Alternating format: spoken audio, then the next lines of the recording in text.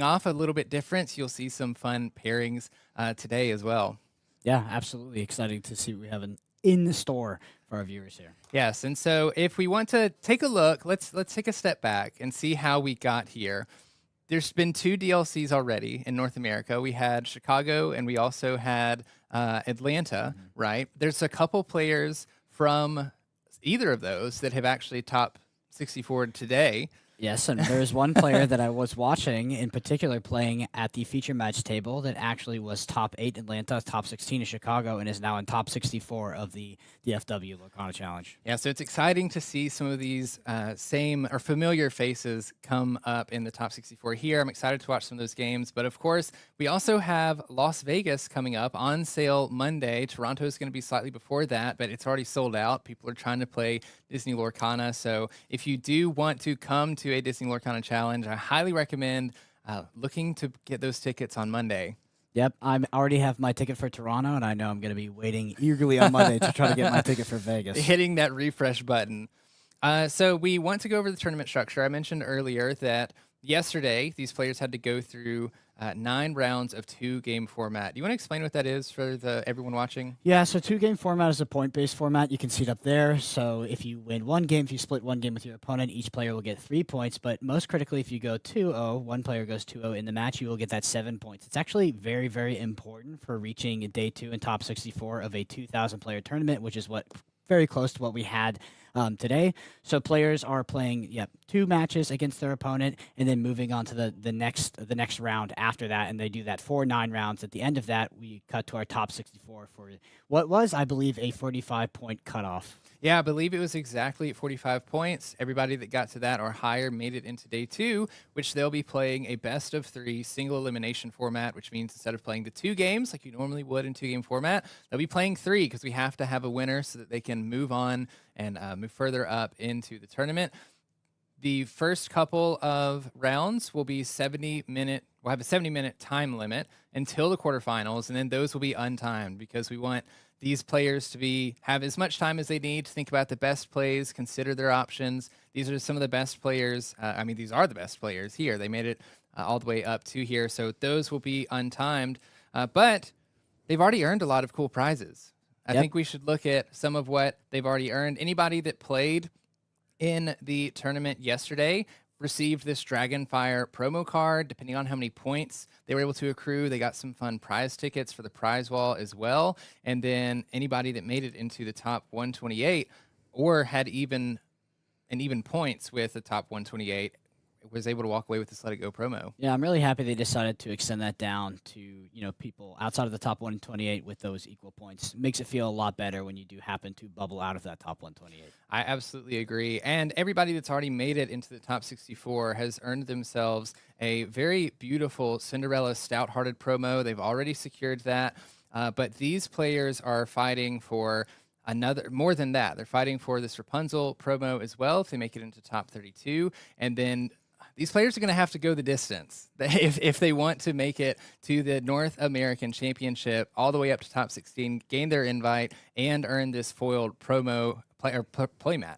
Yeah, the prizes are great, but for me, I feel like the real prize, and I think for a lot of players here on day 2, they really want to get that invitation to the North American Championship and show that they can take their skills to the next level. Yeah, there should be a North American Championship later on. I believe last we heard was close to the holiday season. We heard something about a last chance qualifier, but I'm sure it is a relief for these players who already earned their invite. They know they can plan for it. They don't have to go through the whole last chance qualifier shenanigans, and they're already in, so that's exciting. And then one of the larger prizes, I think, of this tournament is the golden Mickey that these top 8 players have to play for. Yeah, very, very unique card, and just a beautiful card at that. Yeah, I mean, is it too cliche to say that I'm in love? This thing looks so beautiful. If you haven't seen it in person, I don't know. It's all that I know how to say about this card is that it's beautiful. Even the graphic doesn't do it justice, to be honest with you. And I know that all of these players will be happy to walk away with this golden Mickey.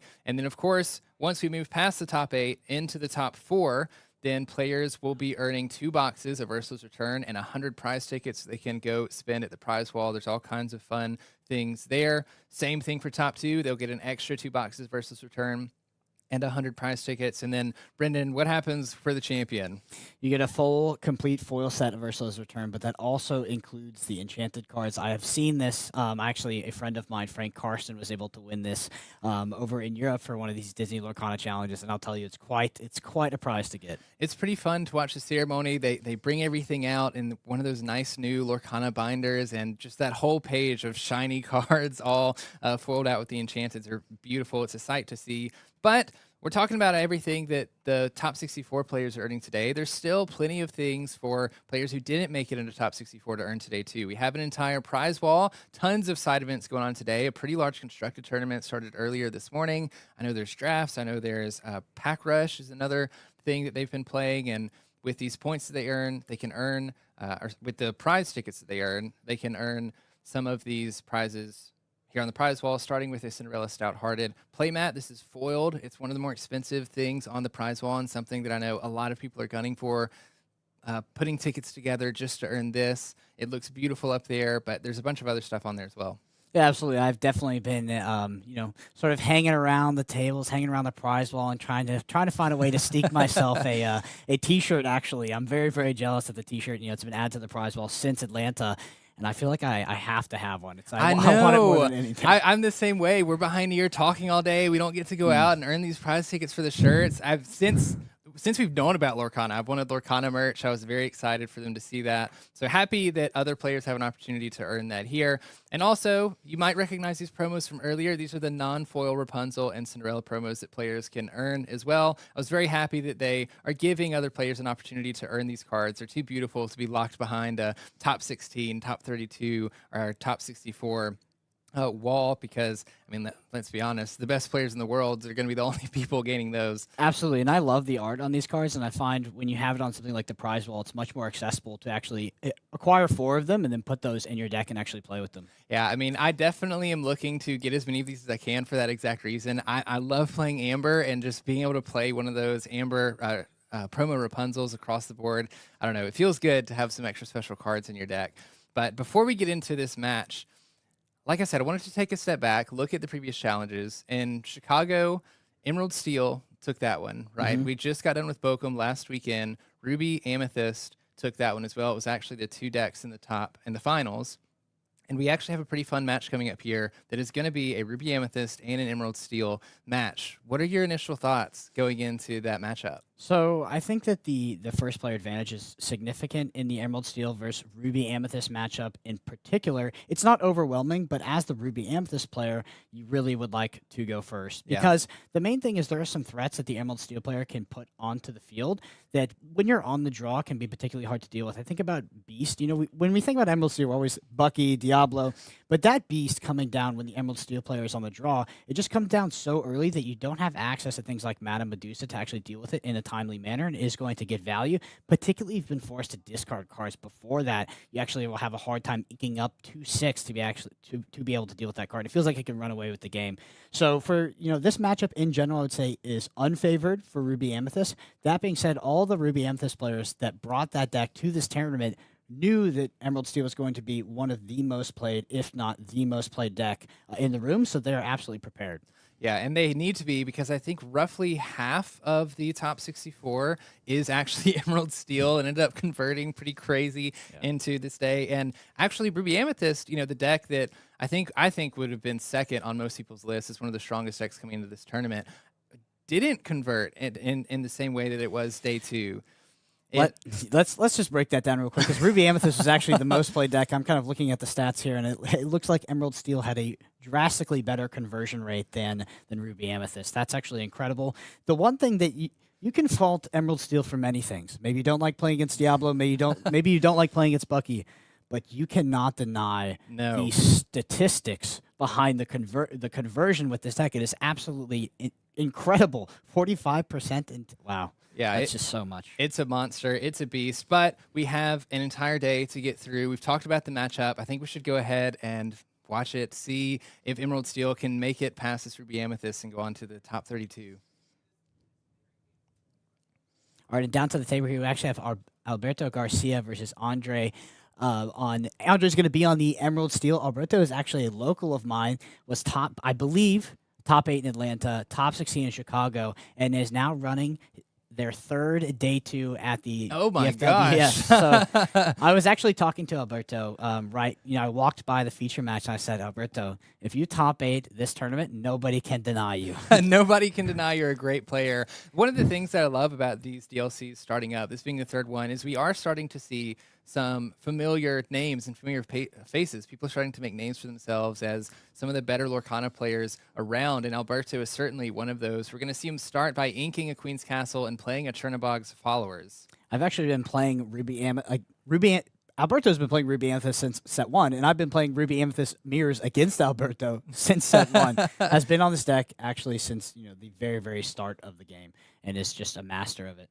So being a master of Ruby Amethyst, what do you think is going through Alberto's mind right now? He looks like he's a top seeded. He made it into 10th place, playing against the 55th place Andre. So what's his game plan going first in this best of 3? Well, going first is great, but we didn't actually get to see Alberto sculpt his hand in the beginning of the game. And, so one thing you need to have, I believe, is the answer to Diablo. We actually do see the Brawl in Alberto's hand. I'm assuming that he looked for that pretty aggressively. Also has the 1-drop. Alberto's running 8 1-drops in his Ruby Amethyst list. So 8 1-drops takes the hypergeometric math on a 14-card look up to 90%. So you're actually 90% if you look aggressively, so looking at 14 cards, to find a 1-drop on turn 1. That being said, Alberto's looking for multiple things in opening hand. So of course, the 1-drop, that would be ideal, but has to have the Brawl in case we have the Emerald Steel player take that aggressive, super powerful Bucky into Diablo line, or just any sort of early Diablo play. It must be answered with Brawl. Unfortunately for Alberto, we don't see a turn 1 Diablo, meaning there won't be a shift on turn 2 unless Andre draws the Diablo and then decides to play it and shift it as well. But instead, we do see the Bucky being played, and I mean, there's that squirrel that we've seen all weekend. Absolutely, and this is, we're looking to set up for what seems to be a turn 3 shift Robin Hood, which will sort of dominate the board in terms of combat, but likely Alberto will quest with this Chernobog's Followers and banish it to draw an additional card. Is looking to get up to that critical sort of ink amount of 6. We can already see, I believe, 2 Meta Medusa in hand. That card is very impactful versus Emerald Steel. Although it doesn't hit Bucky, it is very impactful at some of their more pesky threats in the forms of Flynn Rider, this Robin Hood you see on the screen right now, and of course the Beast that we talked about earlier. And we talk about the importance of card draw, right? Like thinking about Alberto questing with his Chernobog's Followers and drawing another card. Amethyst is known for drawing cards. Actually decides to run into the Robin Hood. Absolutely correct. And stop the shift line, right, that you just talked about. Yep. So, one thing you have to notice, I think, is by Andre exerting the Robin Hood and questing with it, it actually says that he does not have the shift Robin Hood. Nevertheless, I do believe it is still correct to trade there. You just don't want that shift target to be sort of sitting on the field, because that is a great follow play from Andre. So I think in that case, it is absolutely correct to go ahead and trade that Chernobog's Followers. Yeah, that makes absolute sense. So now that we're back over to Andre's turn, the Robin Hood shift line wasn't there. Go ahead and quested, got a little bit of lore. It looks like gaining lore early for Emerald Steel is pretty important in this matchup, right? I believe Ruby Amethyst has a slightly better late game. I feel like if Emerald Steel ends up on the back foot, it can sort of be difficult for them to close out. Absolutely. So Ruby Amethyst is the better control deck. The thing is that Ruby Amethyst in its current edition is also a very powerful aggressive deck. It tends to play the more controlling role, and Emerald Steel tends to be the beatdown in this matchup. But you can see, Ruby Amethyst actually curve out Flynn into Sisu and put a lot of pressure onto an opposing Emerald Steel player if they're on the play. That being said, Alberto is obviously taking the line of prioritizing card draw here, prioritizing sort of, board and trading with that Robin Hood, which is absolutely correct. So this Maleficent into this Rabbit, by the way, is very, very good for Alberto. Just increasing the amount of cards in hand, increasing his ability to get up to those higher ink totals. Because once we get to the 5, 6, 7 ink, that's where Ruby Amethyst starts to sort of run away with the game. It is just a more powerful deck, and its top decks in the late game and the mid to late game are much better than Emerald Steel. Right, we've mentioned the Meta Medusas that are in Alberto's hand, and when we look at Andre's deck list, the majority of his cards, I actually don't think there's, other than the Tinkerbell Giant Fairy, there's no other cards in his deck that have more than 4 strength. Of course, there's a Hidden Cove available that Alberto may be able to use to increase the strength and willpower of his cards, but I feel like Ruby just has so many great tools to banish what Andre's doing and his characters there in the late game. Yeah, Alberto's still in a pretty tough spot. So with double Bucky on the field, discarding 2 cards to every Floodborn that comes down does look like Andre only has the singular Floodborn, by the way, and no access to any sort of additional card draw outside of that. So while this board is very threatening, unless Andre top decks another Floodborn, it should be pretty tame for Alberto. I think that back-to-back Floodborns would be very tough because you would potentially have to stop inking here at around 5, which is not what Alberto wants to do. We want to get to a place where we can get up to that 7 ink and potentially cast a Be Prepared on a double Bucky, sort of a double Bucky board. I feel like once these Ruby Amethyst decks can get to that 7 or 6 ink and get off a Be Prepared, then that's when Ruby Amethyst can really start to take over the game again and start to swing the tide. But it looks like because of Andre's opening, I mean, Andre doesn't have any lore right now, it doesn't look like. Yeah, and even if Andre did, it's not super impactful at this point. By the way, that was an incredible card to come off the top for Alberto. It does find the friends on the other side, just getting more cards in hand, being able to ink cards, with a higher efficacy, getting up to that 5 ink, and then of course playing the Queen's Castle and attaching it. What are you going to do as the opposing Emerald Sea play? This is one of the most textbook sort of good openings Alberto could have in this situation. And it's really important for what comes off the top here for Andre, and it's probably the worst thing that could as well. It's actually a sudden chill with double Ursula in hand, and we know that Alberto likely doesn't have any songs in hand.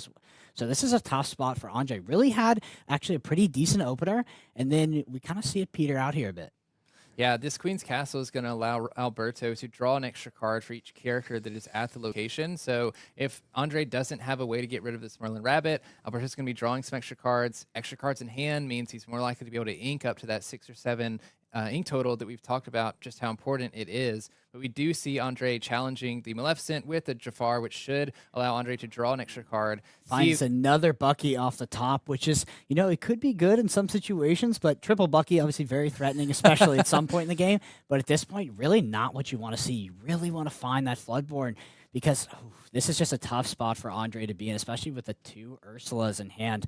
And we know that Alberto's probably not going to be holding back any songs, because we did take a look at that hand with the Diablo earlier, and we're going to take another look here with the Ursula. And it is just a Brawl in hand, of course, with the Broob and the Madame Medusa. Madame Medusa likely coming down on the next turn, potentially hitting something like this Jafar. And then I just don't see how Andre deals with this Queen's Castle after that.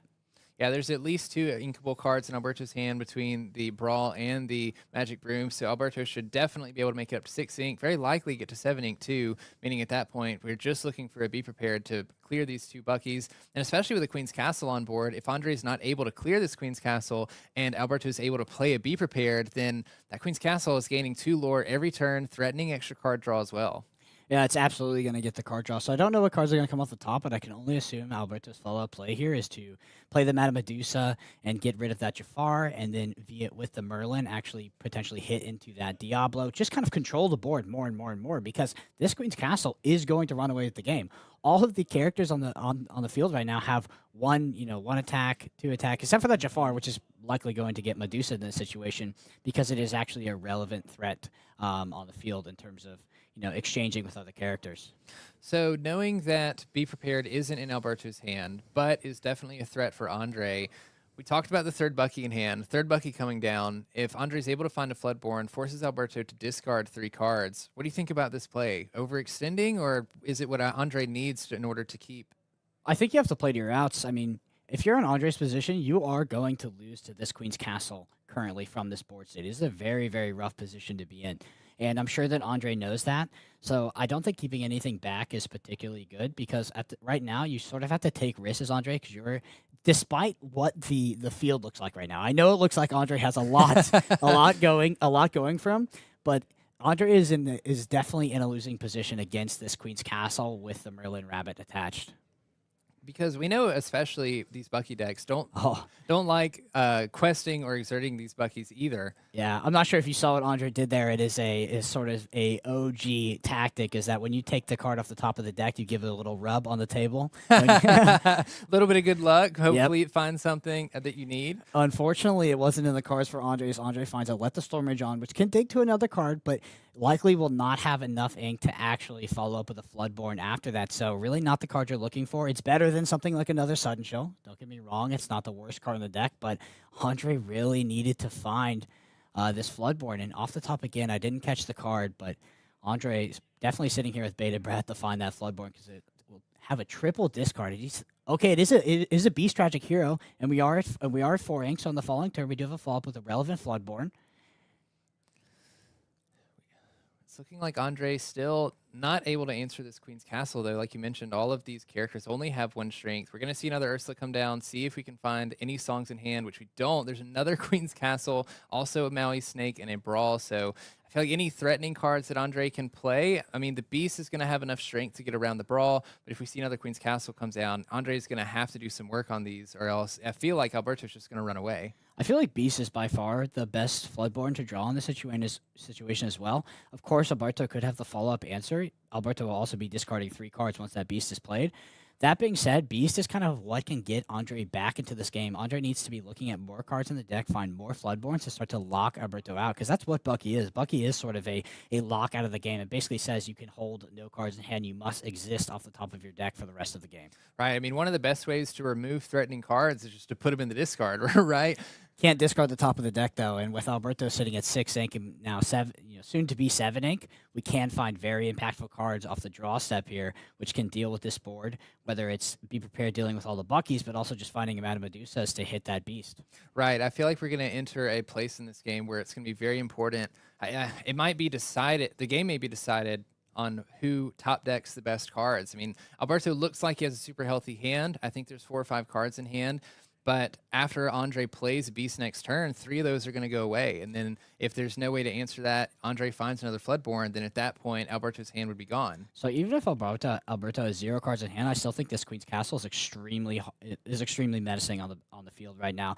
Like, even with Beast on the field, you don't want to be exerting it to sort of try to remove that Queen's Castle.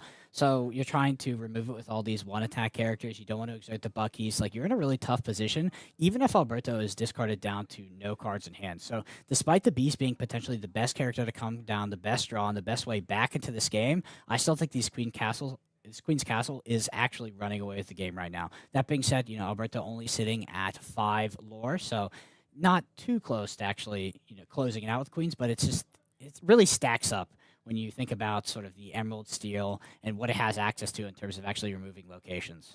Yeah, I feel like this game has been a little bit slow in regards to each player progressing their win condition. For that reason you mentioned, Emerald Steel, a lot of their characters I feel like you don't normally want to exert. There's some that you do, like the Jafar Dreadnought, you're fine to challenge with into other characters. You want to draw those extra cards. If you have different Ursula Deceiver Balls, you want to exert those to sing songs, but Andre hasn't been able to find those cards, and you definitely don't want to exert the Buckies because you're trying to strip Alberto's hand so that there's less resources that he has to play with. But unfortunately for Andre, we're at a point where Alberto is going to be able to make it into 7 ink territory, which means the moment that a Be Prepared gets pulled off of the top of Alberto's deck, Andre's board is essentially wiped. Yeah, and we're probably 2 turns away from exerting the Buckies actually being correct, because soon enough Alberto's you're just going to have to answer what's on the field, and does actually do a B King Undisputed there. Is going to hit the Ursula, and we just have the 3 Buckies, so you have to. Alberto might be discarding his entire hand as soon as this Beast hit. Beast is the last card in hand for Andre here. It looks that way. Go ahead and move both to the location. This is going to be extremely impactful. So Beast is going to make Alberto discard his entire hand, which is relevant, and Andre has a way back into this game with that Beast Tragic here because it'll draw Andre more cards. But as we pass over to Alberto's turn, Alberto's going to draw 3 cards per turn, and being able to find an answer to this board, whether it's in the form of Be Prepared and Alberto sitting at 7 ink, or it's in the form of another Madame Medusa to hit that Beast, is very, very likely for Alberto. So Alberto is still sitting in a very good spot. Alberto's taking some time to think before he plays the Beast Tragic Hero. As you mentioned, discarding all of Alberto's hand. We see the Brawl and the Queen's Castle going into the discard for Alberto. Andre taking a second to decide what he wants to do with the rest of his turn. Yeah, I think at this point you actually start running some of these Buckies into the Queen's Castle or something like that. You just sort of do the math on how you could reasonably clear it. Like, okay, does my, am I running Buckies into it over the course of 2 turns? You have to assume that they're definitely going to be gone on the following turn. But they're likely not going to be serving too much of a role as we progress further into this game. Although that's not impossible. It's just that the 3 of them is probably going to be a bit redundant. Right, even with Alberto potentially drawing 3 cards on the next turn, He knows, especially if there's 3 Buckies on board, that you don't want to keep any cards in your hand if you don't have to, because they're very likely to just get discarded anyway. So, like you mentioned earlier, we're probably at a point in this game where the Buckies aren't doing too much. So Berto's going to have 3 triggers here. One is 2 lore for the start of the turn. There's going to be a 2 draw triggers off of the Queen's Castle, going to draw 3 cards. We do see a Sorcerer's Spellbook. I believe one of those might have been... Okay, I actually see a 3-cost Sisu Sorcerer's Spellbook, and I didn't catch the last card there, but it doesn't look to be a Be Prepared or a Madame Medusa, which is relevant. Wonder if it could be something like a Friends on the other side. We could look deeper into this deck to try to find an answer to this board. I still think that Alberto is in very much a winning position, but finding one of those critical cards in the form of Madame Medusa or Be Prepared would fully cement him as winning this game. So the Sorcerer's Spellbook is a card we don't normally see in Ruby Amethyst lists. What do you think of this tech card? I believe it's in there for the mirror and against Ruby Sapphire, and the mirror, it is a very impactful card. It is very much a tempo negative card, but the mirror can be very, very grindy, and one singular Sorcerer's Spellbook can be super impactful because opposing Ruby Amethyst decks can do nothing to interact with it. It just exists on the board and basically gains a lore every single turn once you get into that sort of mid to late game. It is it is a contentious topic in the Ruby Amethyst community. It's like whether most people think that it is a good card. It's just, can you include an uninkable tech card like this in your deck when you're facing a lot, you're expecting to face a lot of Emerald Steel, because while it might do a job here in this match, it is not a good card for Emerald Steel. I feel like, especially when you're trying to play cards in your deck that are tech cards as well, it being uninkable can be rough too. When I try to build out a Ruby Amethyst list, and depending on the matchup that I'm trying to tech for, I feel like those uninkable slots are so tight already because you're playing the expensive Be Prepared, you're playing the expensive Madame Medusas, some of those that feel very vital and important to the deck as a whole. So playing something like a Sorcerer's Spellbook that's uninkable, maybe it's not useful in your matchups, can be a little bit risky. Absolutely. So you have to look at uninkable cards as must-play cards, and the reason why tech cards and uninkable tech cards are very expensive to put in your deck is because if they only have a singular, not a non-universal application, you still have to play them out in other matchups where they are not impactful. So in this case, you're putting a Sorcerer's Spellbook on the field, and you're sacrificing the card in your deck, and it being something potentially being something else, it could be more impactful, but also you have to spend 3 to put it out there, and it's just not really where you want to be. That being said, this card can be so good in other matchups. So you say, I can sort of stomach that, and I can deal with that. We do actually see this Queen's Castle going, which is absolutely correct. You have to get rid of it. That 3-card draw for Alberto would have simply just been too powerful. And I actually think that Andre is coming back to this game. We talked about what could happen for Andre to get back. Andre was in such a rough position earlier. And Andre has found a way with that Beast Tragic Hero with the 3 Buckies. Alberto now firmly in top deck mode, looks to find a 3-cost Sisu, I believe. Yes, I believe I also spotted a Let the Storm Rage on in Andre's hand as well, which he should be able to use this next turn to clean up some of Alberto's characters, which will inevitably be challenging into all of Andre's characters to clear his board out. Yeah, Alberto's still in a good spot, but this game is actually a lot closer than it was 2 to 3 turns ago. We did see a swing back back into Andre's favor, and there is that 3-cost Sisu. Alberto opting to play it out, of course. And that Sorcerer's Spellbook, funny enough, in this super grindy board state that we've sort of ended up in, is actually going to be pretty impactful. Yeah, that 1 lore per turn can really make a difference over the course of a very long, grindy game. If Andre isn't able to find an answer like Aladdin is the only thing I can think of that he might be playing in his deck, which could be exerted and banish an item, Alberto might just, over the course of the game, gaining this 1 lore. I feel like this is what Ruby Amethyst is best at, honestly. It's just finding that incremental lore as the game goes on while trying to keep board control and eventually winning the long game. Yep, absolutely. Ruby Amethyst is just a very, very good mid-range deck at this point, with a very strong aggressive package, but also one of the best controlling packages in the game in the form of things like Queen's Castle, but also the draw package with the Merlin Rabbits, and of course things like Friends on the Other Side cards that, that kind of card draw just doesn't really exist in some of the other ink combinations outside of Sapphire.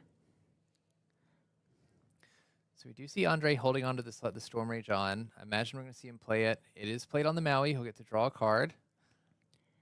It does find a Ursula Singer off the top. Go ahead and ink that up to 6 ink for Andre. Very, very close board state here.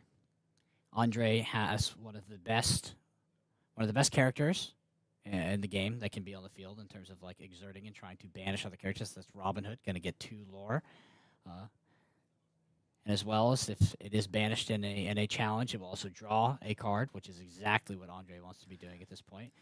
We see this match slowly slipping over to Andre. That being said, the cards that come off of the top of Alberto's deck in general are going to be better than Andre. So let's see what Alberto's going to find off of the top of this deck. Can't quite see. It is another Maui that's going to go straight into the Robin Hood. And That's pretty good. As you mentioned, Andre's going to get to draw a card when Robin Hood is banished in a challenge. Removing a high quester, but also a threatening challenger. I love Robin Hood for that reason, being able to still progress your win condition as you're also controlling the opponent's board. That Flynn in hand right now could be super impactful on this board. Alberto's getting dangerously close to a very high lore count. Flynn questing for 4 might not even be enough because it just feels like Andre has to interact with his board and has to slow Alberto down. And that's the really cool thing about Ruby Amethyst. You see Ruby Amethyst pivot from being the control deck to being the beatdown deck just on a dime, very dynamically. It is so good at playing both roles. And what separates good Ruby Amethyst players from bad Ruby Amethyst players is actually recognizing the windows in which you should do that. Yeah, I feel like Amethyst just has so many tools, and I mean, we talked about the Sorcerer Spellbook here that's going to be gaining a lore every turn, but we also see the Merlin Goats that always pop up. Any of these Queen's Castles, if they're able to stick, they just, once they get up to that 15 lore mark or roundabout, you have to be very scared of what they're top decking, what they're able to actually play, and they can sort of come out of nowhere and take a game from you if you can't slow them down enough. Definitely one of the first games I've ever seen where Sorcerer's Spellbook is an extremely impactful card in a Ruby Amethyst versus Emerald Steel matchup. But this is a very grindy matchup right now. I did see a Tinkerbell Giant Fairy in Andre's hand, which we will see played. It's going to do 1 damage to all of Alberto's characters here. And it start, at least, to remove some of them. But could be a threatening card in play as well if Alberto doesn't have a way to remove it, because any of Alberto's characters that he exerts either to challenge or to quest with, Tinkerbell's going to be able to challenge into. If she banishes that character, she also gets to deal 2 damage to another character and could potentially wipe most of Alberto's board, slowing him down, just as we mentioned he needs to do. Absolutely. We pass back over to Alberto. What will come off the top of the deck? Does look like a Flynn Rider. That's pretty good. That's actually very good. You know, outside of a Storm Rage on being in Andre's hand, Flynn is like I mentioned this. So there is a funny interaction between Flynn and Maui, particularly against Emerald Steel, where Emerald Steel really, outside of its removal tools, we do see Let the Storm Rage on in hand, unfortunately, for Alberto, but Flynn can actually be a pretty relevant threat against Emerald Steel sometimes if they aren't able to find that removal, and you have something like a Maui, which is able to trade with many of the characters on board, but your Flynn is also going to be generating you 3 lore every single turn. Yeah, I feel like this Flynn card is a must answer for Andre in this position because there's not going to be a card in Andre's deck that's going to be higher strength than a Maui. Flynn would have gotten the 3 lore off of it had he not had it Let the Storm Rage on in hand. And with Alberto already being at 14 lore, next turn he would have gone over to Flynn, gained 3 lore, another lore from the spellbook, and then we're at 18 at that point, I think. And all you need is, Alberto's only drawing 1 card per turn, but if he draws a goat and plays it, that's basically game. And what's funny is that the book also serves that role where you have this level of inevitability with assuming the Aladdin doesn't come down, which is not really a place that you're usually in. Like sometimes you can start to fall behind, you stay behind, maybe Andre comes back and starts to win board, and then you have no way to sort of close out the game outside of finding the goat off the top. But with this book on the board, Alberto's about to quest for 3 here and go up to 17, and then of course 4 with the book, and we're 2 away. Alberto is so that's a close. goat. Is it a goat? He drew the goat? Yeah, that's pretty good here. So that is going to represent, I think, game on the following turn here. So only pass. Yeah. Yep. It'll be 5 lore total with the spellbook, and then there's no way for Andre to win in the next turn. You play the goat. You can either quest with the spellbook, or if the goat gets banished, he immediately goes to 20. Yep. So that's something relevant when using that Tinkerbell to sort of engage with any of the characters on the field. You have to keep in mind that the goat can attack into it. Of course, you're pretty much, anytime there's a goat on the field and there's 19 lore, the game is virtually locked, and you have to win on your turn. Right. So it is up to Andre right now to try to win the game, which coming from 5 lore, I believe, is impossible. Yeah, I don't think there's anything Andre can do this turn, Oh, and it does that's the look first like Diablo of the game, by the way. first one we saw, at least the Floodborn Diablo, but it does look like Alberto is going to take game 1 Diablo, but it does look like Alberto is going to take game 1 in this best of 3.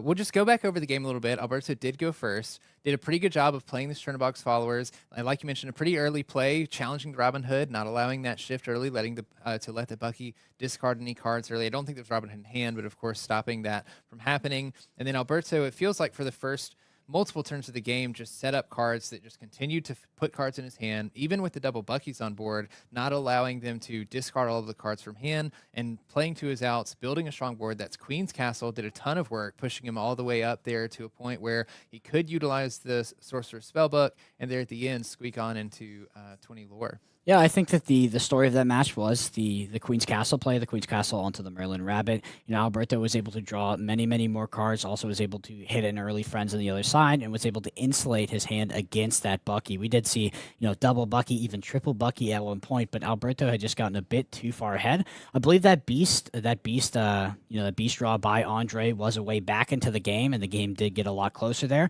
Without that beast, I think Alberto probably would have ran away with the game quite quickly, but nevertheless, we were neck and neck, and we saw Alberto navigate it expertly, and that's why Alberto has had these back-to-back-to-back performances. Yeah, you definitely know what he's doing, but that's just game 1. We're going to go into game 2, where Andre is going to get to go first this time, so we'll see if Andre can make anything happen while being on the play.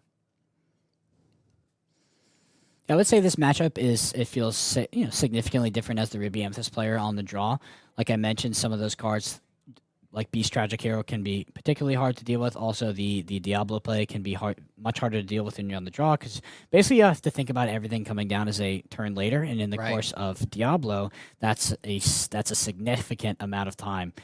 Because Diablo is going to accrue a lot of advantage via that trigger, and it's going to draw the opposing player a lot of cards before you even have a chance to answer with Brawl, and that's very hard to deal with. Right, and even in this position, we saw a Brawl is in Alberto's hand after Andre played the Diablo on turn 1, but like you said, if Andre does have the crazy opening of a Bucky Shift Diablo, there's at least going to be one turn that goes by that Alberto can't do anything to that Diablo, and then it's going to have to waste the next turn to banish the Diablo on that turn as well. And we also see the Bucky here as well as the follow-up. So, like we mentioned, we said Alberto has the Brawl in hand. Alberto's probably, looking very, very hard for it, and Alberto with 4 Brawls in the deck is actually, I think, at around 68% chance to find it. So it's not unlikely. It's something you're going to see quite often. Actually, it's much more than 68, because you actually turn 1, turn 2, you're live to draw it as well, because you don't need it before then. So the math on finding a Brawl as an answer is pretty good for Alberto, especially with Lorcana's sort of starting game and hand sculpting ability. But that being said, it is a absolute must-have, and as an absolute must, Diablo is an absolute must answer, and I don't see the Diablo in hand. Actually, it's actually going to be an Aladdin, so there's the discard is a Bee King. You can see Alberto puts the card down. Yeah, he knows he's about to discard a card, already figured out which one he's going to get rid of, which was the Bee King Undisputed. The Aladdin coming down. Maybe this Aladdin will be relevant if we do see the Sorcerer's Spellbook show up again. Yeah, which would be really, really bad for Alberto, to be honest. You don't want a card like that to get hit by Aladdin. Honestly, you don't want your Sorcerer's Spellbook to get hit at all. At all. Yeah, one thing that I do want to point out is Alberto is sitting on a Be Prepared in hand. We talked, I remember yesterday, about how Be Prepared is an out to a Emerald Steel deck, but it's not a card you really want to see this early. Probably the worst card you could have in your hand this early, because it's almost certainly, it's live to get hit by Ursula, it's live to get discarded. It is just an absolute dead card. And you're honestly, on the draw against Emerald Steel, you are not guaranteed to get to 7 ink at any reasonable time. Yeah, that's something that we see Alberto doing here, even not playing to the board at all, inking for his 3rd ink and just playing Prince on the other side to put 2 cards into his hand, trying to keep his hand as healthy as possible. I mean, what are your thoughts on that? Emerald Steel typically doesn't come out too explosive, right? A lot of their early characters don't have a ton of lore, so Alberto has the room to play to his hand rather than to the board. So what's funny is actually the strategies of Ruby Amethyst against Emerald Steel has changed completely from the previous set. So in the previous set, Prince John was very common, it was very powerful, and you would actually opt to not draw cards. You would just play off the top of your deck, because the opposing Emerald Steel player would draw additional cards if you were able to discard. So you tried to get 0 cards in hand hand as fast as possible. With Prince John being removed from the deck, largely, I know some people are still playing it. With it being removed from the deck, Ruby Amethyst can now prioritize just drawing cards to make sure it gets up to the higher ink levels to reach its powerful, very impactful Madame Medusas and be prepared. And it's actually made the matchup a lot better. I felt like the matchup against the Prince John version was much, much, much harder to deal with and much, much, much higher variance. You do see the be prepared discard. It is a great discard target. For this Bucky. Of course, Being Undisputed, we talk about Be Prepared maybe being kind of a bad card. That card is particularly bad versus Emerald Steel. And again, uninkable. So especially because Emerald Steel early in the game usually goes super wide. So playing a card like Being Undisputed is essentially worthless. That Andre's just going to choose the worst character on his board to banish in that instance. But we do see this Flynn Rider being played, another Floodborn character, a pretty powerful ability if you can get the discard engine going, reducing Alberto's hand down to 0 cards. Flynn Rider has 4 lore naturally, but loses a lore for every card in Alberto's hands. Fortunate for Alberto, though, he has a pretty sizable hand right now, especially with only 1 Bucky in play for Andre. Yeah, absolutely. I would say that the one thing you have to consider is like Andre is definitely sort of has his foot on the gas and is taking the role of the aggressive deck. And I think that doesn't really favor Andre in this position, Alberto in this position, because Alberto is just sitting at that 3 ink. And you can start to see the disparity of this play draw in terms of Ruby Amethyst. Like, once you are a full turn behind, like, the amount of pressure that the Emerald Steel player can put on you is just immense. It is just immense. It's very, very hard to deal with at this point. So yeah, I think Alberto's in a very, very tough spot. Having something like a board clear, even if it comes off the top of the deck, is extremely far away. We're talking about 3 full turns. But if Alberto does not interact with this board in 3 turns, Andre could actually potentially get close to, and if not, win the game. Absolutely, especially considering when Alberto is needing to ink a card every turn, play another card. If he doesn't find cards that replace themselves, his hand size can get pretty low. This Flynn is usually a closer for Emerald Steel, but even though we use that term closer, it may still be something impactful this early on in the game. We're only 3 or 4 turns in at this point. And like you mentioned, being so far away from something like a board clear, another Flynn coming down, forcing Alberto to discard a card. We see that spell book being discarded as well. The game could be over pretty soon. Yeah, that is often what the spellbook does in this matchup. It is sort of your first discard target, but yeah, Alberto's in a tough spot because there's a lot of pressure here. And if Andre finds access to multiple discard outlets on a single turn via Sudden Chill and the Floodborn and gets Alberto down to a very few cards in hand, I mean, these Flynns are absolutely just going to run away with the game. It certainly hurts that Alberto has a few dead cards in hand, just some of those uninkable high-cost cards, Be Prepared being one of them. I think I did see a Brawl in hand, at least one. We might see that come down on the Flynn Rider here to at least slow down Andre a little bit. But even just paying the 3 ink for a Brawl, and if that's all you do, it's not replacing a card in your hand. You're still needing to ink for turns because you're trying to get up to that 6 or 7 ink. It can be pretty slow compared to how fast Andre's going as well. Yeah, I'm interested to see if we see the Maui come down here, just to remove that Aladdin, sort of take over the board. Obviously, it can't interact with the evasive threats, which is pretty tough. I'm also particularly interested. I think that the Churnabox Followers, I'm wondering if it's actually going to sit, and Albert is going to quest with it next turn and get the draw next turn, just to sort of insulate against some of that discard. That being said, it could be hit by Let the Storm Rage on. There's actually a lot of complex lines going on right now, so we do see him quest. We are going to see that banished. Interesting that Alberto chose to ink before doing that, because you do get more information by taking that action first. We do see a Merlin Rabbit. Looks like it came off the top. And there it is. It's going to be the card played. Card drawn. Merlin Rabbit drawing you a card when it enters and leaves play. So essentially being a guaranteed to draw off of Merlin Rabbit while developing a character. So I believe we see Alberto playing towards the Madame Medusa in hand. Madame Medusa hit one of the Flynn Riders. Also keeping cards in hand, stop the Flynn Riders from questing for 8 and just running away with the game.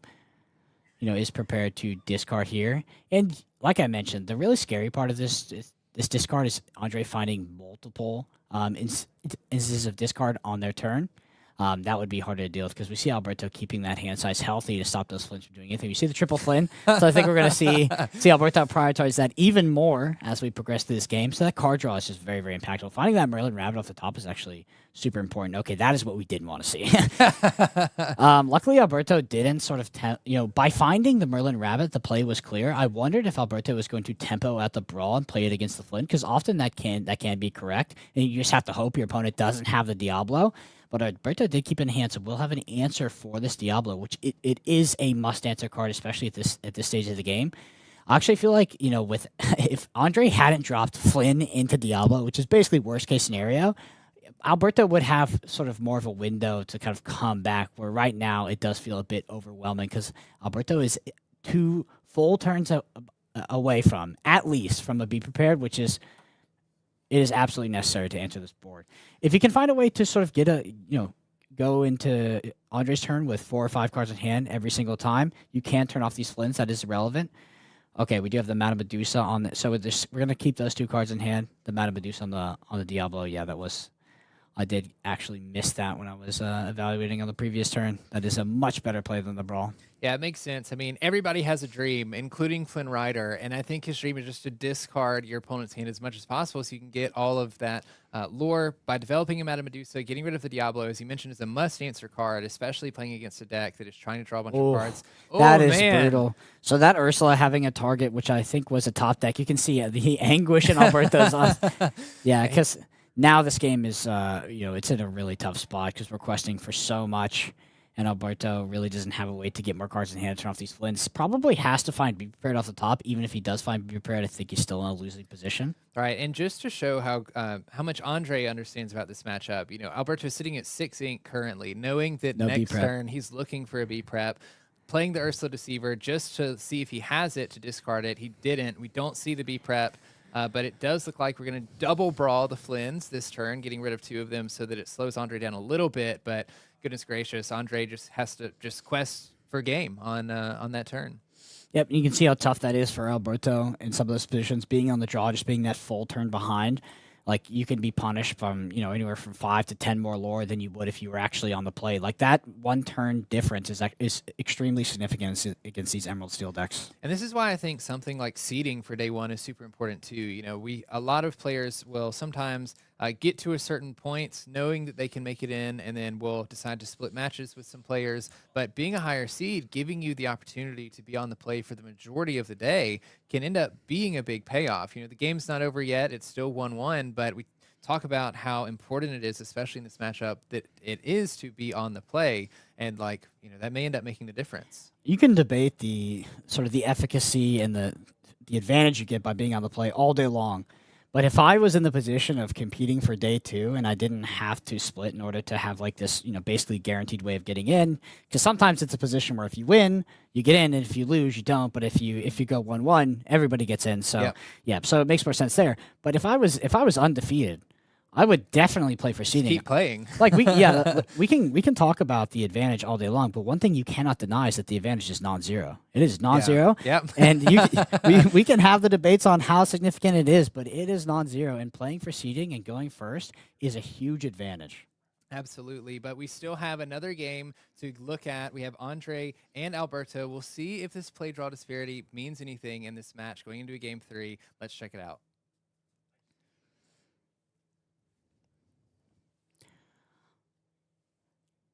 Right.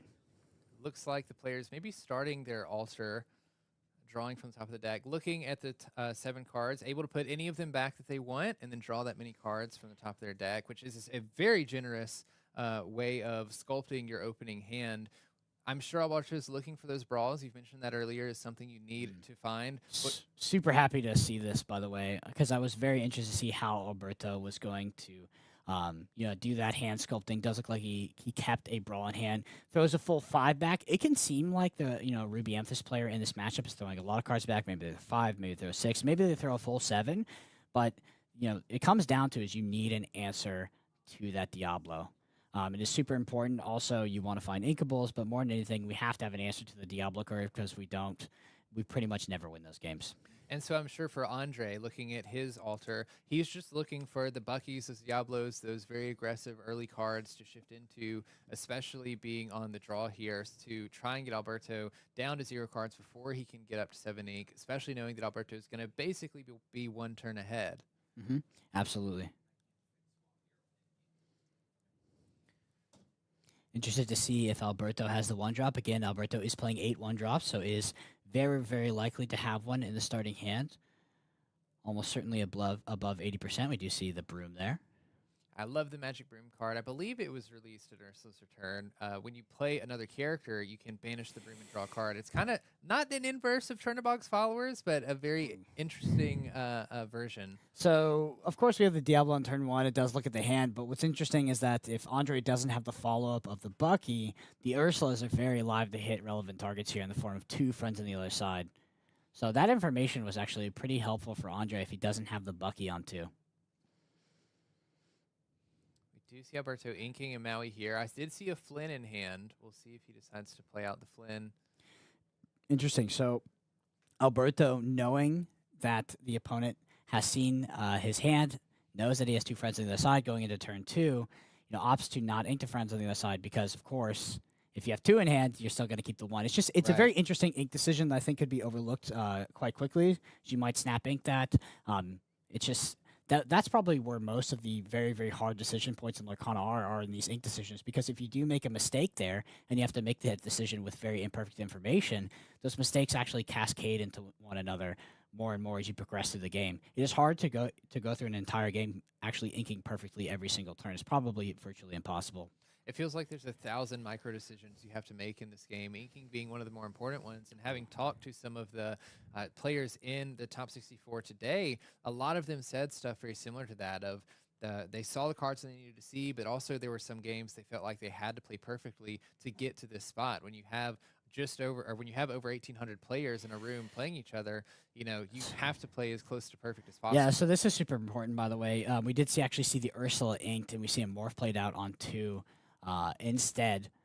And we're going to see a Diablo shifted. You're going to sing, get rid of that Flynn. Trying to see if Andre has a Beast Tragic Hero in hand, because I imagine that would be something he'd be looking to play here on the next turn in this Morph Beast, of course, only having a shift cost of 3. And it could be a very strong card in this matchup. We do find the immediate answer to the Diablo in the form of the Brawl. Alberto was ready for that card. And we can see how impactful it is to be on the play in terms of answering fast with the Brawl. Not giving him multiple turns to potentially draw cards here off of the Diablo. We see a Tinkerbell Giant Fairy being inked. I do see the Beast. There it is. The front of the hand here. Yeah. Beast and a Bucky right in front of it. Interesting. I'm wondering if Bucky actually came off the top there. I'm assuming it did. So do you play the Bucky out first, or do you go ahead and play it? That's what I was questioning. Do you play the Bucky and then try to get the discard with the Floodborn next turn? So there's actually 2 value matrices that are going on here. Is that if you play the Beast now, you do get the additional card draw, but if you play the Bucky, you're going to make your opponent discard the card. So which card is more valuable than the other? Which play over the course of a game gets you more value? Because the Beast, you want it to come down as early as possible so it doesn't get Madame Medusa on 6, which is a card that Alberto prioritizes, and a play line that Alberto prioritizes to stop that card specifically. We do see the Beast being shifted here, valuing that card draw over the discard. And Andre also still knows that there's those friends on the other sides, that are sitting in Alberto's hand. There may be other ways for Alberto to gain some card draw. I do see Queen's Castle. I think there's another Maui in there as well. Spellbook's not going to be super helpful that we see off the top. Would be a good discard option, though. I do think that is correct, by the way, this Beast play. I do think that Andre drawing more cards is more significant than making Alberto discard cards, especially if we're talking about single digits of cards. Drawing 1 additional card as the active player is more impactful than making Alberto discard a singular card when Alberto has 5 cards in hand. Do you see Andre inking we're going to snag that other friends on the other side. That's a huge play. I don't think that Ursula was actually in hand before. I could have missed it, but we did ink the 1 Ursula, and that is super impactful. That's brutal for Alberto. That's the last thing Alberto wanted to see. Yeah, Andre getting a good look at Alberto's hand, seeing the Maui there, knowing that the Beast isn't going to be safe, potentially next turn if the Maui stays in hand.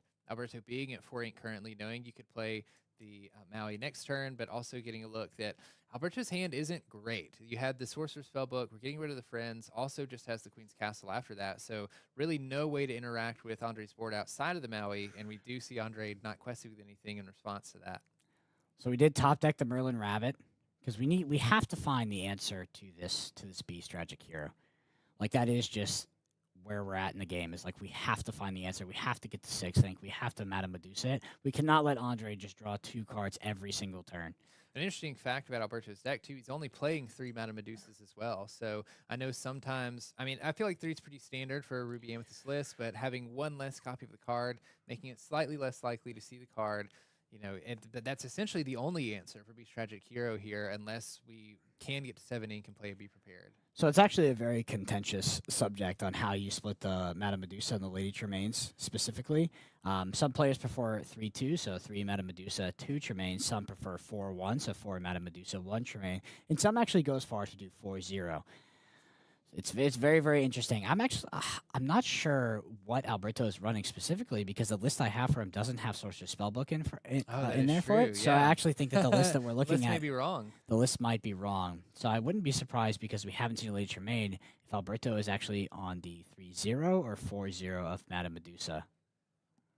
We do see a Flynn Rider coming down from Andre as well in this previous turn, forcing Alberto to discard a card. We do see the Spellbook being discarded, but here we go on the gas again for Andre. So Alberto knows the out here. This is a very menacing board.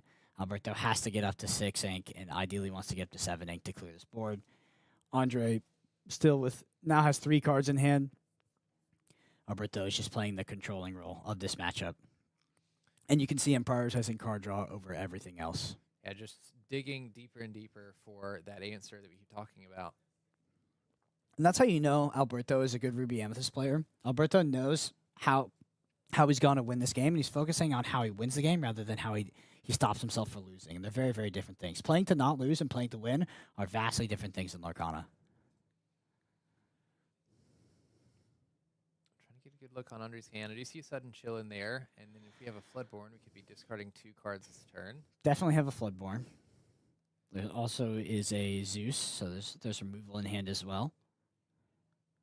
Along came Zeus, sudden chill. I believe it potentially is something like a Robin Hood, Champion of Sherwood. Of course, Let the Storm Rage On. Singing Let the Storm Rage On with Flynn to get rid of the Maleficent Sorceress. Top Draw deck, a card. Yep, top deck's another Let the Storm Rage On. I do think we also have an Aladdin in hand. That counts for the whole hand. So Let the Storm Rage On, sudden chill. Along came Zeus, Aladdin, and Robin Hood, Champion of Sherwood are in hand for Andre. Lots of options here to consider.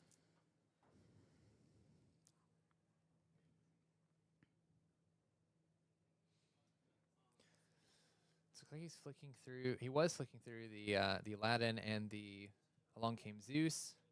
We're looking to sing Along Came Zeus to banish the rabbit, I assume. Potentially, because if you banish it now, you're going to stop the bounce, which could come. But we're going into the 7 ink, so honestly, Alberto wants as many draw steps as possible going into this next turn. Do you see the Aladdin played? Alberto already having a card to discard. We see the Sisu being discarded.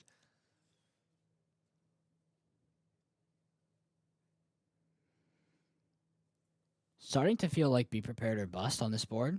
You know, Alberto does have access to multiple draw steps in the form of drawing for turn, and then also potentially running this Merlin Rabbit into something they quest, but I don't think that Andre will give him that opportunity because Andre probably also knows that there is one clear way that Alberto comes back into this game. That being said, even a Be Prepared hitting this board, we would probably reach parity because Andre would still have multiple cards in hand, and Alberto would probably be at a similar amount of cards in hand with a empty board, but that is best case scenario for Alberto. Yeah, I think this goes to show the power of shifting a Beast Tragic Hero early. Andre has been able to draw multiple cards over the past couple turns, keeping his hand full, not only to create a threatening board state, but also, like you mentioned, to help have something to play if Alberto does find what he has to find in order to get back into this game. Okay, so I believe what Alberto is setting up for here was thinking about was actually running into the Ursula, banishing the Ursula, and then playing something like a Beaking Undisputed, but has opted to think about that play a bit more because a Monomim Snake was top decked, and that is more access to draw by bouncing this Merlin Rabbit back up. Also, is potentially thinking about singing Beaking Undisputed, but we have to remove that Ursula. That is just a fact. So I think he's also now thinking about the Maui. Should I play the Maui and sing Beaking Undisputed? Very interesting. So Alberto actually has a few plays here, and we see him debating those.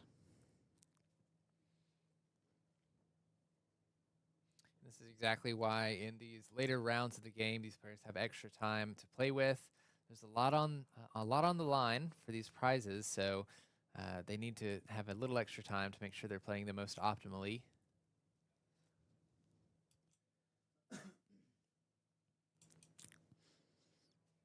Tough play for Alberto here.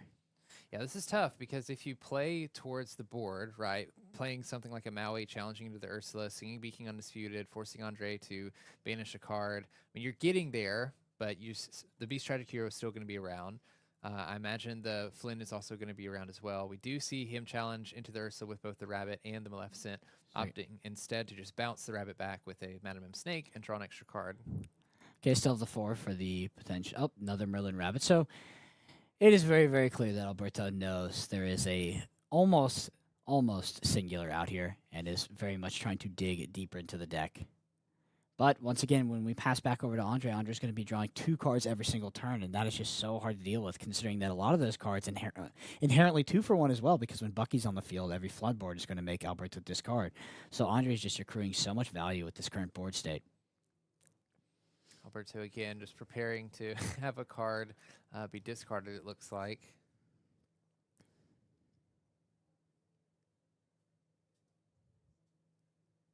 Passing it over to Andre. We'll see what he draws, both off the Beast and for turn. All right, so 2 cards for turn here.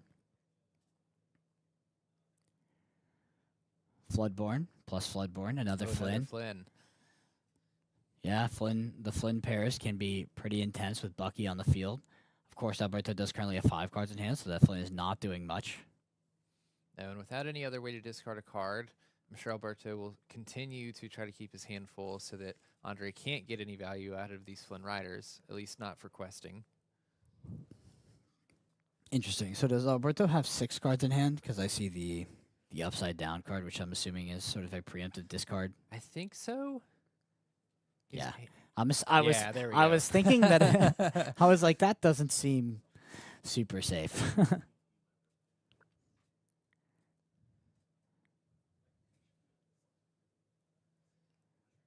We've got 4 ink to work with, multiple cards in hand for Andre. We've got some Floodborns that could be played, potentially played Ursula, Deceiver of All. We have a couple songs in hand as well that could be double sung. I think there's a Sudden Chill in there. Could potentially play an Ursula, Deceiver of All, look to sing Sudden Chill, force Alberto to discard 2 cards next turn, turning those Flynns online.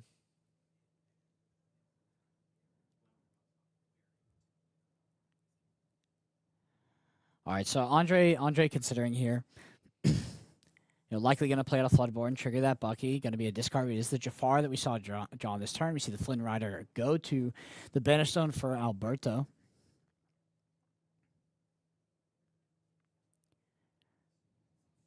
Still 4 cards in hand for Alberto, so the Flynn Rider not having any lore.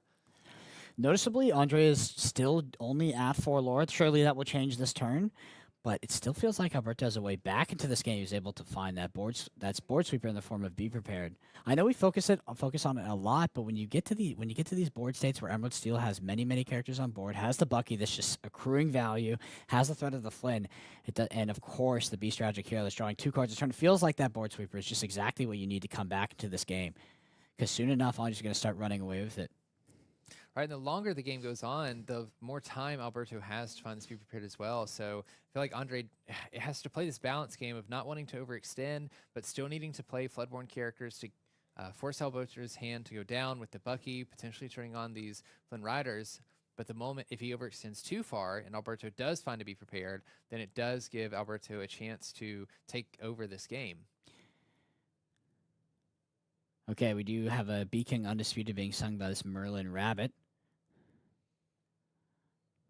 Andre looking to banish the Jafar Dreadnought from the King Undisputed. Taking a moment to think about if that's the right play.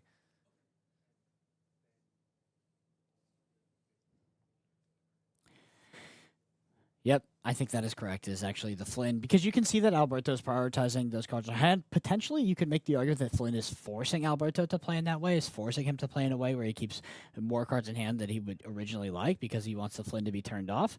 But also, if you're extrapolating from the previous game where Alberto was able to turn off the Flynn for most of it, you just kind of realize that might be the lowest value target on the field right now. We do have another Merlin Rabbit. I mean, I know Alberto is sitting there furiously wondering where these Be Prepared are because he has looked at so much of the deck. That being said, we have kind of come back to a somewhat reasonable board. What makes this board state unreasonable, by the way, is the Beast Tragic Hero. Andre has gone so many turns, drawing 2 cards per turn, and has now what is 5 cards in hand. Of course, it was 6 going into this, and is able to ink. It is just a lot for Ruby Amethyst to deal with. Ruby Amethyst is usually the deck that's drawing cards, and it's the control deck. And you see this green steel or this Emerald Steel deck as the deck that is drawing more cards. It has more presence on the field. Like, it's just not where you want to be as the Ruby Amethyst player. Yeah, I mean, I've lost count of how many turns this game has gone on at this point, but it's pretty unfortunate for Alberto not having found a Medusa to get rid of this beast. The beast was shifted on turn 3, so it's been out here for quite some time. Not able to find the Medusas, not able to find the Be Prepared, and the beast is definitely making this game so much better for Andre, filling his hand. We see another one being played as well, forcing another discard from Alberto because of the Bucky. So there is actually a silver lining there. Because the longer you go without seeing your impactful cards, if you do sort of last until the end game, you are now likely to find many of them as you go off the top. Multiple of so them. We could go Be Prepared into Madame Medusa, and those could be good sequences for Alberto. Alberto's really not out of this game yet. I think if it doesn't find any answers this turn, could be in an extremely tough spot, because 6 lore, manageable. The problem is that Andre has cards in hands to refill after that, but still, that's manageable. If we draw 3 cards next turn, like, it's just, we're getting to a position where it's just getting ridiculous. If you're in Alberto's position and you don't have a way to bounce this Merlin Rabbit, or there's not something better you can sing with it, do you ever challenge the beast with the Merlin Rabbit just to put damage on it, draw an extra card? Absolutely. Unless I have something else to do, absolutely. I feel like because that's a double whammy. Not only are you getting an additional card, you're looking at an additional card in your deck, and you're obviously looking for a specific answer, but you also stop the draw trigger on that beast. Andre doesn't necessarily need 2 beasts to be triggering every turn. Just drawing 2 cards is a lot, but I would definitely consider it to look at an additional card. Like this, I'm trying to wonder if the current setup that Andre has in the field is a must answer for Be Prepared, or if we could potentially go something like Medusa into Medusa. Right. I think we would actually be in an okay position. But if we go 2 more turns with Alberto having almost no answer, I think it's going to be really tough. We do actually see that bounce back to him. We see a Queen's Castle come off the top. Alberto's just like, where are my good cards? They're all at the bottom, it looks like. We will see the Madame M. Fox challenge the Jafar Dreadnought to banish the Jafar Dreadnought rather than challenging the Beast. But, of course, the Beast would live in that scenario. I'm not sure if Alberto has inked this turn, but Alberto does have a Maui as a backup. Okay. Also, if he has inked this turn, has access to things like the Queen's Castle. If he wants to just kind of force attacks there, I wouldn't really do that. It'd be very bad for tempo. Could also just draw another card with the Merlin Rabbit that was bounced back to hand. The problem is like you get to a state, you can dig more into your deck. You keep going deeper. It's going to do the Maui. Can keep going deeper, but the problem is like once you do cast that board sweeper, Andre's got like 7 cards in hand. He's going to refill, and you're going to be put in a similar position. That being said, we have seen Alberto navigate this position and in a way that things are starting to feel a bit more reasonable than they were a turn ago. Like that was a pretty good sequence, despite not having Medusa and not having Be Prepared. Yeah, I mean, in this position, I feel like Be Prepared isn't... I mean, it's something you want to see to have, right? But even in this position, unless Andre starts playing a bunch more characters out of his hand, this isn't a very favorable place to play Be Prepared in. Maybe now if there's a Diablo Yeah, in 100%. play. 100%. I would say in this position, we were looking at Bucky and the Beast, not a good Be Prepared target, but after this turn, because Andre has like 7 cards in hand, has access to 6 ink, I assume that enough threats will hit the field that Be Prepared will look like a good answer once again. But it really doesn't have to be Be Prepared. At this stage, the Madame Medusas will do a lot of work. It might even be favored over Be Prepared just because you can get rid of the Diablo or you can get rid of the Beast. Even right now, the Maui is sort of threatening this Beast, not allowing it to exert so that it doesn't get challenged next turn. Finding a Meta Medusa to banish the Diablo. You know, Andre's still at only 6 lore, so it's not like he's extremely close to winning right now. I feel like you wouldn't want to waste a Be Prepared if you don't have to. Yeah, so I think I would still be okay with Be Prepared because both of these answers or both of these characters in my opinion are must answers in the form of Beast and Diablo. Also, you get the added upside of finally getting rid of that dang squirrel. It's been sitting here since turn 2. And I do think we're going to see another very relevant threat hit the field as well for Andre. So once again, Be Prepared looking great. Does look like Andre's going to quest with the Beast. Gaining 2 lore. Okay, starting to get to the higher lore amounts. I know Alberto's like, please, can my deck give me one of these answers? And I'm not sure. I didn't see that one. It came off the top quick. And we're gonna trade the Beast here. It looks like a Brawl is in hand. That's important. That'll be good to get rid of the Ursula Deceiver of All, keeping Andre from singing any of his songs in hand, whether it's Let the Storm Rage On or Sudden Chill to reduce Alberto's hand even further. Yeah, I was going to ask, do you hit that or the Diablo? Oh, that's true. I forgot the Diablo was there as well. I actually think it's not that, like, okay, it feels like you always hit Diablo. I understand that, but, you know, Andre, we know has Sudden Chill in hand, could have things like Let the Storm Rage On in hand, and could draw, you know, many, many more cards. It's probably still correct to hit the Diablo, but it's not just snap, this is the correct. Easy. Yeah, I wouldn't say it's not easy, it's just, there's a discussion to be had. Alberto's hand is getting a little bit smaller, though. We're only seeing 3 cards in hand now. Turns dwindling down, or Andre's hand. We know that Andre has that double Sudden Chill. He's going to have that double Sudden Chill. All right, it does look like there was a judge call for that game, so as they resolve some of that. But, I mean, like, this has been such a back-and-forth game here. I feel really bad for Alberto, having not found those Medusas, not found those Be Prepareds. But like you said, the further we dig into this stack, the closer they are to being found. As this game goes on, do you think Alberto is being better positioned because we know those cards should be coming up? So I think Alberto has sort of defied logic up until now, not only in not finding the cards that I think he's clearly looking for, but also in like the game, like Andre has not been running away with the game. He's had 2 beasts triggering, has drawn so many more cards, but hasn't found a way to cement this game. We did get word on that judge call, by the way. It was just a deck was knocked over and it was fixed, so sounds like a no harm, no foul situation. Yes, absolutely. We should be able to get back to the game now, I believe. And here we are back onto our board.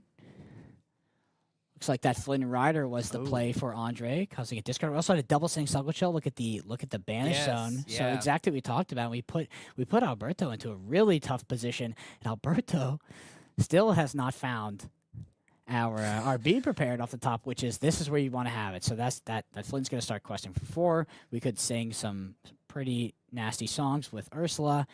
The Bucky's not as impactful, but I'm sure Alberto's going to be telling this story for a while. I feel like this is the place that Andre's been trying to fight for all game as well. We saw early on him having played the Flynn Rider, not being able to get the cards out of Alberto's hand. We do see Ursula singing Strength of Raging Fire, banishing both the rabbit and the goat. So triggers draw. Now there's going to be the discard. Okay, it is a Merlin rabbit. What if that had been the Be Prepared? Oh man! Obviously expertly sequenced by Andre as well, forcing gets the draw and then obviously sequences the cards in a way that the card is has going to be discarded. There's no way around it. Oh, we do see a nice clap. I think they know. Yeah. It looks okay. So Andre, 1 card in hand. There's simply 1 out to this. It is Be Prepared. It is not. Oh, it's not Be Prepared. So Andre is gonna take game 3, moving on to the top 32. I mean, what a final game! That was such a slog between both of the players. Unfortunately, Alberto couldn't find those answers, but he held off for a very long time. I feel like Alberto has a nice bad beat story from that. That was an incredibly low amount of Medusas and Be Prepared. Nevertheless, it was sequenced. Andre played expertly and sequenced very well and played very tight. I just have to give credit to Alberto making it in the top 8 of Atlanta, the top 16 of Chicago, now the top 64 of Dallas-Fort Worth, and it was a great match. I think we saw a great dynamic of the paradigm of Ruby Amethyst versus Emerald Steel. While it is not a favorite matchup for Ruby Amethyst, I do believe it is close. And a lot of Ruby Amethyst players that brought that deck to this tournament were prepared for that matchup, were prepared to face it. But Emerald Steel it cannot be denied. No. The statistics say with overwhelming clarity that Emerald Steel is, in my opinion, the best deck in the game. It's not a deck that I play very much. It's not a deck that I gravitate towards. It's actually a deck that I think that I didn't give enough credit, but the data backs it up. Yeah, especially after the past couple DLCs, Bucky Discard doing so well, you definitely can't argue that it's a strong deck. But as you mentioned also, the other decks have some game into it. It is not well, it is overpowering in a sense, but it definitely can be beat. And maybe if Alberto saw different draws in that game, we would have a totally different outcome. We have so much more to get to today, though. That was a very long top 64 match, so I can't wait for you guys to see the rest of what's coming, and we'll send it off there.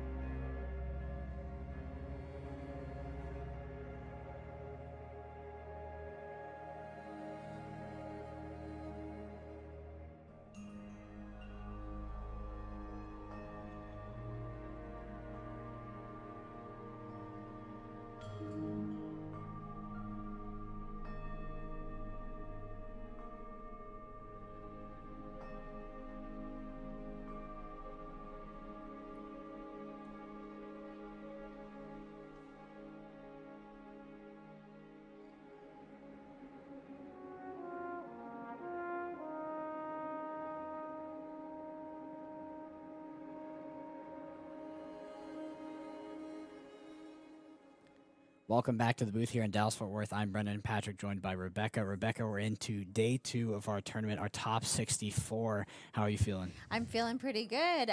That was a tale as old as time in that last match that you and Brandon casted with that Ruby, Amethyst, Emerald Steel. But I know that we're going to see some exciting decks today. Yeah, well, you said tales old as time for the last match. This next match is definitely not that, because we're going to be watching Zach Bivens. And Zach Bivens, of course, is on a very spicy deck. We have Amber Emerald, a combo deck, which is not something that I had on my radar. I don't think anybody did. Yes, this was not on our Disney Lorcana Challenge bingo card. It was not, but Zach has done very, very well at almost every Lorcana Challenge and has been a player in the community for a while and has just rattled off so many performances. So incredible to see. His opponent is going to be playing Emerald Steel as well. So it's a great test, right? Yeah. You have the pillar of the format versus the sort of the spicy brew. The spicy brew. Well, let's see how this spicy brew holds up. Let's take a look at game 1.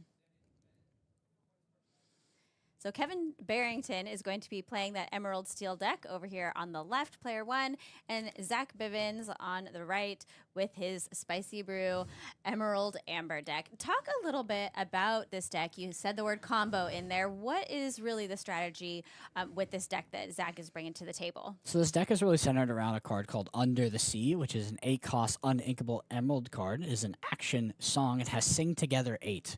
It is one of the only Sing Together cards that we've sort of seen have a lot of play. This was a deck that was actually, when this card was first released, it saw a little bit of play, but it was more kind of like a fun deck. You know, if you can pull off the combo, it's cool, but if not, you know, the deck doesn't really do much outside of that. And it looks like we've kind of seen Zach innovate on this original idea and make it a lot more competitive. But Under the Sea says put all opposing characters with 2 or less attack on the bottom of their player's deck in any order. So Zach has plenty of ways in his deck to actually reduce the values of cards on the field, reduce the attack of these other characters on the field, and put them all on the bottom of the deck.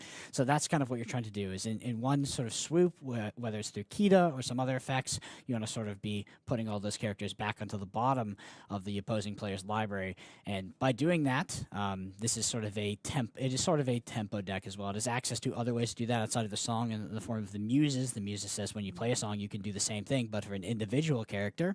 And then Zach's deck outside of that, outside of the combo, is also a discard shell. It has access to Prince John, it has access to Diablo, and you know, we're going to see standard discard things with that. Also is playing a card that if you played in set 1 was very popular, hasn't seen much play since then. It's called You Have Forgotten Me, 4-cost Amber action that says each opponent chooses and discards 2 cards, so just an inherent 2-for-1 for 4 ink there.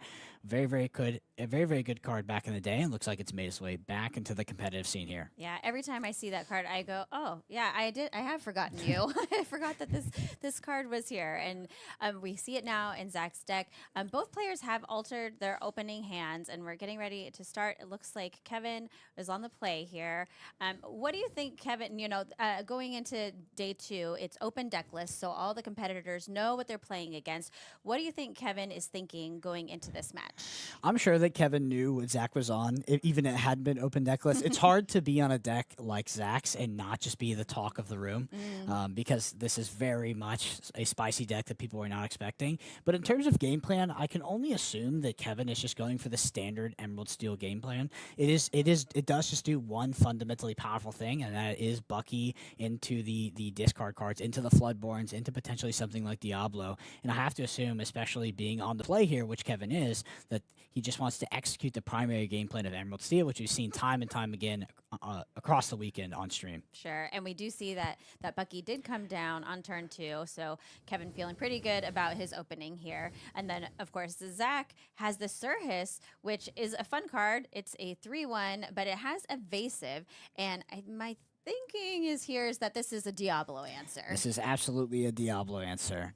And that is something that, you know, Kevin has to think about as he potentially goes into turn 3, where he would be playing Diablo. It doesn't actually have a turn 3 play, which is very surprising. Very, very surprising. Usually this deck does have a turn 3 play, and I can see in Kevin's hand that has multiple beasts that look nice, and then of course the removal in the form of Baboom. We see our Prince John hit the field.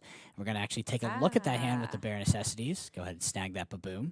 So we got a Robin Hood and a Donald Duck with those 2 tragic hero beasts there. So again, that card, Bare Necessities, allows a player to discard any non-character card, which I think is just really great. You know, it kind of is like, you know, now you have no worries because you have no card. I get to take it out of your hand. Yeah, definitely one of my favorite movies. Yes, I, Jungle Book is super fun. I grew up in the watching movies in the VHS in the late Yes. '90s, early 2000s. We do see that Donald Duck hit. This card is actually not this. This is one of the Emerald Steel cards that is not ubiquitous across all the lists. It is very much a tech inclusion. We've seen it utilized on stream where it can be sort of a one-sided beast for 4 costs in the late game if you're able to manipulate your opponent's hand by making them discard. But yeah, the Donald Duck inclusion. I know I actually had players. I was out in Fort Worth last night. I was getting tacos, and players are coming up to me and talking to me about this card specifically. The Like, Donald Duck. like I don't know how I feel about Donald Duck. How do you feel about Donald Duck? It is an interesting card because both players get to draw a card at the start of Kevin's turn, and so it does give not just you a card, but it gives your opponent a card. How does that make a player feel? So I have to put a pin in that because Zach just rattled off quite a few turns there and made Yes. Kevin discard his entire hand. That was quite a series of discard cards. So when Sudden Chill into the You Have Forgotten Me, and of course the Prince John drawing additional cards, Zach in that singular turn just cemented his advantage in this match so much. This is actually incredible to see. So I haven't actually seen this deck function before this. I caught a little bit of the stream, but this is my first time really seeing this deck in action. It looks extremely powerful. Zach sitting there with a full grip, just absolutely in the driver's seat. Yeah, and what's interesting is, everybody's talking so much about Bucky being the discard deck, but here we're seeing a completely different deck that's kind of doing a similar thing. This is definitely more of a discard deck, I would even say. Has access to, things like You Have Forgotten Me, which is just an inherent 2-for-1. It's so hard to deal with. And actually the Prince John, I feel like Prince John is more the quintessential discard card than Bucky, because Prince John, if you have a discard package, is just one of the highest value cards in the game. I want to talk about that Donald Duck because I haven't forgot we put a pin in that conversation. So I actually like the Donald Duck. When I've seen it on stream, it has been utilized to great effect. It was very one-sided. So although the opponent was drawing, because you were, the originating player was playing Emerald, they were always making them discard that card anyway. So it was just a very, very cheap beast and a very efficient body for like a pseudo beast at that. But this is the card we talked about earlier for Zach Bivens, the one that puts the characters with 2 or less when you play a song on the bottom. That's going to be the Muses.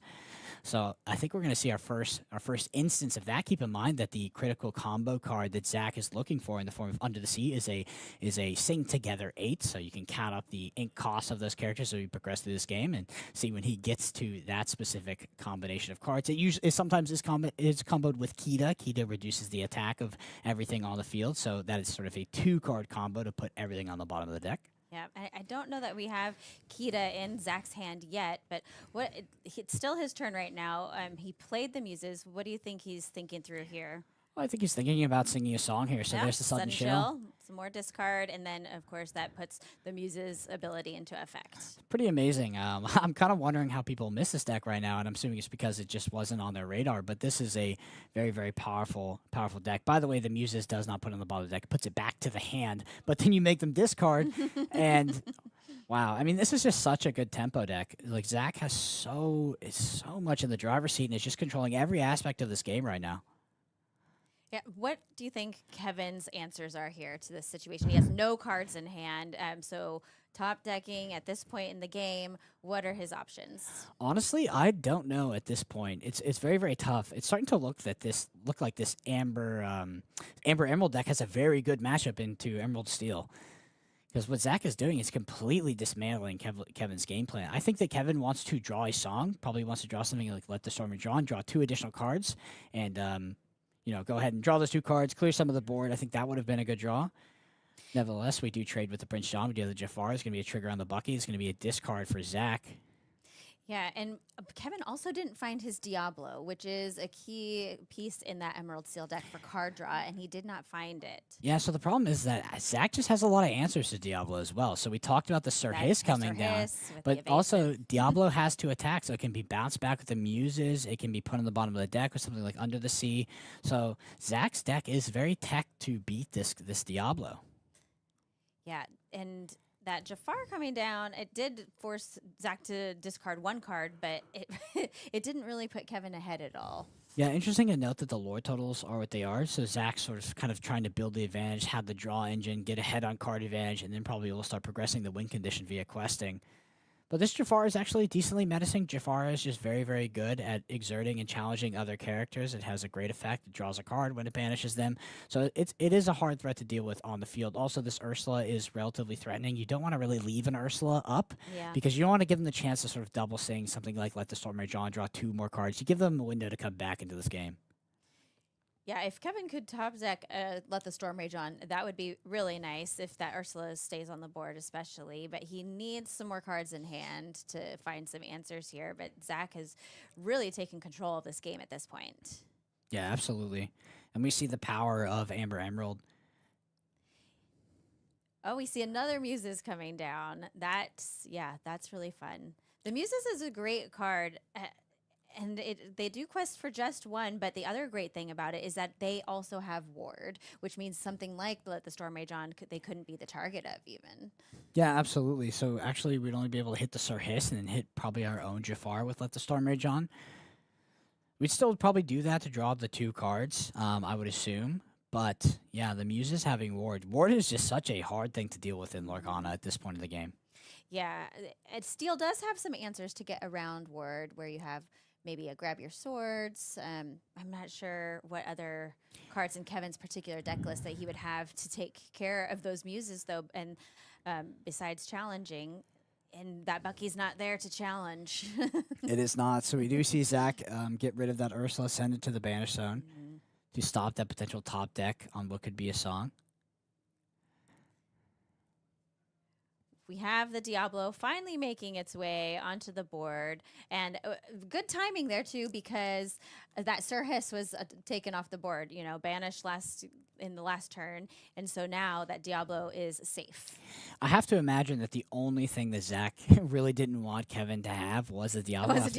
After trading that Sir Hiss. Nevertheless, I do think that Zach probably has ways to deal with this Diablo. Zach does not. It is a window for Kevin to come back into this game, which is very, very relevant.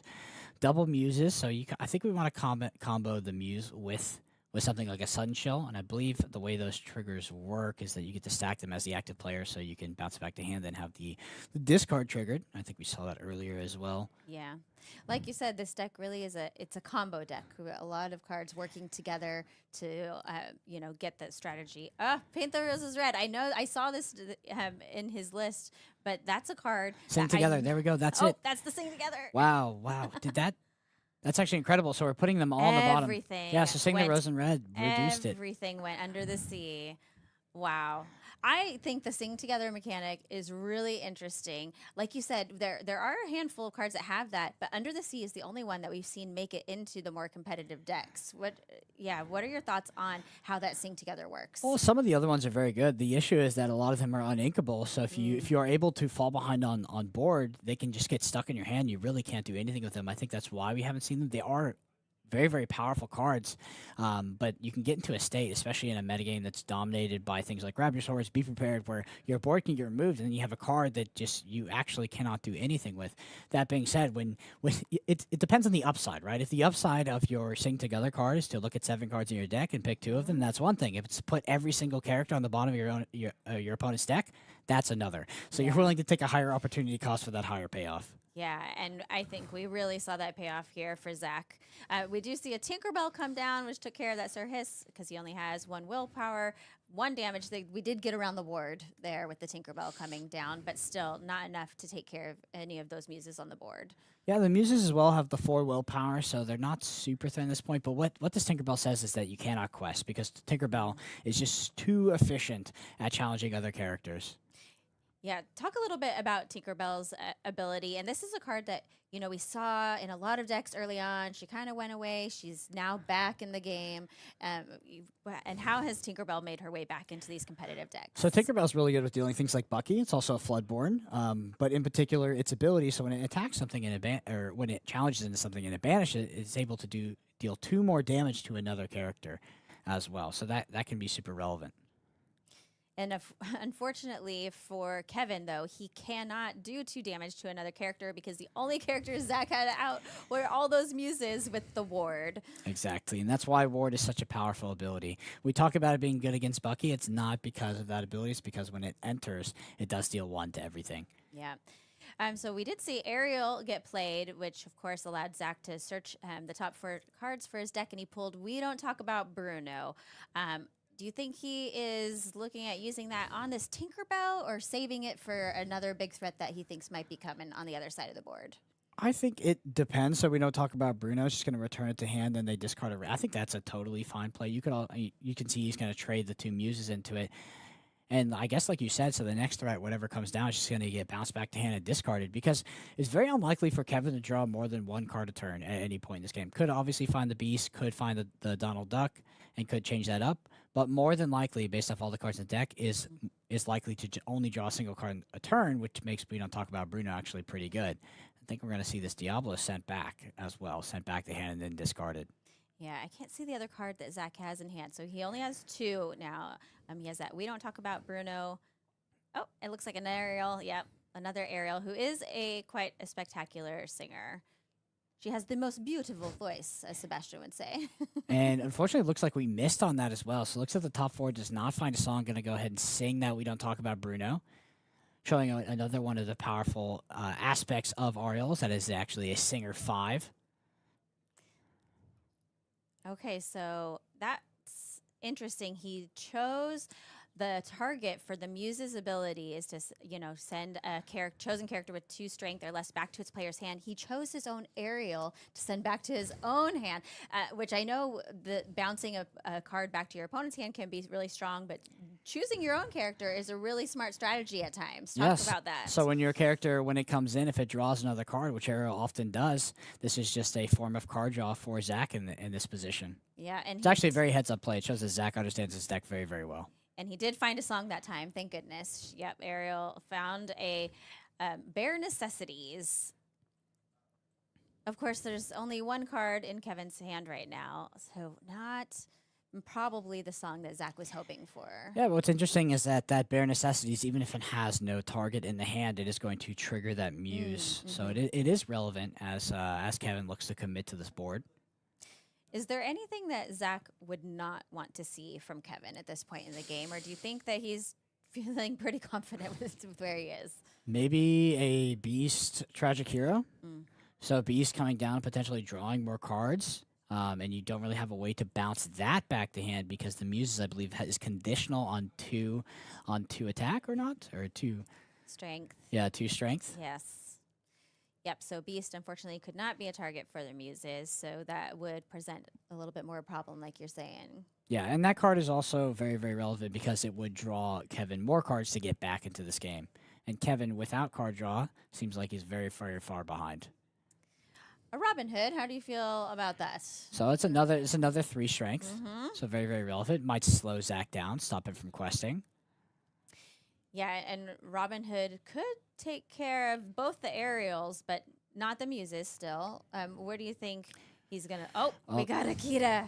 Yep. So that triple question had told us something about that. Yeah. Is that Robin Hood is not going to be able to challenge anything because it's currently under the Kita effect.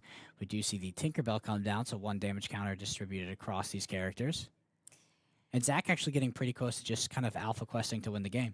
Yeah, that Kita card is so interesting. I think people were really excited when we saw it revealed, and people were hoping that it would find a spot in a deck. And Zach, this Emerald Amber combination with Under the Sea is the deck that Kita really, really works in.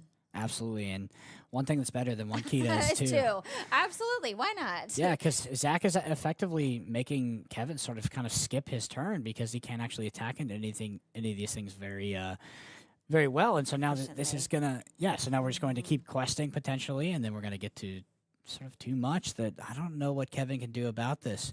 I believe Kita is a -3. So that Tinkerbell can still do something. So Tinkerbell has 4 strength. That is relevant here. So we'll still have 1 left over. Yeah, so he can quest for 5 this turn because that Kita just came down, the second Kita. So he could quest for 5 if he wanted to, which would put Zach up to 16. Do you think that's what he's doing here? Or do you think he's going to try to take care of the Robin Hood on the board? I would be surprised if he took care of the Robin Hood because that Robin Hood will also draw cards. So he would need to challenge 2 things into it, and it would draw Kevin an additional card. That being said, Zach is the expert, and I very much the I'm witnessing right now. Zach is really, I mean, he's a pro and he's obviously knows this deck in and out. Like you said, he knows the lines and really is piloting this deck very well. Yeah, I'm just wondering if Zach is doing sort of the 2-turn cycle math on just sort of questing with everything, and if he can reliably win the game. Yeah. Also, 2 cards in hand. One is, of course, the Bare Necessity. The other looks to be a Paint the Roses red,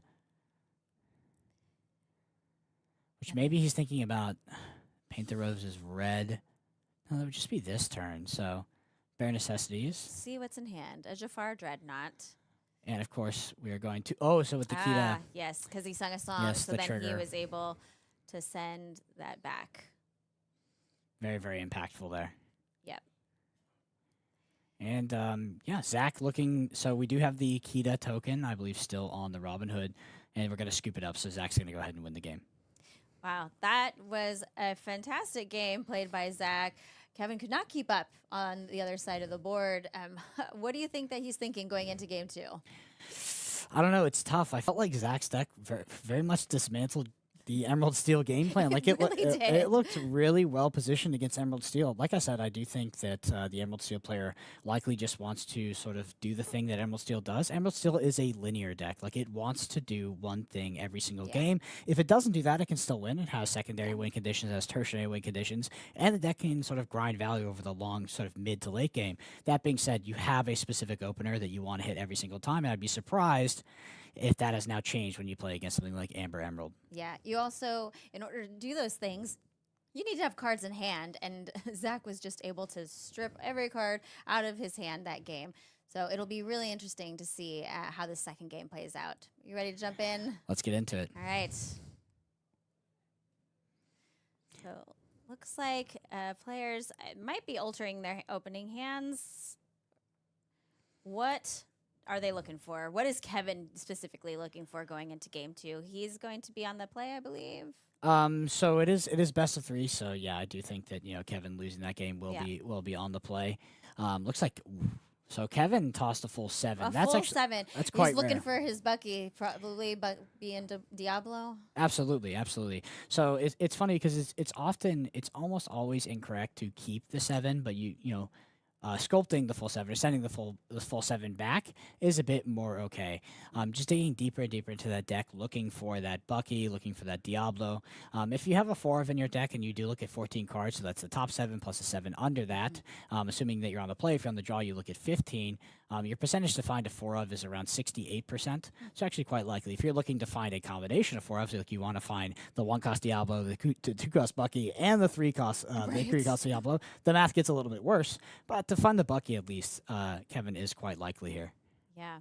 I think altering your opening hand is something that I have realized as a Lorcana player is one of the key strategies to this game is knowing how to alter your opening hand and look for those cards that you need for starting the game strong. I'd be surprised if you could find a player that that plays a lot of Lorcana that doesn't say that's the hardest part of the game.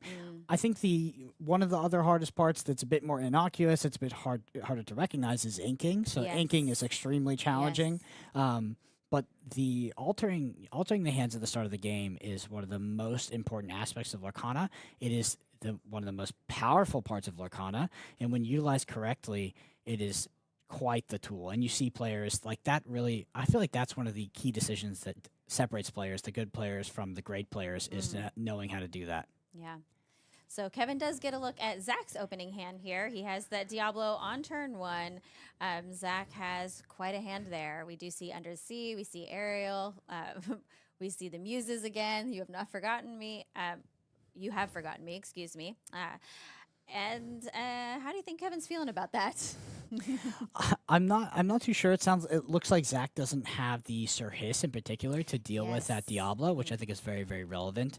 That's a card when it comes down, it does kind of hurt the Diablo game plan for sure. It looks like now we have our turn 2. Are we going to see? There it is. That's everybody's favorite squirrel. Everybody's favorite squirrel. I think everyone's going to be very happy to say goodbye to Bucky. definitely not Kevin. Not Kevin, but hopefully Bucky will serve him well in this game. It is a best of 3, as you were saying. So Zach took the first game, but Kevin could still go on to the next round if he's able to take game 2 and then again in game 3. Absolutely. And we mentioned the Sir Hiss. The Sir Hiss did come off the top there for Zach, which could be a decent turn 2 play here. The threat of the Diablo is not very looming because the Diablo likely would have been shifted there. That being said, Kevin could have not had the action to satisfy that, so could potentially be playing it on turn 3 here.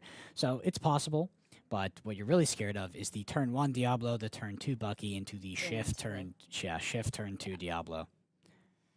Yeah, if he doesn't have, do you think he's likely to play the Sir Hiss down just to present the threat to keep the Diablo off the board?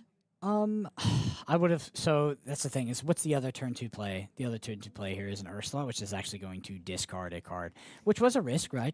Kevin could have not had that in hand, so that's why I think we saw Zach sort of debating on what was the better turn 2 play. Because if this Ursula came down and didn't hit a song, Sir Hiss would have been a much better turn 2 play. Sure, and sometimes you just have to make those decisions. You can't tell the future. You don't know what's in your opponent's hand, and you just have to decide.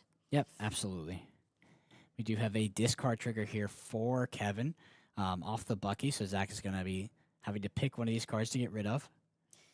And when you are facing off with a discard deck, that also, like you're saying, hard decisions. What are you going to alter in your opening hand? What are you going to ink? And then when your opponent forces you to discard, choosing which card you're going to let go out of your hand, that's another difficult decision a player has to make. Absolutely, and I think that those decisions can actually they can feel a lot more simple, and they can look a lot easier than they actually are. Because that decision is actually a decision that, I mean, it affects the entirety of the game, and you make it on a turn like turn 2, where you have very little information. Yeah. I mean, games can be won or lost by just all those little micro decisions adding up over the course of a game. So, one small decision here will lead to another small decision there. And that's another thing, like you're saying, that separates good players from great players is making all those micro decisions well. Absolutely, I think that the culmination of sort of micro instances of value are what sort of lead to wins 80% of the time. Like it is just what card games are. They are the sort of the culmination of many small decisions and the culmination of outvaluing your opponent in the long run. We do see that Prince John come down, which you were talking before about how strong that card is in a discard package deck that Zach has. He has that You Have Forgotten Me, I think, still in his hand. So we know that he has some tools to force Kevin to discard. But Kevin still has that Bucky over there, and he does have some floodboards in hand. So we've got both discard packages on both sides of the board working here. Yeah, this Prince John You Have Forgotten Me combination is a very powerful 2-card combination. It's going to force Kevin to discard cards and allow Zach to draw back up. So we're really interested to see what Kevin's sort of turn 4 and turn 5 are. If we're going to see something like that Beast Tragic Hero potentially come down turn 5, we do see the Donald Duck. That's the card we talked about, right?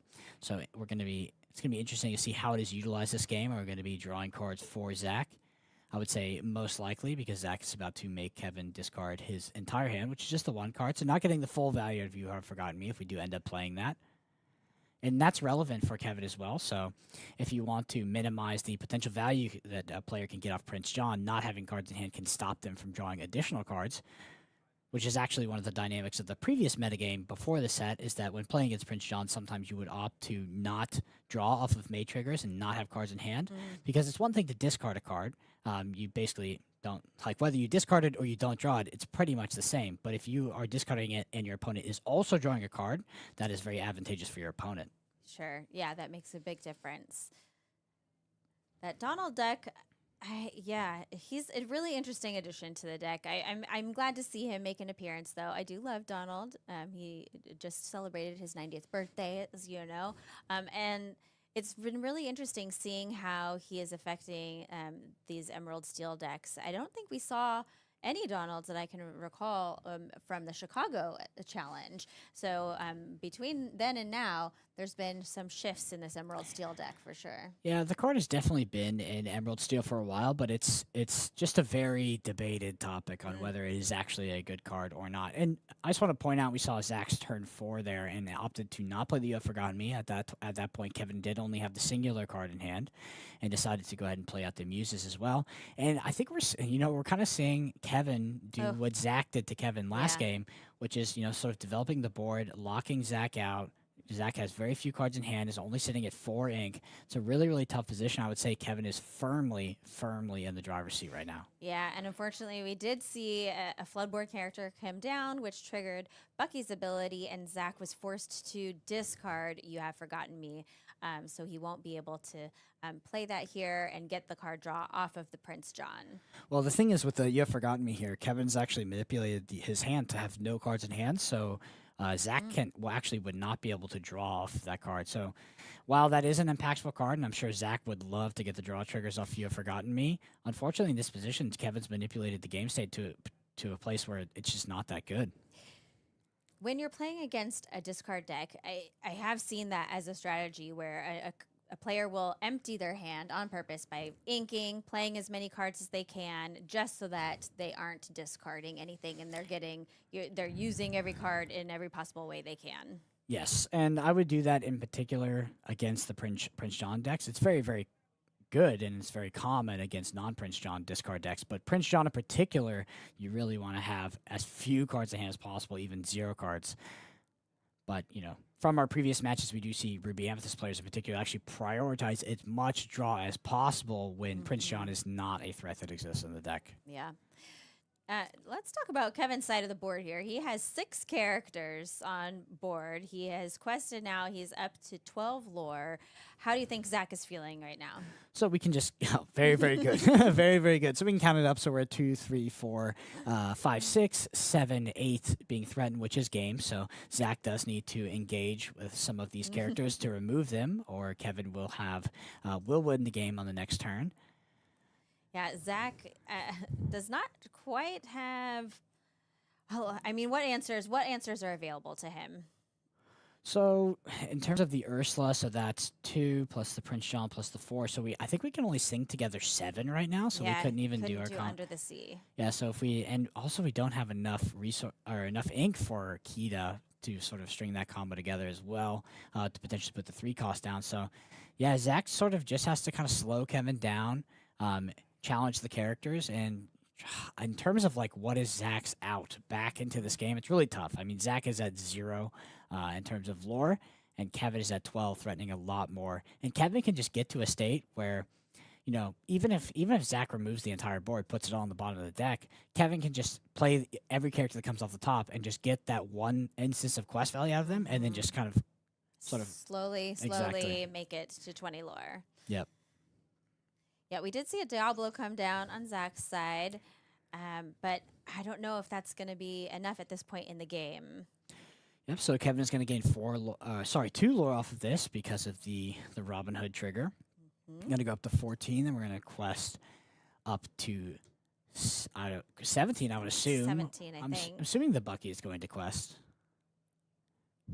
That's a good question. Well, yeah, at this point, do you quest with Bucky this late in the game when you're so close to winning? So it's yes and no. So it might not increase the turn clock at all.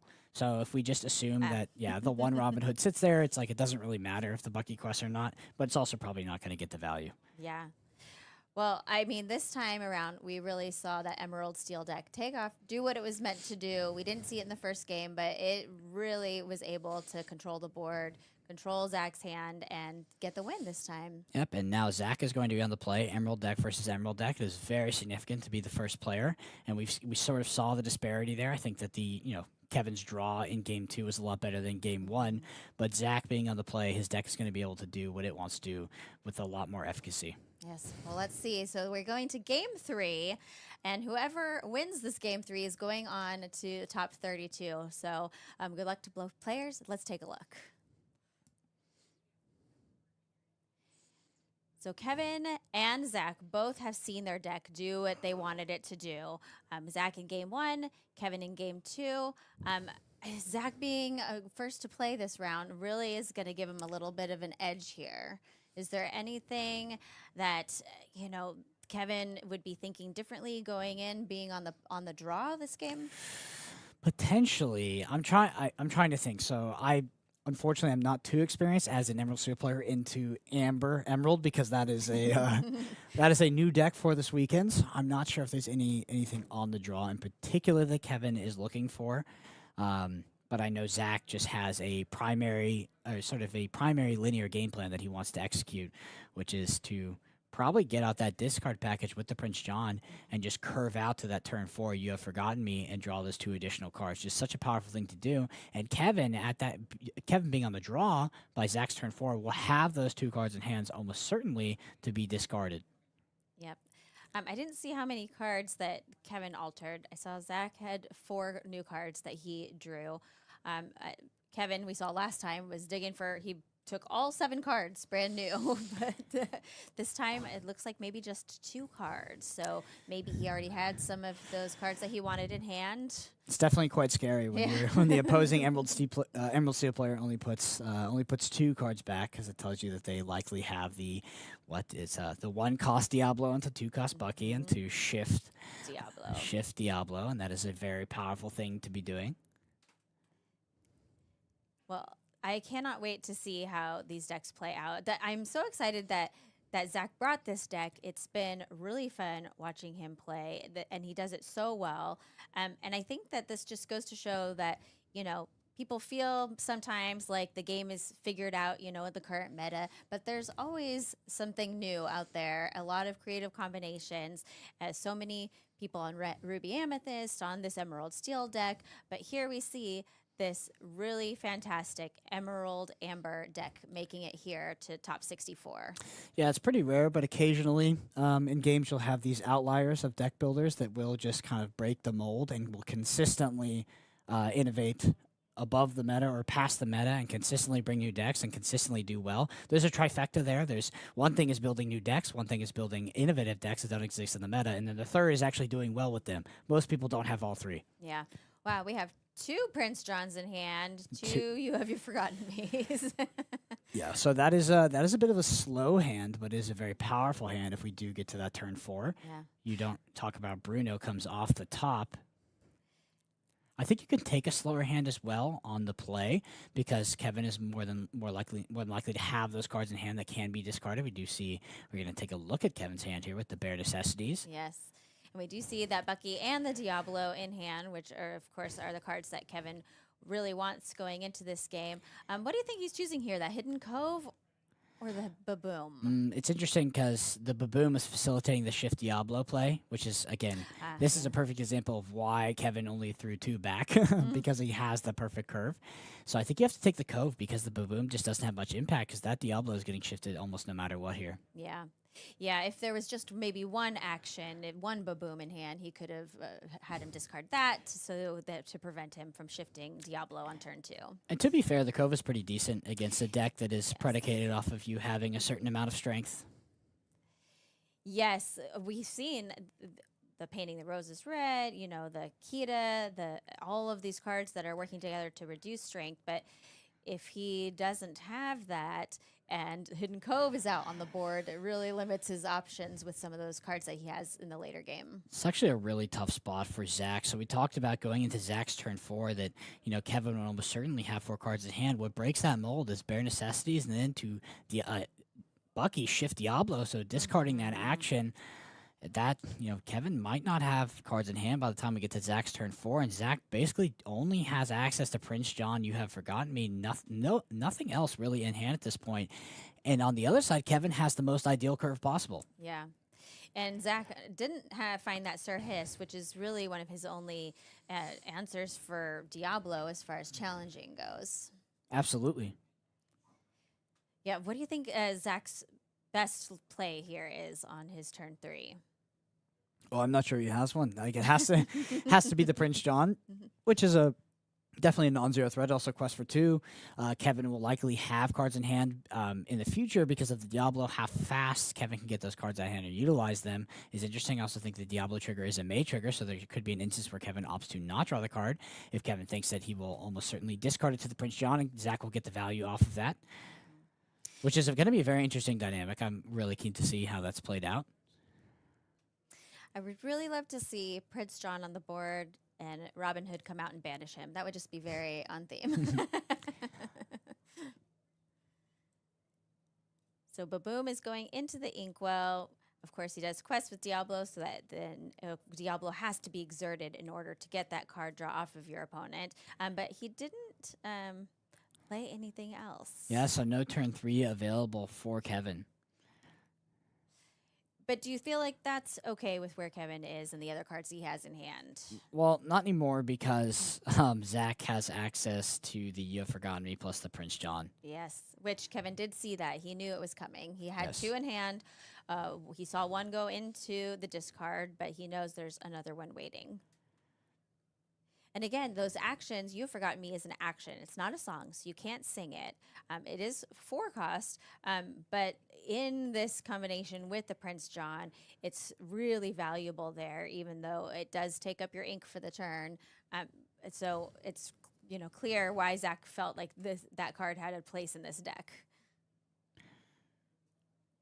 He's taken his time thinking. So he has other turn 4 options available as well. So potentially considering not playing that You Have Forgotten Me, and then we do see the Sir Hiss. So that's there. He found the Sir Hiss. Yeah, but that shows you how much of a threat Diablo is. That instead of casting You Have Forgotten Me, when Kevin has the cards in hand, does have to commit the Sir Hiss to actually start to deal with this Diablo. Mm-hmm.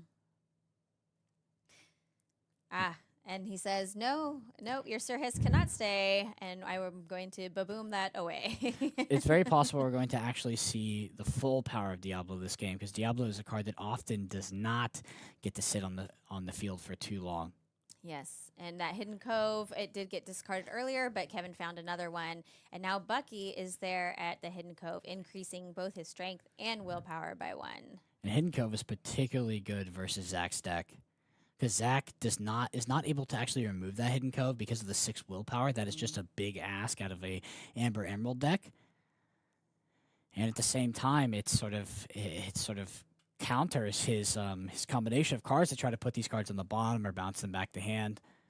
So this is a tough spot for Zach to be in as we go into his turn 5. Yeah, and he's definitely taking his time here and thinking through his options. He does have that one You Have Forgotten Me in hand.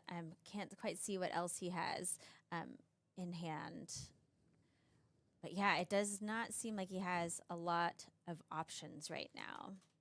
So playing out the Muses, which could be good, but I assume this Diablo's going to move to the Cove. I think we're about to see the power of the Cove in particular. The Hidden Cove, yes. Which is often only run as a 2 of in these decks. I don't think I've ever seen an Emerald Steel deck in a top 64 or a top cut that had 4 yet. I've only seen 2 in the list. It's very, very good in the early stages of the game, but can be a very bad top deck later. Well, it looks like we might even have a 4 here. That's very unusual. And Yes. so Kevin likely believes in the power of that card, and we're seeing it on display here. Yes, that Hidden Cove is called a Tranquil Haven, but I think it doesn't feel very tranquil for Zach right now at all. Yeah, nice enchanted Diablo hitting here, triggering Bucky. Discard trigger for Zach to deal with. Goes ahead and gets rid of that You Have Forgotten Me with the Prince John on the field. We're going to move everything to the Cove. All the friends, the whole menagerie, all the birds and the squirrels are now in the Hidden Cove. This feels like such a hard board state for Zach to deal with. Everything about this board state just seems to kind of counter what Zach's deck is trying to do. Yeah. And it does, like you said in the very start, he had the 2 Prince Johns, 2 You Have Forgotten Me's. You said, well, it's a strong but slow start for Zach, and we've seen that it was too slow because Kevin's deck was getting going right from the start. Yeah, Kevin had a strong but fast start. He had a fast start, yeah. And arguably the best start that Emerald Steel can have, because you were asking me at the beginning of the game, you said, what does Kevin need to keep in mind now that he is on the draw? And sometimes with Emerald Steel, it's just do the thing. It's just do the thing that the deck does. Yep, we saw, let's see here, is a little Robin Hood and a Donald Duck that just got discarded from You Have Forgotten Me. So the Diablo triggers as well there off of the Prince John. So Yes. yes, so we have a Prince John draw trigger for Zach, which Zach needs to exercise in order to see more cards and try to dig for an answer in the deck. But the Diablo being exerted sort of counters that, stops the value, and allows Kevin to draw 2 cards as well. Yeah, that, like you said, we're going to see the power of Diablo. And Zach prioritized playing that Sir Hiss on the board so that he had an answer for Diablo. And Kevin having that Baboom to take care of Sir Hiss really was, put Kevin in a great position. Absolutely. And I know we're seeing the power of Diablo, and Diablo's a card we actually don't often get to see the power of because it's immediately removed, which is a powerful thing to do. If your card, when it hits the field, is always immediately removed and your opponents are adding 4 slots in their deck to deal with it, that is powerful. Yes. But we're really seeing the power of the Cove here. The Cove just is very hard for Zach to deal with, and I feel like is very counter to everything that deck is trying to do. And when you throw 2 Diablos in that Cove, like, I just don't know how Zach gets out of this. I'm really interested to see how he tries to navigate this this position. Yeah, and the Hidden Cove, again, as a location, we don't see a whole lot of locations that see play. This one doesn't gain lore at the start of each turn, which is, one of the advantages of having a location. But the ability there to help boost your characters with strength and willpower is just really, really powerful. And the Beast Tragic Hero coming down is just, I feel like it's starting to take Kevin to so far ahead that I just don't know what Zach's answer is going to be here. He is probably feeling, like Prince John. I feel like if anything, it has to be Akita into a Sing Together Under the Sea. Yeah. But that seems like very, very far off. I mean, the Muses is 4. Akita It's a 5 cost. It's a 5 cost, so yeah, he would be able to sing together. But again, that's 2 turns away from now, and that might be 2 turns too late for it to really do any good. It also has to happen on the turn that the Kita is played, so the Kita actually cannot. So that cannot help sing that. Yes, and Prince John is only 3, so yeah. He's in a very, very tough position. Yeah, so I don't know how outside of that combination that Zach navigates this board state. And that being said, that combination is very, very far off as well. And that Beast coming down, giving Kevin, again, more card draw, and is just a 3/5 character is really hard for Zach to deal with. He doesn't have a lot of answers for taking care of that Beast. No, he does not. He does have access to things like we don't talk about Bruno, but with 4 cards in hand, I'm not sure if that's gonna hit the Beast. It looks like Zach has a couple of his own Diablos. Is it? Definitely has the one Diablo. Yeah, and definitely has a one. sudden chill. Okay. But Kevin has been able to fill his hand up, so even a sudden chill doesn't feel. Yeah, and if Zach triggers Prince John, Kevin effectively also triggers Prince John, but twice. Right. Cricky, the lucky cricket making an appearance. What do you think about this play here? Well, it does nothing because they have evasive. That's evasive. One of the, Yes, that's true. yes. So Cricky very good at helping your characters challenge, but in this case, both Diablos have evasive.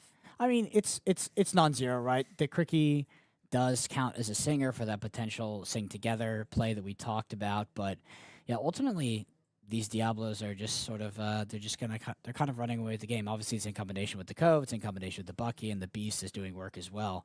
But Cricky, not super great on this board state. Yeah. So we saw an Ursula come down. Kevin got to take a look at Zach's hand. He only had 1 card in hand, his Diablo, but then he had to immediately discard that because of Robin Hood, which is a Floodborn character, was played, triggering Bucky's ability. Zach, it was out of cards. He did just draw 1 off the top of his deck. I don't know if there's one single card here, though, that could get him out of this situation. There is not. I wish there was, but I don't think the way the Zach's deck is constructed that there is. Unfortunately, I do think that we are likely only going to experience 1 more of Zach's turn because Kevin's going to quest this turn. We will move over to Zach, and then Kevin will likely be able to quest for game after that. Yeah, he'll be able to quest up if everything stays on the board, which I imagine in this scenario it will. He has 1, 2, 3, yeah, 8, I believe, on the board that he could quest with. 9, no, 8. Yeah, certainly can likely get over to game. So we do see a Bare Necessities from Zach. Oh, so I thought we were on Kevin's turn. So we're on Zach's turn. So it's very possible that with Zach here, we'll have 2 turns. So we have 2, 4, 5, 6, 7, 8, and we're at 11. Yes. Do we have any shift targets? We do not. No, so Kevin could potentially quest up to 19. Okay, and we do have a trigger, so we're going to only be able to quest for 7. That trigger is off the muses. We're going to send that Ursula back to hand. What are your thoughts? Oh, because the Diablos are at Hidden Cove, so normally the Diablos would be the perfect character to choose for something like this, but that shows you, again, the power of Hidden Cove. Hidden Cove had boosted Diablo's strength to be a 3 now, and so could not be a target for the Muse's ability. Absolutely. Zach is counting up the lore, thinking through where are we in the game right now? What can I do? I'm not sure what card he has in hand there, but like we were saying, I'm not sure that there's one single card that could really help here. Even if he can get to another turn after this, it's really looking like Kevin is going to take this game. Absolutely, but Zach is attempting to play to his outs, which is absolutely what you should be doing in this scenario. There is no upside in sort of trying to end the game early or doing something like conceding, especially when you're in the top 64. You just play to your outs, and you hope that if you've done the math and realize that there's no way for you to win the game, you just hope you're wrong. Right. Again, faith, trust, and pixie dust. That's what we need in Lorcana sometimes. It is so much skill. I mean, these players are incredibly skilled. They've built incredible decks, but there's also luck involved with the deck, what comes up. And I think I've said this before on stream, but I've heard, it's where skill and luck meet is where you have opportunity in a game. And Kevin has had a lot of opportunities in this game with his deck, and Zach, not as many. I think Kevin would be the first to tell you that he had a pretty nice opener as well. Yes. That's about as good as it gets for Emerald Steel. It's very hard to deal with, and that Diablo does well at countering this Prince John. And that Tinkerbell taking care of that Sir Hiss again. Looks like everything is getting moved to the Cove. That's what's happening here. Tinkerbell is such a great card. I'm so glad that she's made her way back. I enjoy playing with her in my deck, and great art. She's also has been made into a play mat. I think she was like a fan favorite art, has been around since set 1, but we didn't see the play mat until just this last set, and those things sold out quickly. I know people are on the lookout for those. And there we go. That's game. Yep, we had a fist bump there at the end. Zach conceded. Congratulations to Kevin, who is moving on to the top 32. That was a tough match up there in that last game. Absolutely. We talked about it. We've talked about it for a lot on stream, which is like, what is Emerald Steel trying to do? What are they looking for? Pretty much, yep, it's pretty much the same thing. You want to hit that turn 1 Diablo, turn 2 Bucky, turn 2 Shift Diablo. And if your opponent doesn't have an answer, it's just so hard to deal with. I think that if there's anything to take away from that match, it's the power of the Cove. Particularly against Amber Emerald, which is probably not what Kevin was expecting, was not playing to play against that, but the Cove really shined there. It just turned off almost everything that Zach's deck was trying to do. Absolutely. Yeah, the Hidden Cove was the MVP of that game 3 for sure. Congrats again to Kevin. Well played to Zach. And we are going to take a quick break, and we'll be back with more games for you.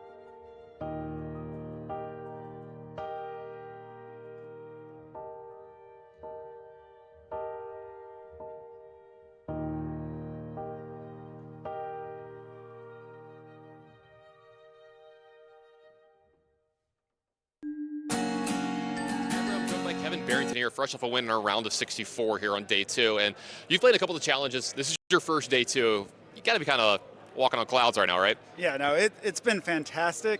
I always wanted a day 2, and this is amazing. Well, you got a lot more ahead of you. You know, this isn't the end of the road. You got to keep winning, and you've done so well. You've done well so far today. And let's talk a little bit about that match. Going in, you're on the play, great for best of 3, and you lose game 1. What's kind of going through your head there? Oh, game 1, in general, this matchup is very close, and have to make a lot of really tough decisions. In game 1, there was a turn 3 where I did nothing, and I could have baboomed his Sir Hiss, and I thought for a long time that I need a hedge against killing Diablo if it comes down on turn 3.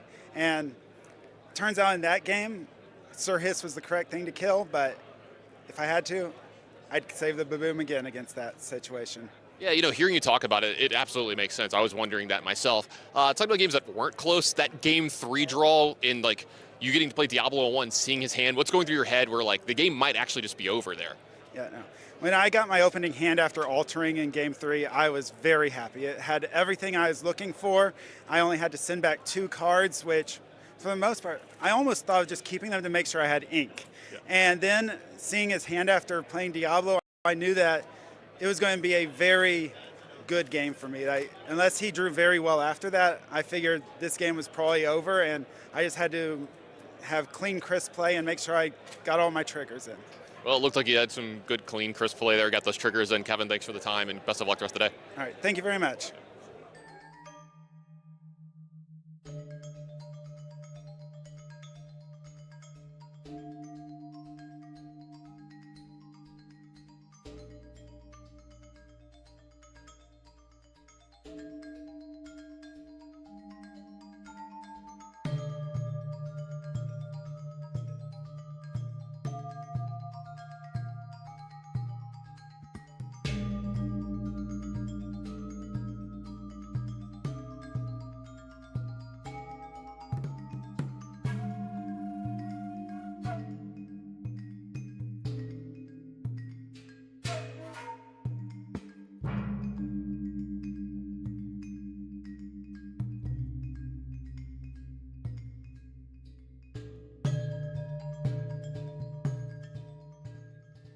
Hello, Illumineers! Welcome to Top 32.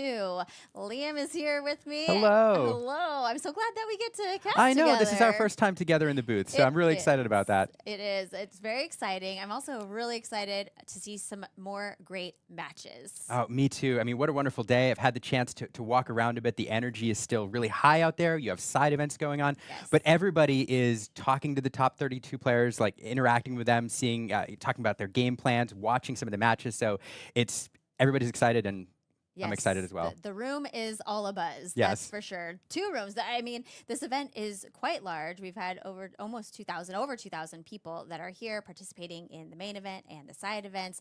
And it didn't stop yesterday. It's still going strong today. Yeah, absolutely. I mean, if you've never gone to a challenge, there are all sorts of things going on, from some amazing vendors to a chance to play a game developer in a game of Pack Rush, which is one of my new favorite formats. Oh, yes. So fun. It's great. So, yeah, I love it so much, and it's just wonderful getting to walk around. Absolutely. And speaking of walking through things, that's a good segue, I think, for what we're about to do, which is walk through our brackets. We are going to walk through our brackets. Let's take a look at our top 32 and where we're going to be headed for the day. So starting off here with our Maleficent bracket, we have a lot of steel. We have a Emerald Steel facing off with a Ruby Sapphire. That Ruby Sapphire deck is really strong. We have another Emerald Steel facing off with another Ruby Sapphire. And then we have another Emerald Steel. Can you sense a pattern here? A lot of Emerald Steel. Facing off with a Sapphire Steel, which in that particular match, we know then that we're going to see some steel moving on to the next round. Yeah, it's a lot of the decks you would expect to see here, a lot of the top performers from previous challenges. I do, my eye is drawn immediately to that Emerald Amethyst deck down there, which I'm glad to see break into the top 32. That's impressive for this deck, which isn't necessarily strong against most steel decks. So it's great to see Jarrett pilot that into the top 32. Yes, we did see it in Chicago do very well. We did. We'll see how Jarrett does this time around. Moving on, we have the Rapunzel bracket, and let's take a look at what we have there. We do. Again, a lot of the same players. We have some Ruby Sapphire. I'm sorry, Ruby Amethyst. Ruby Amethyst do mirror match up top there, so we know one of those decks is moving on. We see another matchup that we've seen all over the place the last few challenges, which is Emerald Steel into a Ruby Sapphire. We'll see which deck moves on from there. And then we have a really fun match here. Yes. A really fun match down there with Nick Davis and Jordan. We have a Ruby Amber deck against an Emerald Amber deck. Two decks that, again, not terribly well represented here or in the top cut, but it's really fun to see. It's going to be really fun to see this game because this is a matchup that doesn't happen terribly often in challenges. And it's a shame that only one of them will move on. Absolutely. And moving down to the bottom, we have Sapphire Steel against Emerald Steel. Yeah, a lot of those same decks that we've been seeing all weekend. And the Cinderella bracket, we have a lot of Emerald Steel again. In fact, this is all steel all down the line. So we have steel moving on here no matter what. We have Emerald Steel, Sapphire Steel, and Amber Steel, which we haven't seen a lot of Amber Steel, but we do see it represented here in the top 32. And then that Emerald Steel mirror match down there at the bottom. Yeah, so we know, I mean, as you can see on the bracket, we know Steel is making it all the way to the quarterfinals of this bracket. It's a very strong color. It's been a strong color, very strong color this format, and again, very well represented here. One note from all of these brackets, I think I was surprised at the representation of Sapphire Steel in the top cut and at this event. It's one that we didn't see very well represented in Chicago, the last challenge here in North America. It kind of fell, I think, at number 4. But a lot of very big players, very well-known players bringing this deck into this tournament, and it's pretty well represented in the top cut. Yeah, it really is. And then we have one last bracket to take a look at, and this is actually where our game is going to be coming from, the Elsa bracket. Again, a lot more steel here. We have an Amber Steel facing off with Emerald Steel, Sapphire Steel against that Ruby Sapphire deck, and I'm really actually excited to see how the Ruby Sapphire deck does going into the next round. Emerald Steel, and then a Sapphire Steel mirror match. Yes, perhaps I should have saved my whole diatribe about Sapphire Steel for this bracket, Yes. because we do have a mirror here, and I think that's the game we're going to be watching next, so we're excited for that. The other note, as you look through these brackets, if a deck was more represented than we thought it would be, I think it's Sapphire Steel, and the deck that kind of paid for that in terms of representation is the Ruby Sapphire deck. So a deck that was very well represented in Chicago and a lot of other big tournaments, but not as well represented here, but we do see quite a few of them in the top cut. So it'll be interesting to see if that was the right meta call in this tournament as we look at how decks progress, whether it was smart to move away from the Ruby Sapphire for the Sapphire Steel. But yeah, I can't wait to see how this bracket plays out. Yes, I mean, sometimes you do have to let it go, so. That is true, that is true. We'll see which of these decks can go the distance. Absolutely. Well, let's take a look at this Sapphire Steel mirror match. So we have Jonathan and Steven who are going to be facing off. What do you think this mirror match is going to look like? What is going through a Sapphire Steel player's head going in to face their own deck? I mean, it's a fascinating matchup. You know, some people talk about TCGs and Lorcana in particular, certain matchups as a game of chess, and this very much is. There's certain, so each opponent obviously knows each other's decks, and it's important to note that in the tournament at this point, these deck lists are public. So each player is able to reference their opponent's deck and to see the difference, what's in there, and kind of plan for their opponent's game plan. There are certain key cards in this deck that a player needs to win to execute their game plan. And so a lot of this game is about which of these players can find those cards first. In the end game, it's cards like Lucky Diamond, Tamatoa. And in the mid game, it might be cards like Cogsworth, which will insulate your characters a bit from the damage-based removal. There's also cards like Let It Go. It's a card that both players are running, which will get around the protection that Cogsworth provides and remove some of those key components. So it's all about finding those key combo pieces as fast as possible. And to do that, you need to get your ramp going, your card jar going in the early game. And so it'll be a fascinating match to watch play out. This is going to be really fun. Well, let's jump into game 1 and see how it plays out. Yes. So Steven is our player over here on the left and Jonathan Williams on the right. Now, we do, of course, have access to their deck list. And Liam, you were taking a look at them and saying, oh, there are actually some key differences here. They're very similar, but there are some differences in these two decks. Can you talk a little bit about some of those differences? Yeah, each of these players made slightly different meta choices. A lot of their early game looks similar, but a couple key cards that are different between the two. Steven has chosen to run 2 Beast Tragic Heroes in his list, where Jonathan does not, so that's one key difference. Also, instead of running the Item Collector, which has become a popular card in this matchup, with Jonathan is running the Aerial Item Collector, Steven is choosing to run Gaston's, the 6-cost Gaston, intellectual powerhouse. It's the 3 lore character that lets you look through the top cards of your deck and find the key components that you need. So a card that's great late game to help you find the cards you need to get your engine going. Yeah. So that's 2 of the big differences. I'm just trying to see if I missed any. Yeah, I'm afraid that Steven has been thinking about that quite a lot in making that change there with Gaston instead of the Ariel.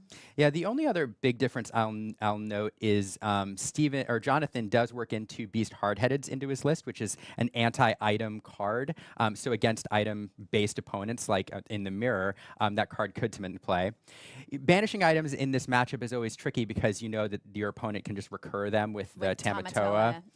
But at the very least, you can perhaps interrupt your opponent's flow, force them to pay 7 for a lucky dime again, which can slow them down a turn. Or perhaps you can get rid of the one item that opponent might have available for a Flaversham in the mid-game. Yeah. So Steven, of course, being a higher level seed, he was at 9th place after Swiss yesterday, Jonathan at 24th. So Steven has the opportunity to go first in this game, and we saw that Fortisphere come down. Yeah, so Steven right here is on his ideal first 4 turns, getting an item down on turn 1, allowing him to draw a card, getting the Smee down on turn 2. Jonathan missed his 1 drop.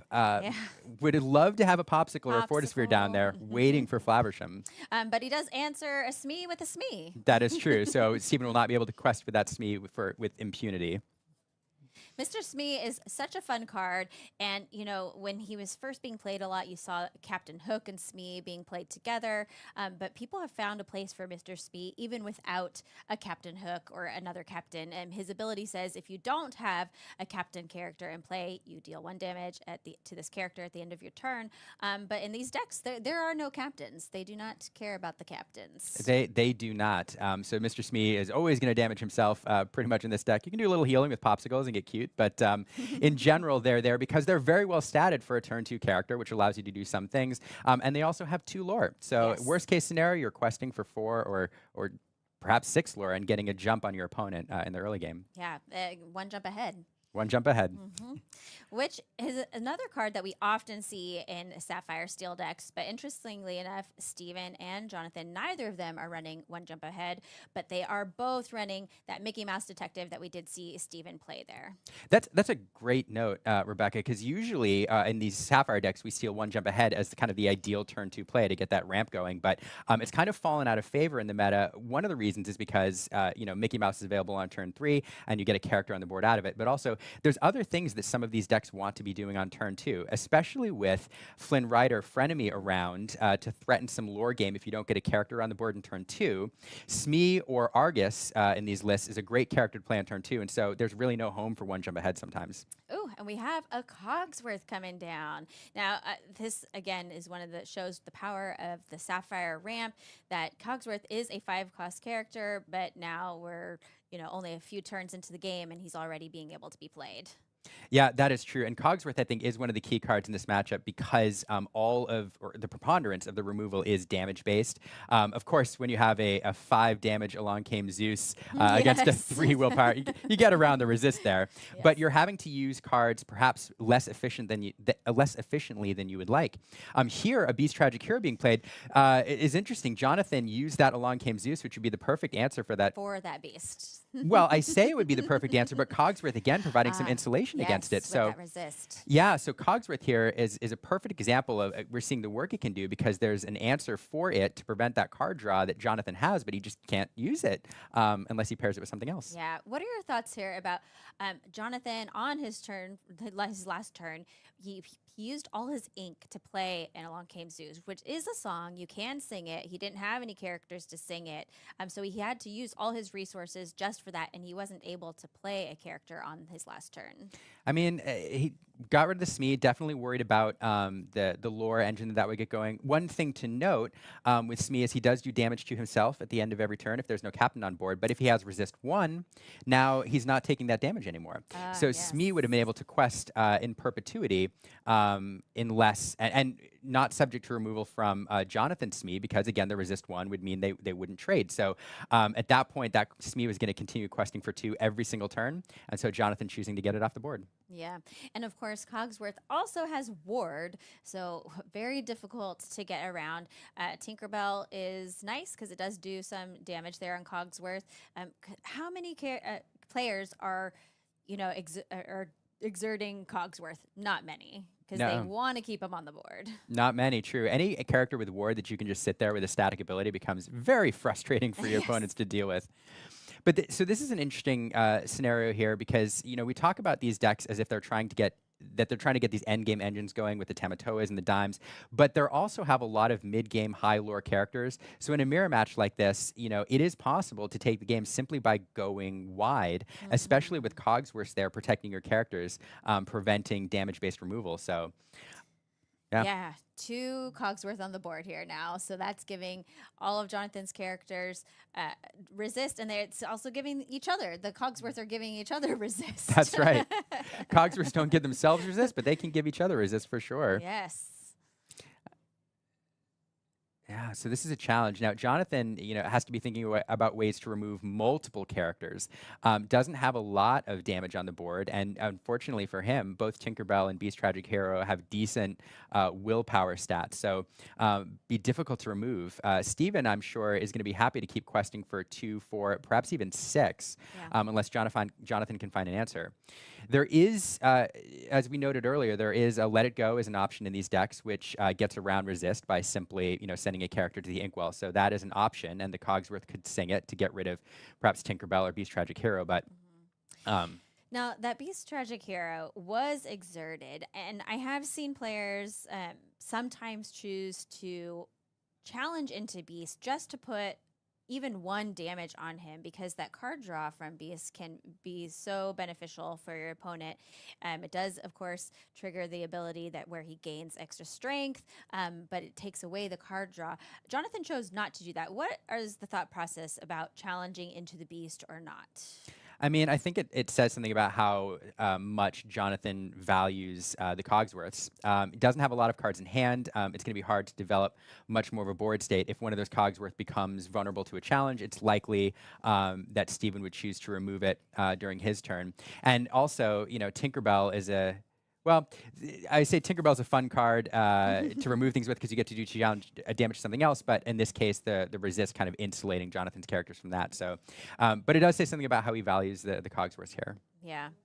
We do see a Lucky Dime in Jonathan's hand, which I know is one of those key cards that you said, but he doesn't yet have a Tamatoa, and he also doesn't have any other items. He hasn't found his Flaversham, whereas on the other side of the board, Steven has been able to find a Popsicle. He has the Flaversham on the board to get that draw engine going. And I don't know, Steven's just looking like his board is in a much better place at this point in the game. It's very hard for Jonathan to come back from this for a few reasons. The big one is, I mean, there's just a lot on the board to deal with, and your only mass damage cards are not as effective. The Grab Your Swords are not as effective with the Cogsworth on the board. The other thing is Jonathan just has a really rough hand. He's drawn into 2 Lucky Dimes, neither of which are very good from her right now. He just drew another Cogsworth, which is a card you like to see, but it's not going to deal with those threats. You also have a Grab Your Swords, and with Cogsworth on the opposite side of the board, that card's going to deal 1 damage to everything, so just not what you need to do.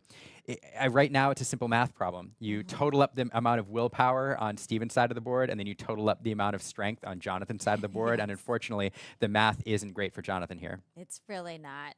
Now, he has 3 Cogsworth, and I mean, it's a great card, but I'm sure Jonathan is kind of wishing he had some other characters on board besides just Cogsworth. I know. I mean, if Jonathan were in the lead on lore right now and had, a more decent size board, I mean, it's a big board, but let's say more lore on the board, it would be a fantastic position to be in. Yeah. Now, I do say, have more lore on the board, but the Cogsworths do have 2 lore each, so that's 8 lore represented. That could get him to 12, so that's a lot of lore. Unfortunately, Steven's in the driver's seat right now, having quested already to 12, and yeah.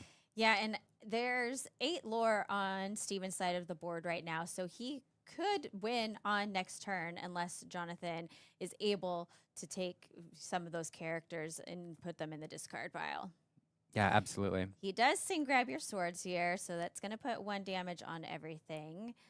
doesn't get rid of any characters, unfortunately, and that resist, like you're saying from Cogsworth, really kind of diminishes the power of a card like Grab Your Swords. Yes, I mean it does not feel as good as No. 2 damage across the board. Yeah, the mob was very small there on that Grab Your Swords. Yes, they grabbed very few. Yes. Maybe a pitchfork or two. So now Jonathan doing the math here, trying to figure out which character he wants to move, takes care of the Beast Tragic Hero. But we're thinking through this. There is a note. So one fun note in Beast Tragic Hero for those watching. Beast Tragic Hero does say that if at the start of your turn it has no damage, you draw a card. If it does have damage, it gets extra strength, but only for that turn. And so on your opponent's turn, so on Jonathan's turn here, it doesn't have that extra strength advantage. So something that Jonathan, a little bit of relief there for Jonathan if he chooses to take care of the Beast. Which it does look like he's putting some damage on the Beast, but it's not going to be enough, I don't think. That is true. Now, he has removed enough, 1, 2, 3, 4, 5, 6, 7. So he's removed enough that Steven can't win with what he has on the board. 1, 2, 3, 4, 5, 6. And he only has 7 ink, so even a lucky dime won't have enough to activate it. So Jonathan successfully bought himself another turn here. Would have been nice if he's at a little more lore, forcing Steven to into a challenge rather than questing out again. But Steven has a decent amount of ink and a lot of cards in hand, so we'll see what his answer is here, but he's probably got one. Yeah, and we do see Flaversham eating that popsicle. They're very tasty. Mm-hmm. To draw 2 cards. Oh, a bell. A delightful card. So delightful. Strange but special. She's, yeah, really special here because Belle normally only quests for 1, but when you have at least 10 ink in your inkwell, she quests for 5, which, yeah, I mean, Steven already had a strong board, and hey, why not put down another Belle? Yeah, so lots going on here. Bell, Strange but Special is a great card. Not only does it get extra lore when you go up to 10 ink, but it allows you to ink an extra card from your hand per turn. So combo here where Steven played the Bell and then played an extra ink and then used that extra ink to play the next Bell, which allowed him to ink another card, which allowed him to play a Smee. So just flooding the board right now. So Jonathan has to have just all the answers. Yes, and Jonathan doesn't have any answers and concedes and said, Steven, this one's yours. Yes, absolutely. Just too much on the board to deal with. And, I mentioned earlier, I thought the Cogsworths would be key to this matchup. I think they still are. Just all of your mass removal and a lot of your damage-based removal just become so much worse when there's a Cogsworth or 2 on the board. So we do, to highlight again, we do talk about these decks often as if they're combo decks working towards the end game where you have those key pieces going. And that's generally what they're trying to do, but a lot of high lore characters in the mid game. So if you can get 2, 3, 4, 5 of that with a Cogsworth, you can run away with the game before turn 10, which is where a lot of these decks are trying to get to. And that's exactly what we saw happen. And in this mirror match, a lot of decks won't go wide when you have threats like Be Prepared on the other side of the table, but you don't have that in this matchup. So he felt very comfortable going wide, having that Cogsworth, and Steven was able to take the win. Absolutely. And unfortunately, Jonathan, lucking into not the best cards. You want to draw a lucky dime. You don't want 2 lucky dimes in your hand on turn 5. No. It's just not ideal. They're not inkable, and they're just rocks. So in that case, unlucky dimes. Unlucky dimes. Yep. Yeah. Well, let's see if Jonathan is able to find the cards that he wants in game 2. He's still not out of it yet, so we'll see if he can find the answers this time. Yes. Again, we are now in a best of 3 format. So Steven took game 1, but Jonathan still has a chance to take game 2. And if he can also win game 3, he would go on to top 16.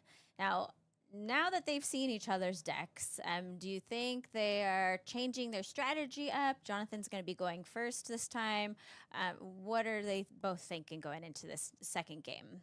It's a great question. I do think they both generally have the same or similar game plans. They've probably studied their opponent's decks at this point. They know the differences. And more importantly, they're mirrors of their own decks. And so going into this, they kind of knew what they wanted to do. And I don't think that will change. I think both of these players are very, very smart. And so they knew kind of their 2 outlets to victory were pursue the end game combo or kind of mid game, flood the board with high lore characters. And I just think they'll probably have consistent approaches to this game. Yeah, the blue steel deck is just it's very strong, but it is a really complicated deck to play sometimes. Yes. There's so many different lines of play in this deck, so many little decisions that you can make. And so watching players like this pilot these decks so well, it shows you how strong this deck can be, but it's not an easy one to play. No, I think it's widely considered to be one of the most difficult, if not the most difficult, top tier deck to pilot in this format and previous formats. Yeah, I tried playing it myself, and it is fun, but it took a lot of brain power for me. So I decided to move on to a different deck. Yeah, there's just so much, that can go wrong and so many mistakes that you can make throughout. And sometimes, one important card to remember, Fishbone Quill. Yes. Fishbone Quill allows you to ink things out of your hand in order to ramp your deck. Both these players are running it. And it allows you to ink things which you wouldn't normally. And so in the early game, when you're choosing aggressively to ramp, a card that you give up may come back to bite you later. That's the fun thing about Lorcana is sometimes a single inking decision has ramifications in the later game. And so you can win or lose games based on a single decision of what to ink or what not to ink on a given turn. Absolutely. And in the Sapphire, like you're saying, you are inking a lot with that ramp. And we do see Jonathan with his opening here, though. He found that popsicle Yes. this time. Steven also had a popsicle. It must be very hot out. Yes, indeed. And followed up by a Fortisphere. I actually love the Fortisphere. I know that in this deck, that it has you get to draw a card when it's played. It has a secondary ability where you can banish the item to give a character bodyguard, but we don't often see that ability used, especially not in the Sapphire Steel deck. No, it is occasionally used, but you're right. Yeah. Very rarely. It is more used for that card draw, that consistency, and then as Flaversham food. Probably food. Probably not Yes. as tasty as a popsicle, Not right? as tasty. I wonder what flavor Fortisphere is. That's a good question. Yes. What flavor is steel? I don't know. I'll have to ask Mariana Moreno. She drew the card. So here we have Mickey coming out and ramping Jonathan here on turn 4. And I don't know if he has the Flaversham available, but a card we might see next. One thing to note on the Fortispheres and the popsicles, they are, not only are they item food, not only draw you a card, but really what they're doing is they're making the deck more consistent. And so I think Sapphire Steel players were really excited this set when they saw the Fortisphere come out, because it's basically, when you're looking for key combo pieces and things that you have to see during a matchup, like Flaversham or the Lucky Dime or the Tamatoa is in the late game, it's kind of a filler slot. It's a card that allows you to move to those combo pieces faster and then gives you a little bit of a benefit because you have item synergy as well. Yeah. And of course, because of the deck restrictions, only being able to put 4 copies of a card in your deck, having a popsicle and a Fortisphere, they both fill kind of that similar purpose in the deck. Now you have 8, essentially. Double popsicles. Double popsicles.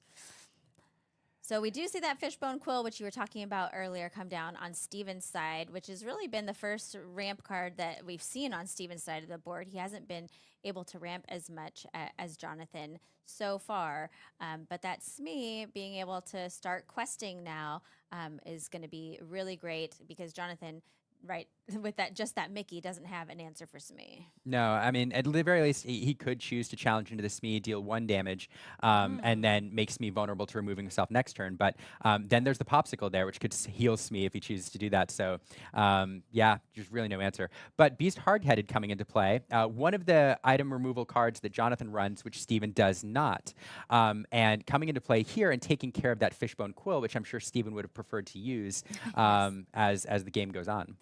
Yes, yeah. Steven was waiting to sign a contract with that Fishbone Quill, but didn't get a chance to. No, no, not at all.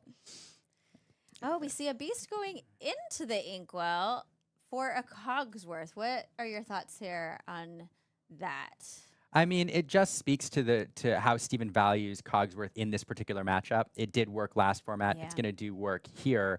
It's a card that if that beast is removed and doesn't threaten the Smee, even if it does threaten Smee, but Smee's not damaging himself here. So Jonathan can't wait out Smee.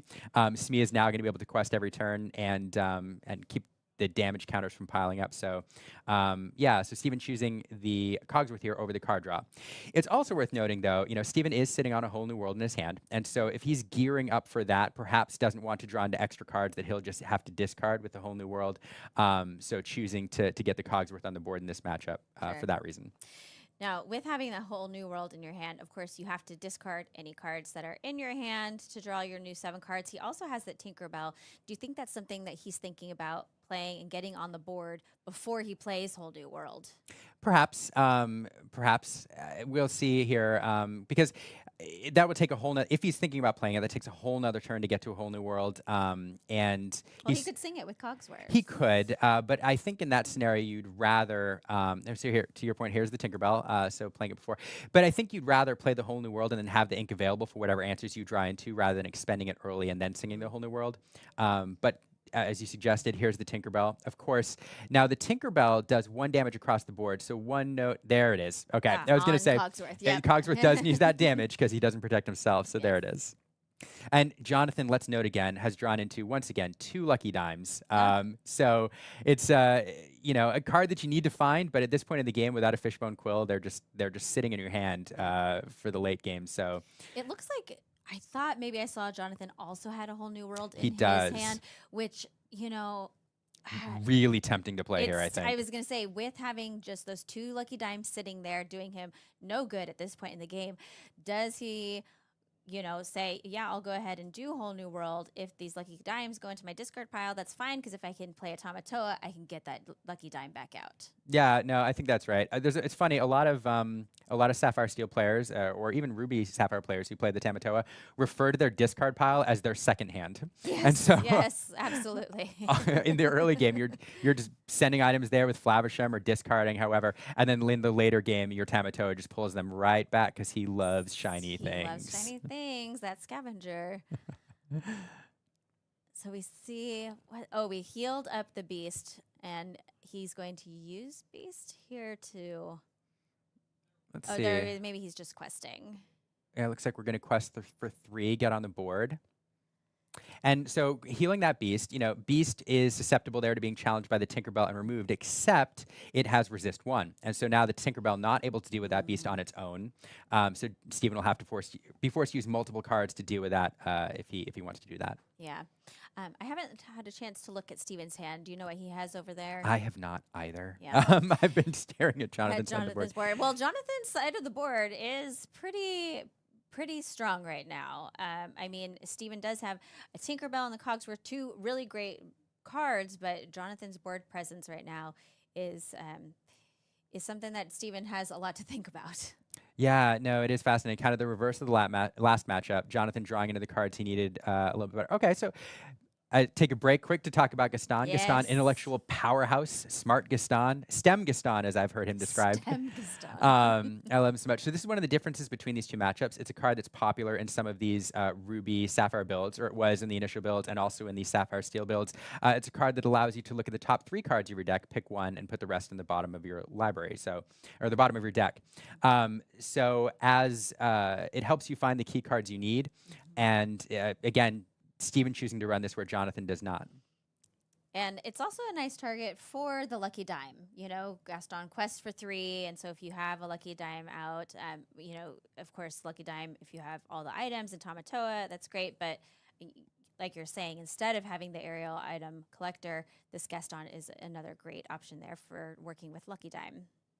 And so I didn't see if he got the Fishbone Quill off the Gaston. I believe he did. Okay. Yes. So thinking long and hard about it, choosing the Fishbone Quill. So it's a card that you like to have in these Whole New World decks, because then one of your little sub games is maximizing your inkwell as you're forced to discard cards to the Whole New World. So ink twice per turn, and then by the time you Whole New World, you've accumulated significant ink to do hopefully more than your opponent with your fresh hand of cards. Yes, especially if you can sing Whole New World. I mean, if you have to, I don't know. I mean, Sapphire always does have a lot of ink, but even still, you don't want to use your ink for a Whole New World. You want to sing it. Absolutely. You much prefer to sing Whole New World. It's a much better card when you can sing it. Absolutely. It's shining, shimmering splendor for Tamatoa. It's a nice little matchup here for that grab as well. Indeed. I believe it's still Steven's turn, or did he pass it over to Jonathan? I think it's still Steven's turn. So he's thinking about here about what he wants to do. He could ink some. He did pass. Okay, so the Fishbone Quill went into the inkwell. Okay. Okay. Yep. So maximizing ink on that turn. Maybe that was the only inkable we had, and now perhaps it's an indication we'll see Whole New World. Let's see what happens here, though. At this point, Jonathan, though, drawing a card that doesn't do him a whole lot of good. He draws an Argus, inks it, and he's sitting here with 2 uninkable Lucky Dimes and Whole New World. So kind of the calculation here is Jonathan's looking at the board. He's looking at his cards. He's looking at the lore. He's trying to figure out, do I like this board state? Am I satisfied with where things are and questing and forcing Steven to respond, or do I want to do something else? Here we play the Lucky Dime. We have just enough ink for that. That's a fun note. Jonathan, in order to play that Lucky Dime, needed to draw an inkable card. He drew one. Yeah, because he had just the Whole New World and 2 Lucky Dimes, which are all uninkable. Right, and so he's happy to get that down on the board now.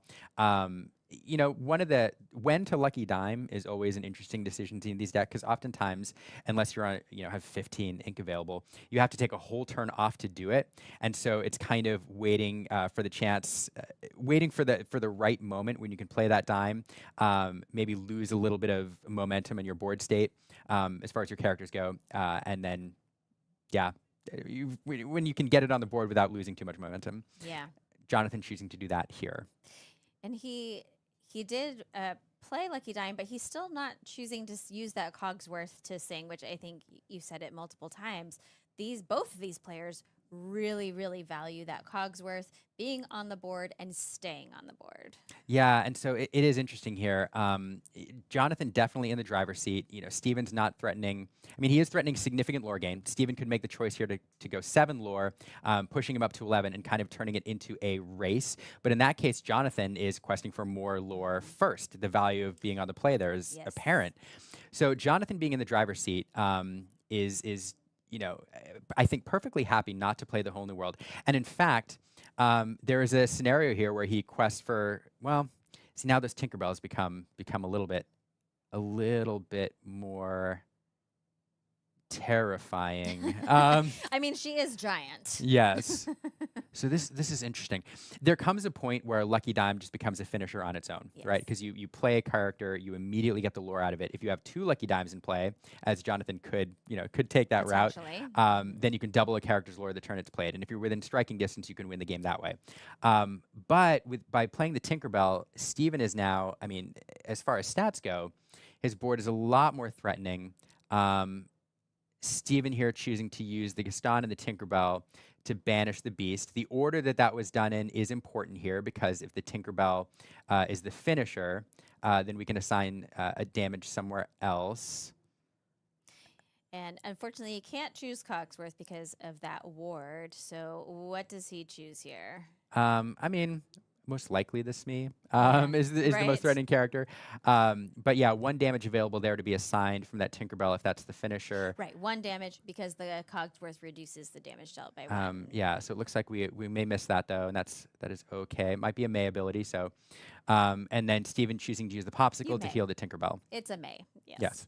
Yes, wording on cards is important, and anytime that you have a card with an ability that says you may deal 2 damage in the case of a Tinkerbell, or you may draw a card, a player at any point could choose to not do that thing. And another Cogsworth here is a great card to top deck when you're looking at 2 Tinkerbells, because now that May ability that we talked about doesn't apply. Doesn't apply at all. Can't choose the Cogsworth, and that resist 2 and all those other characters make that challenging. So Jonathan here choosing to quest for more. Really what Jonathan's trying to do is put himself within striking distance of closing out the game. He has 2 ink available here. He'll probably use that Lucky Dime to get another 2 lore off of any of his 2 lore characters. Yeah, and it's I think he just Cogsworth. I think he just went up to 12 with questing with the Mickeys and the Smees, and then the Dime, I'm assuming, went off of one of his 2 lore characters, so I believe he's at 14 lore now. And, Lorcana is a game of maths, and sometimes you're having to do the exact right calculation. And so if you look at what he has now, he has 3 characters vulnerable to a challenge who are exerted. If Steven removes all those 3, we still have 2 Cogsworths on the board with 2 lore, and we have a Lucky Dime. A Lucky Dime. And so that's 6 lore, so that would be the game. And so Steven having to find an answer for the Cogsworths, and to be frank, there's not much available to get around that. And I think Steven knows that. Yeah, so that's a bit of a challenge. Dime removal would have also worked in that scenario, but just a lot to overcome. So Again, another interesting game. So Very the reverse interesting. here. They're very, it was like- like it was a mirror. Yes. Match. And so part of this is Jonathan drawing better this game. Part of this shows the value of being on the play in these games. And really what this came down to was the Cogsworths again going down to give your Again. characters extra value, and then which player managed to get a wide board first. Yes. And kind of go out to the lead. So. Yeah, every time I see those Cogsworth down and doing all that work, I just imagine Cogsworth, singing at the end of Beauty and the Be Our Guest, when he's finally decided to rock out with Yeah, the rest on of his own. On his own, yes. That's his old wise Cogsworth, his yeah. grandfather clock. So it's 1-1. 1-1. We are going to game 3. This is my first game 3 this tournament, so I'm pretty excited. Fantastic. Let's take a look. Let's take a look. All right, We're going to see more Cogsworth. we're gonna see more Cogsworths. We're going to see more popsicles. We're gonna see more popsicles. We're going to see a lot of the same thing. And what do you think it's going to come down to? I mean, so part of it comes down to the opening, and here we're a great chance to take a look at the players' hands and see what they're sending away. I'm only gonna able to look at one really. So Jonathan choosing to send away a lot of high cost cards, keeping a Flavisham, drawing it. Ooh, these are not necessarily the cards he wants to see. The Arguses are great into certain matchups. Here, they're not as good. You want to be doing other things. And I don't think he drew into a turn 1 item, which is unfortunate. Steven, I didn't quite see what he had. But really what this comes down to, like how can you do the things you want to do on your first 4 turns? And that's get an item on the board, get a little bit of ramp, perhaps with Mickey, and then play your Flavisham on turn 4 or 5 to start getting your draw engine going. So that's one thing. And then 2, can you get those key mid-game high willpower characters on the board that your opponent just has a hard time dealing with? Can you do that first? Yeah. I think what's really interesting about the last 2 games that we watched was Sapphire Steel is known for that popsicle draw engine with Flaversham and the popsicles and Fortispheres and other items, but we didn't really see a whole lot of that going on in either of the previous 2 games. No, that engine never really, we saw a little bit, but you're right, Little bit. not much. That engine never really got going. And the other thing we didn't see, to point it out, is a whole new world. We didn't. And all that talk about when are they going to play a whole new world, and then they never did. They said, we're fine with the world we have. Well, it's such a tough position in this matchup because when you have a deck that's designed around a whole new world as part of your strategy, but your opponent's is also playing whole new world, can set your opponent up for success. And when you're expending your resources to do something your opponent wants to do anyway, you're a little bit more hesitant to do that. So both players here, with the whole new world available multiple times, kind of trying to figure out, is it a good time or not? And both players choosing not to do that these first 2 games. Yeah. Now, interesting seeing Argus down here on the board on Steven's side. Are you think maybe that's just he didn't have any other good turn 2 options, and so instead of a passing turn, he put a character on the board? I think that's right. I mean, it is an anti-Smee, perhaps. It's really in this deck, I think, for the Ruby Amethyst matchup, and then against other decks that want to get some threats on the board early. It does overpower Flynn Frenemy, but I think you're right, Rebecca. I think there just wasn't much else available, and so that was the turn 2 play that he went with. Yeah. But Jonathan, I swear I didn't see any items in his opening hand, so it looks like he may have drawn into several Fortispheres and Popsicles, unless I saw incorrectly, which is great for him. Yeah. That Rise of the Titans, he did ink a Rise of the Titans on his first turn, but he had another one that he either had in hand or drew into, able to banish that Fishbone Quill on Steven's side, which is quite unfortunate because we know the power of ramp, and especially with some of these uninkable cards, I think that Sapphire Steel tends to run a little bit high on the uninkables because of being able to put additional cards through Fishbone Quill or even those Bell Strange specials that we see. Yeah, absolutely. And here demonstrating the power of Flavisham here.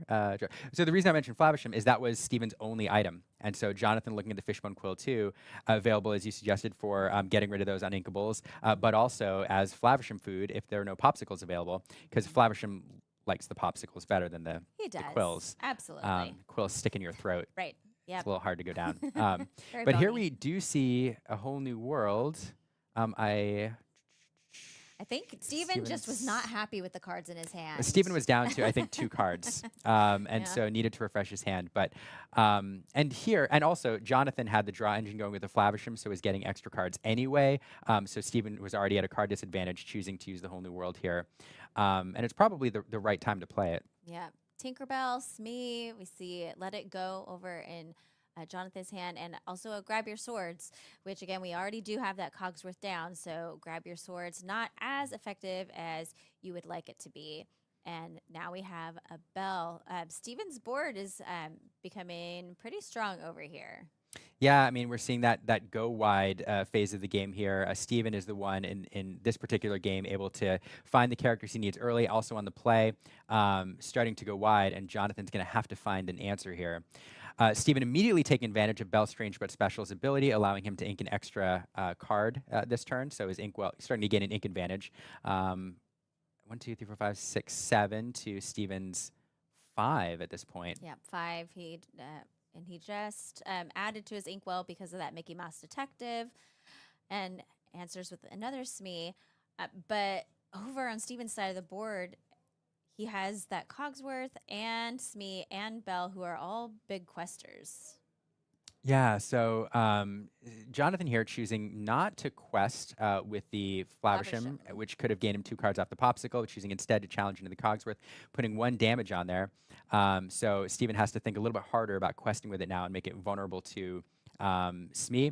And then also, Jonathan does have a Grab Your Sword, which he might consider using later. So if he can get that Cogsworth up the board, it becomes a lot more effective. But Steven really going wide here. We have a lot of characters on this side of the board.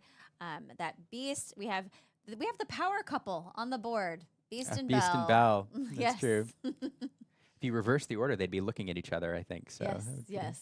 And Cogsworth. It's a very Beauty and the Beast board over there.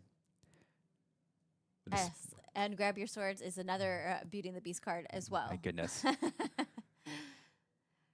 So we're going to quest here, I think. Yep, quest, and Steven taking that early lead. But as we've seen in games over and over again, just because a player can get a really strong lead in lore early in the game does not guarantee that they will win out in the end. No, but again, a lot of threats on the board to deal with, especially with that resist. So Jonathan with not a lot of strength on the board. We do have a Let It Go available. It is interesting. So Flavisham there was exerted and able to be challenged. And we let that stand. But yeah, just not a lot to deal with this wide board. Yeah. Grab Your Swords is one of the things, but because of that Cogsworth, like we saw before, it really kind of makes Grab Your Swords irrelevant. Yeah, it just won't do as much. I mean, it definitely would remove a character, it would put a damage on the beast, so that's not nothing, but it also costs 5, and without a character to sing it, Jonathan's going to have to spend all of his resources on it. So it is just a challenge. Steven representing 1, 2, 3, 4, 5, 6, 7, 8, 9, 10 lore on the board. 1, 2, 3, 4, 5, 6, 7, 8 ink in the inkwell. So here's the challenge. That is 10 lore on the board. We are at 8 ink. Inking an extra card with Bell Strange but Special will put him at 10 ink, giving Bell +4. So we're actually representing, I think, 14 lore on the board. Is my math right? 1, 2, 3, 4. I think it is, yeah. 8, 9, 10, 11, 12, 13. 1, 2, 14. 14. Yep, 14. Yep, your math is right. So which is enough for Steven to win in one turn, unless Jonathan... he does have 2 characters that are exerted. There's Mr. Smee and Argus.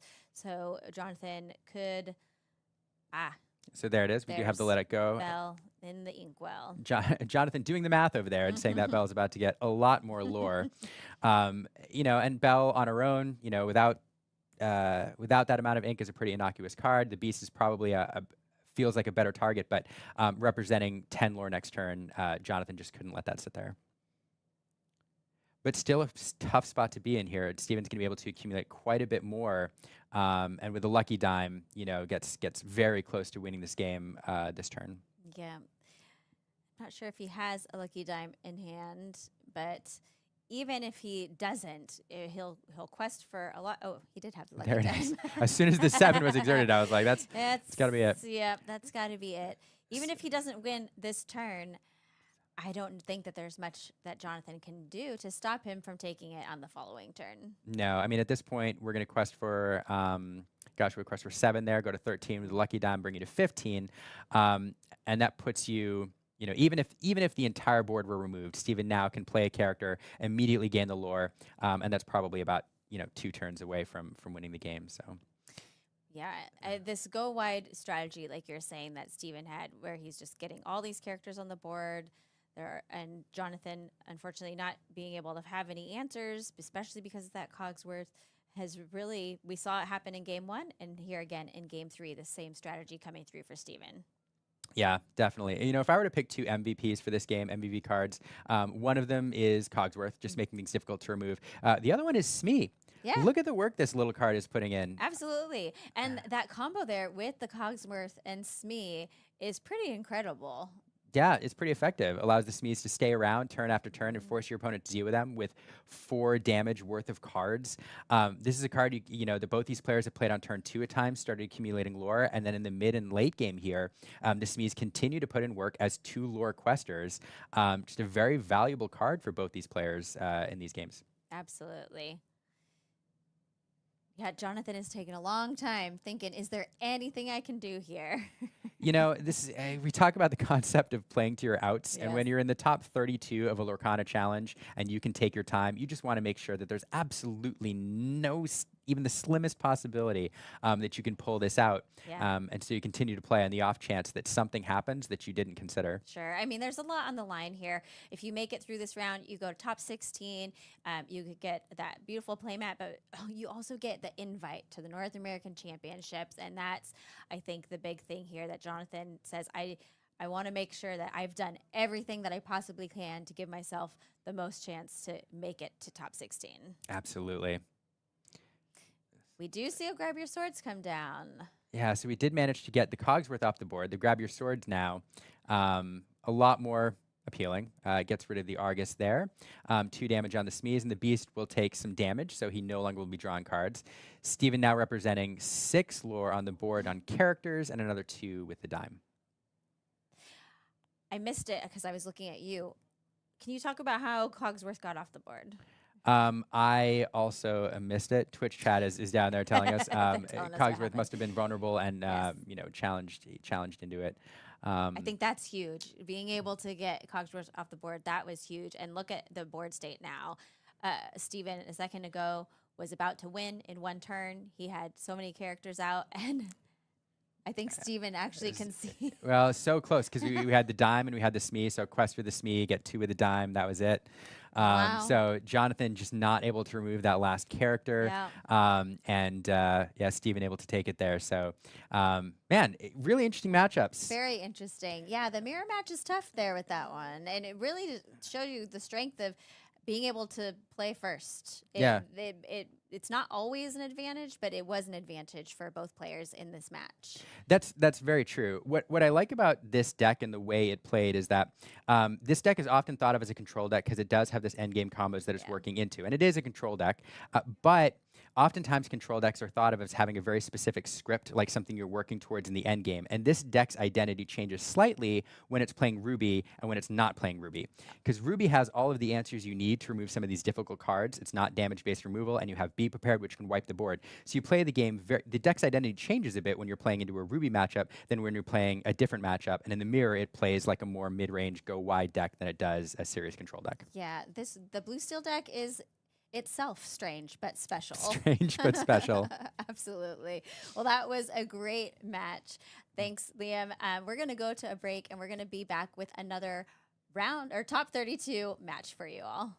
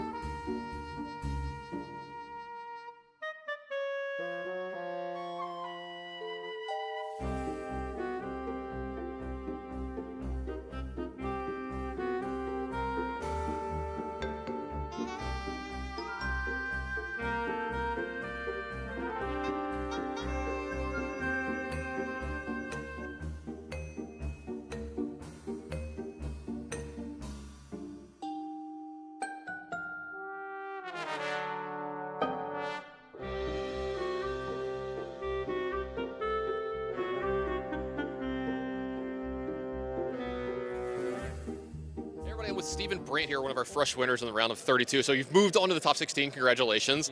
Now, you were telling me this is your first challenge.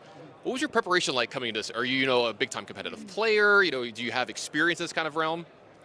No, this is my first physical card game. I played some digital ones here and there, but I competed in the set champs, got a few there, a couple wins, but other than that, this is my first physical. I didn't expect very well. I mean, I played Blue Steel into a good field, so I expected decent, but I didn't expect to get this far, so that's awesome.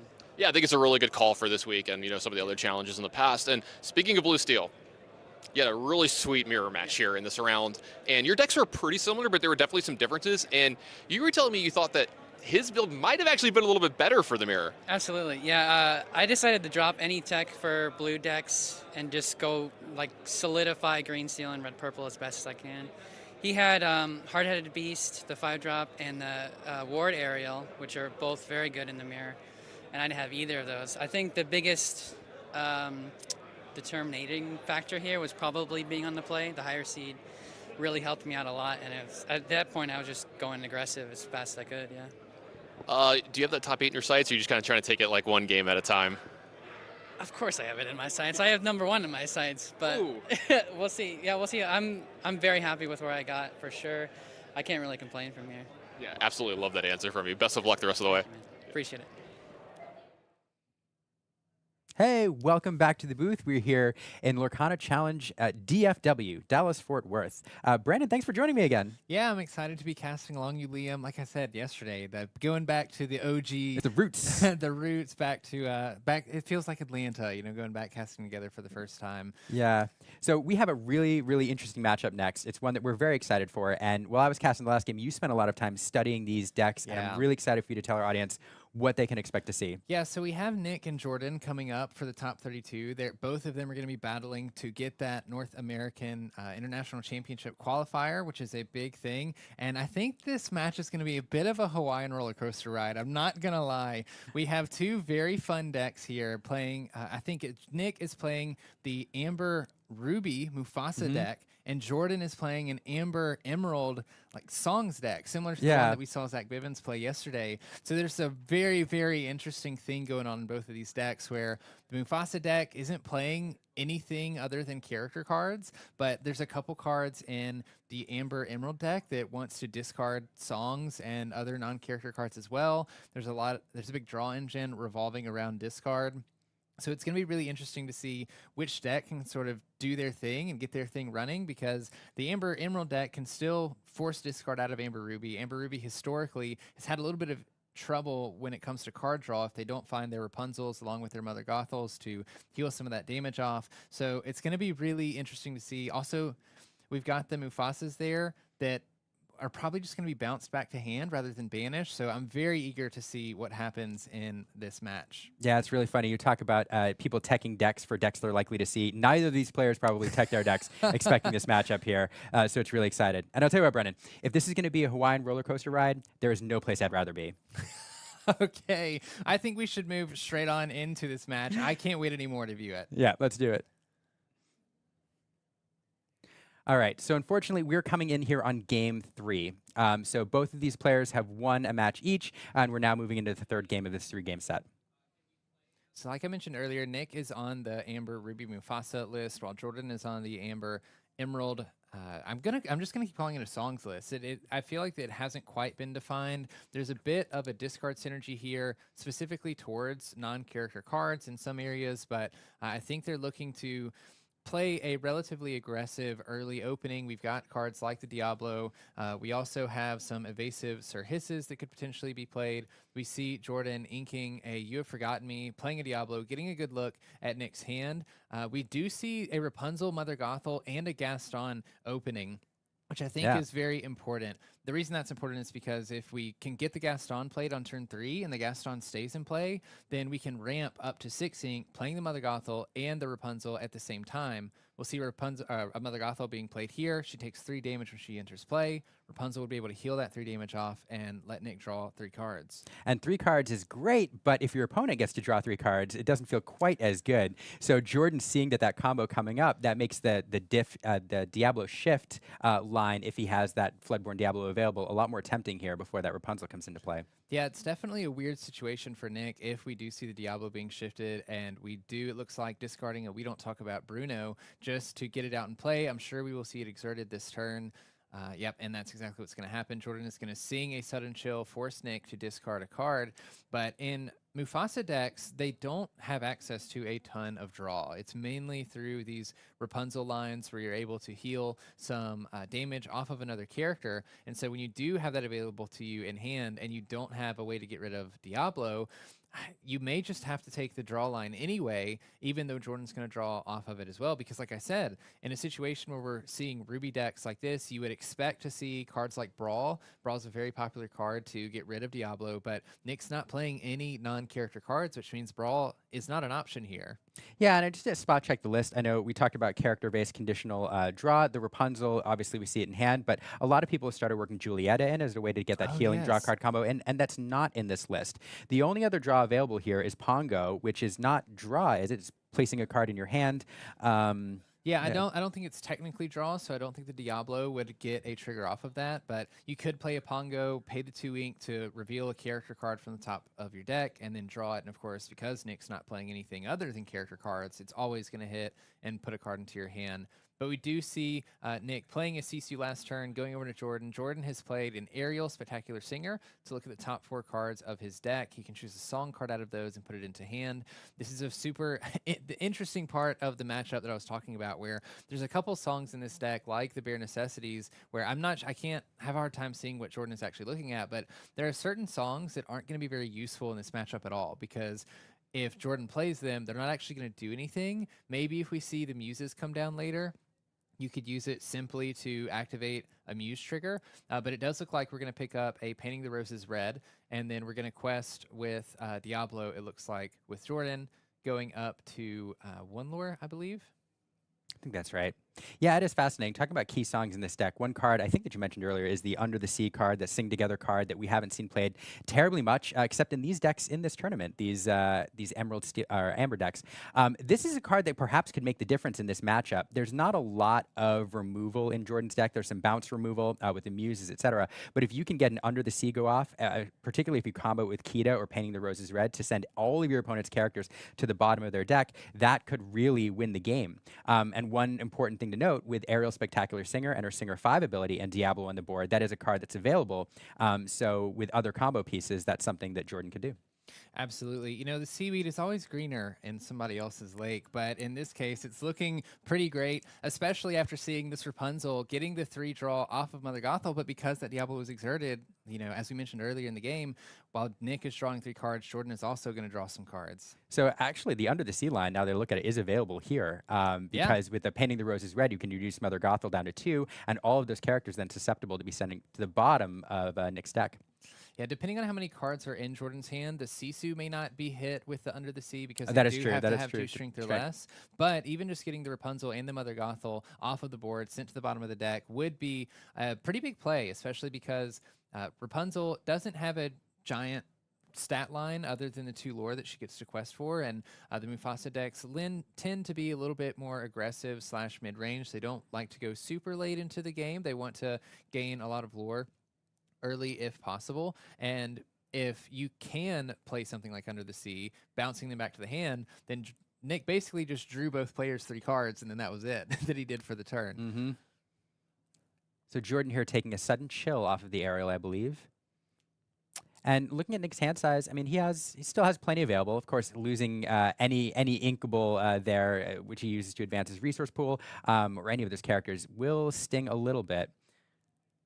Yeah, we do see a couple interesting cards in Nick's hand. There is at least one Madame Medusa. We're still the Gaston in the hand from earlier, which we can use to play multiple characters out if we want to at once, which might be the way to go. We, like you said, have to keep in mind Under the Sea is a card, so you want to be playing characters that aren't going to be susceptible to that. You don't want to go too wide and then have all of your characters sent to the bottom of your deck.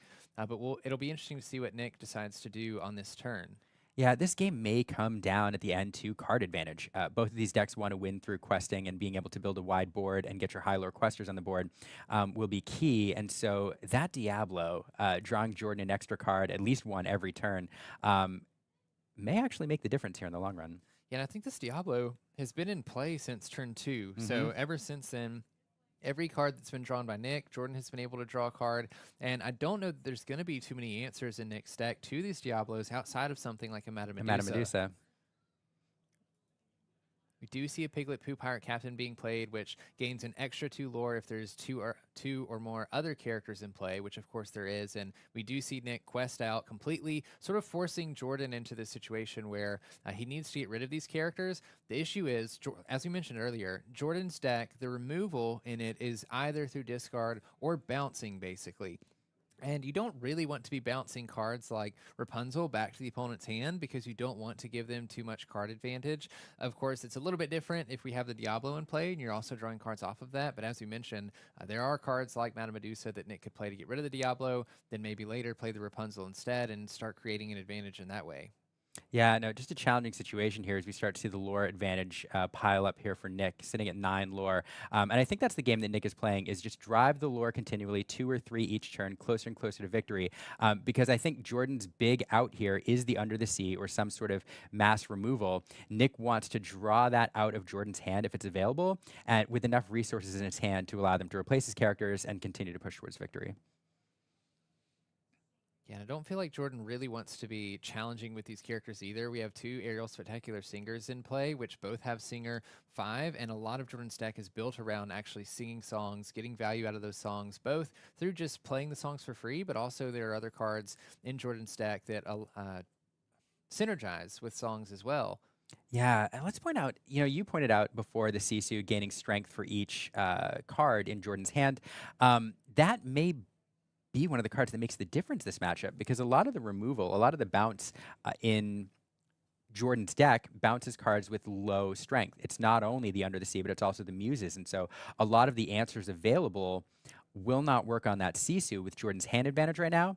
The only other way for him to get rid of them is a Mother Knows Best if that's available, or sending characters into Sisu, which just doesn't feel good when you have to trade 2 or 3 for 1. Definitely not. And it does look like Jordan is playing, or has played, a Painting the Roses Red to give Piglet and Mother Gothel -1 strength each for this turn, just to draw a card. Then we see a Prince John being played after that. Singing a We Don't Talk About Bruno on the Sisu, as you mentioned, could be a very important part in this game, a card in this game. Jordan's going to shuffle that card into his hand and randomly discard a card from Nick's hand. We're going to roll a die to see which card that is. Looks like it was number 4, and we discard. Wait for it. The Sisu. Sisu. All right. Right. The Sisu. Yeah, and I think there's plenty of good options there, but I do think a Sisu is a card that Jordan is not unhappy to see go to the discard pile there. And we talked about how important card advantage may be in this game, and we do you see the Under the Sea being sung by the Diablo and the Ursula. Jordan doing a great job of setting that up, getting the Sisu off of the board so that the rest of the cards on board Nick is going to be hit by Under the Sea, putting all of them to the bottom of Nick's deck. And we talked about hand advantage too. We also see a Prince John come into play, gaining a card off the discard from the We Don't Talk About Bruno. Yeah, I think this is going to be a big play, maybe the play of the game where Jordan has here, setting up the discard, draw, package, playing the We Don't Talk About Bruno, forcing the discard, drawing some cards, and then completely removing Nick's board. Nick's going to have to rebuild here and see if he can start challenging some of what Jordan's doing, which I think is going to be especially difficult because of these singer characters. I feel like as soon as you can keep a couple singers around and get some value out of these songs, not having to pay for them, these song decks can sort of steamroll their way ahead. Yeah, absolutely. We do see the Madame Medusa come down and finally get rid of that Diablo. One of the few answers in this deck, I think, for that Diablo. Yeah, I'm having a difficult time thinking of anything else that would just be characters. There may be a couple Sisus that we see later on that could be played and banish the Diablo as well, but of course that's an even more expensive card than Madame Medusa, so right now it's the only thing that could answer the Diablo on its own. Yeah, I mean, we are running Maleficence as well, but as you suggested, that is another even more expensive card without the shift, so... Prince John's an interesting card seeing work back in. This is a card that was very popular in the initial version of discard decks back in set 2. They kind of fell out of favor for a while, and we don't see them included a lot in Steel Emerald discard decks, but it's worked its way back into these lists, and both Zach Bivens and Jordan, 2 players that topped the 64 with this color combination, runs Prince John. Yeah, I mean, it's a great draw package, especially for what this deck is trying to do, which is discarding your opponent's cards. Not only discarding your opponent's cards, but bouncing your opponent's characters back to their hand and then forcing them to discard them. We even see Jordan this turn having played You Have Forgotten Me, then a Sudden Chill, and now that we don't talk about Bruno, that's 4 cards out of Nick's hand just this turn. And so that's 4 cards that Jordan also gets to draw off of the Prince John, which is a huge advantage in this game. Absolutely. And Nick, if I'm not mistaken, maybe in top deck mode here, so Jordan with a whole handful of cards, and Nick perhaps searching for anything to come back from this. The one answer would be a Sisu. Ooh, this feels so bad. We top deck a Pluto, which... It's bad, but also on the off chance he top decks the 8-cost Sisu next turn, does set up that play. And I think that would clear Jordan's board, no? It could. That's the one card that I was thinking that Nick needs to find, is the Sisu is the only character card that would clear the entire board. Otherwise, most of it is targeted removal or just character cards that honestly aren't going to help in this scenario. But I would be surprised if this Pluto stays around longer than this turn. Oh, we see the 3rd Aerial Spectacular Singer being played. Jordan looking at the top 4, hopefully finding a song, putting it into his hand. We find another under the sea. Oh, that feels bad, doesn't it? It does. Now Nick knows that that's just sitting in Jordan's hand. He can't ever go too wide without that card, or threatening that card to be played.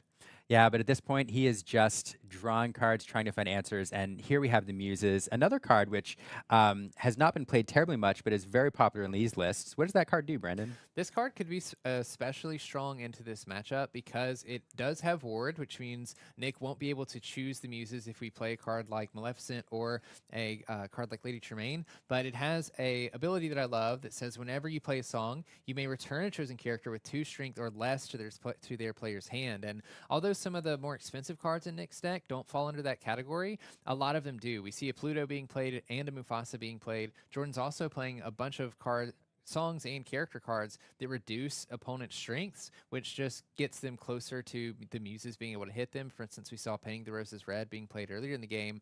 You could potentially drop Mufasa's strength down to 2 and then bounce him back with the Muses, which is big because Mufasa wants to be banished. He doesn't want to be bounced back to hand. And now we see Kita coming down in play, and another yeah, what a combo. So Kita reduces the strength of all characters on the board by 3 when she's played, and then which works nicely with Under the Sea, which then banishes, or not banishes, but sends all of your opponent's characters, as we said, with strength 2 or less to the bottom of the library. And there you go. Yeah, and unfortunately, because Mufasa wasn't banished and was just put to the bottom of the deck, Nick cannot resolve Mufasa's ability of revealing a card off the top. I'm sure he'd love to reveal a Sisu or anything. It looks like it would have been a Piglet anyway, but, you know, it turns down. It's better down where it's wetter, Under the Sea, and Jordan takes this game 3. Absolutely. You know, we talked about going into this, that the Under the Sea card, so the Kita Under the Sea combo is one of the things that the deck wants to do to kind of take control in the mid or late game, and getting to see it played, Under the Sea played twice, is what this deck is trying to do, and into this character-based matchup, that was the key to victory, was getting that combo to go off, and we saw it happen. Saw it happen Twice. More than once, yeah. Twice.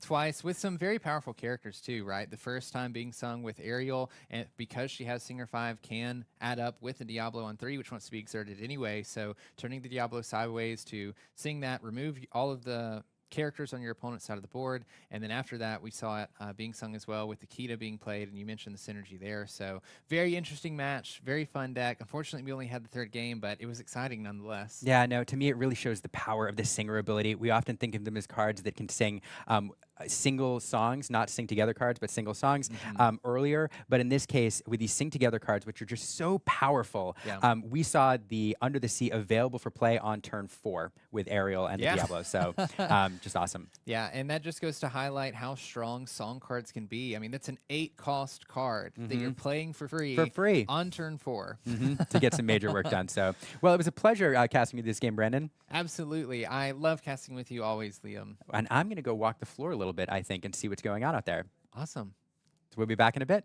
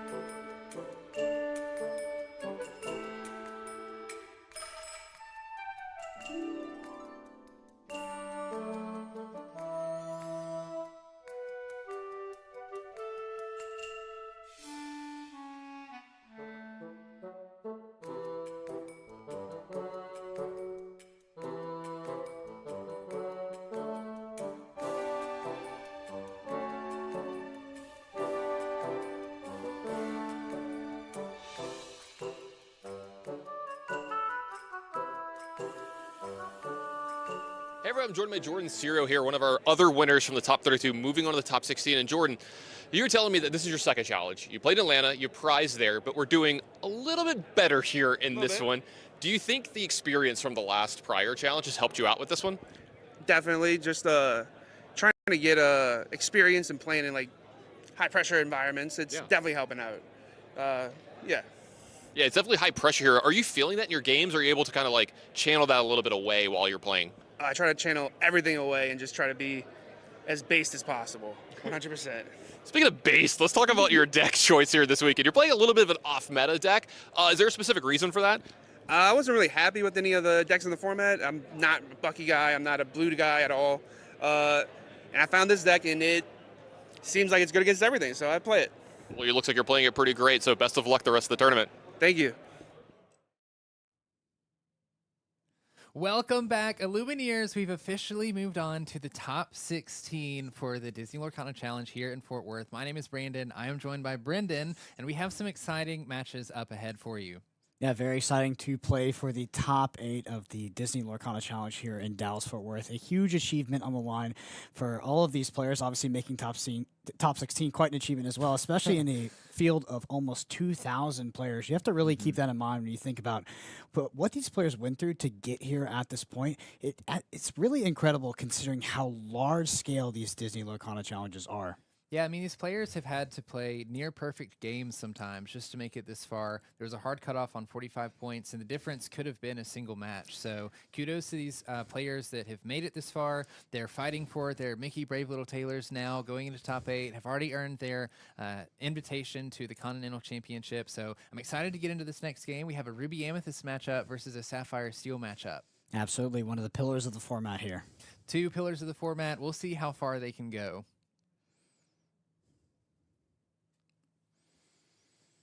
All right, so into the match, we have Edmund Chu here versus Din. We have the list in front of us. There's some particular interesting additions to these lists for the Ruby Amethyst list. From what we have, it does look like the Ruby Amethyst player has the addition of 2 uninkable 8-cost Sisus in the deck. Very atypical. Also, the 8-1 drops. Just to remind you, we did talk about the 8-1 drops versus the 4. There is a big deck building split in the Ruby Amethyst community for running 4 1 drops versus 8 1 drops. The 8 1 drops, the math on that does increase your chances to find a 1 drop if you are sculpting your hand quite aggressively for it. Brings it up to around 80 to 90%, while previous to that it is somewhere around 70 to find that, maybe slightly below. So this 1 drop into 2 drop Flynn into 3 drop Sisu is one of the best early game curves that the Ruby Amethyst deck can have, especially against Ruby Sapphire. Ruby Sapphire in the previous set, in the previous metagame, was actually very favored against Ruby Amethyst, but with the addition of this new Flynn Rider, as well as the Sisu, Ruby Amethyst is now extremely favored against Ruby Sapphire. Ruby Sapphire, as a response, has started to tech cards for Ruby Amethyst. Specifically, that's why we see the new Hercules come in, the 5-cost uninkable 7/3, as a way to deal with locations. Ruby Sapphire has a particularly hard time dealing with locations, especially the Queen's Castle. So it is a very interesting matchup right now. It is not unwinnable for Ruby Sapphire, but it's very interesting how it went from an extremely good matchup in the previous set to now probably Ruby Sapphire's worst matchup. Yeah, I think it's going to be pretty important, especially since Edmund is going to be on the play, being the higher seed. He has the opportunity to get this Flynn Rider Sisu Castle line out before Din can really respond, and it's interesting to see the ways that Ruby Sapphire lists have been teching towards this. We even see a Queen of Hearts in Din's deck list being played just to be able to have a card you can play on turn 2 to shut off the Flynn for 1 turn, but it's disrupting a lot of what you want to do in Ruby Sapphire anyway. So why is the Queen's Castle so good against Ruby Sapphire? A lot of that comes from it having 7 willpower. The Maui cannot clear it in 1 turn, and then you pass back to the Ruby Amethyst player who can either get rid of said Maui or play something like a board sweeper. It really is that 7 willpower. So also the Queen of Hearts, in conjunction with Maui, can help you clear that Queen's Castle. We also have access to Hercules, which is the new tech addition to the deck to try to deal with that location. It is particularly troublesome for the current iterations of Ruby Sapphire to deal with, and I would not be surprised if we see that this game. Yeah, we're already off to the races here. Edmund having played a Magic Broom on turn 1, being able to quest with it, gain a lore, then play a Churnabox Followers afterwards to banish it, draw a card, and then have this Churnabox Followers that Edmund will be able to quest with and banish if he wants to on the next turn to draw a card as well. So Ruby Sapphire wants to do one thing very specifically every single game on turn 2. Doesn't matter if you're on the draw, doesn't matter if you're on the play, and that is play 1 jump ahead. The 1 jump ahead is one of the most impactful things this deck can do, and if you actually look at at the curve of the Ruby Sapphire deck, it tends to go 1, 2, 4 because that 2-cost ramp card is so important and actually will skip the 3 ink plays for the most part because it accelerates straight up to 4, and a lot of its very impactful cards do exist at 4 in the form of Grammatala, here in Flaversham, How Far I'll Go, and such things like that. But now we are over to turn 4, and there is that Grammatala we talked about. We're going to look at 2 cards. One goes into the hand, one goes to the bottom, not to be confused with How Far I'll Go, which will put 1 card exerted into the inkwell and 1 into the hand.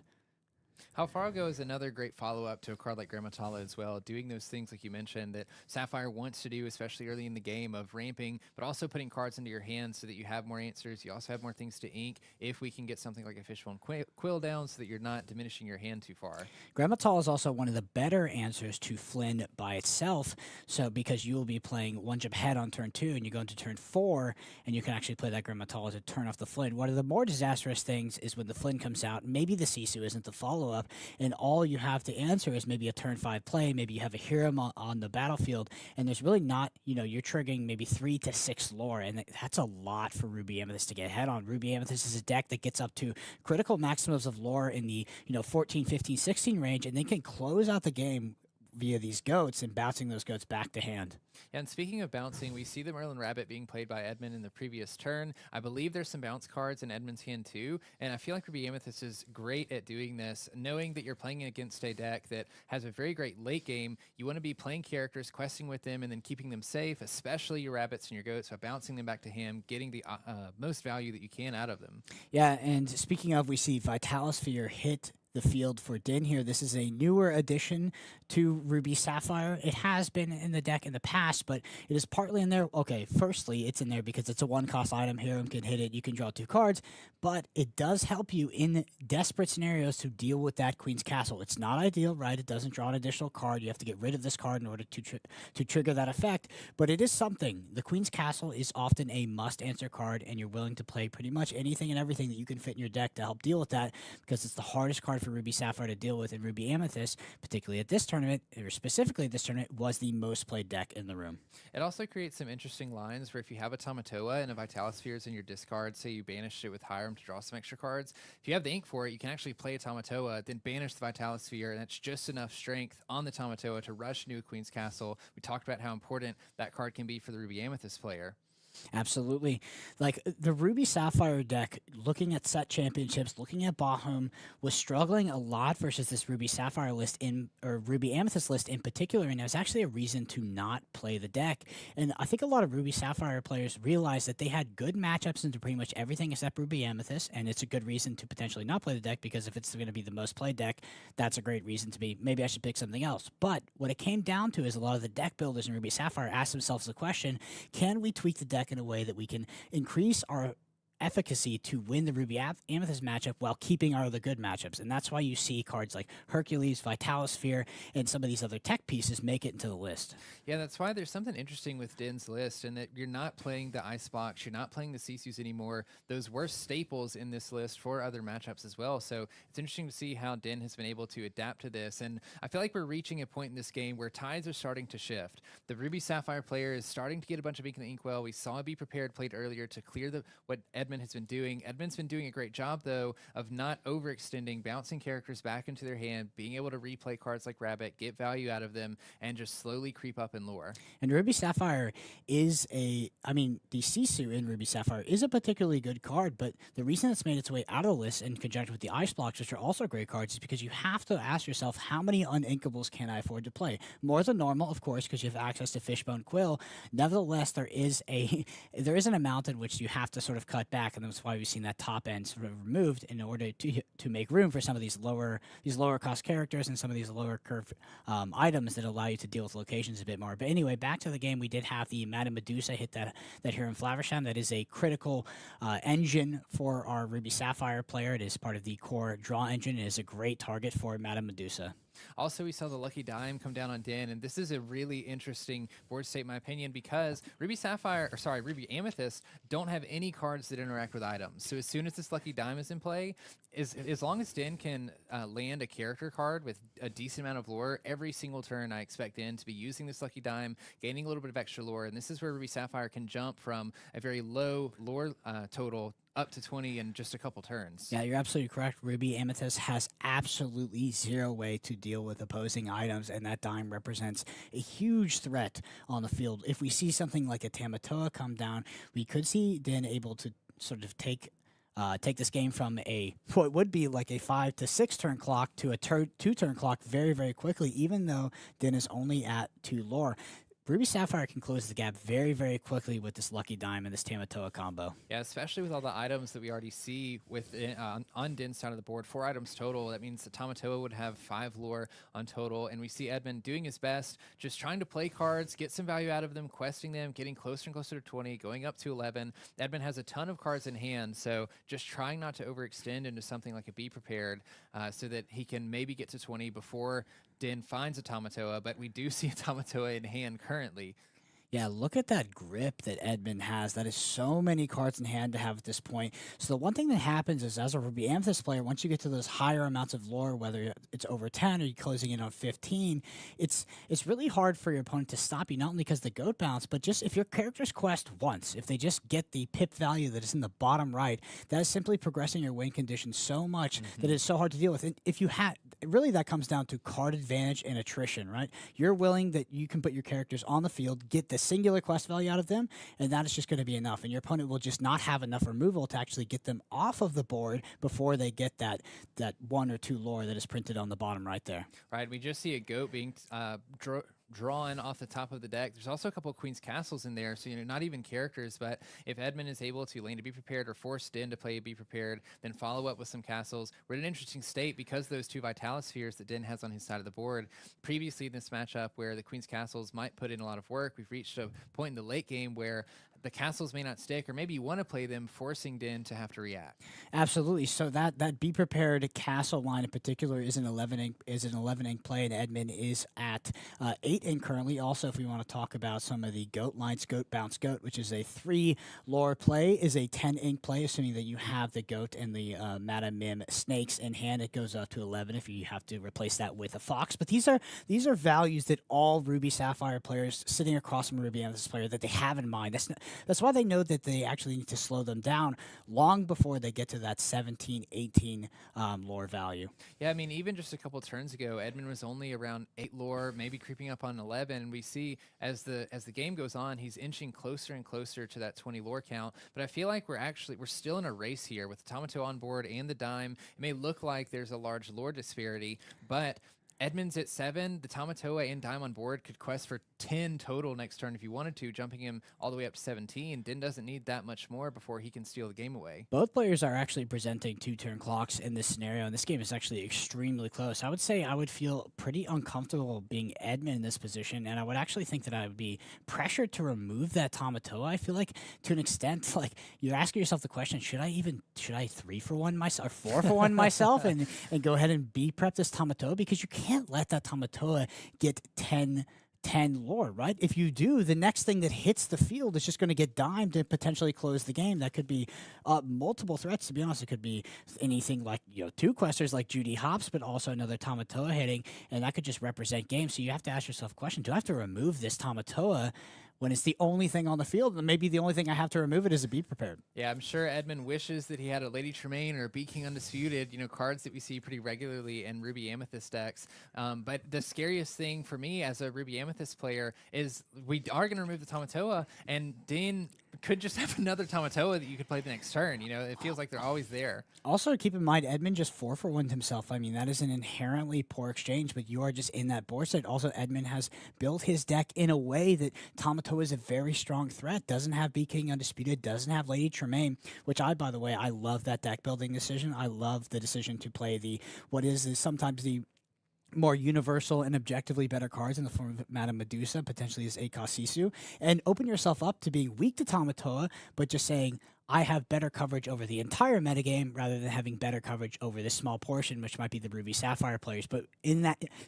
extrapolating from that, we do see Edmund actually go for a 4-for-1 on the negative side of that and have to B-prep the board with Tamatoa to stop that 10 quest. And in response, we see Din playing a Great Stone Dragon, a tech card that I've really loved. It doesn't counter a Be Prepared, but playing into a Ruby matchup where you know there's going to be a bunch of your characters in your discard pile, Great Stone Dragon allows you to take those characters from your discard pile, then put them into your Inkwell Exerted, sort of getting more use out of them than you initially did. Yeah, Double Goat does hit the field for Edmund, and the writing is on the wall. And I think we're going to see, as this game potentially comes to a close, that Be Prepared play was the correct play to lose 3 of your characters and 1 of your cards to exchange for that singular Tamatoa, because you have to slow Din down. This is Din's win condition. Din's win condition is absolutely not putting a Grammatala down and Lucky Diamond that. And you have goats in hand, so you realize that you're the beatdown, and because you have so much card advantage as the Ruby Amethyst player, and we go ahead and scoop them up. Wow, what a game. I feel like we watched Ruby Amethyst do sort of what it does best. We didn't exactly see that Flynn Sisu Castle line that we talked about early, but Ruby Amethyst was just so good at playing out just a couple cards at a time, getting that lore early so that as the game went on and that you're eventually going to lose this war of attrition, you can get up to 16, 17 ink, found the 2 goats, played those, and represented game. What's funny is that our Ruby Amethyst player actually won the battle of attrition. The reason why our Ruby Amethyst player could take that exchange of going 4-for-1 on the Be Prepared is because the Ruby Amethyst player was so far ahead on card advantage, was able to hit the Huron with the amount of Medusa as soon as it came down, was able to draw cards throughout the game, and by sheer card advantage, you can expend resources at a lower rate than your opponent, but because you have so many more cards, you can afford to do that, and that's why we saw the Ruby Amethyst player be able to make that exchange and ultimately win the game. Absolutely. I mean, Edmund had a stack of cards in his hand at the very end of that game, so I'm eager to see how game 2 goes. We'll see the Ruby Sapphire player on the draw, so I think we should move straight into that one. Let's do it. Yeah, Ruby Amethyst versus Ruby Sapphire is one of my favorite matchups in the metagame, and it's particularly interesting as we've seen these Ruby Sapphire lists tech to actually try to get more equity into the Ruby Amethyst matchup. Interested to see if we do see that Flynn Sisu potentially come out. Do you see Flynn in hand for Edmund? Obviously, Edmund is on the draw, which makes that line a lot worse. Not terrible, but a lot worse than it would be on the play. Flynn Sisu Castle is probably one of the strongest on the play things you can do in Lorcana outside of Diablo, Bucky, Diablo.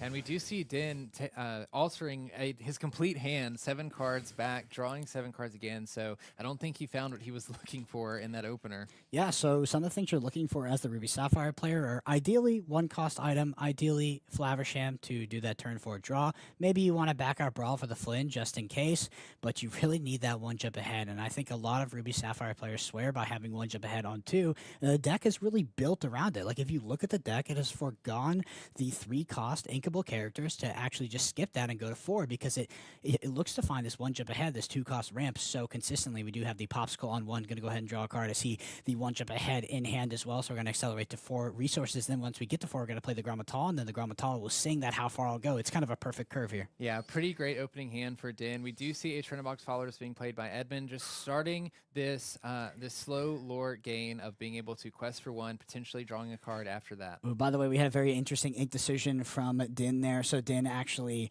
drew the Popsicle, I believe, had the Grammatala. Grammatala is the ideal turn 4 play here, but doesn't have another inkable. Everything is uninkable, so had to make the decision to actually ink the Popsicle to keep the Grammatala, and I believe actually needs to find an inkable off the top here in order to play the Grammatala on turn 4. So goes ahead and they find the Fishbone Quill, and there's our Grammatala. Grammatala is also going to sing that how far I go. It looks like we see another Popsicle off the top, as well as a Lucky Dime in the back there. Surely Lucky Dime will be going to the bottom. Grammatala just in time, too, with the Flynn Rider coming down, shutting off Flynn Rider's ability, which would give Edmund an extra 3 lore at the start of his turn if he has a character with more strength than his opponent's characters. So Grammatala serving a lot of roles here, being able to help Din seeing how far I'll go to ramp on this next turn, and also shutting off the Flynn. All right, so into turn 3 here for Edmund, we do have a Maleficent Sorceress. Going to go ahead and draw that card, replace itself. Grammatala and the Popsicle are in hand. We're going to sing how far I'll go. We're going to look at 2. One of these will go into the Inkwell. One will go into hand. I saw a Brawl as one of those cards. That's going to go Exerted. So back over, looks like we have kept the Brawl. We have another Grammatala as well as a Popsicle in hand. Going to lead off with that Grammatala. Look at another 2 cards. I think this is exactly what the Ruby Sapphire deck wants to be doing, just putting cards into the inkwell, drawing extra cards so that you can find those answers that you're trying to ramp up to. Absolutely, and is able to play that other popsicle draw card. By the way, if you should really pay attention to Din sequencing. Din sequences everything perfectly and gets as much information as possible before doing something like inking a card for the turn. It's always objectively correct to look at as many cards as possible before you make that decision. We do see Edmund just inking and playing a Merlin Rabbit for turn, drawing an extra card. Another How Far Go. We start to see the power of Man. How Far I'll Go. How Far I'll Go is a card that is often cut down from 4 to 3 in some of these lists because I feel like the power level of it is so innocuous. It's not easy to evaluate how much impact it can have on the game until you see something like this where it is just absolutely incredible. I feel like it being a song especially, being able to sing it for free and then ramp and then draw a card on top of it. I mean, having 3 of them now, Din has put 3 extra ink into his inkwell just from these cards alone. Yeah, ramp is very, very powerful in Lorcana because what it fundamentally comes down to is a lot of these cards are balanced off of being able to come into the game at a certain turn, and ramp breaks that paradigm. You're able to accelerate them out far before they're supposed to be on the field.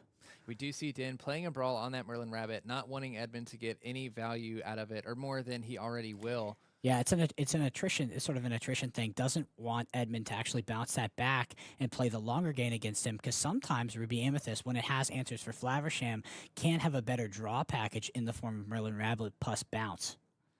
We do see a Maui being played to banish the Grimmatala as well, trying to take down Din's board a little bit. The Ruby Amethyst player being put in a bit more of a reactionary role versus what we saw last game. Which is not really where you want to be. So Ruby Amethyst can actually out-control Ruby Sapphire sometimes. I would say it's the exception and not the example. Ruby Sapphire is in general a much better control deck. That being said, if you're able to hit all of the Flavershams and you're able to stop all of the Tamatoas, and now we start to see the power level of this card. How far ago, being a somewhat recent addition to the list, not in this set, but the last set, was not in a lot of the original ramp lists. And once it made it in, it just feels like an absolute staple at this point. We're starting to see why. I mean, this is just insane. Edmund only has 5 ink in his inkwell, and I think Din has 10 or more at this point, opening up all of the lines that Ruby Sapphire has outside of super expensive ones like Lucky Diamond and Tamatoa. But we see the Lucky Dime being played now, and at this point, any character that gets played that has 2 or more lore can be a threat. And as we mentioned last game, Edmund doesn't have any way to interact with this Lucky Dime, so Edmund's on a clock.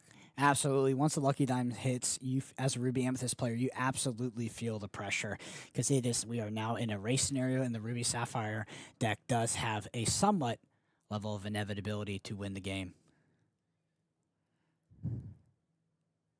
Looks like Din is passing the turn over to Edmund, and the Flynn trigger will go off because of the Maui having 6 strength, being the character with most strength on the board. Yeah, Maui plus Flynn is a very powerful combination. We are back over to Edmund's turn here. We do see the Queen's Castle in hand. Queen's Castle often better against an empty board than something that has Grammatala on it. But still a relevant potential play here. Also has access to another Maui to clean up that board and kind of win sort of this board pretty easily, right? Yeah, imagine we're looking to get rid of this Hiram Flaversham if we can this turn. Just the amount of power that you have through that card, drawing Din further and further into his deck, usually 2 or 3 cards a turn. Honestly, I think one of the heuristics, if you were to sort of look at the macro data of every Ruby Sapphire and Ruby Amethyst matchup, would be how many times did they activate Flaversham outside of the original quest. And I think you could probably, if it was more than 4, or if it was, it would be, I think that the Ruby Sapphire player would be very, very favored. It is a top priority card to actually go ahead and banish. And now we've set up an interesting board here where Edmund is the only player with characters on the board, and we do see Be Prepared come down. Don't want that Flynn gaining the extra lore off of those Maui sitting there, basically resetting the board state. Yeah, I still think that Din is extremely favored in this position. That being said, Edmund can drop something like a castle, and Din, if they do not have the correct answers, can be in a pretty bad position. We also see the Merlin Rabbit, so we can start that draw engine package of the Ruby Amethyst player here. That Lucky Dime, though, with so much lore, is just such a threat. It is such a win condition to deal with as the Ruby Amethyst player, and you have to pivot away from the controlling aspect and start to become the beatdown, because you just will not win the long game against the Lucky Dime.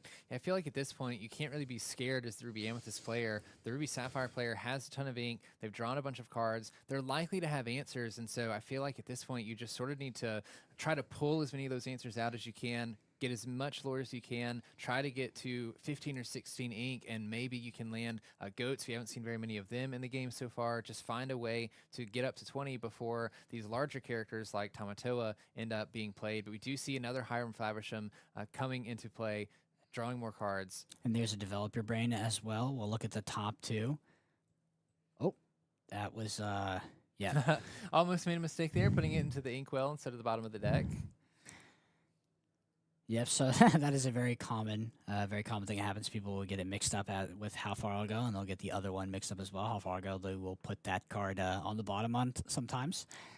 It can be difficult. There's 3 cards total in the Ruby Sapphire deck that does some variation of that. So luckily caught pretty quickly, but it looks like we're going to play Vitalis Sphere to help prepare ourselves in case there is a Queen's Castle that does come down into a relatively weak board regarding strength for a Din. Yeah, honestly, going all in on a Queen's Castle here could be the correct decision. It became less of the correct decision as Vitalis Sphere is now on the field. But if Din does not have an answer to a Queen's Castle and you start getting draw triggers off that, could be in a really, really good position. That being said, we do see that he does have that. We do see the Sisu being played, removing the Hiram Faversham, and is immediately responded to with another Be Prepared by Din, banishing that. You don't want Edmund gaining the 3 lore off of Sisu for that next turn. Yeah, and Edmund's list is particularly weak to Tamatoa because it doesn't have access to the Tremaine or Be King Undisputed. Has to be prep it every single time, so it's something to keep in mind as we move into the late stages of this game, that even a Tamatoa, even on an empty board and with no other characters insulating around it to stop those Lady Tremaine-esque effects, is still very, very powerful against Edmund's deck in particular, because it has opted to not include some of those Ruby Amethyst staples. I think you're completely right. We see Edmund playing a Flynn Rider and a Snake, just forcing Din to have another answer to threats that Edmund continues to play. Madame Medusa is the response on the Snake and not the Flynn Rider.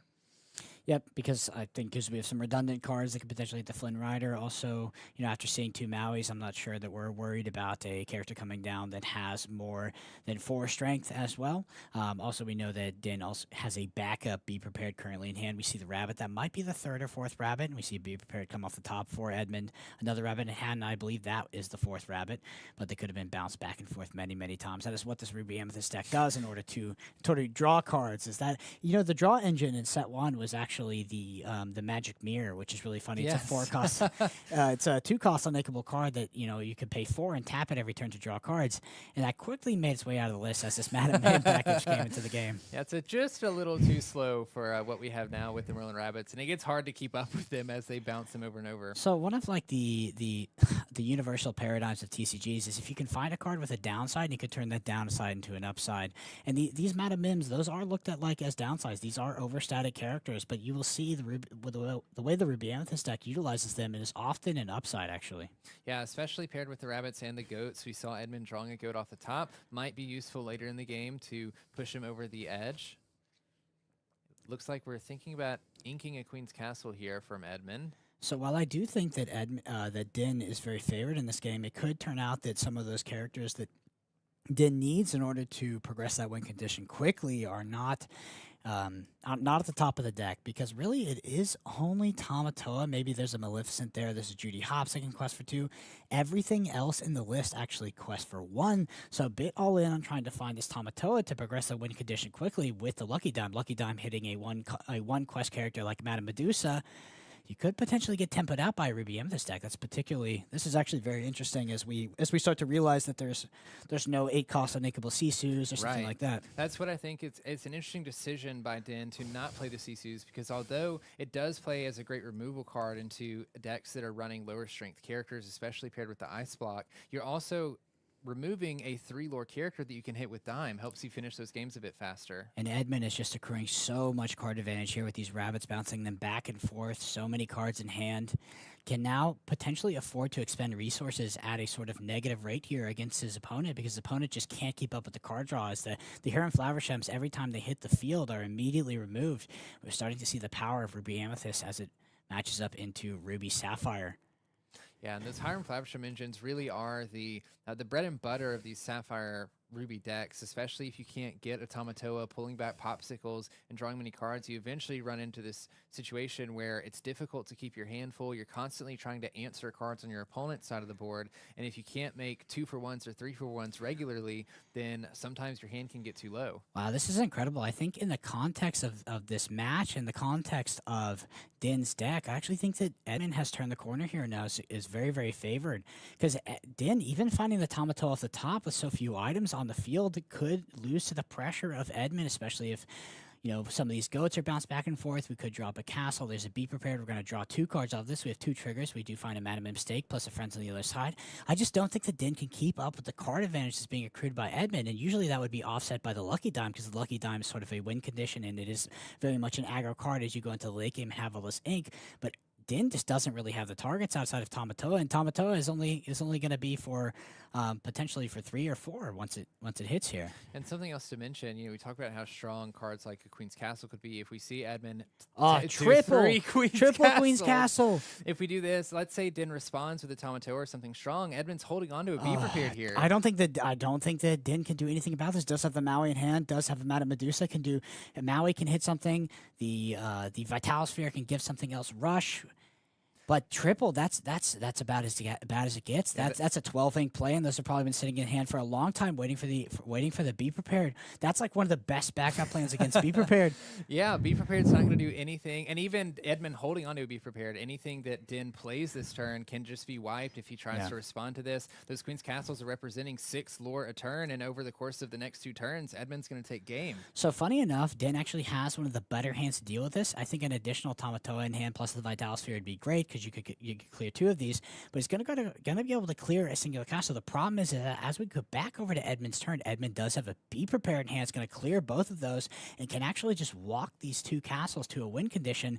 And Din's expending 2 full cards to actually try, you know, very all in on like trying to get rid of these castles with D cards. Doesn't have much left in his hand to deal with it. So if we find a Be Prepared here off the back, which we know Edmund has, I think Din's in a really tough spot. Yeah, we also, Edmund is holding on to that Be Prepared at the front of his hand in preparation. There is a dig a little deeper in Din's hand. I don't expect that that the Maui and the Queen of Hearts is going to last long enough to sing that card, but would be interesting to potentially try to play to find an answer. Din has an enormous amount of ink, so might be able to even get this off and find something to help him in any way, maybe a Hercules. We're starting to see why Edmund came in so high in our Swiss bracket, coming in at 2nd place. Just expert Ruby Amethyst play here from Edmund. Was looking very, very dire at the beginning, with Din accelerating to so much ink and being so far ahead, but the corner has definitely turned. There's not even a debate about it. Din is in trouble here. It looks like Din just inks return, passes, and it's going to go back to Edmund. I assume we're going to see this Be Prepared being played. And there it is, a Be Prepared. We're actually going to have a backup threat off of it too. There's so much ink that Edmund has, being able to be And prepared it's a and goat. follow with a goat. And it's goat. And there's a bounce. We're going to go ahead and bounce that goat back. And we are looking at game potentially on the next turn here, because we're going to go up to 18, then the goat plus another bounce, which we know is enhanced. That's a Madam Mistake plus a goat is going to be game. Not even counting the quest value of this Madam Snake that is currently on the field. There's almost nothing that Din can do. I don't think that Din has enough ink to, even if he found the Tamatoa, it wouldn't be enough. Wow, how Edmund turned. I bet Edmund was keeping those castles in hand for many, many turns. Was accruing so much card advantage, could keep them in hand, didn't have to ink them, and waited for the opponent to be forced into Be Prepping the board, then drop triple castle and change the entire narrative of this game very, very quickly. We do see a Hercules. Hercules is a decent answer to this. Hercules can one-hit one of these castles. Very, very relevant in this scenario.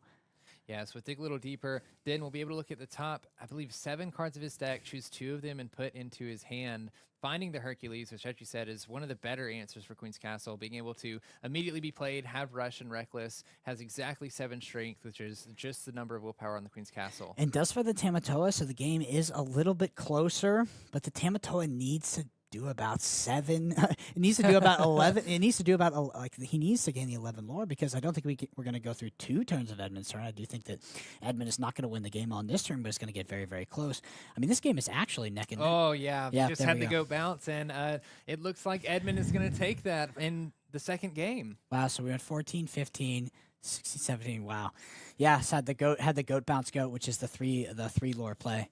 It was kind of crazy to see how much ink Edmund had there in that game. I feel like in some of these Ruby Amethyst matchups, you don't get much further than 8 or 9 ink, or maybe you go up to 10 to make sure you can goat bounce goat. But Edmund had enough to play the castles, followed up with a be prepared, and then extra cards on top of that. Yeah, so I actually missed the snake that was currently on the field, but the snake on the field allows you to go from 14 to 16 with the castle. Then you get the 17 with the snake that's currently on the field, and then goat bounce goat is a 10 ink play and gains 3 lore every single time. And out of the 3 cards in hand, we had the goat and then we had the snake. It was kind of crazy because Din had a really great opening for a Ruby Sapphire deck, especially on the play. Was able to ramp a ton. We saw all 4 How Far I'll Goes being played. I think he had 10 or 11 ink by the time that Edmund only had 4 or 5, and Edmund just played that perfectly, held on to the Queen's Castles, and then just I don't even know what to say. Yeah, Like, it was such a strong play. had the early lucky dime as well, which can often be really, really bad for Ruby Amethyst. That's something you're very scared of. But then Edmund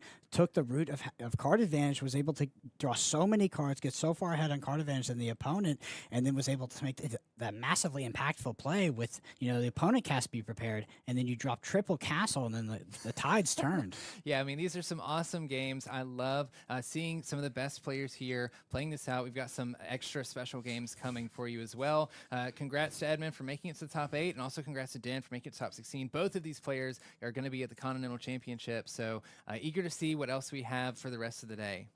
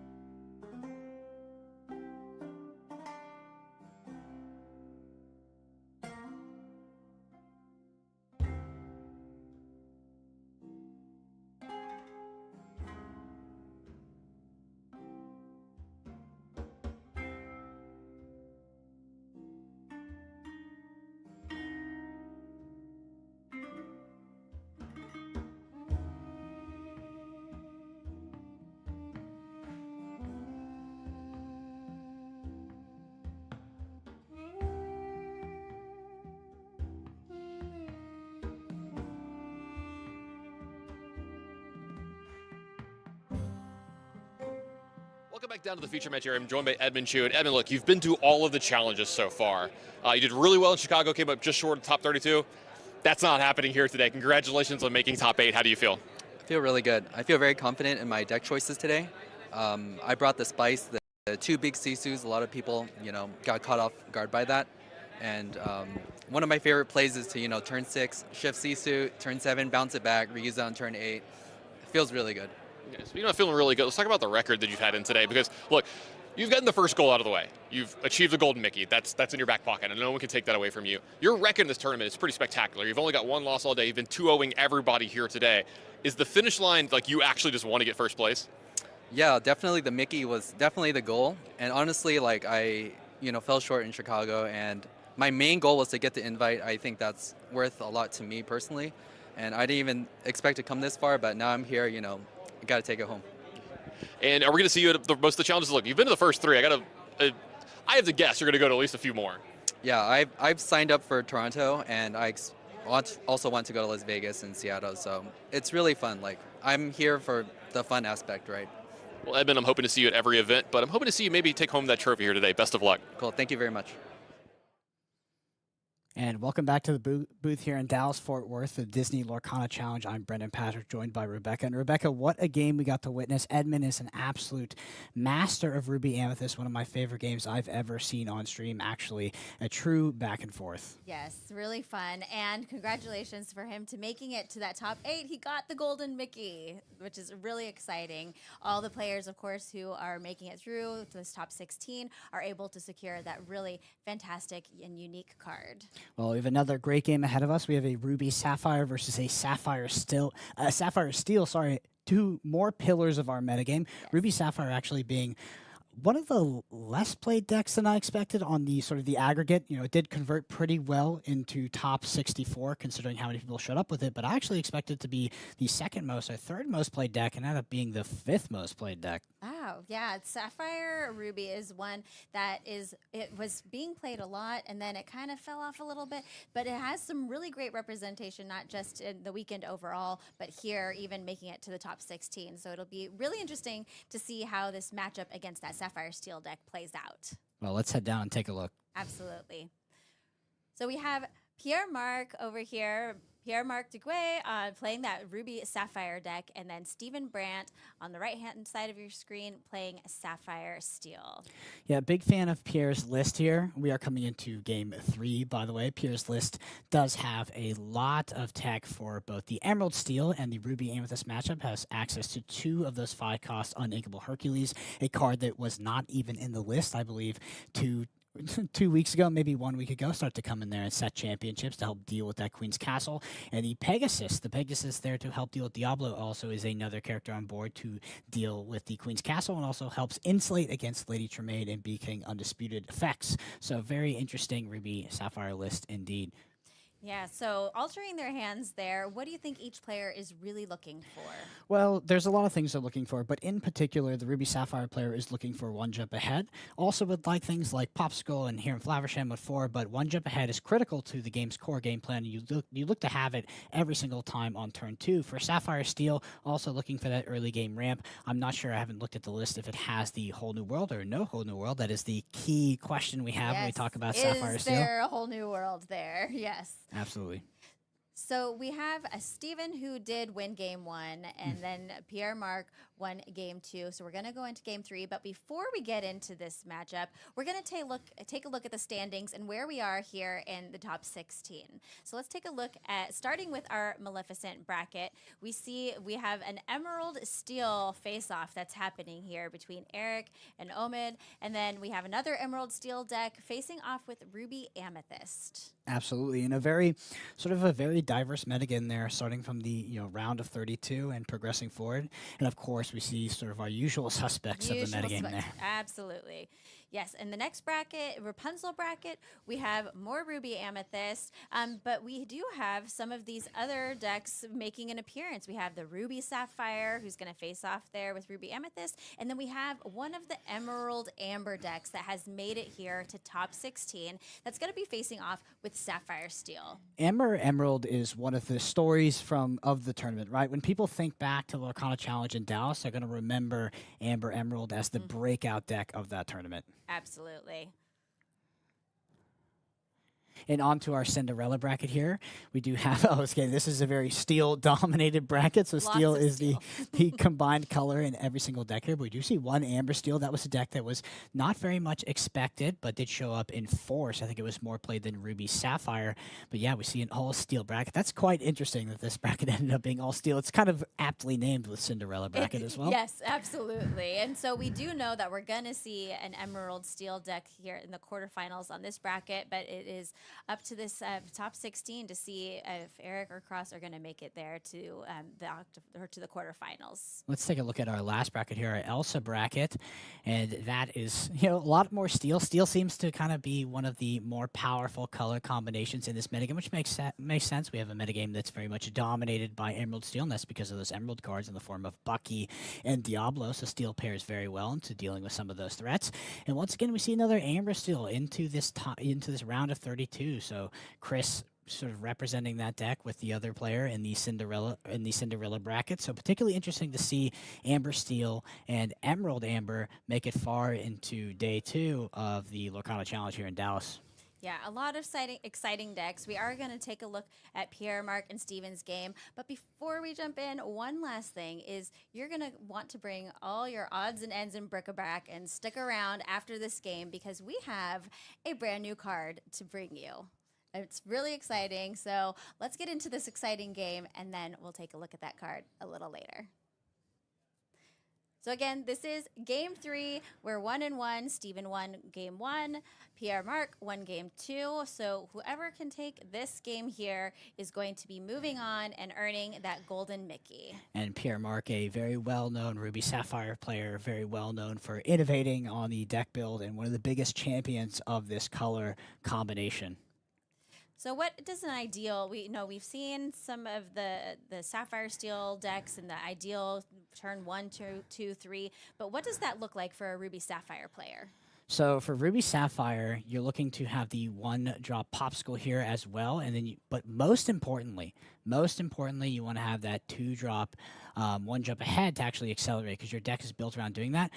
But there's one major condition. If you're playing against Sapphire Steel, you would like to find that Fishbone Quill to insulate against potential Whole New Worlds. I'm going to actually check the deck list now to see if it's playing a Whole New World, and it is. So you really need that Fishbone Quill to help insulate against that Whole New World because you want to take advantage of as many cards in your hand as possible, and you're willing to do that at the risk of card disadvantage in order to insulate against your opponent playing a Whole New World and making you basically discard those cards anyway and draw a full new 7. You want to be on a high ink value, and you want to commit things that are in your hand to board as soon as possible. Yes, that Whole New World, like we've seen in previous games, is such a strong card, and it can really disrupt your opponent, even though you're getting all new brand new cards, and so trying to get ahead of that and make a plan for how you're going to deal with that Whole New World if it does come down. Yeah, and so it does look like our Sapphire Steel player is playing the Mickey package as a way to ramp in the early game. We have that 3-cost Mickey, which I'm sure we'll see, and now we see the Argus, the Cyclops. This is usually down there to help deal with Flynn's as well as deal with locations. It is a 4-1. So not super impactful in this matchup, but if you are planning on casting a Whole New World, you might as well get as many cards out of hand as possible. And if you don't have another turn 2 play, might as well play it. Yeah, he does have Mr. Smee, but maybe he didn't find him in his opening hand when he altered. So at least he has a character on the board. And back over to Pierre. Pierre has his answer to Queen's Castle as well. Pegasus does have evasive as well, so it's there to deal with Diablo. This is very much a Ruby Sapphire deck that has been teched for this expected metagame exactly, and we see a opposing Fishbone Quill hit the field. Both players are trying to quickly ink via the Fishbone Quill in order to play around that Whole New World card.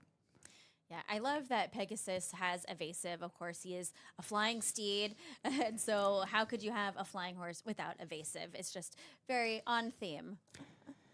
So interesting that Pierre is going to be on the draw for the third game as well. Would much more prefer to be on the play. It's particularly impactful when you talk about a whole new world because it vastly dictates how many cards you can utilize before the first whole new world is played, assuming that it is in the starting hand of the game. So not ideal, but also this matchup in general, I would say is Ruby Sapphire favored. That being said, it has gotten much better for Sapphire Steel in this set, so it's a lot closer than it used to be.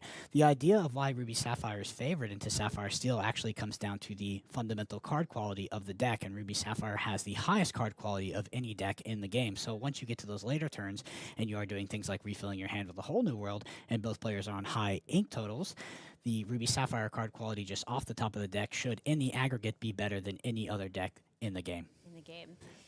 Yeah, it's really interesting when you have a pair up like this. You have Ruby, Sapphire, and then you have Steel, Sapphire, so that both of them have that ramp going. So does it really come down to it being a showdown between the Ruby on one side and then the Steel on the other side with the ramp at work? I would say the decks are fundamentally different because of a whole new world. Whole new world is very it dictates a lot of Sapphire Steel's strategy just fundamentally. So because of that, while they both are Sapphire decks and they both are ramp decks, their core game plans are somewhat different. Until you get to the late game, both decks utilize the Hiram drop package as well as the Tamatoa and utilize Lucky Dime as the end game win conditions. But the big thing that Ruby has access to that Madame Medusa to hit opposing Hiram Flavershams, as well as has access to Be Prepared to clear large board states. So one thing that Sapphire Steel does well is it insulates itself against damage-based removal because of things like Cogsworth. Well, Be Prepared doesn't care too much about Cogsworth. Both players are looking to get out an early Lucky Dime. Early Lucky Dimes are particularly impactful in any sort of ramp mirror. And we do see Whole New World in hand for Steven here. We have to wonder if it will be used this turn via being sung by that Tinkerbell. Yeah, and we did see a Be Prepared in Pierre's hand as well, and he is almost up to, he has 7 ink. Is that something that knowing that Whole New World is coming, is he going to look at playing that to clear Steven's board before a Whole New World can be played? 1000%, because you would prefer that Whole New World be... Get it. You would prefer that your opponent pays 5 ink for a Whole New World rather than sing it. It's a huge difference, actually. Playing it and spending ink to play it is much worse than singing it. Yes. So we got a Madame Medusa, Maleficent over there in Pierre's hand. I didn't see it. Steven has a Let It Go.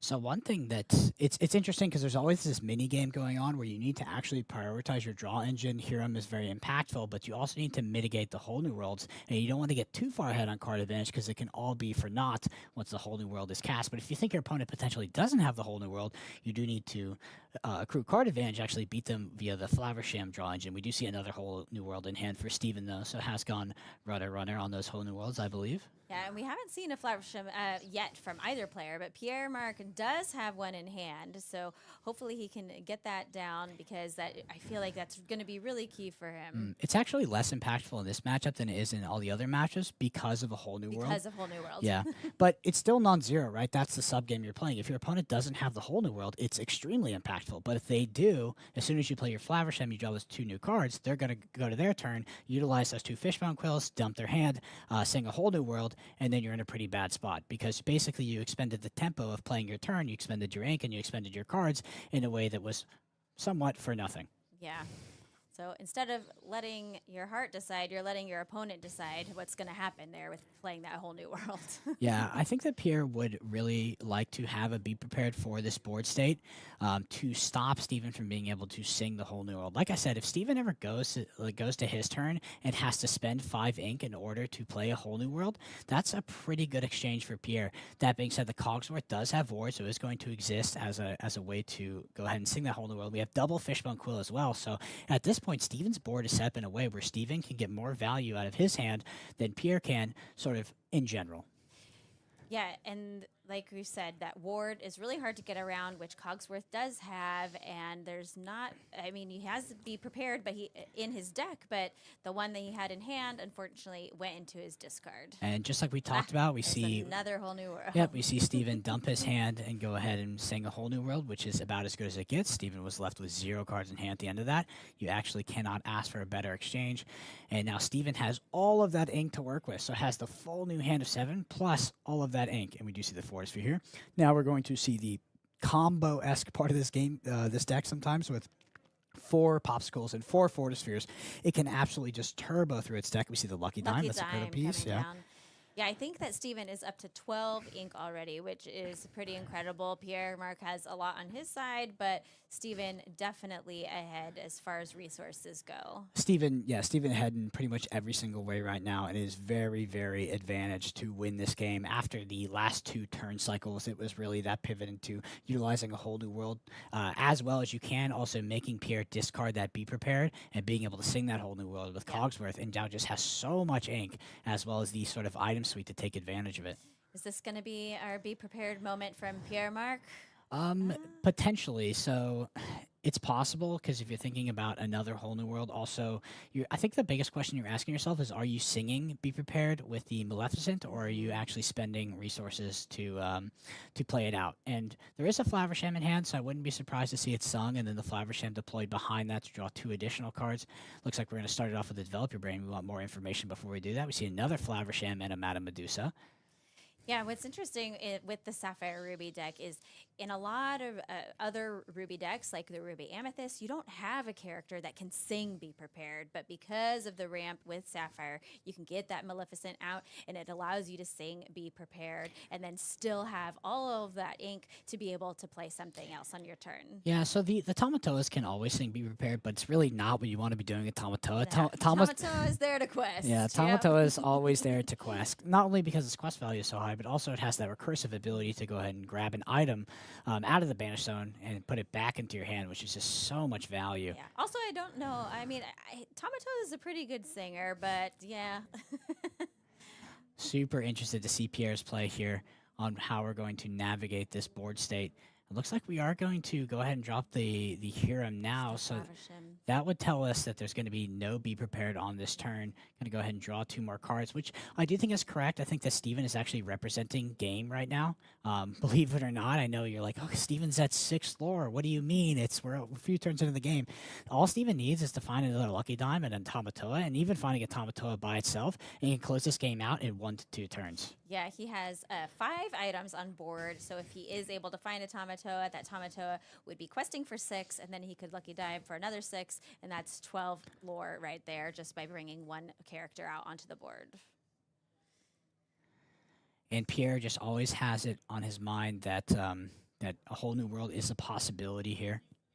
And it's pretty infrequent that these games go to 0 cards in deck anymore. That used to be the case sometimes in some of these mirrors. It's something you should always consider as you progress through the game, because the Ruby Sapphire deck does draw a lot more cards in general than the Sapphire Steel, because these Sapphire Steel's Hirams are often destroyed by Madame Medusas and things like Brawl. So something to keep in mind as you progress to the super late game. Yeah. Both players here looking through each other's discards, and of course that's public information, so you can look through your opponent's discard, which I know oftentimes, especially on a day 2 like this where they have open deck lists, they know how many copies of Whole New World that are in that deck. They know how many copies of Be Prepared are on the other side of the table, so if you can look through the discard to refresh your mind of how many have been played, then you can kind of know what to expect. And there's that Tamatoa. It's going to bring that popsicle back to him. We're going to go ahead and play that popsicle. And, of course, we have the ink available for the Lucky Dime. And now we're going to see Steven start to close out this game. You're going to see how powerful the Sapphire Steel deck is.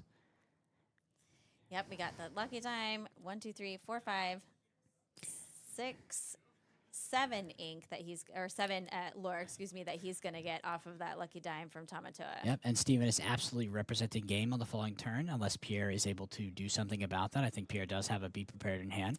He does. Even with that Be Prepared, though, and with...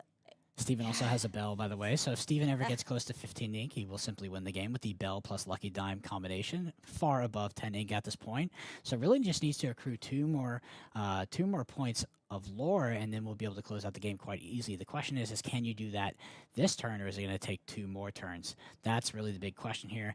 Pierre is definitely very far behind. I know Pierre is at 0 lore, so it might look like he's obviously behind, but in these ramp matchups, and especially when you talk about Tamatoas and Lucky Dimes, those values can change very, very fast. So while Pierre is quantitatively very behind in regards to lore, if Steven was to stumble, Pierre absolutely could come back in this game and absolutely could end the game in 3 to 4 turns. Yeah, we're playing How Far I'll Go, which of course is from Moana. Love that song, and I think it's a really great card. I'm glad to see it being played in decks. You have a card, you get 2 cards off the top of your deck, one in your hand and one in your inkwell, which I think is great that you're getting use out of both of those cards. Yep, so the Be Prepared was a must there because Yes. the Tamatoa was representing game. That being said, if Steven does get 2 more points of lore, finds a second Lucky Dime, the game will end. The game is almost certainly going to end in the next 2 turns, 2 of Steven's turns, that is, because likely we'll be able to get 2 lore in some way, shape, or form via that Lucky Dime this turn, and of course the Bell will end it after that. Yeah, if he plays Bell on this next turn, which he is likely to do unless he has a better option, but Bell is fantastic. Then, yeah, there's with only that Grammatala on board on Pierre Mark's side, there's not much that Pierre's really going to be able to do to stop Steven. Yeah, it is simply just a 2-turn clock. There is almost nothing that Pierre can do other than try to execute his own game plan, because that 2-turn clock is actually coming from the hand. It is nothing that currently exists on the field other than the Lucky Dime, which Pierre can't do anything about because Pierre does not play Judy Hops. Yeah, I don't know if Pierre Mark, if there's anything really that he has that could banish an item. Nope. Yeah, besides Judy Hops and Sapphire, So all the other item removals in Steel. Exactly. There exist ways to deal with it, but they are definitely not in Pierre's deck. Not in Pierre's deck. What's funny? There's that bell. Yeah, well, it's actually not the bell that's going to represent game. It's the other character that quests for 1 and is a 4/1, because that character will quest, plus the Lucky Dime would be enough. So Pierre actually has to remove both characters. Almost certainly won't remove the bell. Almost certainly has the Madame Medusa. Nevertheless, there could just be a two questing character in the hand, and that would be game for Steven. So Pierre, if I'm Pierre, I think that I have to find a way to win the game on this turn. Even if I remove the board, I have to assume my opponent has a 2 questing character in hand. So Pierre is faced with the very hard task as a Ruby Sapphire player. It would be less hard if you were a Sapphire Steel player, of trying to win the game from 0 lore. From 0 lore. Actually, from 1 lore. from 1. Can he go from 1 to 20 in 1 turn? He had a Maui and was it a Fishbone Quill that he picked up there with Develop Your Brain? He just filtering through his deck, looking for answers. What could be his way to make it here? Is there anything? So he did pull Automata. If Pierre had infinite ink, and surely there's an actual value, I just don't want to do the math right now, Pierre could probably find a way to win. But with this much ink, there is no way to win the game on this turn. Yeah, just another Grammatala. He got another Tamatoa in hand. But yeah, that's not quite going to be enough. And plus, even if he did get a Tamatoa, he couldn't quest this turn, so it wouldn't do much. Yes, there's definitely no way to do it right. Right now on this turn, I'm assuming that Steven will have access to something that can be targeted out by that Lucky Diamond and win the game. Yeah, that Lucky Dime. I mean, we just saw Steven pilot this deck so well. Sapphire Steel doing exactly what it was made to do. What's funny is that I don't think that Pierre can actually remove both characters either. Pierre has access to the Sisu, the A-cost sinkable Sisu that will get rid of the bell, but not Argus. Yeah, I mean, this Argus is representing game, but honestly, it doesn't matter because Steven almost certainly has something in hand that would also represent game. It's just more of a technicality of like, oh, there's clearly game is clearly represented on board, and there's nothing I can do about it. But I can almost guarantee that Steven also has something in hand that would fill a similar role. It is funny that Argus, the innocuous 4/1, that quest for 1, is going to be the one to take it. That's going to be what wins Steven the game here, because if he quests for Argus and then uses that Lucky Dime, then Steven takes the win. So congratulations to Steven. Of course, Pierre Mark and Steven both got invitations to the Continentals, but Steven moving on to top 8, and he gets that golden Mickey. Yep, fantastic display of Sapphire Steel versus Ruby Sapphire, an age-old matchup of the 2 best ramp decks in the format. And you really can see how Sapphire Steel has started to increase its equity into that matchup. Ruby Sapphire was previously seen as a almost unwinnable matchup, if not just a very, very bad matchup. And I think it's a lot closer nowadays, and that was a great showing by Sapphire Steel. Absolutely. Well, congratulations again to Steven. Before we move on, as I mentioned, we do have a new card to take a look at. If you're ready, I have a magic word that I think I can say that would maybe bring this new card up for us. Are you ready for it? Yes. Okay. It's Prestidigitonium. And here we have Merlin's Carpet Bag. So Merlin's Carpet Bag is a 5-cost uninkable item in Sapphire that says Hockety Pockety. It's a tap 1 ink ability. It says return item card from your discard to your hand. So a recursive threat, kind of recurring those popsicles, recurring those fortispheres, potentially make it into some of these item combo decks that we've seen. We see the support for a true combo-oriented deck sort of increase more and more as we go up in sets, and it's very, very interesting, especially with some of the old Ariels that untap, and there's so many things there. Right now, the current editions of items decks, whether it's Sapphire Steel or Ruby Sapphire, they're much more control decks with a combo aspect to them rather than all-in combo decks, and I think that a lot of players are waiting for the support to be able to play full all-in deterministic combo decks with items. With items, yeah. And of course, this art comes from the scene in Sword in the Stone where Merlin is singing, he's packing his bag, hockety pockety walkety whack, and all the items are getting smaller and smaller and smaller into the bag, which I just think is great because it's all about packing as many items as you can into this very tiny bag, and that's exactly what this card is doing, is bringing more items back. And we have Arthur's flavor text down here at the bottom that says, "What a way to pack." And for all of you limited players, whether it's sealed or draft, this card is actually extremely good in sealed and draft because recursion in those formats is very, very, very good. Yeah, I think this is going to be a fun card. I think, and yeah, it'll be interesting to see where it finds a place in these Sapphire decks. Of course, we always see a lot of item-focused cards in Sapphire, so I think this will be a fun one. And I'm trying to see, this artist does have some other cards, I believe, in the game. So Gaku Kumatori has quite a few, actually. So Sword in the Stone, Go the Distance, the art for LeFou, which I know has been a really popular card in Ruby decks. Yeah, shout out to Mouse Armor right there, a card that some people rated very highly in the spoiler season. Yes, the 5-cost Maleficent that quests for 3 in Sapphire. It was also by this artist. So yeah, this artist has done some really, really fabulous cards. And what I love too is you can see that there's all the sapphire like swirls and everything throughout the art, which is just like kind of the identity of the Sapphire cards. So a really wonderful card, and we're so happy to share it with you all. I hope you are excited about that. And I think we're ready to go to a break. We're going to be back with your top 8.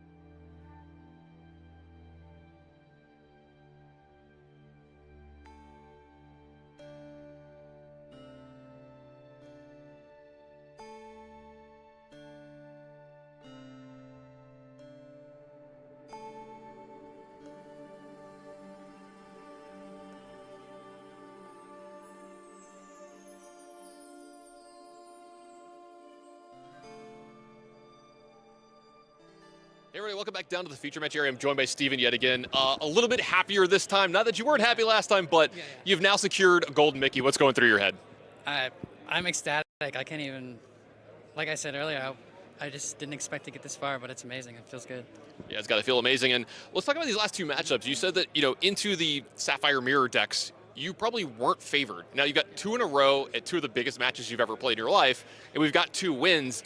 With the way you're running, I think the sky's the limit here. Yeah, I mean, like I said earlier, I'm gunning for #1 now. So, against Red Blue, I think my whole game plan was just to go aggressive and keep wheeling and going as fast as I can, and it worked out for me. So. Yeah, it worked out really, really well there. Well, Steven, look, I'm going to let you go celebrate. I know you're excited about getting this Mickey, so hey, best of luck in that top 8. Appreciate it. Hello, Lumineers, and welcome back. We are here and ready to jump into top 8. Congratulations to all the players who have made it this far. They've secured their invites to the North American Continentals, and they have secured that gorgeous golden foil Brave Little Taylor Mickey. Yeah, what a beautiful card. But there's still plenty to play for. As you heard Steven say in that interview, he's gunning for #1. Yes. And he's not the only one. There's not the 7 only other one. players. So still plenty to play for here. Absolutely. And some other amazing prizes, too. We've got booster boxes. We've got prize tickets that they can redeem at the prize wall. So there's a lot on the line here for these players. And that trophy. I mean, And it the seems like a silly thing, but to say that you are one of the first 6 North American Lorcana Challenge champions is a big deal. Your name will forever be associated with your serialized golden Mickey and with that title, which is really cool. Absolutely. And then the other exciting thing that we saw Yes. was a new card. Yes. And I know that Liam is particularly excited about this one. I love this card. And I think you need to do it. I think you need to do I it. don't know. So the story is, this Sword in the Stone was a very popular movie in our household. It was one of my parents' favorite movies, so we watched it all the time. And the song, I think How the does song it is, go? well, I think the song is called Higgitus Figgitus. Higgitus And Figgitus. some of the lines are so fun, like hockety pockety wackety whack, odds and ends and brick and brack, shrink in size, very small. We've got to get enough room for all. It's where I learned what bric-a-brac meant. So, yeah. Excellent. So I saw that card and I was very excited. That's really, really fabulous.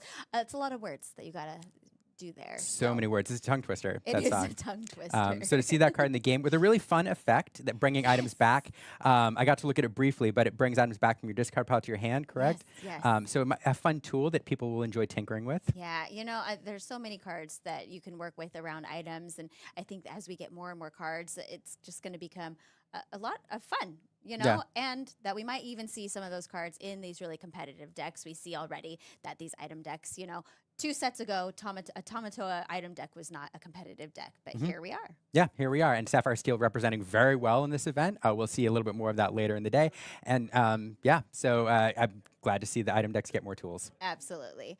Well, I think we are going to take a look at our next game. So brackets.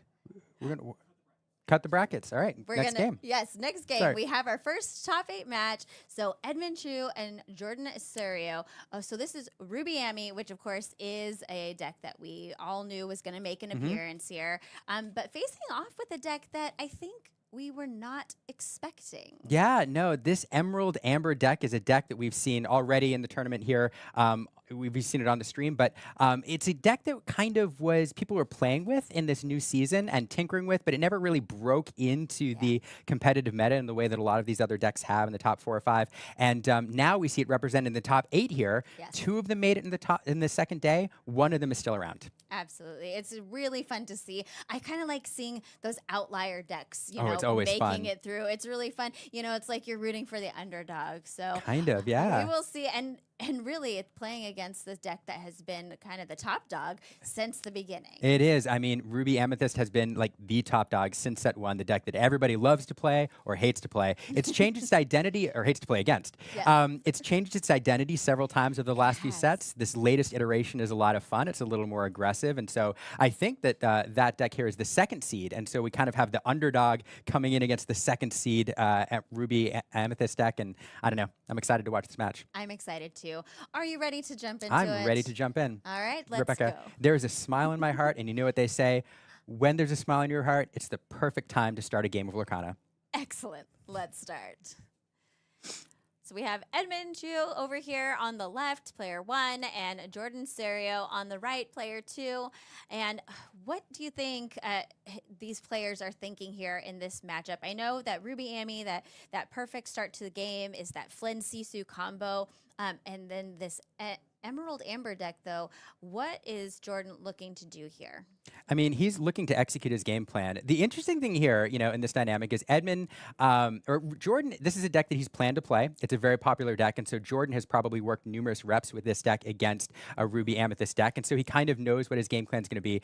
Edmund, on the other hand, this is probably not a deck that he prepared terribly much for, and so he's having to study that deck between rounds, figure out exactly what his game plan is, and kind of come up with a course of action here prior to the start of this round. So yeah, we did see Jordan open or alter his opening hand with getting 3 new cards. I believe it looked like Edmund took just 1 card, which means he probably had a lot of the cards that he wanted to see in his opening hand. Yeah, so what Jordan's going to hope to do, I think, is first off get a Diablo online as fast as possible. Edmund's got kind of 2 things he wants to do in his opening. One is to try to get Flynn Rider Frenemy online as soon as possible to get an early lore lead. These Ruby Amethyst decks tend to be aggressive in this format, and if you can get a Flynn online and get 6 or 9 lore out of it in the early game, that sets you up for success in the long game.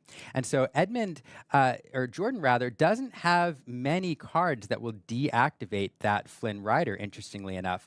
Looking at his list, there is one. It's Sir Hiss. It's a 3/1 on turn 2, which is the one card that he probably wants to play, or he's hoping to mulligan into. Yeah, he does have it. And there it is. Yes, yeah, he does have it in hand, so that's really nice. So his perfect opening in this game is probably the Diablo on turn 1 to look at the hand, into the Sir Hiss on turn 2 to turn off that Flynn Rider Frenemy if it comes into play, and then perhaps a shift in Diablo on turn 2 or 3 to start taking advantage of that card draw, which there's plenty of in Amethyst. Yes, this Ruby Amethyst deck is known for its card draw, and we did to get a full look there at Edmund's hand because of the Diablo that was played, and there's unfortunately not a Sisu for following up this Flynn. So that's kind of puts Edmund in an unfortunate position there to not have that, because it is a really strong combo that the Ruby Amethyst player wants to see. No, that's right. That is a card that you want to get on the board for a couple reasons here. In this matchup, not only does Sisu help Frenemy activate, but Jordan has a lot of removal that's based on your character strength. And so there's the Under the Sea, which is the Sing Together card, which sends all cards strength 2 or less to the bottom of the deck. There's also the Muses, which care about your opponent's character strength. And so Sisu is a card that's very difficult to deal with for Jordan, because he's left with a choice of either bouncing it with Mother Knows Best or running challenging with several characters and having to 2-for-1 a very strong Sisu. Yeah.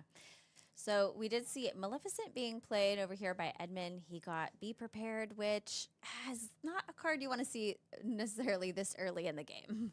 No, it isn't. And Jordan here doing everything he wants to do. He's got the Diablo on the board, so he's going to be able to take advantage of Edmund's card draw.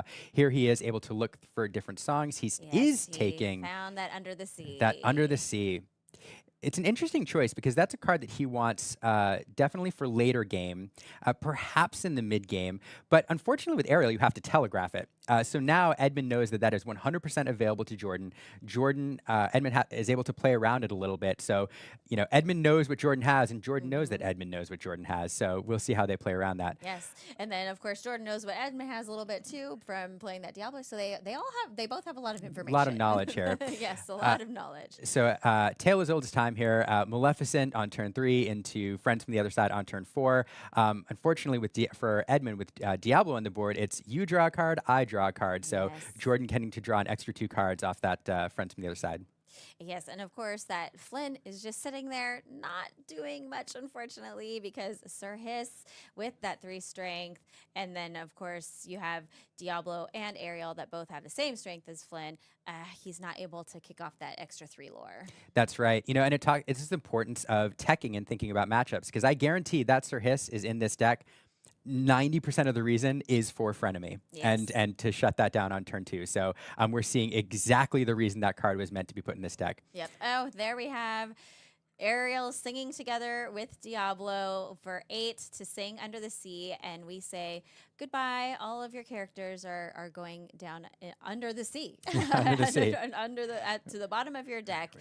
Where the grass might be greener, but it's not as good down there for Edmund Chu. No. So, and we're seeing all the tools at work here. So now, not only did we send the rabbit to the bottom of the deck, not allowing Edmund to take advantage of any bounce combos, but Jordan got nope, I'm sorry. Jordan didn't get a card off the rabbit because it's during his turn. So, but then we have discard happening, but Prince John comes into play to allow Jordan to draw a card off the discard. So Jordan just getting significant hand advantage here, drawing off the Diablo every turn. Here's going to draw another card off the rabbit, and then drawing an extra card off the discard. So the card advantage here is going to be significant for Jordan unless that Diablo is dealt with soon. Yeah, and Ruby Amethyst, like you said, Amethyst has so many cards that are great for drawing cards, but Edmund hasn't really been able to kick off a lot of those. That's true. So one of the things that Jordan's thinking about here, he knows that Be Prepared is available. So he's kind of trying to build up his post Be Prepared hand at this point. He needs to put enough on the board that Edmund's forced to play it. But then Jordan's already planning right now, what am I going to drop on the board immediately after that Be Prepared? And so drawing these cards to give you those options is good. Although perhaps it won't be available. Bare Necessity is coming down. Now, that's is that a hard choice? I feel like Queen's Castle is such a strong card, and Bare Necessities would allow him to force the discard of a Queen's Castle. Yeah, no, it's a very interesting choice, right? Because Queen's Castle is a card that Edmund would love to use to close out games. That's what this deck does. And Jordan doesn't necessarily have a lot of removal for locations. However, the biggest anti-location card that Jordan has available right now is Cricky. When Cricky comes into play, giving all of his characters +3 strength will allow him to deal with a castle or two pretty easily if he's got the cards to support it.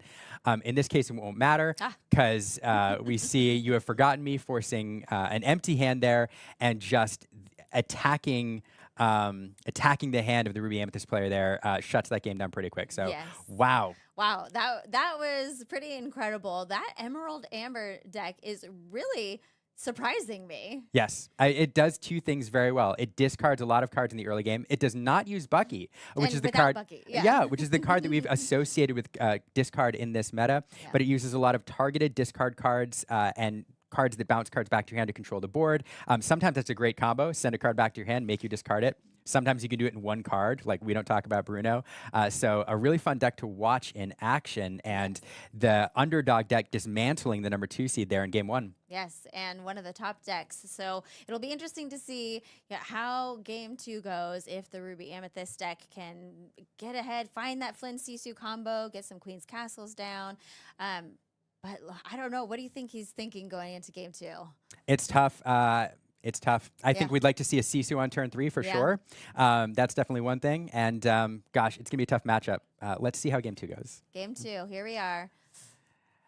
Yeah, I don't know what Edmund changes too much as far as his game plan goes. I mean, it's the same thing he's trying to execute last game. I think the Sisu is definitely a card you want to see. It allows you to control the board a little bit if any of Jordan's characters are vulnerable. But you also need some early game removal as early as possible to take care of that Diablo. Yeah. Jordan's going to try to get a Diablo on board as soon as possible again. And so you need to take care of that quickly, or else the card advantage just becomes almost insurmountable. Yeah. And it's hard, I think, on Ruby Amethyst, there's not a lot of early removal options, I don't think. No, there is Brawl. Brawl is the one that Edmund's going to mulligan or alter his hand very strongly for. And you see he does have a Brawl in his opening few cards. That is a card he definitely wants to have in his opening hand. Now, knowing that Bare Necessities, though, is out there, and that's going to be something that Jordan would be looking for, that Brawl to discard out of his hand, that's tough. It's so tricky. This is one of the reasons Diablo is such a strong play, being able to shift it on turn 2, because there's a scenario where Diablo on turn 1, shift Diablo on turn 2, sing Bare Necessities, and pick that Brawl, which would then remove Diablo. So it's just Diablo is such a difficult card to deal with when you can shift it on turn 2. Yeah, and it's interesting when you have cards like Bare Necessities, or like a card like Ursula that can discard a song, that it's like you really want certain cards in your hand at the opening to be able to answer your opponent's board, but there's that risk there of having those cards removed. So kind of puts you in a tricky situation. It does. It does. So I'm looking at Jordan's hand. We do see the Diablo. I'm sure we'll see it. There it is. We'll take a look at the hand here. We'll all take a look at the hand. Yes. And look at this. We do see the Brawl. We see the Sisu. We see the Frenemy. So 3 cards Edmund likes to have in his opening hand. Yes. I don't see... I don't see bare necessities on Jordan's side. I do see You Have Forgotten Me, though, which would force him to discard 2 cards. We see that Diablo. I also saw an Ariel, so he can find some song cards. So maybe he'll look for bare necessities. Maybe he will. We also, let's see what else. I'm trying to look at his hand. Kita, Diablo, Sudden Chill, maybe Yeah. the Sir Hiss there, I think that we have. Yep. So let's see. We do have the Diablo Shift available. And we do have the Sir Hiss to shut down the Frenemy. So again, a card that Jordan is putting here most definitely to deal with the Frenemy. So it'll come down here and prevent Frenemy from activating. Of course, Edmund then has the Sisu answer on turn 3, which is going to be a difficult amount of strength to overcome. So perhaps we will see a Flynn activation here. One of the things I love about Flynn is that in the art, he's got that little knapsack, you know, where he's running away. He's just robbed some stuff. And I feel like that's what he does here in the game. He's like running away with 3 lore on turn when his ability is activated. Absolutely. So here's an interesting decision. Jordan chooses to trade the Diablo for the Chernobog's followers. The big, rather than leverage the shift, if he wanted to do that, the big consideration here, I think, is hand size. Edmund is putting a lot of characters on the board. We know we have an action in hand which he could use to get rid of Diablo, so that's a line that's available. And Jordan perhaps is probably making the consideration that I'd rather prevent that 1 extra card from Chernobog's followers, because if he can get to turn 4 and use the You Have Forgotten Me and perhaps sing a Sudden Chill, because I believe that's available as well, we can put Edmund into top deck mode very quickly here. Yeah.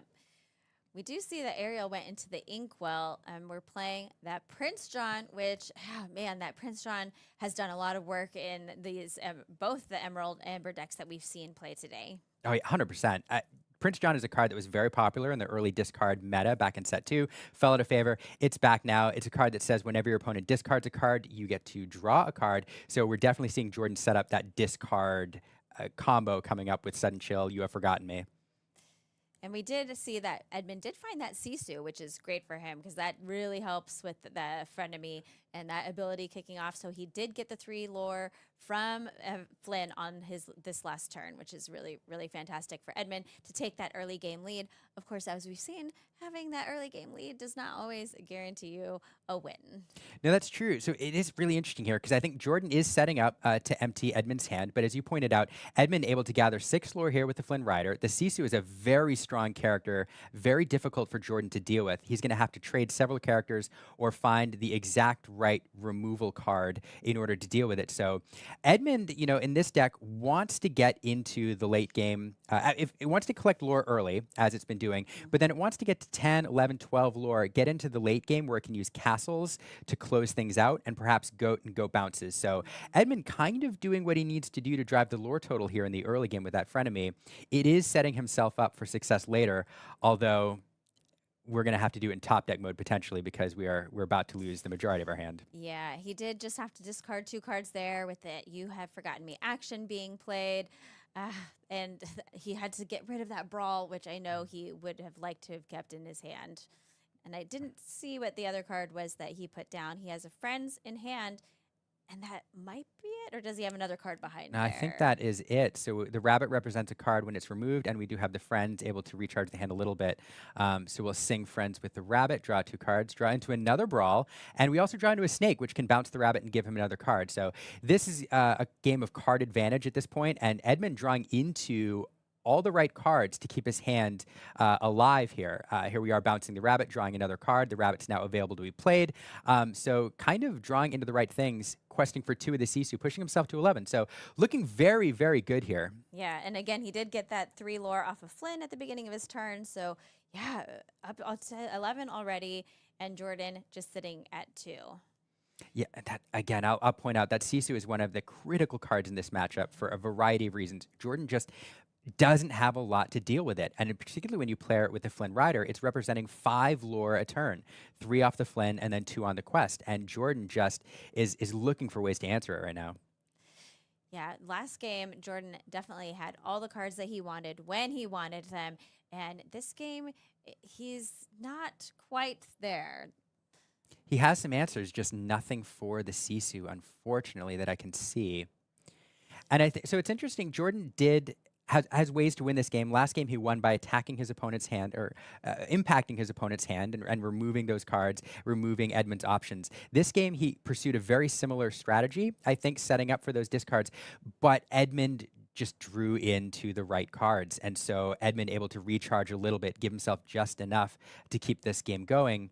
And I'm not sure how Jordan's going to answer that Sisu. That's how we're going to answer the Sisu. He's going to trade 2 characters into it. He said, I really don't like that Sisu there, so I'm willing to banish 2 of my own characters by challenging into it.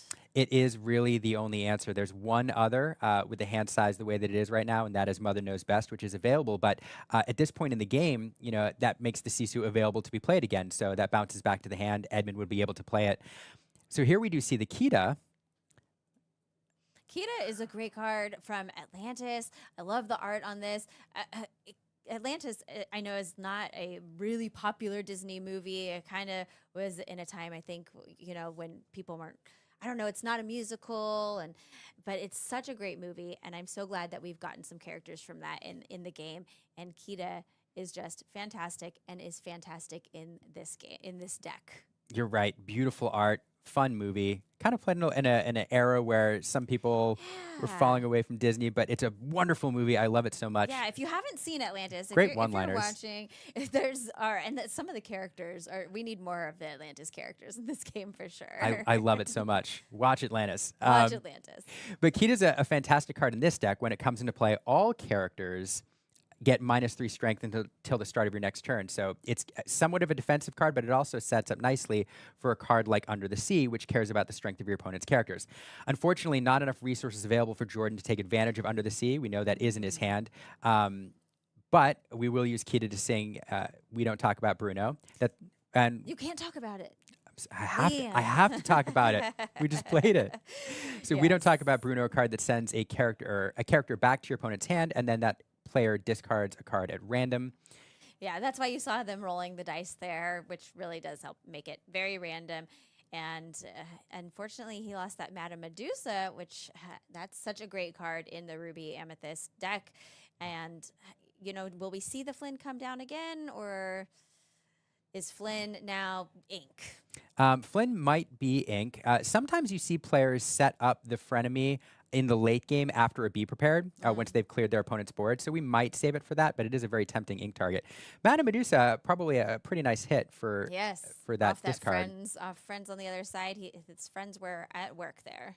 But now Friends from the Other Side being sung by the rabbit, again giving Edmund the cards he needs. And so Ruby Amethyst is really in its element here with rabbits on the board, bounce cards available. We've got some removal options. We have another Friends from the Other Side in hand. Madame Medusa now is going to take care of that Diablo to get that draw engine offline for Jordan. And it's a really tough spot for Jordan here. Yeah, this game has really gone back and forth. I felt like game 1, Jordan was just able to do everything he wanted, and Edmund couldn't find the answers. But this time around, it's really kind of going back and forth, even though Edmund is at 11, Jordan's only at 2 lore, but that doesn't mean he's out of the game by far. No, and a great play here, playing the Ursula Deceiver, able to pick that next Friends, leaving Edmund with 2 cards in hand. Unfortunately for Jordan, we still have one of them is a rabbit, which again will give you more cards. Jordan really has 2 ways out of this game. One is to eventually clear the board and then set up his characters to quest out. The other option is to really attack Edmund's hand and get rid of those cards, so Edmund just doesn't have anything to play. Yeah, and he did also play a Sudden Chill there.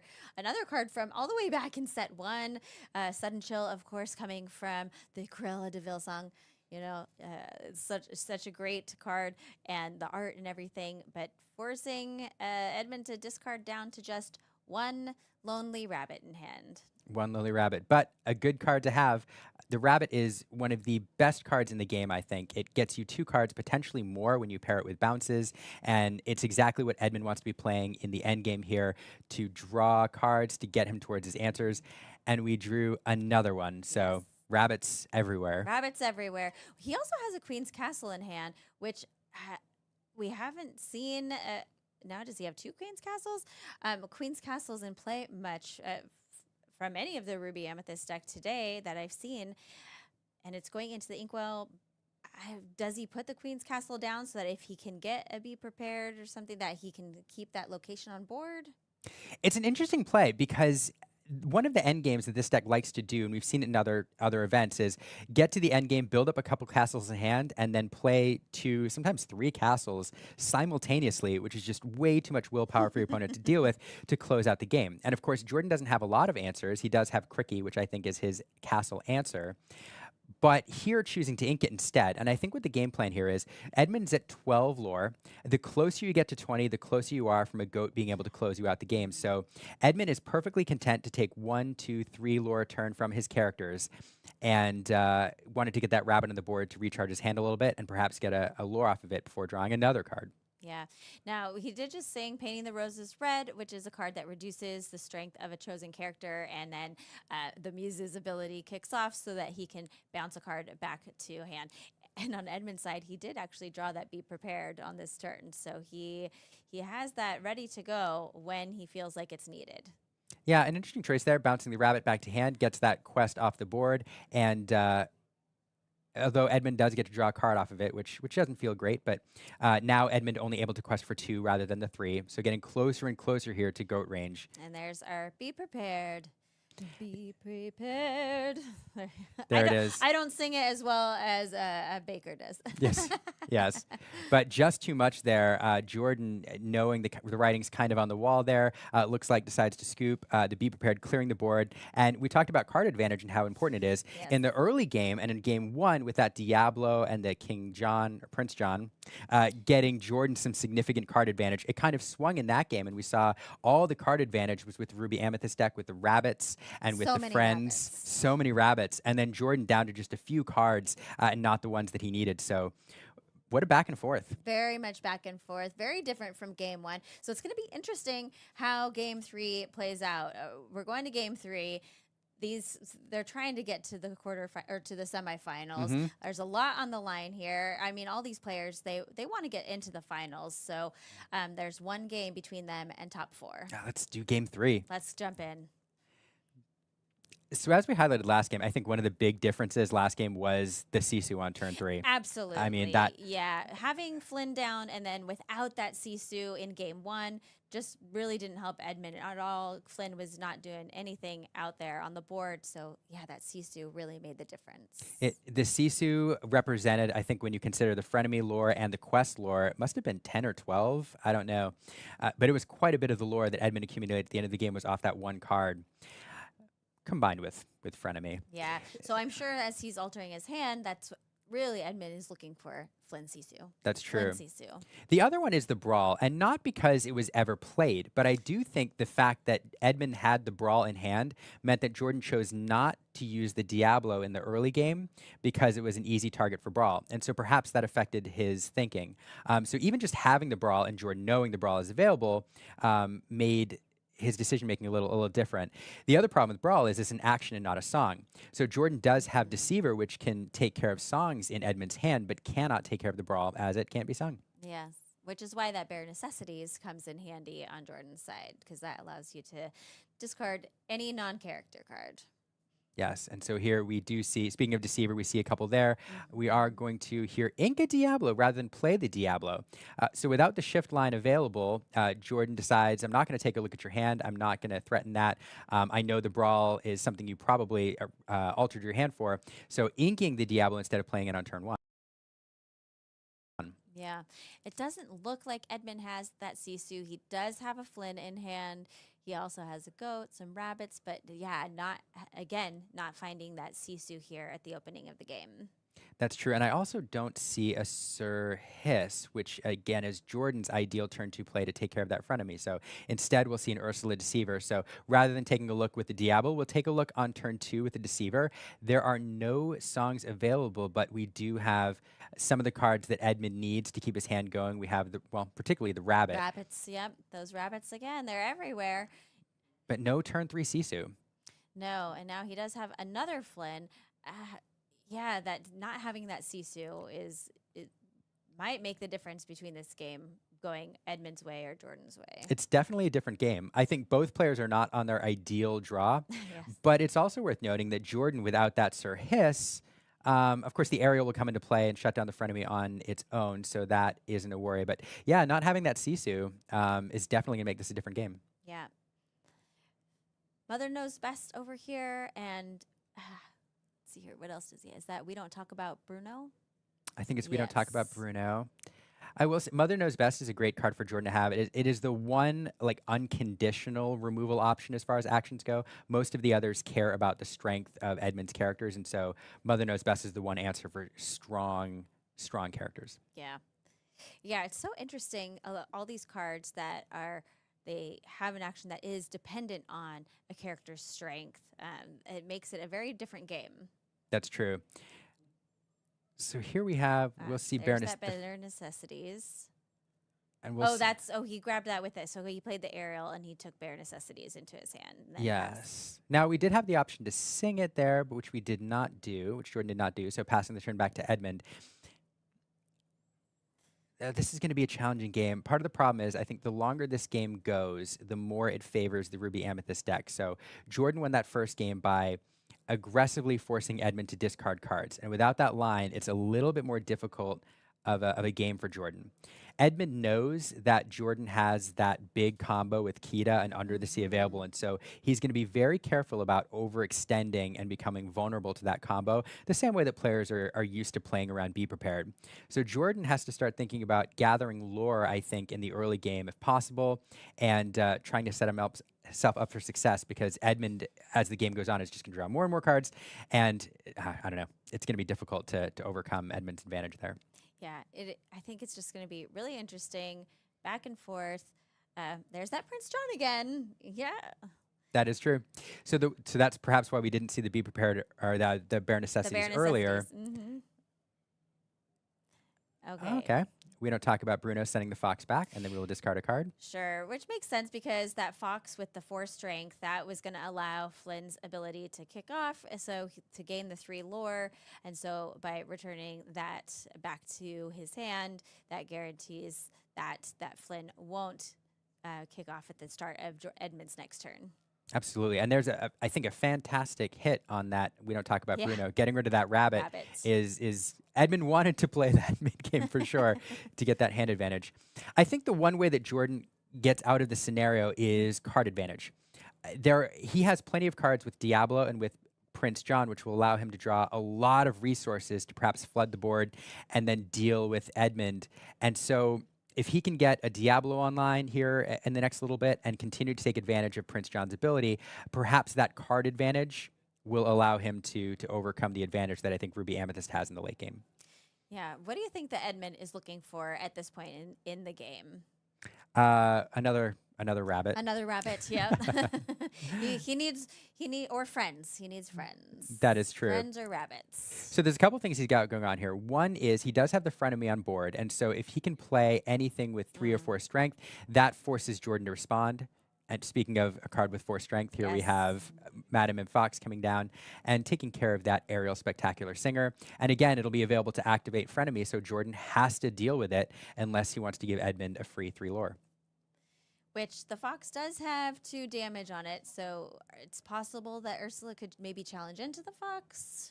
Yes, I think Ursula could clean that up pretty well, but that reduces some flexibility here. Ursula is a card that could sing Sudden Chill, for example, and so now Edmund having to make the decision: do I sing with a different character, perhaps making Prince John vulnerable, which you don't want to do, or do I take care of the fox? These are the decisions you have to make.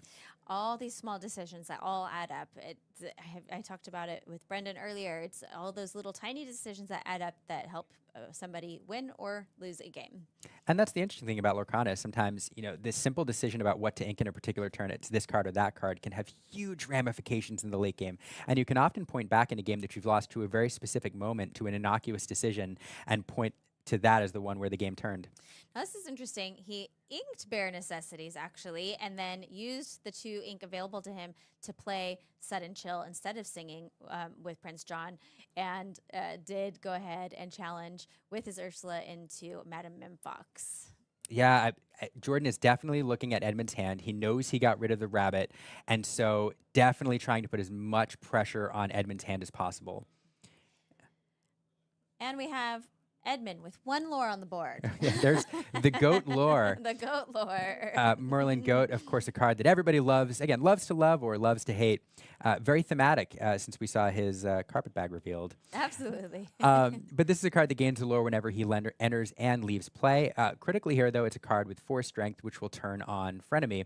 Frenemy will see Merlin Goat at the start of the next turn, so Jordan has to think about that again, unless he wants to give Edmund a free 3 lore. Yes, which is, I'm sure he does not want to do. No, not at all. So again, I think Jordan's strategy here is working on Edmund's hand size. So he'd love to draw into some more discard. We do have the Diablo available there. Without the shift, it'll take a turn to set up and get online. So that's a card that Jordan would love to have available right now, because Edmund's way back into this game is drawing more cards. So if we can get a Diablo online, that would be great. So Mother's knows best on the goat, which did give Edmund another lore. That is true. It gives him 1 lore, but it critically turns off that frenemy lore. And, you know, if Edmund wants to get that goat on the board, we have to spend a whole nother turn playing it again. So Jordan trying to maintain tempo here, trying to keep Edmund on his heels. Edmund can play the goat again, but it's going to take a turn to do so. Yeah. And then, of course, even if he does get the goat down, that doesn't help with Flynn's ability all the way until next turn. Oh, and what a play. So here, Edmund top decked a friend from the other side. With a goat in play, he sings from the other side and gets 2 lore. Bouncing that goat, as unappealing as it is to give your opponent a lore, prevented that friend from the other side from being sung there. Yeah. And here we have the Madame Medusa, the perfect answer to the Diablo. Jordan is definitely sad to see that bird go.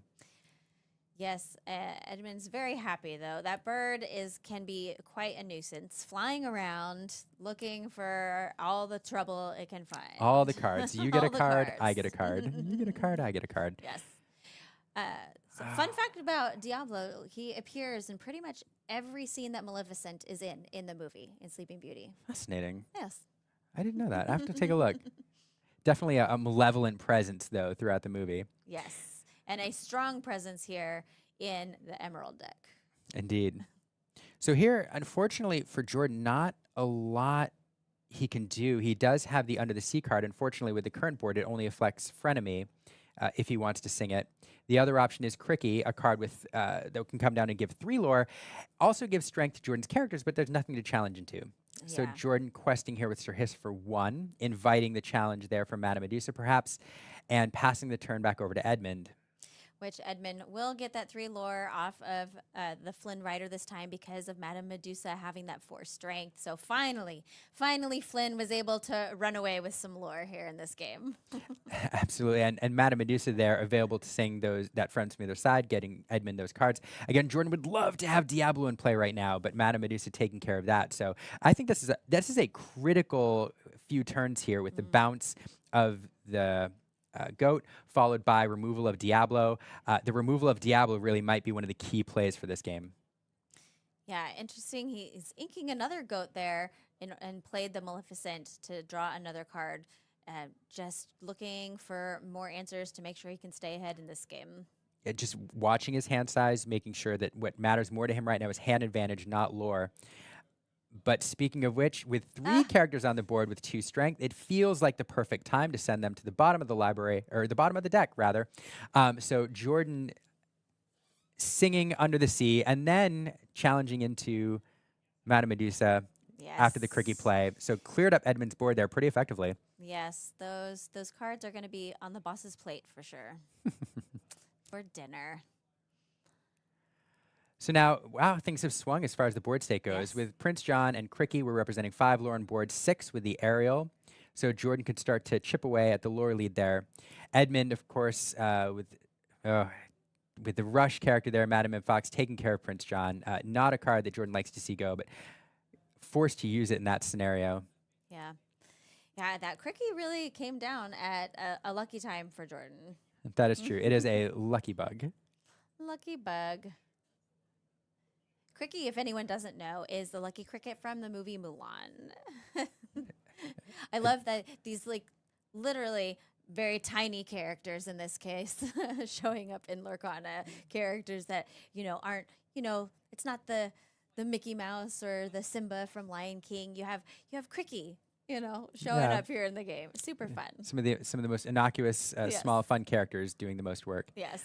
Bare necessities coming down here. Jordan choosing to discard the friends from either side from Edmund's hand, and then challenging into the Merlin Fox. Merlin Fox, a card that Edmund's happy to get off the board, but also Aerial Spectacular Singer, susceptible to the 2 brawls that Edmund has, so knows he's likely to lose the aerial anyway, or at least it's possible. And then Edmund drawing into a rabbit.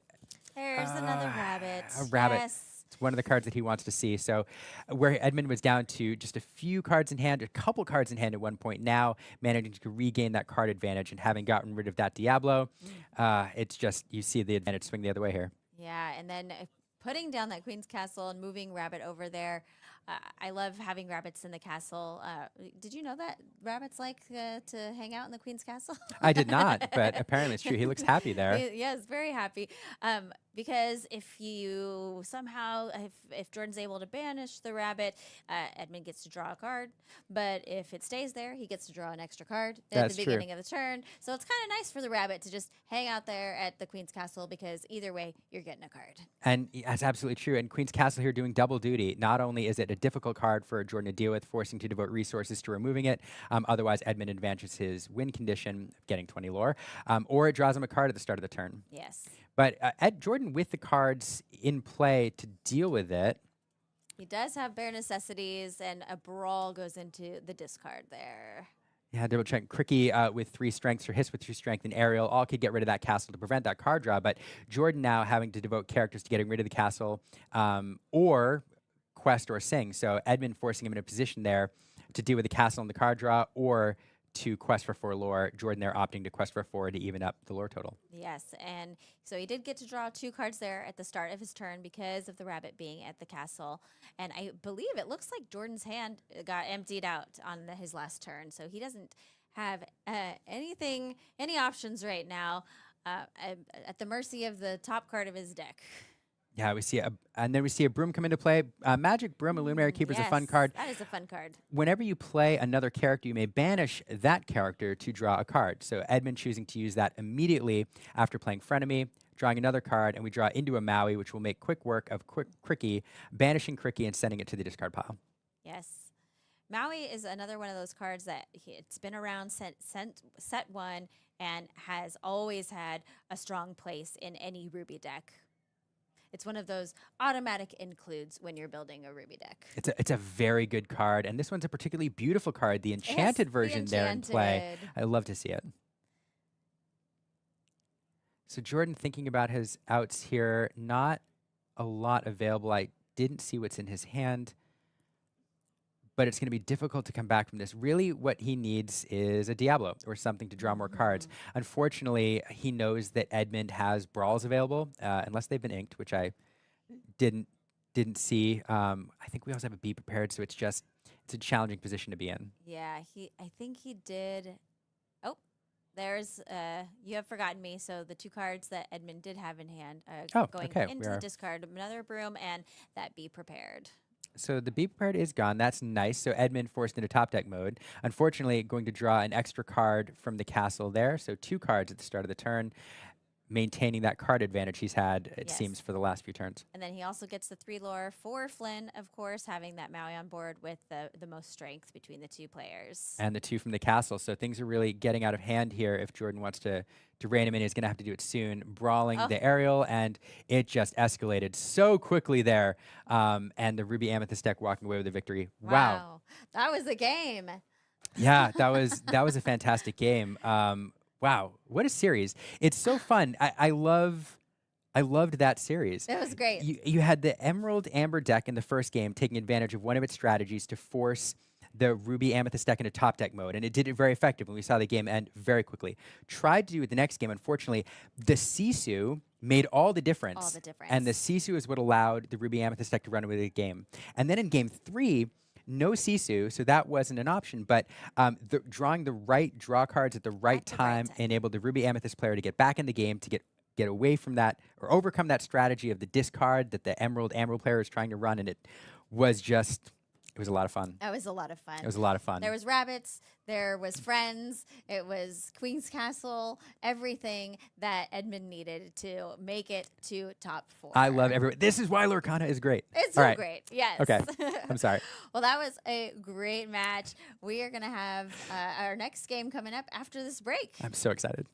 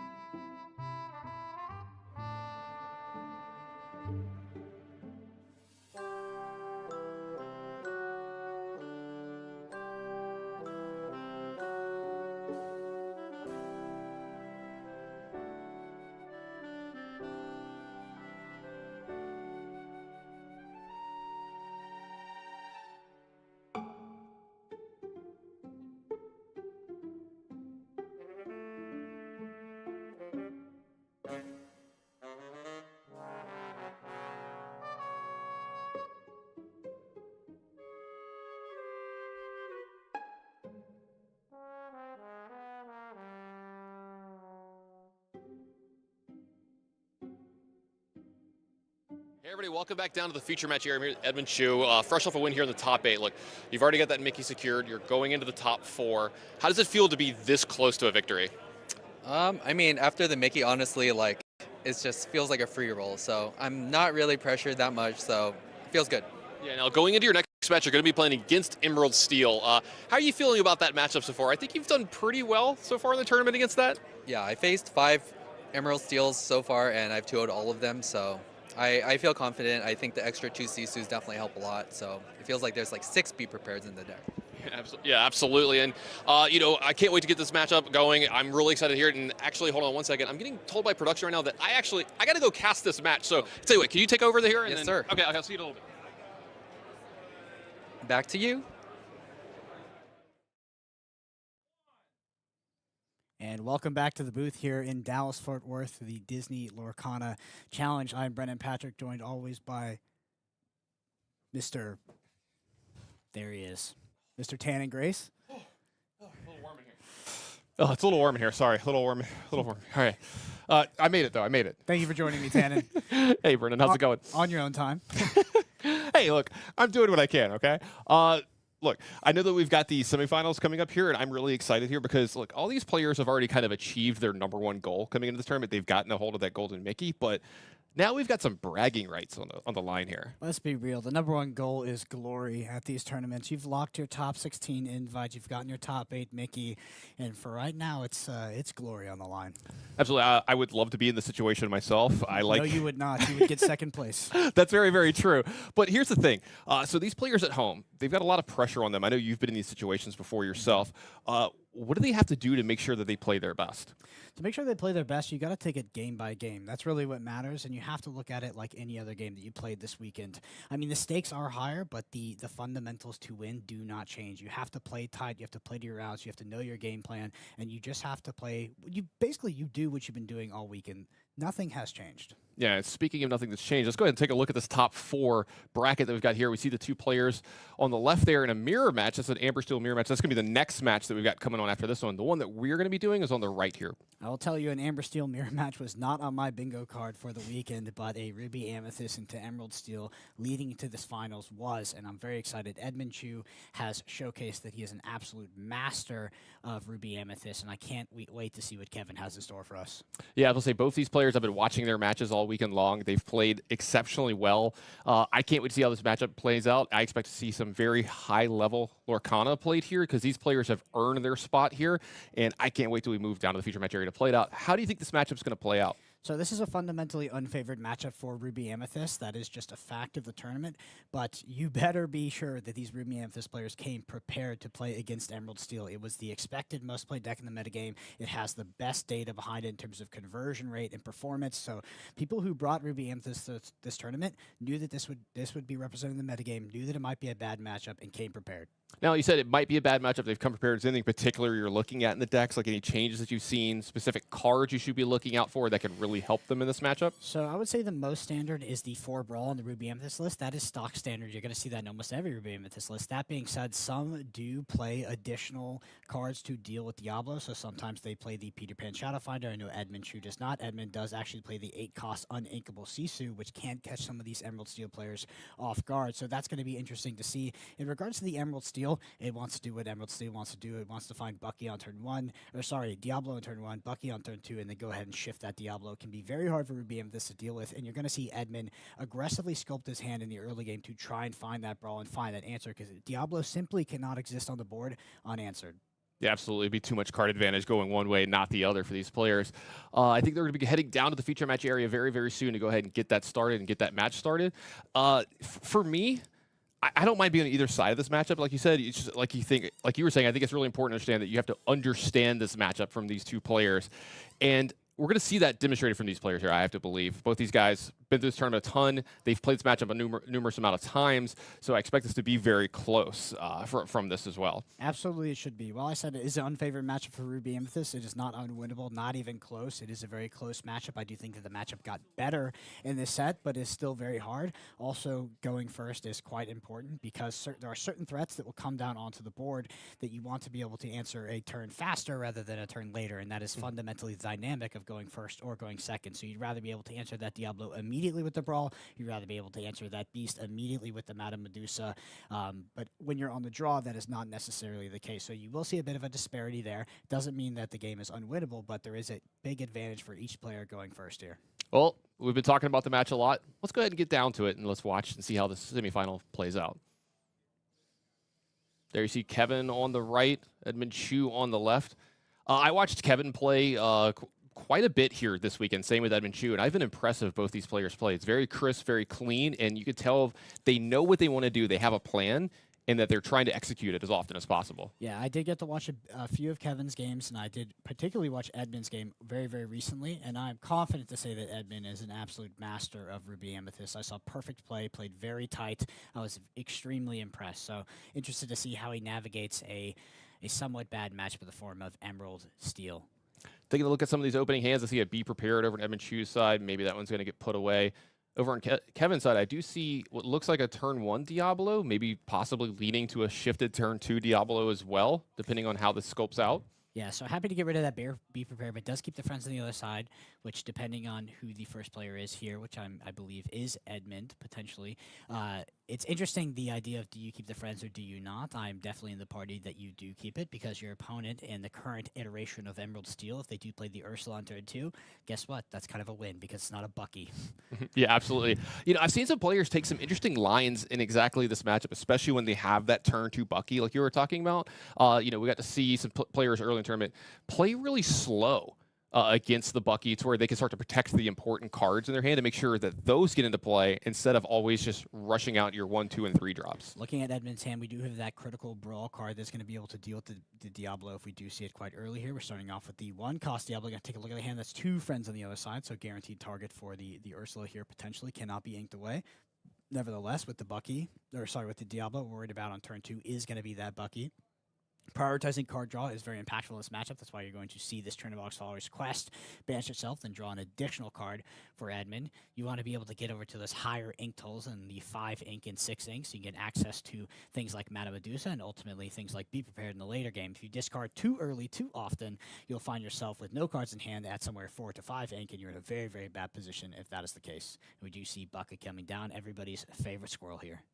Yeah, we saw no play from Edmund there on turn 2. Probably another reason to cash in that Box followers as well. Maybe trying to find something to do here on the turn 2, but nothing to be found there. And as you said, Bucky coming down for Kevin on turn 2 here. Does he have the shift? Does he have the shift here behind this? Yeah, I was going to say the dreaded turn 2 play.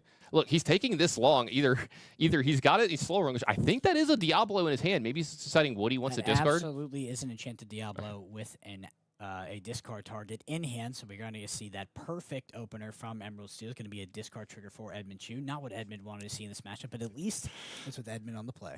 Can you imagine if he just didn't have the Diablo shift there, just making him sweat it out the whole time? That's like some mental warfare from Kevin's side here. But the perfect answer with a 2-for-1 brawl from Edmund's side, that's why you see the disparity of being on the play. Edmund answers it immediately with that 2-for-1 on the brawl. That's a perfect position to be in. We do see an Aladdin come down here. And that's going to go ahead and trigger the Bucky, being a Floodborn. Another copy of Brawl. Yep, redundant Brawl cannot target Aladdin. Aladdin does have 3 strength, so is an easy discard. And I think we're going to see one of these friends on the other side. Oh, we do have a Rabbit as well. That's very, very good. So we're going to ink this friends on the other side. We are likely going to play the Rabbit. Oh, we're actually going to play friends on the other side. Okay, insulate the hand. I like that. So does know what to prioritize here. Knows that this is a game where he does want to go long and prioritize the card draw over anything else. Doesn't want to get that potentially discarded on this following turn. How do you like inking that Maui here as well? Is that something that maybe doesn't shine as much in this matchup? It's okay. It can dominate the board and it can trade very, very well. That being said, it's not part of your core game plan of what's going to actually help you win this game. We do see another Brawl enter the banish zone there for Edmund as the Donald Duck comes down. Donald Duck is a symmetrical effect. Your opponent may draw as well, but you will see these Emerald Steel players actually manipulate that and will allow you to draw, but then make you discard that card. Look, there's that Rabbit you were talking about from Edmund Chu as well, going ahead and keeping that hand total as high as he possibly can for how many times he's had to discard here this turn. So it does look like we're going to get the double draw from Kevin here. Yeah, double Be Prepared in hand. We did see Edmund actually choose to get rid of the Brawl, which is an inkable card, over one of the Be Prepared, so actually prioritized it in a sense and having it in hand. Very interesting to take note as we progress through this game. Is it that important in this matchup that you have to make sure that you have one? No, it's not. It's important when it's important, and when it's not important, it's one of the worst cards in your deck, by far. So if you can't get up to 7 ink and you can't utilize that card, it can also get snagged by Ursula. It is one of the worst cards because getting up to 7 ink in this matchup, not a guarantee, Tana, not at all. Yeah, with as many triggers off of Bucky as we're going to be seeing here, I've got to believe it's going to be, if he gets up to 7 ink, he might not have anything left to use once he gets there. Yeah, seeing another Diablo is scary, and now I feel like this Be Prepared is very good to answer your question, because that is gonna really help us against this Diablo. We got to find inkables, we got to keep inking, and we have those 2 Be Prepared. So we even have a backup against the Ursula, and a Be Prepared on this board is going to be critical. Yeah, I see a big Sisu as well. Not to mention, that is a second Rabbit as well from Edmund Chu. Something that could be very important in this matchup is, do your cards replace themselves? We've seen this with Tournabox followers into the double Rabbit here, and this is important in this matchup, right? Dang, as we progress through this game, all I can think is Edmund is so good. Yeah. Edmund is just making such good plays. Like, it's incredible. We're setting up for a perfect Be Prepared here. Double Merlin Rabbit on the board. Going to clear this Diablo, this Donald Duck, as well as the Bucky, and just have double card draw after that, as well as a backup Be Prepared if Kevin does deploy more to this board. Kevin progressing to that 10 lore, progressing that win condition, but only 3 cards in hand after inking this.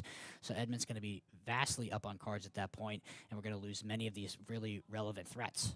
Yeah, big ink advantage here for Kevin, 10-1 on Edmund Shoes. But that's not necessarily what's important right now in this game. It's just going to be, can Edmund take care of this board? And like you were saying, there's double be prepared in Edmund's hand. That's a good spot to be in here because one Ursula is not going to get it done. And it looks like a pass over. Do you think Kevin maybe senses the be prepared is coming here?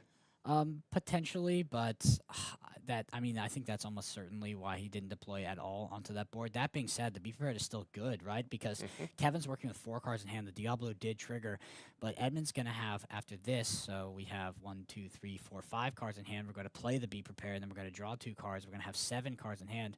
After the ink, it's going to be 6. I mean, we're just ahead on cards. We're ahead on value. The opponent's only on 10 ink. We're in a good spot as the Ruby Amethyst player here. Yeah, speaking of being good spots, 2 more cards get added to Edmund Shoe's hand there. I think I saw the 4th copy of Brawl as well in his hand, just in case Kevin does maybe get back in this game with one of those building up his boards like it was earlier, that Brawl's going to take it. But it looks like just a Tinkerbell from Kevin here for no extra value on that damage. Edmund does also have that spicy tech of the ACOS uninkable Sisu, what can often be a one-sided be prepared against Emerald Steel. That being said, does not hit the Tinkerbell, which is sort of dominating the field right now. So it's interesting to see. Tinkerbell also insulating Kevin against like a castle play that Edmund could drop.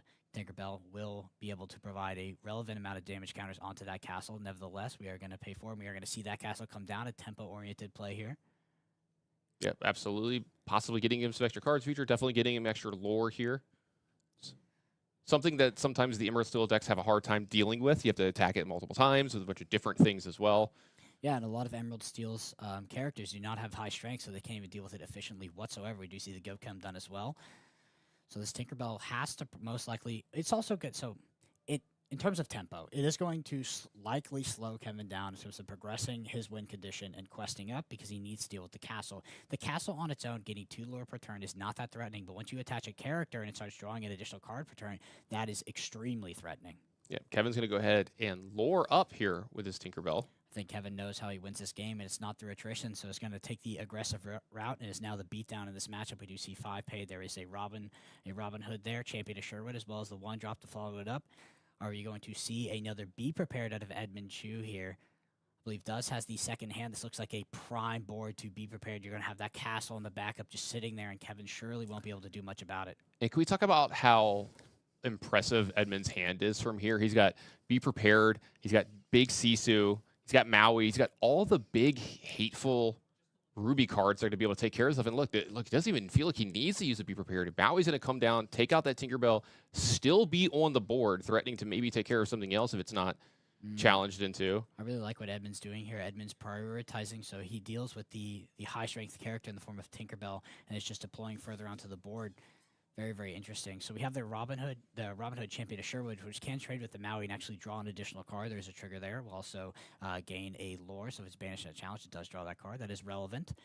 But Edmund's board looking pretty healthy. The thing is, Kevin is up to a pretty high amount of lore in the form of 12 and threatening 15 on this turn. That's with 4 additional cards in hand, one of which being one of the cantrips in the form of Let the Storm Rage On. Yeah, I see another Tinkerbell. Here's where a second Bucky was added to hand here from the one that was earlier. Does Kevin have any of those really ridiculous turns here that he can set up? Tinkerbell can do some massive things, but we'll have to see.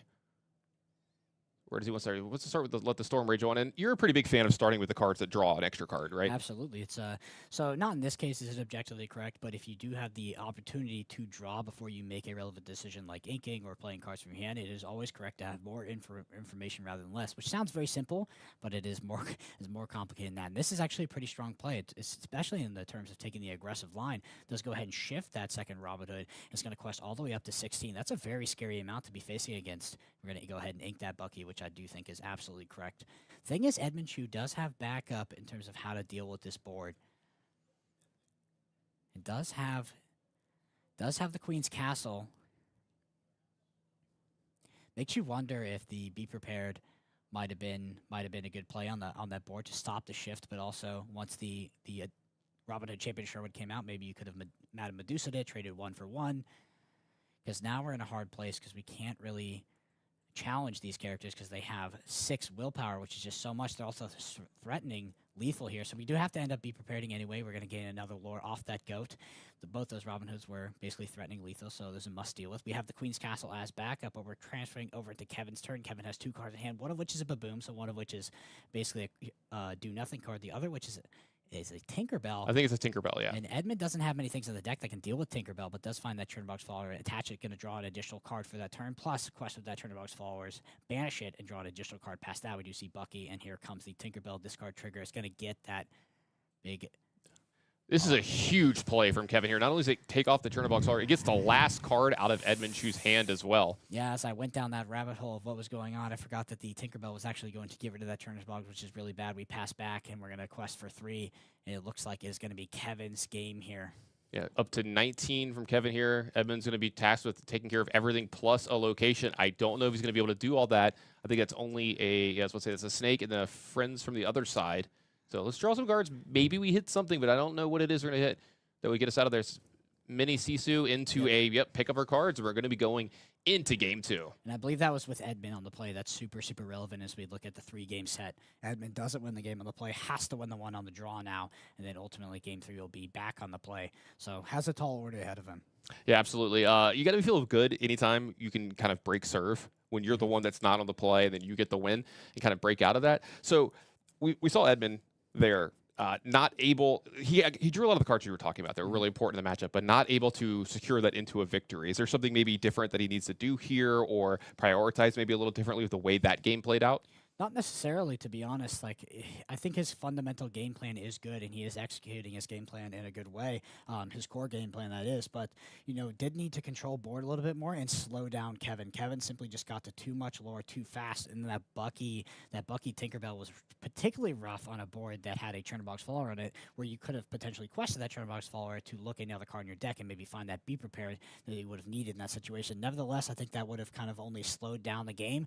Once Kevin gets up to 15 plus lore, it's really tough. Yeah, I don't think we'd give enough credit to his opponent here of taking the super aggressive route once he realized what was going on, and it ended up winning the game for him. Yeah, to be fair, that does happen a lot with Emerald Steel because Emerald Steel is the linear aggressive deck. It is trying to do the one thing every single time. And the reason why we focus on the Ruby Amethyst side is because Ruby Amethyst is trying to adapt, is trying to sort of survive through those early turns, get to the mid game, get to the late game. But Emerald Steel, particularly with the opener that Kevin had, that is what the deck tries to do every single time, and it's why that deck is so powerful. Yeah, absolutely. Well, let's go ahead and head back down to the feature match area and see how this game 2 is going to play out. Players going to be sculpting their hands here. How aggressively are you changing your opening hand with these decks? Very aggressively as the Ruby Amethyst player. You need to find that brawl. If you don't find it in the first 7, there's an argument to throw back all 7, but you could be throwing back 5 or 6. Basically, you're going to be looking at a lot of cards in your deck. It does have the brawl in the opener there. It's just, Diablo is just a month's editor. It's not that Brawl's a good card. Brawl is actually kind of a not good card. It doesn't trade up. It's not a great raid. It doesn't hit too many things in the metagame. It can be a dead card, but Diablo is such a good card that you need 4 of these in your deck. And if you look at the top 14 cards, Tanner, you're 68% to see it.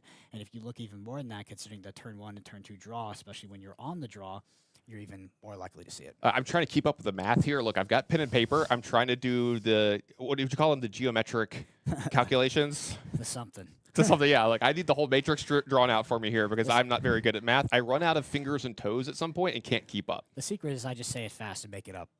You just say it with confidence. Yeah, there you go. Nobody actually questions the random numbers that get thrown out. No one's checking the math. That's what you're trying to say. Okay. I'll ballpark the math as being quite good to find Brawl. Okay. 68%. All right. Nice. At least. Yeah. All right. So over here we do have Edmund inking. Inking a Flynn Rider here as well in turn 1. Interesting. Potentially I had it mixed up last round. Maybe Kevin was on the place. Oh, no, because Edmund lost. Yeah, I'm so used to 2-game format. Yeah, it's a little bit of a change here today. We're going into the best of 3. Now, we get another turn 1 Diablo here, so setting up for those possible super crazy turn 2s that make this deck so oppressive and why it's so good. If Kevin has another Bucky, my Which goodness. He does. Oh, look. Crisis averted. The Diablo quested here, meaning that he doesn't have the shift line of the Diablo here. And Edmund's going to be breathing a little bit of a sigh of relief. And these are the cards that he needs in the matchup, right? The ones that he gets to play early that also replace themselves. Yeah, absolutely. So you want, like we talked about earlier, you want to prioritize that card draw because you need to be able to get to those higher ink amounts so you can actually utilize the cards that potentially come off the top of your deck if you do end up discarding your entire hand at some point in the game, because that is what the sort of Bucky playline does. Bucky with these Floodborns, we're going to see that right now with the Aladdin. Another trigger, turn of box followers goes to the banish zone. Yeah, it's one of those things, Maleficent was in these decks originally, but I had seen them kind of fall out of favor, and then it's sort of come back lately, and I wonder if it's because of this matchup. And if you want to talk about a little bit of math, a lot of math that's going on in the Ruby Amethyst deck building community is, do you play 4 1-drops or do you play 8? It looks like Edmund is playing 8. That puts you at about 90% to find a 1-drop on the first turn of the game, depending on how aggressively you sculpt that hand. I'm a pretty big fan of it. I like having the extra 1-drops in the deck. I like just getting on the board as quickly as possible in a lot of your matchups, for sure. And look, they're inkable. It's great. Aladdin went ahead and challenged that Maleficent. Took it down. It's got going to be left over just a little bit of damage. Jafar as well here from Kevin, triggering the Bucky, putting a goat into the discard pile of Edmund. Yeah, a lot of discard, but Edmund has everything he needs in terms of the Merlin Rabbit plus the multiple friends on the other side. We actually have a backup in hand again. We're going to go ahead and bounce that back, draw another card. And here we go, back up to 3. We're going to see a friends on the other side draws 2 cards. So that discard doesn't look too good when you're drawing.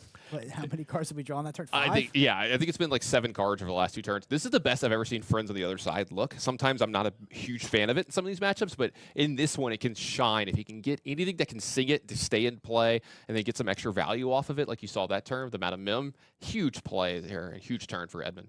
Yep, and we see the green steel committing to the board like it does. So as we get up to that 6 ink, that 7 ink, a relevant threat is going to be that big prepared. One thing that Edmund does have that regular or other Ruby Amethyst lists do not have is could potentially play the Sisu and actually shift the 8-cost Sisu on top of that, which would hit some of this board. The thing is a lot of the characters that Kevin has currently committed to board actually have 3 strength and not 2. But still something to keep in mind. That is a card that is not usually included in the Ruby Amethyst list, and Edmund actually spoke to its success in the interview, talked about how unexpected some of the opponents would be and how good the card has been on the weekend. Yeah, I wonder how many surprises how many times he surprises opponents with it to get a nice victory out of that.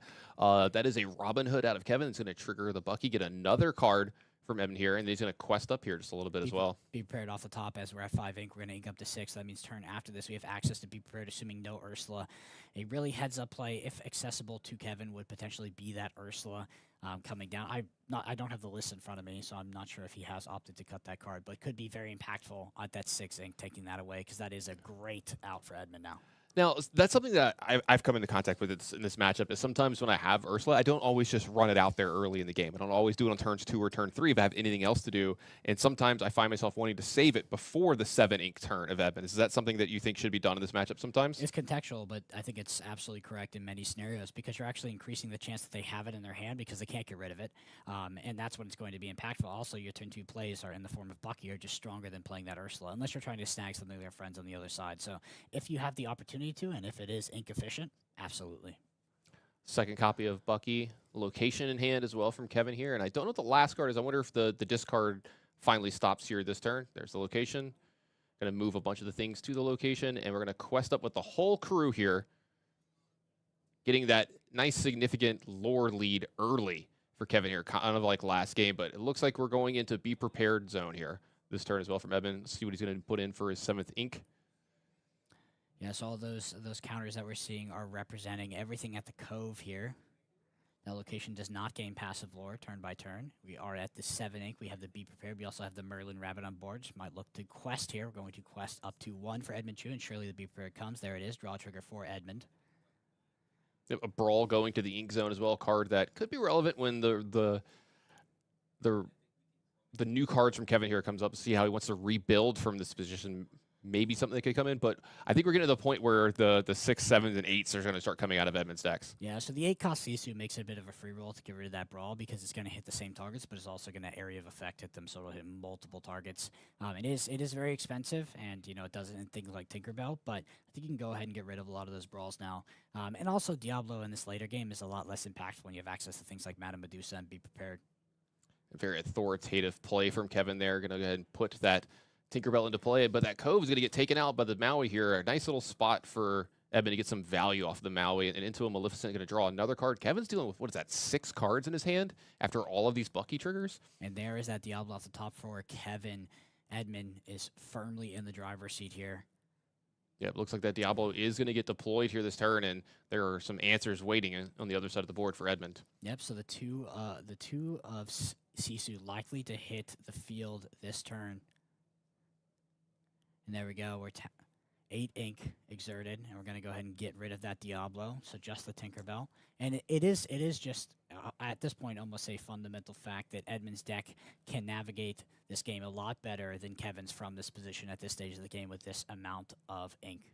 Yeah, I love this quest from Maleficent here, daring Kevin to send his Tinkerbell in to challenge it, because he's got this Maui sitting there waiting to take out this Tinkerbell. At the end of the day, it's like not a great exchange for Edmund, but it's just a game plan of attrition. Edmund is so far up on card advantage that he can afford to take inefficient trades, and that is a fundamentally inefficient trade, because Kevin does not have access to a draw engine that is remotely close to Edmund's at this point. Yeah, absolutely. Speaking of good draw engines, that's a castle off the top from Edmund here, and he just put 4 ink off to the side. I wonder if that's something he's thinking about deploying. This turn's got a Brawl that's come to the front of his hand here as well. Maybe he wants to start taking care of this Ursula sitting on the other side of the board. So we're going to start, though, with getting a little bit of lore, try to make that lead a little bit better. Edmund at 6, Kevin at 9.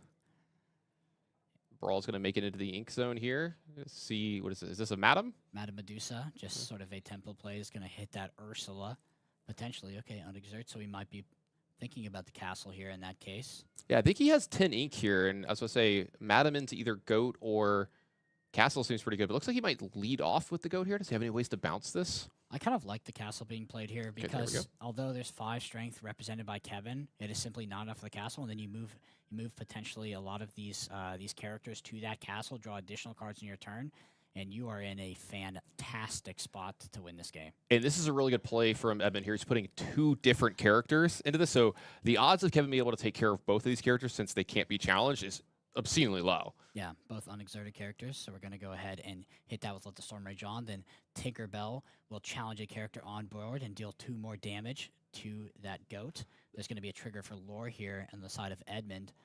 Very efficient trade for Kevin there. That's a very good start to the tournament. It does look like that Maui's going to stick around to draw those extra cards, though. Yep, was a very good draw with the Let the Storm Rage on from Kevin. Jafar is going to be the last card out of Kevin's hand after putting that card into his inkwell. Edmund firmly up here on cards, and they're even in lore. You got to believe he's in the driver's seat of this game. 2 more cards to his hand here because of the Maui. Yep, both of those cards also replace themselves. And we're going to potentially, we're going to see the Madame Medusa take out that Jafar. And we're going to quest with this Maleficent Broom. And then I can only imagine what his Turnabox followers banish the Broom. Oh, we actually leave the Broom for the quest value. Makes sense. I guess we have the Castle, so moving all of these to Castle, we're just going to draw so many cards. And that's probably one of the worst top decks for Kevin. Yeah, that one was not very good, and it looks like we got a very firm win here in Game 2. How are you feeling about the chances for Game 3? Fantastic. I mean, I love this matchup. It is a very tight matchup, but you can see how it can swing from one side to the other, where the Ruby Amethyst player can take advantage of the mid to late game, and the Emerald Steel player can take advantage of that early game with that very strong opener. What's interesting is that both decks can actually grind pretty well. It is a little bit of an outlier that we get to that state, but the Emerald Steel deck does have the possibility to actually grind in the mid game. Maybe not the super late game, but it's we can have a long one despite having sort of 2, well, not necessarily blowouts, but 2 very dominant games from each side. Yeah, you know what, let's take a look and see what kind of game we're going to have in Game 3 and set it back down to that feature match area. Get that deciding game, see which one's going to move on here in our tournament. And yeah, we haven't seen that from Kevin. You know, we could have something like a Diablo stick around for a couple turns. We haven't seen Daffy Duck do as much as we have in, say, some of his prior matchups. I've seen Daffy do some really powerful things. We haven't seen, Ursula double sing a song yet or anything like that. So maybe some of those, mid games. Is that a full 7 from Kevin? It's a full 7, which you love to see is Edmund. Edmund also 6, but 6 is very standard for the Ruby Amethyst deck. The Emerald Steel deck is looking for a combination of cards, where the Ruby Amethyst deck is more looking for a singular card in terms of like very powerful opener and then answer to said very powerful opener. So in that position, with no information on the hand, I'd be a lot more comfortable in Edmund's position rather than Kevin's with that sort of hand sculpting. That being said, Edmund is going to finally be on the draw, and Kevin is going to be the active player, is going to play first. I do see a Diablo in hand as well. I think Brawl was the only card that Edmund kept, by the way. Yeah, absolutely. So that's, you're really looking for the Brawl, but also wants to find potentially the 1-drops in the draw engine. We do see a Friends on the other side. I wonder if we're going to see an Ursula potentially come down on turn 2 instead of a Bucky to snag that Friends on the other side. Yeah, really nice to have the Diablo on turn 1 to see the hand, to see if you want to jam this Ursula in turn 2 or keep it for that be prepared like we talked about a lot earlier.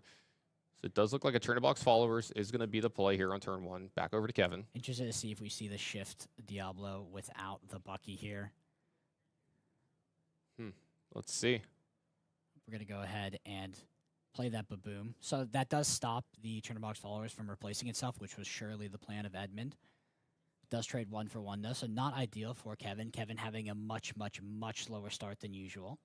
This does keep him from keeping some of this card advantage away from Evan, though. He doesn't get to turn the turn box follower in a card. Now, if he wants, he's got this turn. He can use Ursula to take care of the friends from the other side away from Edmund. You know, he's got at least a turn before he's going to do that, and maybe Edmund's going to play a 3-drop here and try to sing it the next turn, so you have a little bit of time before you need to do that. Yeah, definitely. It is a 1-for-1 trade, and if I'm playing Emerald Steel, it's one of the last things I want to do against the Ruby Amethyst deck is trade on parity with cards. That's why we see cards like Bucky get so much card advantage, but still, you know, Ruby Amethyst can't find a way to actually grind through that. Speaks to the power level and the draw engine of this Ruby Amethyst deck. And speaking of something that's important here, not only we get that shift of Diablo this turn, that's going to get a little bit of card advantage because it was able to quest right away. Getting it to the Cove adds some strength to it, and that kind of is important, right? It's more than kind of important. It's massively important. So Edmund was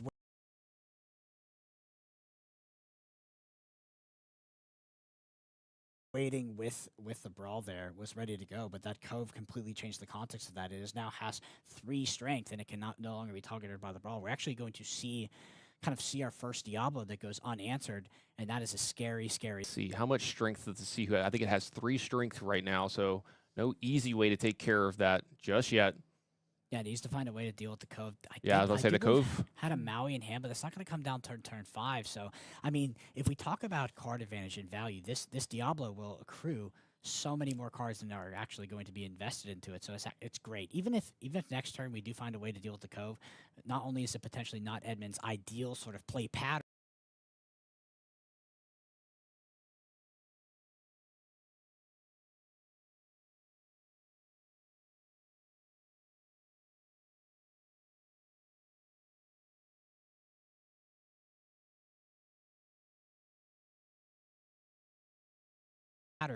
but it also we're in a position where on turn 6 we're playing something like a Madame Medusa. We wouldn't even play the Brawl on the Diablo. We'd probably play the Madame Medusa at that point, so this Brawl just kind of sits in hand. So that was an incredible play with the Cove. It's such a good sequence from Kevin, especially in the context that Edmund was firmly in the driver's seat and firmly ahead before that play specifically. Yeah, now we see the Bucky making it into the Inkwell here to play yet another way to get these extra cards in the form of Beast. Yeah, so that card is a problem. that is a problem for Edmund. And Beast is so much more powerful on the play than it is on the draw because Ruby Amethyst going into its turn 5 cannot answer the Beast. Actually has to wait until turn 6, and then it needs Madame Medusa to have an answer. So assuming it has the Madame Medusa, we're actually going to see multiple activations of the Beast, which is just so hard to deal with. Put that on top of the Diablo, and now we're starting to see the secondary game plan of Kevin. I talked about this deck being able to grind. Look at this matchup. Who's the card advantage deck now? Yeah, exactly. I was going to say, now, look, we're starting to go where you're talking about. That was a castle getting put in the Inkwell there. Maui's going to go ahead and take out that location from Kevin, so that's going to slow down just a little bit. No more strength added to Diablo, so possibly next turn, Madame Medusa coming in to take care of Beast. Maybe gets a double spell of Brawl plus something else. We'll have to see. And the hits just keep coming for Kevin. I see a Robin Hood. I think I see another Diablo. This Emerald Steel deck can really, really cause some problems. Absolutely. Edmund is in a tough position here. Does theoretically have the answers in hand. Also has double draw, which I'm sure he's going to likely sing with the Maui if that Beast does not get exerted. So sing friends on the other side, play Madame Medusa on the Beast, and I think deal with the Diablo on a future turn with that Brawl. So waiting till probably turn 7 at the earliest to actually be able to deal with the Diablo. Very, very tough. With the Diablo in play, if it gets exerted, are you actually maybe possibly not using Friends on the other side just to deny a few cards? That's a good point. You're probably right that Friends on the other side. It just depends. Do you need to draw yourself into an answer is the question. Depends on inkables in the hand, but that's a good observation. Yeah, Kevin down to 1 card. Goes up to 2 because of Diablo. It does look like it is going to be Brawl into a second spell here. Yeah, so it makes a better case for actually... so it's quite inefficient to on turn 6 to actually play that Brawl and then play the Friends on the other side. So Edmund showing why he's he's sitting there playing games, and we're sitting here talking about him. Well, Edmund has a lot of friends here. He went to the friends on the other side twice that turn, so tons of cards out of his hand. I see it Be Prepared in there as well, but that Beast still in play for Kevin here. Still got the Diablo. Still has a ton of ways to get extra cards. I see another Bucky to the end. Boom added to the Inkwell here, up to 7. We're going to start out with another form of Diablo. Quest with this one. Oh. Now it's exerted. Edmund is going to be very happy to be prepared this board state, I can only imagine. Yeah, so card added to Kevin's hand as well here this turn off of that Diablo, but we're going to get some of that advantage back here. Be Prepared does take care of our own Maui, but it takes out 2 Diablos. Speaking of what you talked about earlier, the Maui did not sink friends into the side because the Diablo was exerted. And that would have been, assuming Diablo is not exerted, that would have absolutely been the play prior to Be Prepared coming down. So we do actually have a discard trigger here with the Bucky into the Robin Hood, Champion of Sherwood. But Edmund has the perfect answer. Edmund has the Madame Medusa. I was going to say, this is a really, really nice reload for Kevin here. But like you said, Edmund's waiting in the wings here. I think a Maleficent was just added to hand. But this looks like here comes the Madam. Kevin knew this was coming. He's like, yeah, you're making 6 ink, exerting 6 ink that fast. My Robin Hood is not long for this world. Oh, but Kevin actually has the Ursula. Is going to take a look at the hand, snag one of those friends on the other side. We do have double, but you can only imagine a discard trigger is going to come after that. So we're going to have to get rid of another card, probably getting rid of this Maleficent Sorceress. So we're going to have to sing friends on the other side. Almost lost all the cards in hand, which would have been quite devastating since we're relying on that draw pack. Just find the Be Prepared. Oh, there's a Be Prepared off the top. Huge draw for Edmund here, followed by a Chernabog's follower and a Madam Mim as well. Huge draw here for Edmund. So 3. So we're. I think he has 7. Okay, so could actually ink that Chernabog's followers, bounce back the Madame Medusa, and play it again, right? That was an option. But of course, the Be Prepared is a 3-for-1. So yeah, nice 3-for-1 here. And was that just a pass from Kevin back over to Edmund with no plays? Oh, I believe so. All right, Chernabog's follower. So not a huge play from Edmund as well. Looks like Ursula. Take a look. That's a miss. That's a Maui and a Madam Mim. Looks like we have a Baboom, and I can't see the other card quite yet for Kevin. But Kevin is in a really tough spot, and there's a Strength of the Raging Fire. That's actually pretty good right here. It's not great. Kevin's hand is still very, very rough, but stopping that draw is very important. We do see the Sisu. Okay, so the game is starting to slow a bit in pace. Yeah, and now these players, unfortunately for Kevin, he's drawing a lot of his cheaper cards here. He's drawing his 1-cost Robin Hood here. Yeah, Kevin really wanted to find Beast Tragic Hero on that draw step, almost surely. Rabbit, a huge draw here as well with this Madam Mim. This is going to draw so many extra cards. Absolutely massive. What a top deck. That Be Prepared was so good off the top earlier. And now we find a Cove once again in the late game, which is not... Cove can be so impactful, and we've seen that. Cove is just such a strong card. We've seen it be impactful in other matchups as well, but it is almost... It's hard to deny that it is a good top deck in the late game. That is where it struggles. Yeah, a lot of the locations can be pretty... I like Castle kind of almost at any point in the game. That one's just so powerful, but some of these other locations are not the best when you draw them in the late game.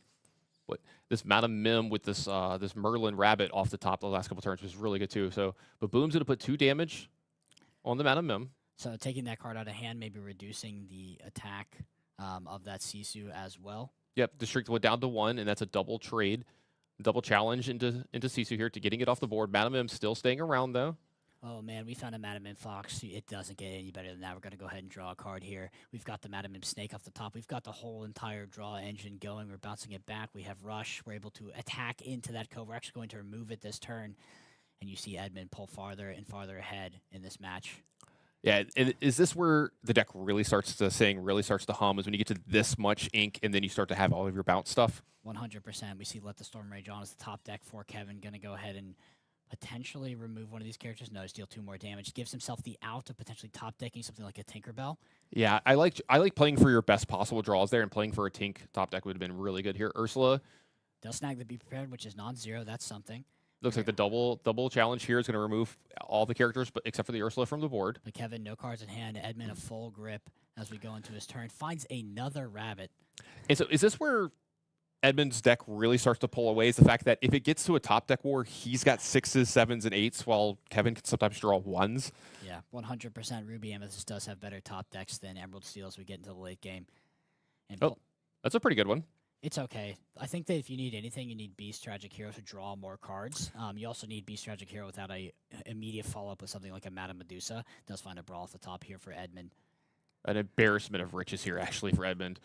Brawl I'll say tons of other cards in his hand that could take care of anything that Kevin could do here as well. Let's say I see a Maui. There's a Madam Mim picking up a rabbit. We're going to be drawing tons of extra cards here. Another Maui added to the hand. Edmund, this is almost getting embarrassing. That's a be prepared head in here. I don't like to call games before they're over, but I think Kevin's going to have a really hard time getting back into this one. I mean, we're just watching the Ruby Ham of this deck hum at this point, and we get that Queen's Castle off the top. That Queen's Castle is surely going to cement this lead on the following turn cycle. Robin Hood is going to get to go ahead and challenge here, take care of that character, get a little bit of a lore. Yep, will be a trigger on that. We do see a Jafar, which is a pretty decent threat to hit the field here. I just think that Edmund has built up a board here of Madam right off the top here. Well, maybe not. Does Madam want to go ahead and just take care of this Jafar? Wondering if he was considering be prepared there for a second. But we do go ahead and play the Madam Medusa, hit the Robin Hood, Champion of Sherwood.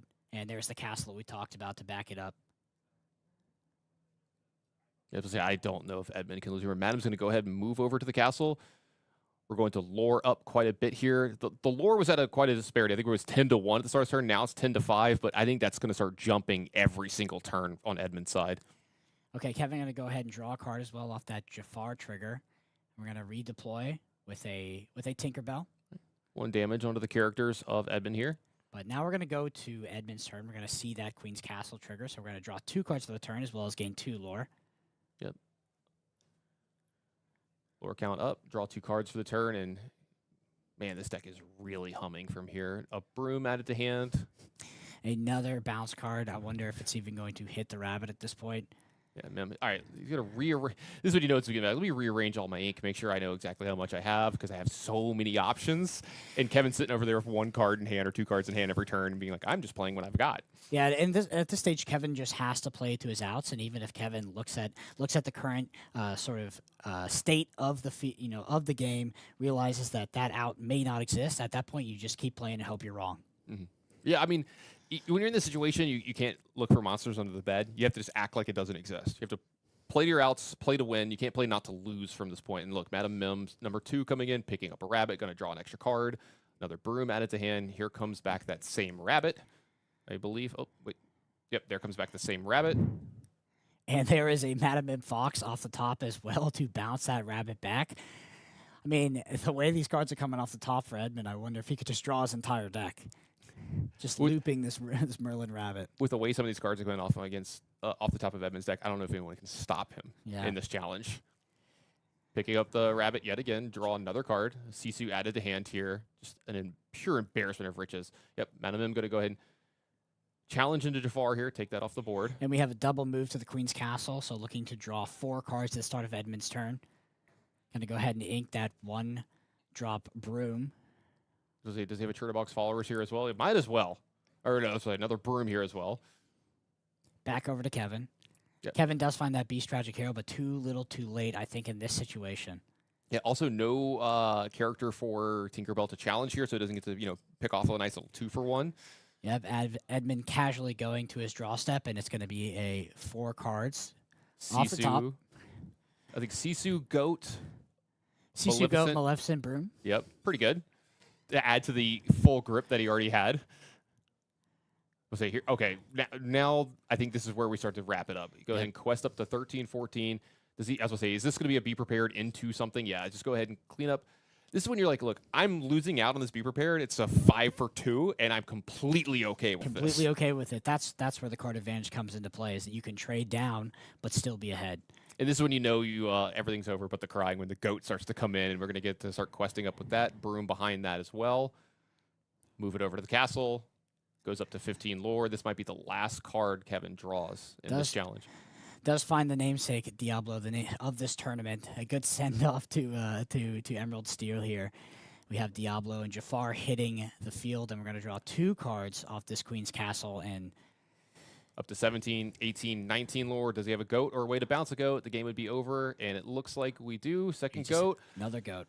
Nice little fist bump from Kevin there. I loved the camaraderie between these two. They've been seeing each other all weekend long. They were getting some nice little fist bumps in between the games there, kind of I love seeing the sportsmanship between the two because that's one of my favorite things about Lorcana, watching all of these matches, and the players are saying good games afterwards, good luck in the rest of the tournament, and they really genuinely mean it.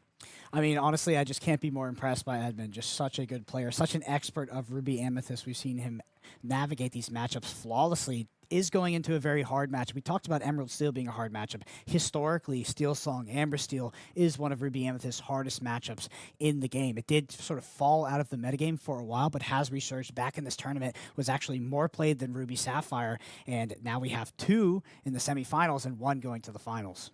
Yeah, absolutely, and those finals are coming right around the corner, so I can't wait to see them. I know you can't wait to see them, so at home, we're going to be taking a real quick break, and then we'll be back with more Lorcana right after this.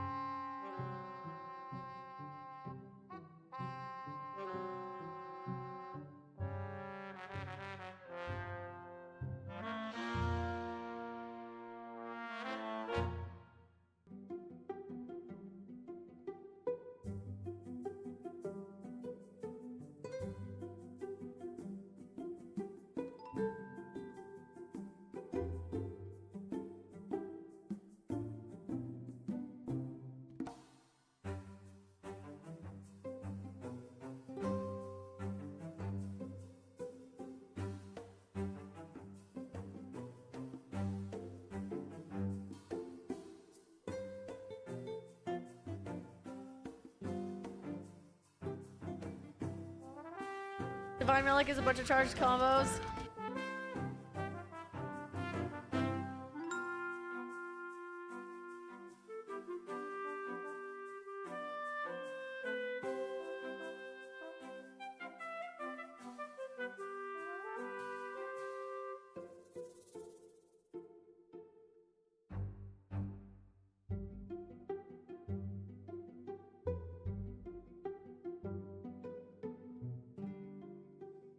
Hey, Illuminators, welcome back to the booth. I'm Liam, this is Brandon, this is Stitch, and this is Pooh, and we are here ready to get into the semifinals. Yes, time is racing towards us. The semifinals, this is the last semifinal match before we get into the finals. We have a very interesting mirror match here. It's actually a Steel Song mirror match, but I don't want to waste anybody's time because we have a lot to get to. And so. I'm just excited. So, so let's just move on into the match. Let's get into it. Stay up there, Pooh.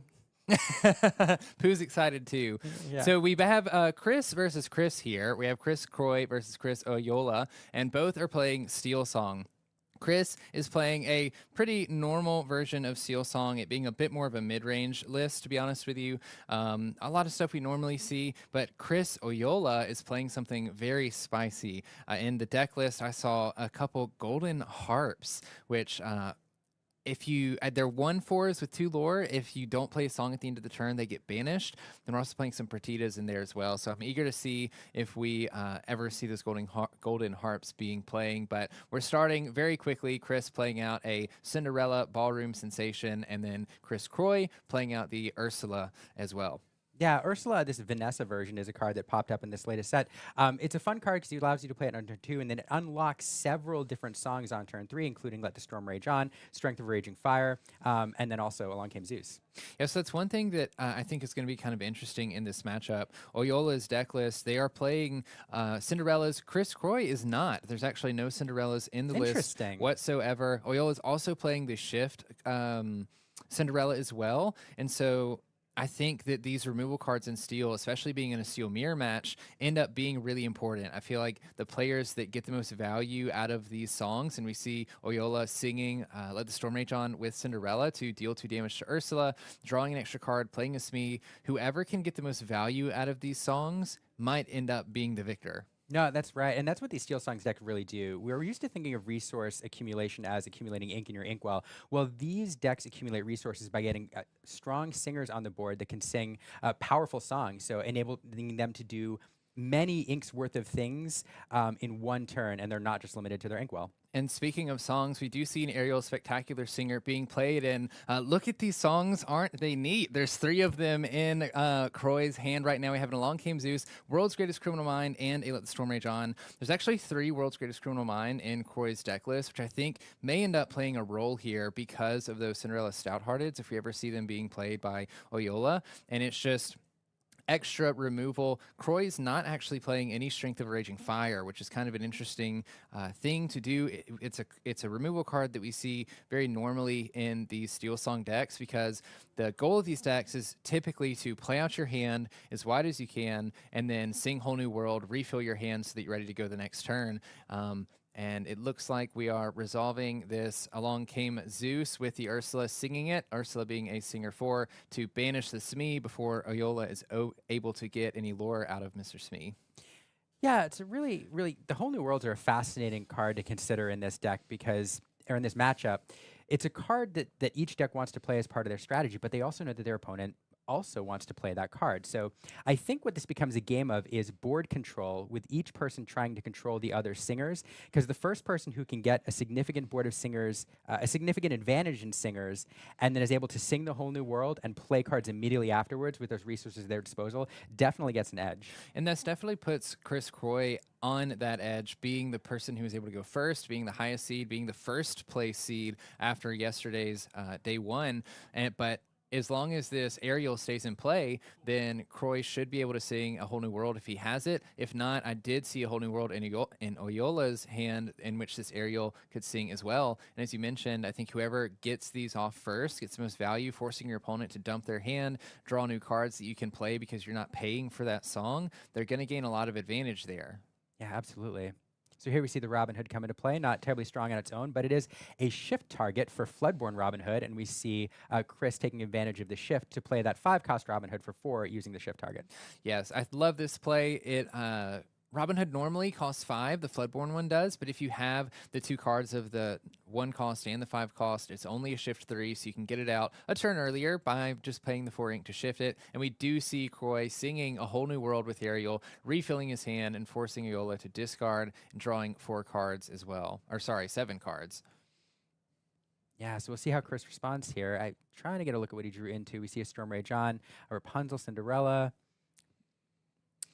Interestingly enough, Oyola is not playing, well, he's only playing 2 Along Came Zeus, and I feel like Robin Hood is an especially strong card in this matchup because of the 6 willpower. These steel removal actions are damage based, and so most of them you're dealing a certain number of damage. We see the 2 damage on Let the Storm Rage On, the 5 damage from Along Came Zeus. It can be really difficult to remove a card like Robin Hood because of that extra willpower, normally requiring multiple resources from these steel players. No, you hit the nail on the head earlier when you said that this game is about using your resources effectively. So having to use 2 cards to take care of Robin Hood puts Chris at a little bit of a disadvantage.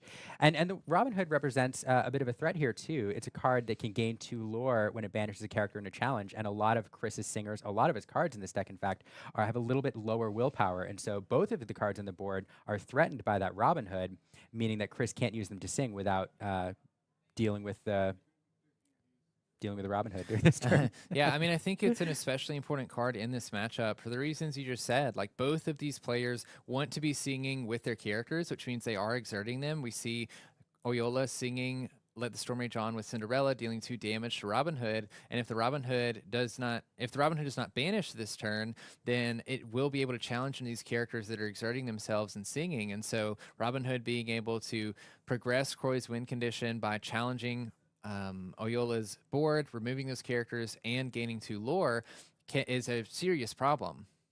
Yeah, so interesting choice here. We sing a whole new, let the Storm Rage on to deal 2 damage to the Robin Hood, most likely to get Chris another card. And I was going to say that leaves some damage there for exploitation from a Rapunzel, but no, let the Storm Rage on, which deals 1 damage to a character for each character that you have in play. In this case, it's 5. So we talked about how it would require a 2 for 1, but I will say 2 cards for 1 feels a little bit better when one of those cards nets you a card, as the Storm Rage on does.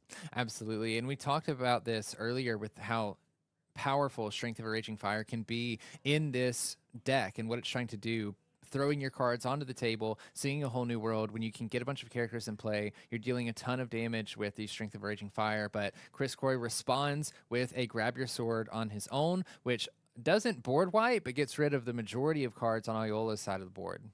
Yeah, now what an interesting back and forth here with removal action after removal action dealing damage and trying to control their opponent's singers. If we see another whole new world, we'll probably see this continue. There we have the Rapunzel, which will heal Smee for 2, enabling Chris to draw 2 cards off that heal. A very strong card. One of the most popular cards in set 1. Yeah, there's this interesting thing where Rapunzel is healing what has been hurt. The Smee is exerting himself, dealing damage to himself. In this case, it was actually from the Grab Your Sword, I believe. But being able to draw extra cards off of the Rapunzel, both players are playing this Rapunzel and a whole new world deck. So sometimes you decide to draw cards with your Rapunzel and not disrupt your opponent's hand. For instance, if your opponent doesn't have very many cards in hand, maybe you don't want to give them 7 extra cards. You have Rapunzel there to give yourself card draw only. We do see Chris Croy playing an Aerial Spectacular Singer again. Looking at the top 4 cards, we only see a whole new world in there, a couple other cards going to the bottom of the deck. And I don't think Croy can sing Whole New World this turn, but Oyola at least knows that it's coming. Yeah, so let's talk about Sleepy's Flute for a minute, because we haven't seen one in the game yet, except for one that Chris was just forced to send to the bottom of his deck. There's really 2 ways I think that this game goes. One is if I think some of the big threats that we talked about, in particular, the Cinderella is able to stick around for a while and gain 3 lore per turn. You also have the Robin Hoods, which could gain 2 lore per turn if they're able to stay on the board for a while. The other is whichever player manages to get, perhaps 2 flutes in play first and is able to gain 2 lore a turn off these songs they have in their deck might have the edge, and neither player has been able to put one on the board yet. Yeah, it's kind of interesting because Sleepy's Flutes have been sort of a staple in these Steel Song decks. We saw Sleepy's Flutes and Pride Lands being played earlier in the meta in a version of Steel Song, but Oyola's actually not playing any Sleepy's Flutes in his deck, also not playing any item removal. So if Croy's able to get a couple of these Sleepy's Flutes down and can start singing these songs, doing what Steel Song wants to do by gaining value, keeping board control through these songs, then Croy could start to run away with the game. But like you said, we found one of them and unfortunately had to go to the bottom of the deck because of the Aerial Spectacular Singer. Fantastic. So no flutes in Oyola's deck. No flutes. That's right. Yeah, it's very interesting. I love Oyola's deck. There's a lot of interesting stuff there between the Golden Harps, the Perditas, the Cinderella Stout-Hearteds. We haven't seen much of it yet. There's also a Piglet, Pooh Pirate Captain, that went into the Inkwell.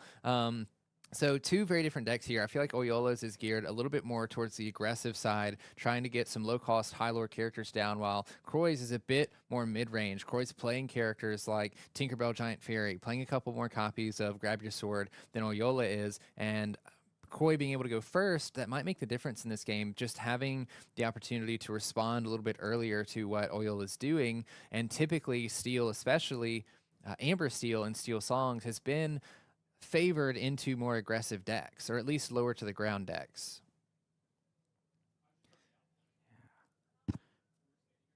It does look like Chris is challenging the Ursula with the Robin Hood to put 1 damage on the Robin Hood, then play a Rapunzel, healing that 1 damage and drawing a card. So we did talk about, effective, high-statted characters for questing. These Rapunzels, they do have a great effect when they come into play, healing a character and allowing you to draw up to 3 cards. But then they are 2 lore questers with 5 willpower, which does take oftentimes some resources to deal with. And Chris, without much strength on the board, is going to have to devote resources to deal with these. Otherwise, Chris will be questing for a turn with just the Rapunzels. Yeah, and like we mentioned earlier, most of the removal in Steel is damage-based. So when you have characters with high willpower, unless you're using something like an Along Came Zeus or a Strength of a Raging Fire, they can be pretty difficult to banish. It looks like Oyola previously removed one of the aerials with a Strength of a Raging Fire, and then we see another Rapunzel being played. Ariel challenging into the Robin Hood. And we did see, I think, the first Sleepy's Flute drawn that we may see here probably before those whole new worlds get played and send that Sleepy's Flute to the discard pile. Yeah, Corey has an interesting hand here, holding on to 2 whole new worlds. So unfortunately, if you spin one, one's going to go into the discard. And we do see a Baloo being played. Now, this is another difference between these decks, isn't it? Yes, Baloo is only in Kroi's deck and is a card that I really enjoy. Baloo is an uninkable 3-cost 0/3 with Bodyguard, but has a really interesting ability in that when you banish Baloo in any capacity, you gain 2 lore. So if you ignore the Baloo, he's going to quest for 1 lore every turn, because why wouldn't you? And then when you do eventually have to banish him, your opponent immediately gets 2 lore. He disrupts a little bit of what the opponent can do in regards to challenging your other characters. So in this instance, Baloo has to be challenged before the Ursula Vanessa or the Aerial Spectacular Singer can. We do see an Aerial Spectacular Singer being played by Oyola, I believe, grabbing a Bare Necessities as well. Yeah, I mean, Baloo is an interesting card, as you highlighted. It basically represents 2 lore. And in a Steel Sign deck, not only is it a bodyguard for your characters or questing for 1 lore, but it also can sing for 3, like any 3-cost card can. And there's a lot of options available. So it's not a card that you like to see stick around. It basically represents 2 lore when you play it on the board. Yeah, and when we have this Steel Song mirror match too, a lot of these characters have relatively low strength. If we look at Chris Oyola's board right now, he has 2 Rapunzels and then Ariel. That's only 4 strength total. I don't really feel like you want to spend 2 of your characters that you'd rather be questing with or singing with, challenging into a Baloo, just so that Kroi doesn't get that value of either being able to sing with a Baloo or simply questing and pushing his win con even further. Absolutely.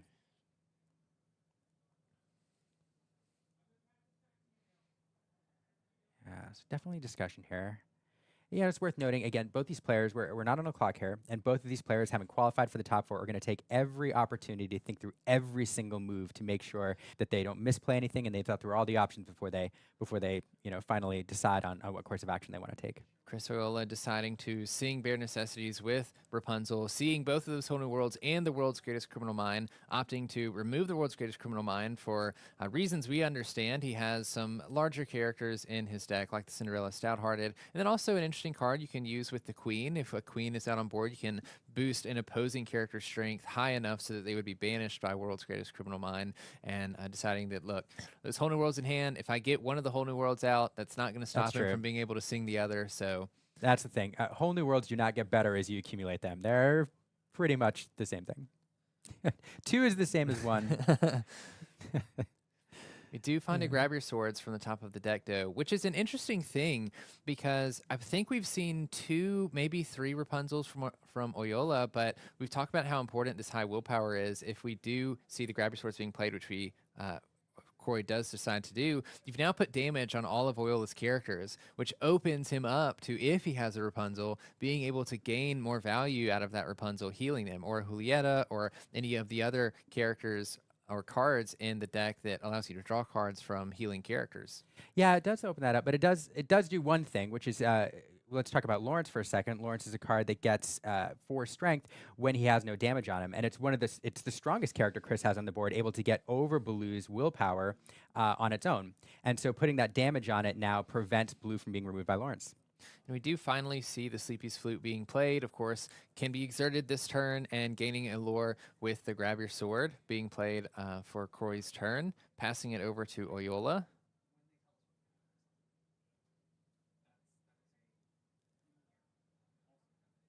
I think the choice of putting the damage on the Lawrence was very intentional here, even knowing that it was going to put damage on everything else for the reason you said. This Baloo is being very annoying, to be honest, just because of the reasons we mentioned earlier. I don't think you want to spend your turn using more than one of your characters to challenge and banish another character.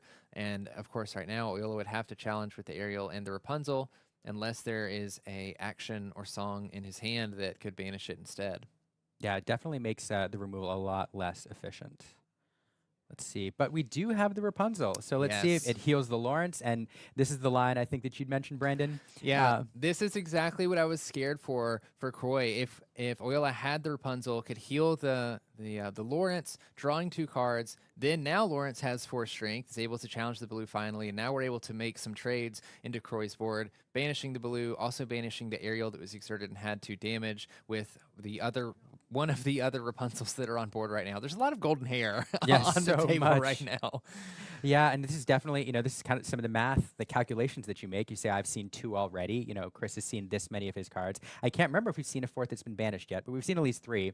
Kind of taking the gamble there that Rapunzel isn't in hand, and it turns out it was. Oyola trying to decide if he wants to quest with these characters, and it looks like he is going to quest up to 5, getting a little bit closer to Croy. Croy having the lead. But of course, Croy went first, is a bit more of the mid-range deck. It sort of makes sense in this scenario. No, I think Chris may have turned a corner here. Chris Croy still has plenty of options. Of course, A Whole New World is available. Cannot sing it, though, which is unfortunate for Chris.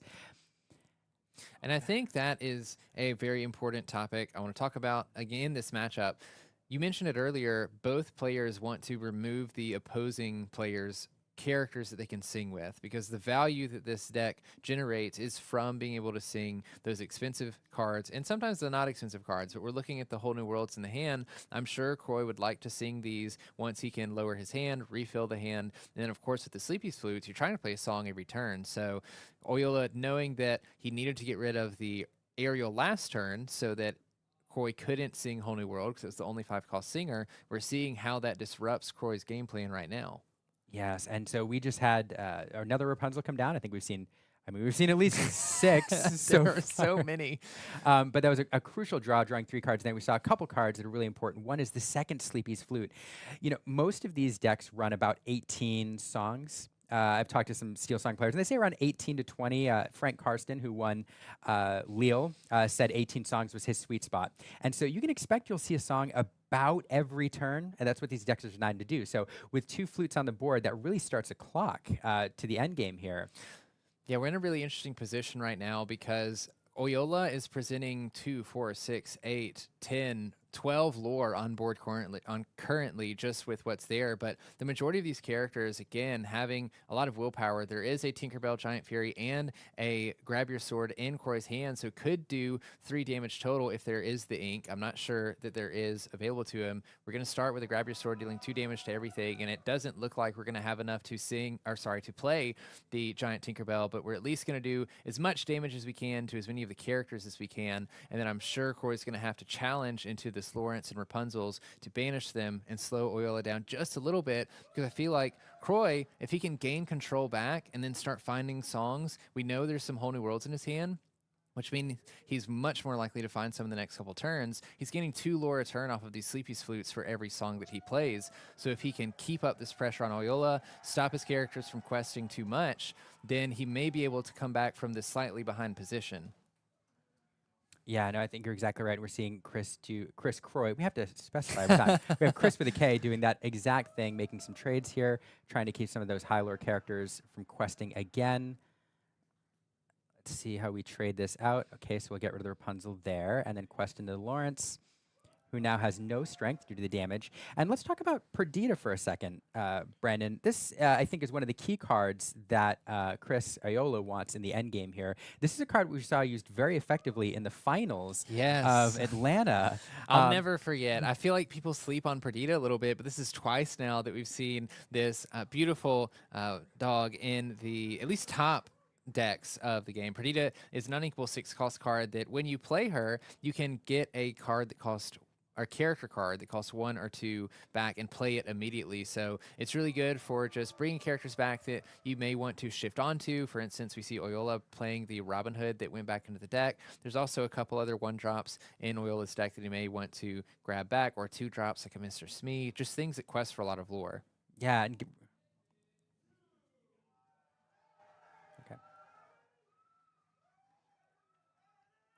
so here we see both of Chris Oyola's 2 Perditas on the board. He can use those again to get 2 characters back from the discard pile each turn, allowing him to go wide faster. And what's interesting about Perdita is that it's on play and when you quest. And this is just another example of a character that has a ton of willpower. And in this mirror match, these characters not having a lot of strength means that Oyola is likely to get a lot of value out of it. But we see a 3rd Sleepy's Flute being played from Chris Croy. And it looks like... have the handshake. I think Chris Ayola had it. Chris Corey managed to get that flute on the board, but it looks like he didn't have enough to take care of all the lore that Chris Ayola was representing on that side of the board. And so Chris... Did he have enough to quest, though? I was counting up the characters to see if Chris Croy could quest, found the third Sleepy's Flute, I think could have gotten up to 17 lore, and then used the Sleepy's Flutes to quest to victory. You know, folks, this is one of the joys of casting these. It's not being able to hear what's going on the table. Yeah, we'll see. I'm not sure who won that one. We'll see when we go back to it. Yeah, we'll have to go back to game 2. It'll be on the graphic. We'll see. But a very close game. I mean, both of these players... Croy won game 1. Okay, we're hearing from the booth that Croy won game 1, which is you were right. Came back from that from a behind position. I think needed at least it was like 8 lore or something like that, 9 lore at the end of that game. Found the third Sleepy's Flute, and I mean it was kind of a slog. Both of these players just using their steel removal, singing, trying to get as much value as they could out of these songs until one of them inadvertently managed to make it to 20. Yeah, both with very different game plans, and both of them, like, we got within one turn of each one winning, and so it was a really great game. Yes, absolutely. But I think we should move on to game 2 Let's do and it. see if Chris can take this one. Let's see who goes the distance.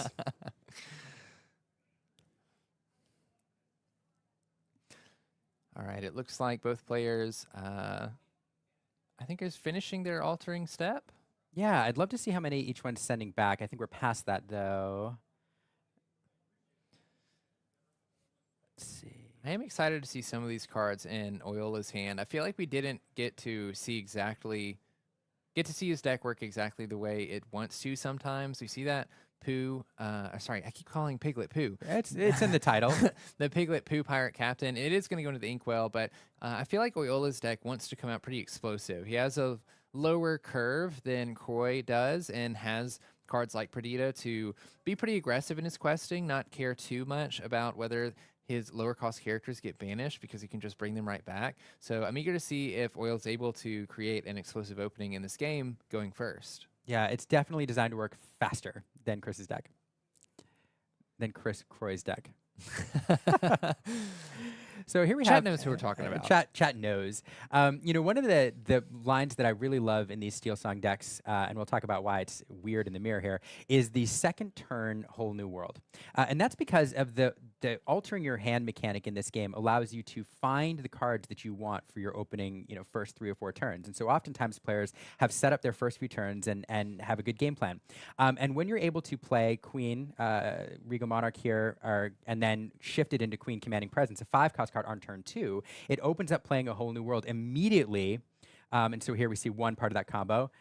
And instead of singing the Whole New World, it's Along Came Zeus to remove that Robin Hood shift target. It throws your opponent off their game plan. Of course, in a deck that wants to play a Whole New World like Chris Ayola's, they may have the same plan, so the calculation changes a little bit. Yeah, I want to point that out because it might look interesting to the viewers why Croy would choose to banish the 1-drop Robin Hood instead of the Ursula, which has much more willpower. But it's for that same reason. Sometimes if you don't have the Queen shift line, you do have a Robin Hood shift line on turn 3 where you can do the same thing and sing a Whole New World. I know Oyola does have a Whole New World in hand. I'm not sure if he has the Floodborn Robin Hood or not, but this is a way for Croy to play around that shift Whole New World play by the Robin Hood.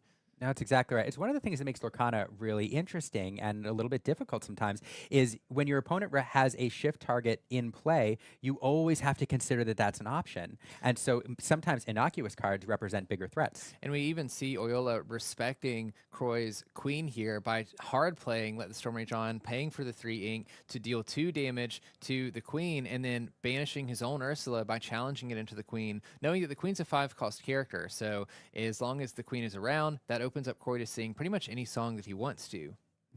So now with the Spectacular Singer, taking a look at the top 5 cards, we have 2 options available. One is Along Came Zeus, the other is Let the Storm Rage On, and we're selecting the Along Came Zeus.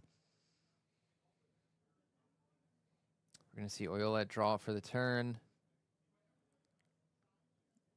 Probably looking to ink and play. We're going to ink a Cinderella and then playing 2 double Smees. Smee. It's a pretty aggressive play. I mean, Smee has great stats as a 3/3 for a 2-drop character, also having 2 lore, so representing a lot of lore on board right now. And then knowing that we have cards like Rapunzel that we can play to heal the Smee if it's getting away with some quests and dealing damage to itself could be a pretty explosive play here. That's true, and they've threatened the aerial Spectacular Singers if they become exerted. So we have another spectacular singer into a whole new world. Deciding not to take the world's greatest criminal mind, putting that at the bottom of the deck. Could sing Whole New World this turn if we wanted to with the other aerial, but instead we're going to sing the Along Came Zeus, banishing one of the Mr. Smees. I don't think Croy's inked for the turn, so we're going to ink the queen and then pass.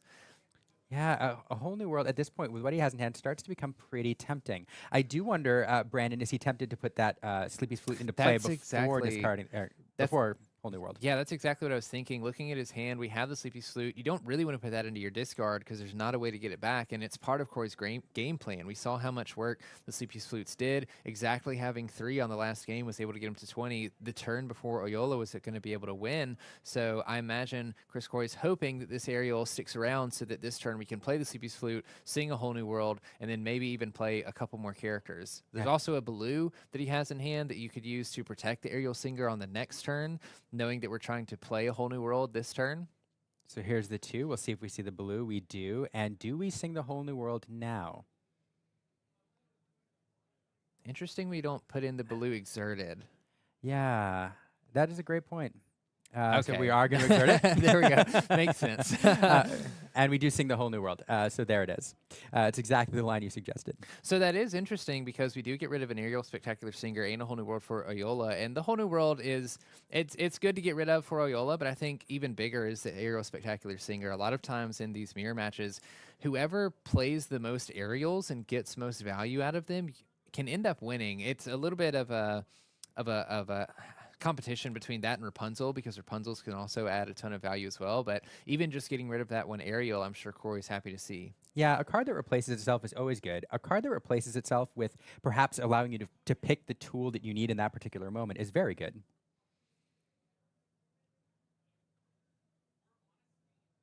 So Oyola is starting his turn with a fresh hand of 7 cards. I did see a Cinderella Stout-Hearted, a little bit too early to play that. Couple removal songs like Let the Storm Rage On. Let's see, we do see the harp. Wow, he's going through very quickly. Let's see. So the harp is a viable play here at this point. So Chris, kind of with the option to go wide, we're going to remove the Baloo with the Smee. Makes sense. Croy will gain 2 lore off of the Baloo being banished. We're going to deal 1 damage to the aerial and then 2 damage to the Rapunzel after challenging it. Then we are going to finish banishing the aerial by playing a Let the Storm Rage On with our ink and then allowing Oyola to draw a card off of that as well. And this is this back and forth that we saw last game with each player trying to get characters to stay on the board, trying to build up a board state, and just going back and forth with removal actions. We're going to see a Golden Heart being inked so that we can play a Cinderella and an Ariel. Just setting up some more of those singers. Both of these cards are singers and can sing for twice as much, or sorry, not twice as much, 2 more ink than they cost. A lot of those 3-cost songs, 4-cost songs, Along Came Zeus, Let the Storm Rage On, Strength of a Raging Fire. Chris Oyola is slowly building up his board and it very quickly being taken down. Yes, I mean, it's you know, Chris is kind of making a bet here, hoping that we don't have the wide removal, grab your swords is available. Although, you know, it does feel good for Chris Croy to get that number of characters off the board. But at the same time, Chris is forced to spend his entire turn playing that card with ink, sending it back over to Chris here in a moment with 2 characters on the board and allowing him to respond and rebuild. And I think this is where both of these players are looking to gain an advantage because we can see just how slow of a turn it is for Croy to have to pay 5 ink and play this card versus being able to play a card like Grab Your Sword for free and then refill his board with characters, because he essentially spent that entire last turn just playing the song, exerting the Sleepy's Flute, and now Oyola gets a whole nother turn to respond after that. And although some of his characters were banished, he has a lot of ink to work with. He still has some singers on board if there's anything he wants to do. We see a Perdita being played, pulling back that Cinderella that was just banished and playing it as well. Yeah, absolutely. So yeah, Chris definitely wants to go wide here at this point with the Perdita, as he's indicating he wants to do. Chris, however, has another option to deal with the wide board. He does have Tinkerbell in hand, which will deal 1 damage across the board. Not enough to remove anything at this point, but definitely threatening then 2-for-1s on the following turn. Yeah, and this is such an interesting thing about this matchup is that you have cards like Grab Your Sword, you have cards like Tinkerbell, which are typically used to remove these wide boards, but with all of the willpower on all these characters, if you're just adding damage to these characters, you're opening yourself up to a line we saw in last game, where if Chris Oyola is holding on to a Rapunzel, you can create a huge advantage by completely healing a character that was almost at banishment. That is true. And that's, the fun thing about TCGs is sometimes, you always play around your opponent's options. You're considering what they might play. And obviously, sometimes you're playing around their most dangerous card consistently. But sometimes you just have to take a gamble, say, if you've got it, you've got it. If you don't, you don't. And try to win the game. We're also in a really interesting position where Oyola has been able to build a pretty wide board, and every time that Croy's characters are banished, he's having to find more characters to play. And he's working with, I think, 7 ink right now, but that doesn't lend him to play too many very strong characters. We see the Robin Hood being played, which is one of the stronger characters I think he could play currently, but then he can only follow that up with another 2-cost character, which we see as the Ursula, while Oyola still has a giant board worth of characters that can quest for a lot and is also just going to be difficult to banish. Yeah. This does put Oyola in a weird spot where if he can't heal any of his banished characters, you don't really want to sing or exert them because of this Robin Hood that's in play as well. That is true. And we'll highlight Robin Hood for a second. Normally in Lorcana, you have to choose between questing to gain a character's lore or using the character for something else like challenging opposing characters. But with Robin Hood, you can sort of do both. If you manage to banish an opponent's character in a challenge, you do get that 2 lore anyway. But here we have a big play, I think, Brandon. This is a huge play. A big play. I wanted you to finish talking. The Cinderella Stouthearted being played is ginormous. Cinderella Stouthearted is both a ginormous character, having resist +2, I believe, as a 5/5, but also can challenge ready characters whenever a song is played for that turn. So Oyola being able to shift the Cinderella onto the big Cinderella means that Oyola could challenge that Robin Hood this turn. Yeah, that is true. And so there's one card that Chris Croy has in his deck for this exact situation, a card that requires non-damage based removal, and that is World's Greatest Criminal Mind. And it doesn't matter, it looks like. No, it looks like Chris Croy decided to shake on it. I guess he doesn't have the answer and decides that Oyola is going to take game 2. We're moving on to a game 3. He says, I'll take the play, I'll go into game 3, and I love game 3s. I love game 3s, especially in the semifinals. Yes, semifinals. Yeah, semifinals. I know players may not love it because they just love to win and move on, but as casters and as viewers, game 3 is the best thing I could ask for. Yeah, we love to see it. And we know you do too. So let's get into it.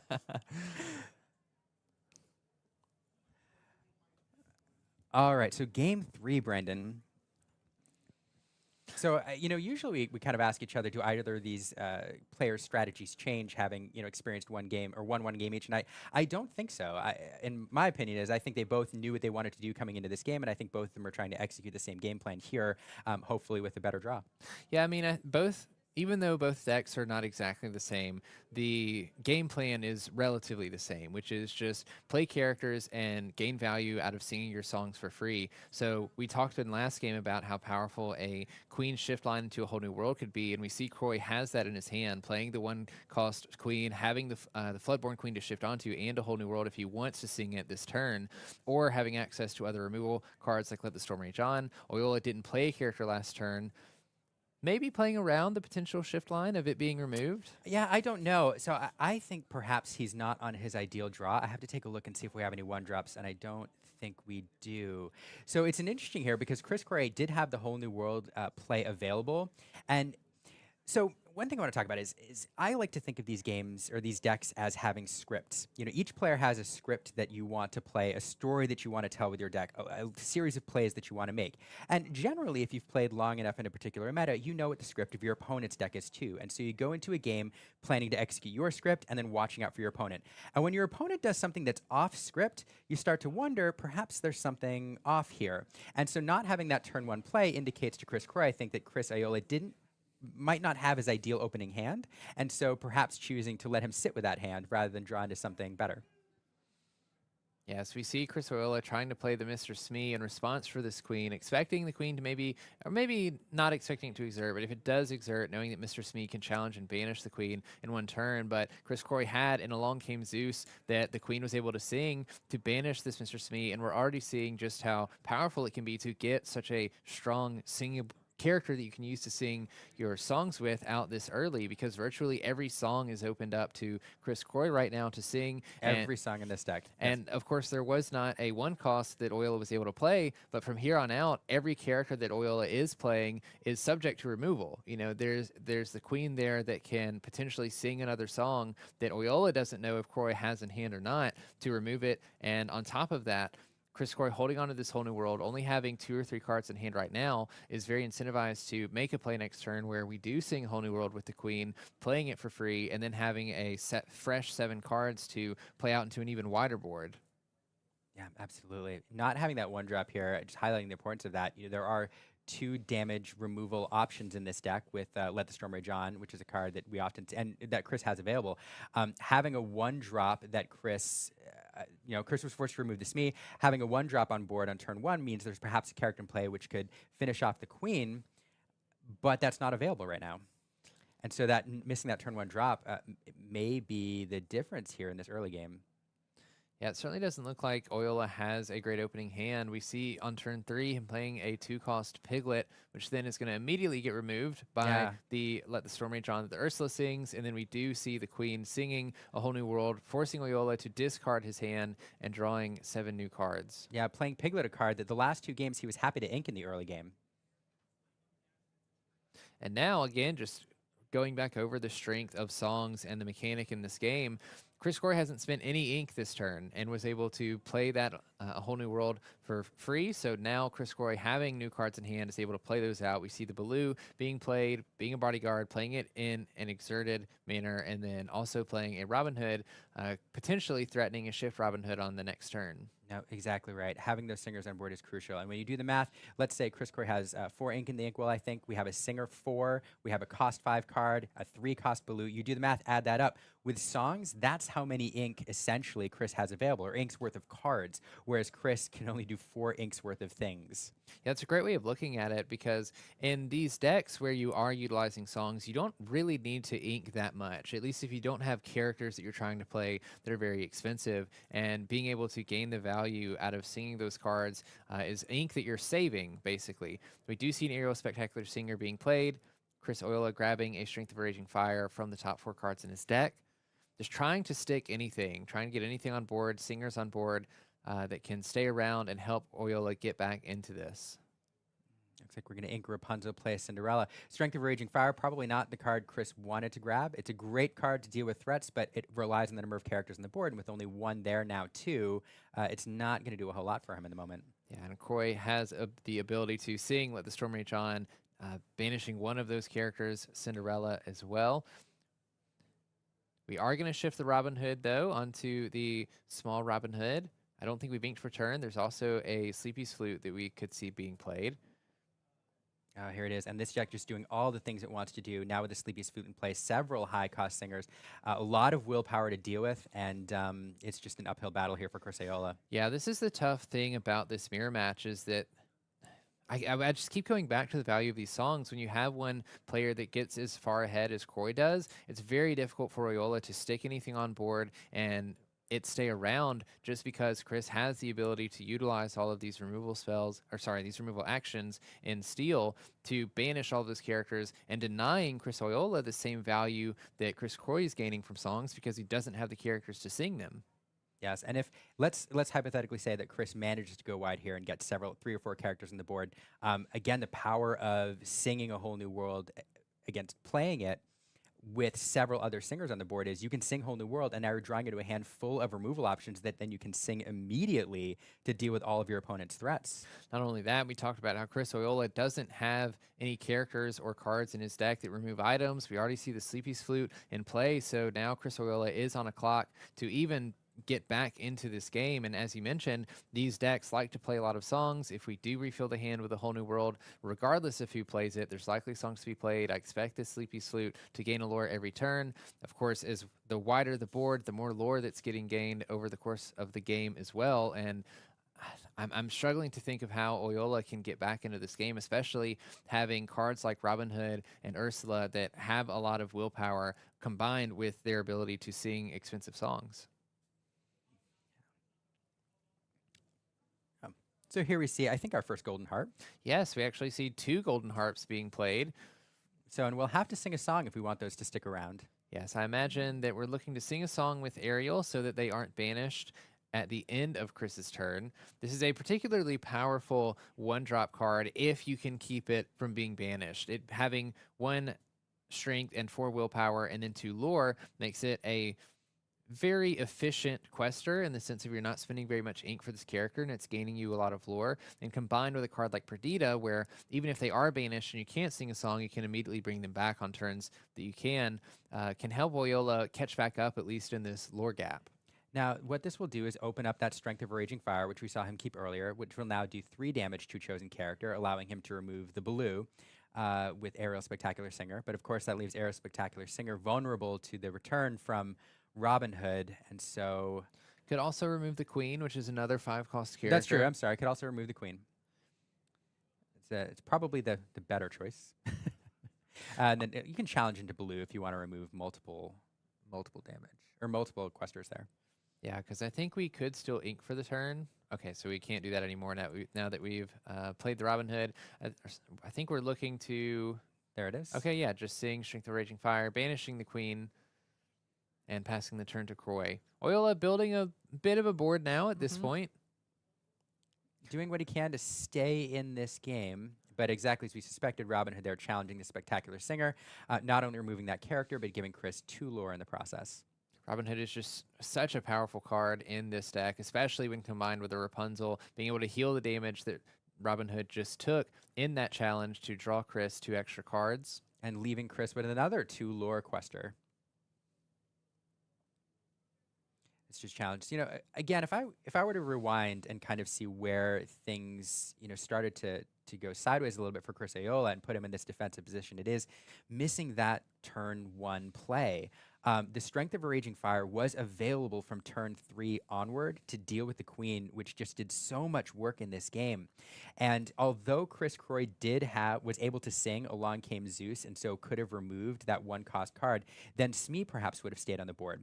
If Chris had managed to keep 1 character on the board in turn 1 or 2 to help finish off the Queen, Regal Monarch, or Commanding Presence rather, excuse me, along with the Strength or Let the Storm Rage on, then this game might play out a little bit differently because then you lose your 5-cost Singer, etc. So there are some decks and there are some matches where a 1-drop is not important and the deck is perfectly fine to move along without it. There's some Ruby Amethyst decks that play like that. And then there's other matchups and decks where getting a presence on the board is very, very important. And when you're playing a Steel Song deck that wants to get Singers to stick, that is critically important in the early game. And so missing that 1-turn drop perhaps is where the uphill climb began.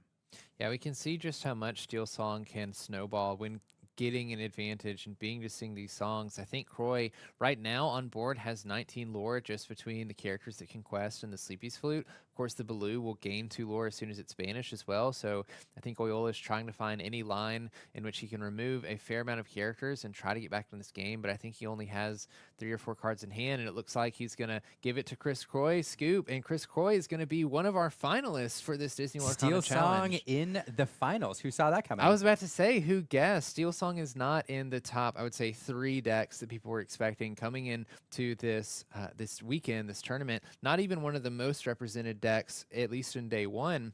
But we can see the power that it provides by singing these songs, by using your Rapunzels to heal the damage off of your characters, gain card advantage as well. So I'm very eager to see if this can go the distance in the finals. That's true. There's one thing we knew at the start of this game, Brandon, and that was that we were going to see a Steel Song deck and a Chris in the finals. And that's exactly what we're going to see. So we're excited to bring you the finals and perhaps a new card.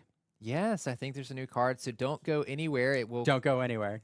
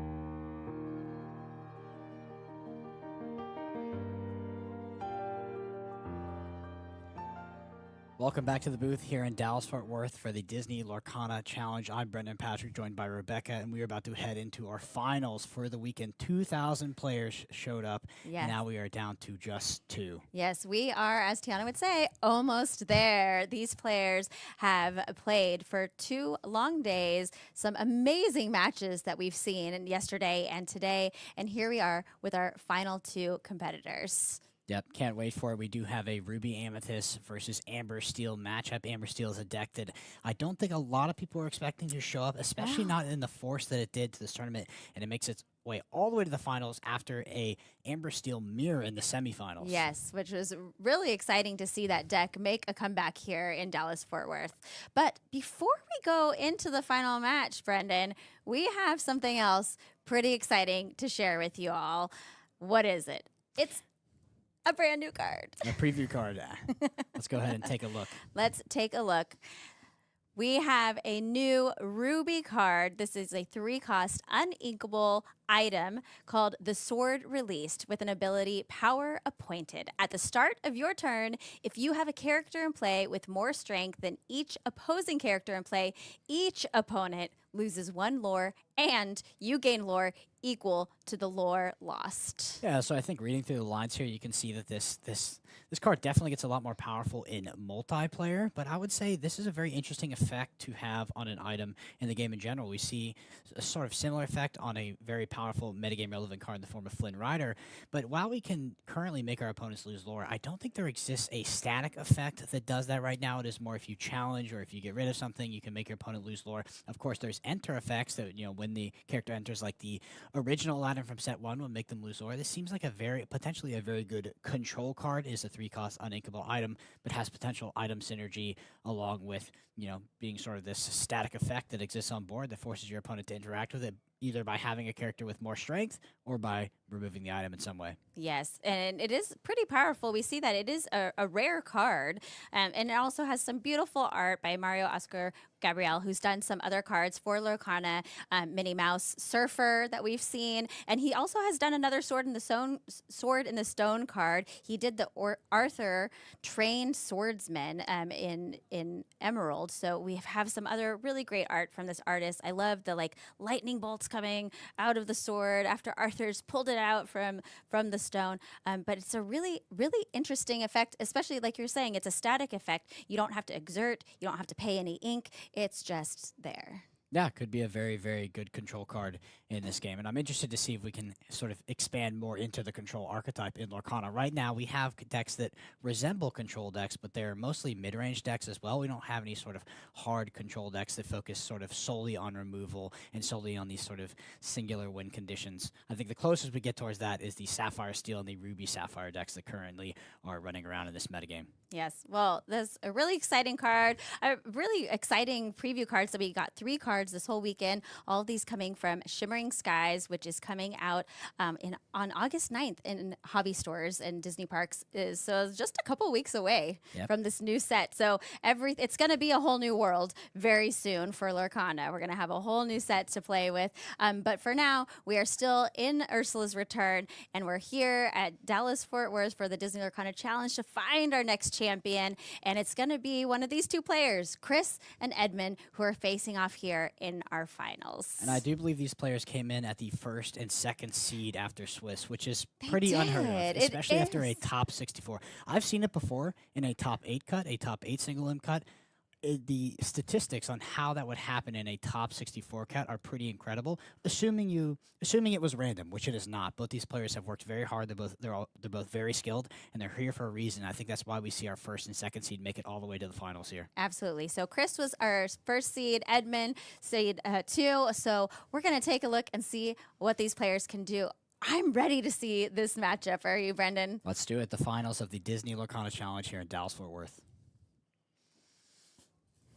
So, of course, Chris having the higher seed at that #1 spot, he is going to go first in this game.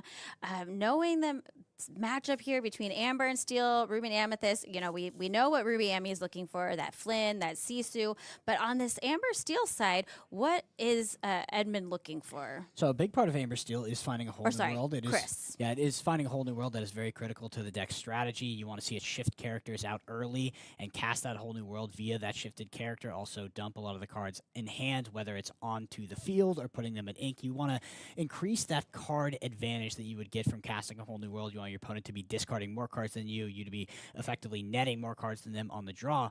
From Edmund's side, you've seen Edmund highly prioritize things like card draw against Emerald Steel, some of these discard decks. I think you're going to see Edmund do something very different against a whole new world deck. Will actually try to utilize as much of his hand as possible in the early game to hedge against a potential early whole new world deck.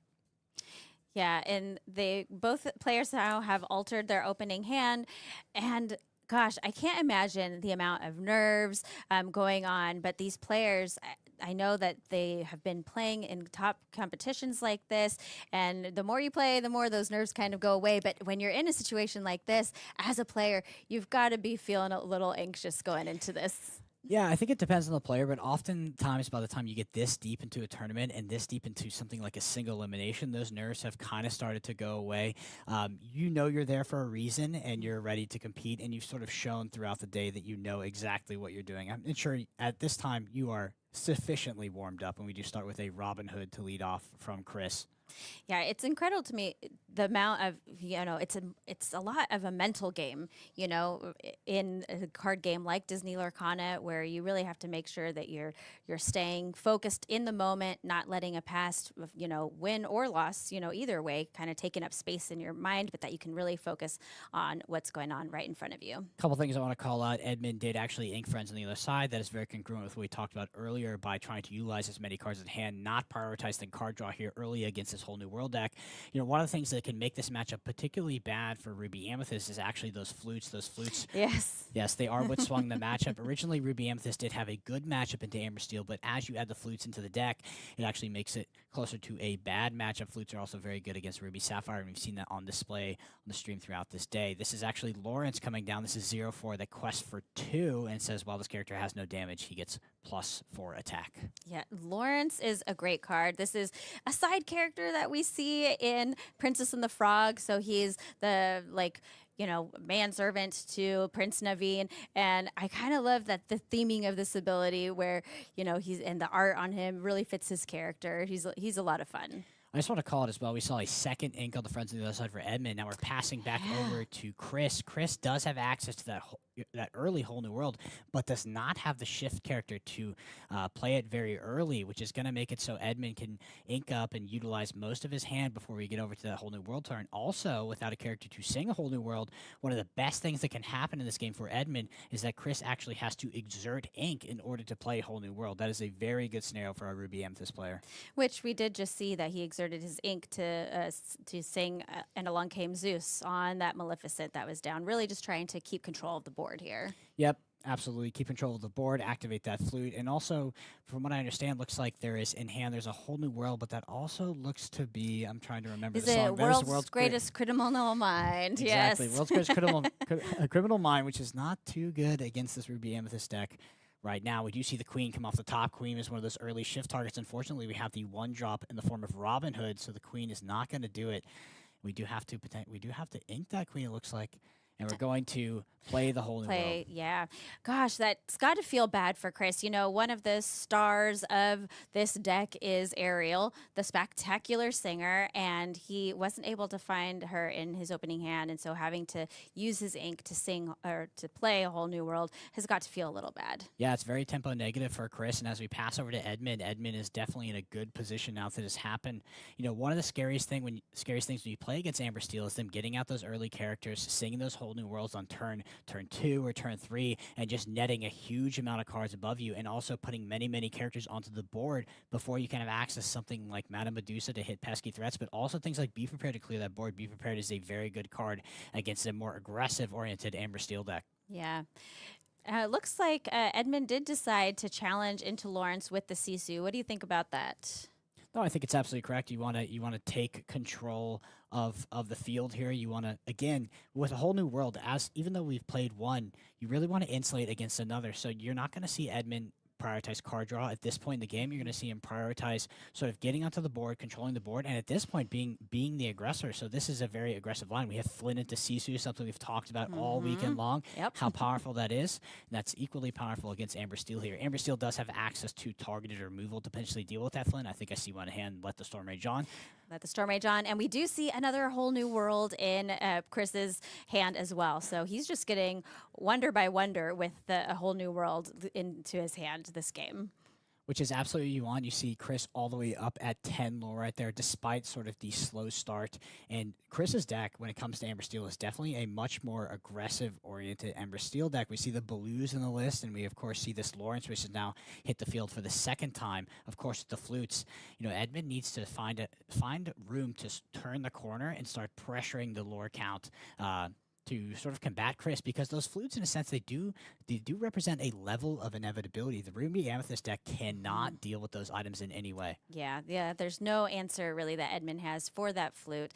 So, I mean, gosh, it's like the best that he can do is not let Chris keep characters on the board that he can sing with, forcing Chris to play his songs by using his resources. Absolutely, that is definitely the game plan for Edmund. Oh, we have another Sisu come down. He doesn't have that Flynn in play, which is too bad, but of course it makes sense that Chris would want to say goodbye to Flynn Rider. And we do see a blue off the top here as well. Just the aggression out of Chris here is really hard for this Ruby Amethyst deck to deal with. Which is interesting, because I know that this deck, the Ruby Amethyst deck, typically if you can get that Flynn Sisu combo out, it can be the aggressive deck, but here we're really seeing Chris take the lead. Yeah, Flynn Sisu is a great combo, but on the draw against a Steel deck, it's often not going to come to fruition because Steel has a lot of targeted cheap removal. Some of the other inks do not have access to great removal for Flynn. That's why you see it be such a powerful card. As a 2 cost that comes down as a 2/2 that doesn't necessarily do too much to the board, it's actually not that great in a vacuum, and it's not that great of a card against Steel specifically, because if you match it up against a card like Let the Storm Rage On. Let the Storm Rage On is 1 more cost. It gets rid of the Flynn, banishes it, but then also draws an additional card and replaces itself. That's not a great trade for you as the Ruby Amethyst player. Yeah, and we did just see Chris play Let the Storm Rage on that Maleficent that Edmund had on the board. So the cold does seem to be bothering Edmund right now. And we do see that blue with Bodyguard come down. That Baloo is really fun card. I really like Baloo. He has 0 strength, 3 willpower, and he quests for 1. But the fun thing about Baloo is that if he's banished, you gain 2 lore, which, you know, it might not make your tail spin, but it might make your head spin thinking of how you're going to answer that card. Definitely makes my tail spin. That's a lot of lore to be gained, and it's really tough for the Ruby Amethyst deck to deal with, because as we go into turn 7, you have the potential option for something like a Be Prepared. Wouldn't be great. It's a 2, you know, would effectively be a 3-for-3 trade, but then also we're pushing Chris back up to that 15 lore with a flute on board. Yes. I mean, Chris is, despite the board looking relatively at parity, I know the lore count is very different. Chris is definitely in the lead with that flute on the field, as well as that blue representing 3 lore, sort of regardless of what Edmund does, but Edmund's going to follow up with this Queen's Castle and this Flynn. Yeah, that, you know, Chris played flute on turn 2, and it has been putting in a lot of work in this game for him. Wondering how Edmund can try to stabilize here, because it's less about sort of winning the board, but you actually have to stop Chris's characters from gaining any of the lore that is just printed in the bottom right, because if they even quest once, we're getting to such a high lore counter that Chris is just going to win this game with the flutes. And Chris has so many songs in the deck that it's almost guaranteed. Yeah, I mean, he has 4 lore on the board with just his characters. If he can sing his song, that's 5. That would put him up to 18 this turn, which is dangerously close to 20 for Edmund. Yeah, absolutely. Looks like we are back over to Chris's turn. We're going to ink the Robin Hood. Go ahead and shift that Robin Hood. Which Robin Hood is just a great character. He really is the champion of Sherwood, and he can be a champion of many games. Such a strong card. And he's hurling Thunderbolt once more here. And he Thunderbolted his own blue as well to win the game. Wow. What do you think of that move there with thunderbolting your own blue, your own character. Yeah, with the flute just was able to get across the line. And that shows how aggressive this deck is. So Amber Steel is a deck that can be built in multiple ways, and Chris definitely has one of the more aggressive-oriented lists, and we saw that on display. And Ruby Amethyst is a deck that, while it has an aggressive package itself, it can struggle against these whole new world decks because fundamentally it's more of a mid-range deck that tries to prioritize draw, tries to have very efficient threats, high-value threats, and when you can kind of go under that deck with these aggressive strategies. Yeah, and that Amber Steel deck was going so quickly, and a lot of the right answers that Edmund would have wanted, you needed 6 or 7 ink to get there, but Chris was just too fast. Yeah, and we talk about play draw differential. One of the cards that is very impactful when we talk about that is actually a whole new world. Being on the play against that card is a lot better because you can utilize more of your hand before it is cast. That being said, Chris did have a very late whole new world in the previous turn, but as we go into game 2, Edmund is actually going to be on the play, so in a much better position to try to stabilize this board and get as much value of the hand as possible before that whole new world comes down. Yeah, it's going to be interesting to see if that does give him the edge going into game 2. So let's go ahead and dive on in, and we'll see how Chris and Edmund can face off in this next match. So they're altering, or they have altered their hands maybe already. Yeah, I think that Edmund being on the play, like you say, is going to give him a little advantage here, especially with that Flynn Sisu combo. Yeah, so currently altering the hands because we see Chris draw the first 7 there. Edmund opts to throw 4 back. I do see Sisu in hand. I'm not sure if Edmund had the Flynn or not. Over on Chris's side, can't quite see what he has there.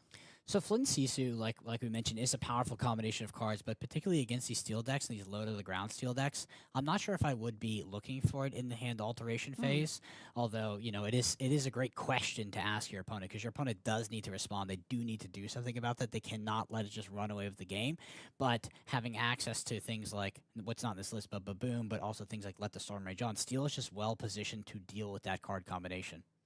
Yeah. So it looks like Chris is still altering his hand. He had a couple whole new worlds in there. Rapunzel.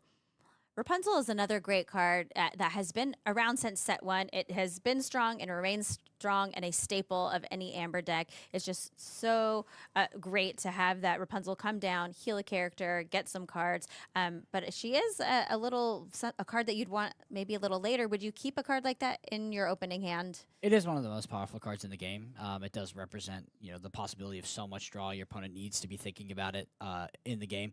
But I want to draw attention to Chris just pulled a double flute off the top. Oh, did he? Yeah, wow. That's one of the best things that you can have because it gives you that inevitability across the finish line. It is not something that you want to see as a Ruby Amethyst player, is those early flutes. There's a World's Greatest Criminal Mind going into the Inkwell on Chris's side. And we do have that Flynn come down on turn 2 from Edmund. Absolutely. And if Chris is going to need to respond to this, and needs to respond to it quick, either by putting something on the field that has a higher strength or equal strength, or simply removing it. And we are going to see the Ursula, which is actually a 1/4. So we're going to potentially activate this Flynn. Yeah, it looks like the player missed it, which because he quested for just 2 after questing for 1. Yeah, he had quested for 1 on his previous turn, so it does look like he missed Flynn's ability, which does happen sometimes where you missed a trigger. But yeah, and then we have the Sisu coming down right after here. There's that Flynn Sisu combo. So back over to Chris. Chris now has another chance to either remove that Flynn or put something onto the field that has more strength, which I think is pretty reasonable as we head into turn 3. I haven't seen Chris's hand exactly. You know, worst case scenario. Okay, there we do see the Queen come down, which is a 2/2. Currently, the Sisu has much higher strength, but we could change that quite quickly, and we do have a Singer 4 to actually remove that Sisu. Yeah, Ursula is just a 2-cost character, but she's a Singer 4. Again, I love the Disney Lorcana theming that we have. Ursula as Vanessa, she had stolen Ariel's voice, and so she has that singer ability where she can sing songs up to cost 4, which Along Came Zeus is a 4-cost card, and easily able to take out that Sisu. I'm interested to see how soon we see these flutes run out. Yeah, I do think that if... Sorry, that was just a Monoman Fox. Fox came in. Monoman Fox bouncing back the Bouncing back to Flynn Rider, not something you Yes. usually want to do. You want to have Mono Fox bounce back things that either get you value when they leave or these one drops. Actually, you almost always want to hit something like a goat or a rabbit. So Rabbits. that's very indicative of Edmund having a very clunky hand here. Not an ideal start for Edmund, and Chris with the double flutes in hand could probably turn this game around pretty quickly. Yeah, Edmund does have a rabbit in hand. I wonder if he just wanted to try to take that singer Ursula off the board. and- Absolutely, but I think he would have preferred to do it in a more efficient way on Yeah. a future turn. So it's kind of has his hand forced either because he doesn't have, well, he did have a turn 4 in the form of rabbit. I'm not sure what his inkable count looks like in that hand, but still not an ideal way to sort of curve out, right? It's not the plan you would usually want to be doing. Yeah. And we do have the Queen commanding presence shifting here. This is a really fun card. When this character quests, then a chosen character gets -4 strength, and a chosen character gets +4 strength. So it can really make a big difference here. Yeah, so what Chris is thinking about right now, Chris has Whole New World and double flute in hand, needs to draw an inkable off the top to play double flute, and then sing a Whole New World. Sing a Whole New World, get 7 more, get 2 more lore, and that's got to be Chris's game plan moving forward. I think if Chris does not hit the inkable, it's not the end of the world, right? You can still play the one flute and play a Ooh. Whole New World. That's probably Oh. what you didn't want to see. Yeah, Maui coming down, taking away his singer. Yep, that is not what you wanted to see, but we are going to find the inkable and play the double flute here. But Chris is put in a situation where Chris really needs to find an inkable off the top here. Edmund's going to start pulling away with this game. Ooh, Ooh. a Queen's Castle coming down. And that's pretty much the best thing that Edmund could have in the scenario. He's going to go ahead and move that Maui as well. Chris does find the inkable, is going to cast a Whole New World, will activate both flutes off the back of this, going to draw 7 new cards. Yes, but he's exerted all his ink now, and unfortunately is going to have to pass turn because he can't play anything else this turn, which, man, that Queen getting taken off the board by Maui was not what Chris wanted to see. Yeah, absolutely not. And now Edmund drew 2 cards for the turn after the trigger on the Queen's Castle. And while Chris does have another Whole New World in hand, Edmund is firmly advantaged right now. We talked about how dangerous 2 flutes can be, but just due to the other stumbles that have happened through the course of this game, I actually think that Edmund's in an okay position against them, but needs to focus on pressuring that lore total and not giving Chris enough room to win the game with those flutes. So what do you think of Chris's game plan, how it's shifted now with this new board state? Well, with Double Flynn coming onto the field here, I think Yes. Chris has a little bit of has to survive, right? Has to stop these Flynns and Yeah. has to probably deal with this Maui. It does have the 4 damage counters on it, it looks like, and that is just a must deal with. But that being said, both Flynns would trigger. This is like the best answer possible, by the way. The Tinkerbell. So it removes the character on the Queen's Castle, and it, of course, does 1 to each of these Flynns. You had to both remove the Maui and have something to back it up to stop the Flynns from triggering. Because if we were Yes. getting 6 lore a turn, it's just too much. Actually, it'd be 8 lore. with Yes. The, Yes, yeah, it would be 6 off of Flynn's trigger plus whatever he could quest with. So, yeah, Tinkerbell taking care of Maui. So now Tinkerbell has the most strength on the board, and Flynn's will not trigger. And Tinkerbell's just a fun card. She's always been fun and really, really strong, especially in this matchup. I think able to do a lot of damage, literally across the board here. So it looks like we're going to ink our 3rd Friends on the other side from the game. Again, that's due to this being a Whole New World matchup. We're going to go ahead and play that goat, play another goat on top of that, cementing ourselves as the beatdown deck in this matchup. And Edmund's going to go ahead and quest, and Chris has a big question to answer. How can you deal with this Queen's Castle? How can you deal with all these characters? Because Edmund at this point is 1, 2, 3, 4, 5, and then 6, 7, 8, 9 with the goats. Is representing game. Yeah. So Chris needs to deal with this. He is taking his time thinking here. What does he have in his hand? Baloo, World's Greatest Criminal Mind, another Whole New World. And notably, Chris does have the Tinkerbell already on the field, which can deal with 2 of these threats. Yes, because Tinkerbell, of course, when she challenges into a character, if it's banished, you can choose another character to do 2 damage onto. And I think we're going to see that. Yep. Makes sense. So Yep. we're going to go ahead and get rid of those Flynns. We're going to leave the Maleficent here. Yeah, those Flynns needed to go. Still, Chris in a Yeah. very, very tough position. I don't know how Amber Steel can navigate from this position. Yeah, Edmund is up 13 lore. Chris sitting at just 2. Man, it looked so promising him having those double flutes early on, but the game just shifted so quickly for him. I honestly feel like if the Queen had been able to sing that whole new world, we would Yeah. have been playing a very different game right Very now. different game. Yep, we did see a goat be banished by along came Zeus, but yeah, Edmund is just really, really able to take it home here. And Goat Bounce takes it, so we're going to head to a game 3 for our finals. I was telling you earlier, we've cast a few games at day 2 here, and I've only cast three games. Everyone's every been single going time. to game 3, which just shows you how many powerful decks are out there, and that there's really just these neck and neck matches going back and forth. So it is going to be really interesting to see how this game 3 plays out. Who do you think is favored here based on what we've seen so far, and knowing that Chris is going to be on the play in this 3rd game? I think that Chris is very favored. On the play, I think it's a good matchup for Chris, and we talked about the play draw differential with a whole new world in particular. Edmund has some work to do. That being said, it is by no means an unwinnable matchup. I can't wait to get into it. Let's go check out this game 3 of the finals here at the Disney Lorcana Challenge in Dallas-Fort Worth.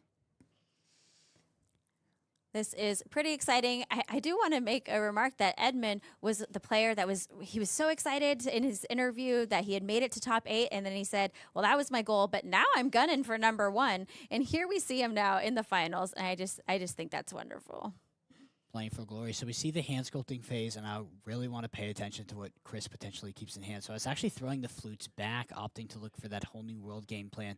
So flutes, while I feel like they're impactful versus Ruby Amethyst, Chris is showing us here that while they are good, you don't really want multiples of them in the early parts of the game. And over on Edmund's side, I think he drew 4 new cards. He got some Chernobyls, some foxes in hand. I saw a rabbit. I didn't see if he had a Sisu or a Flynn. But yeah, a couple foxes, which are going to be good. But yeah. Honestly, I really don't feel like I'm looking for Flynn Rider on the draw in this matchup, because maybe we go immediately into the turn at 3 of Chris. Chris could shift and then sing. And sing one of those removal spells. I'd rather prioritize trying to develop things with sort of bigger willpower than that on the field, if I can.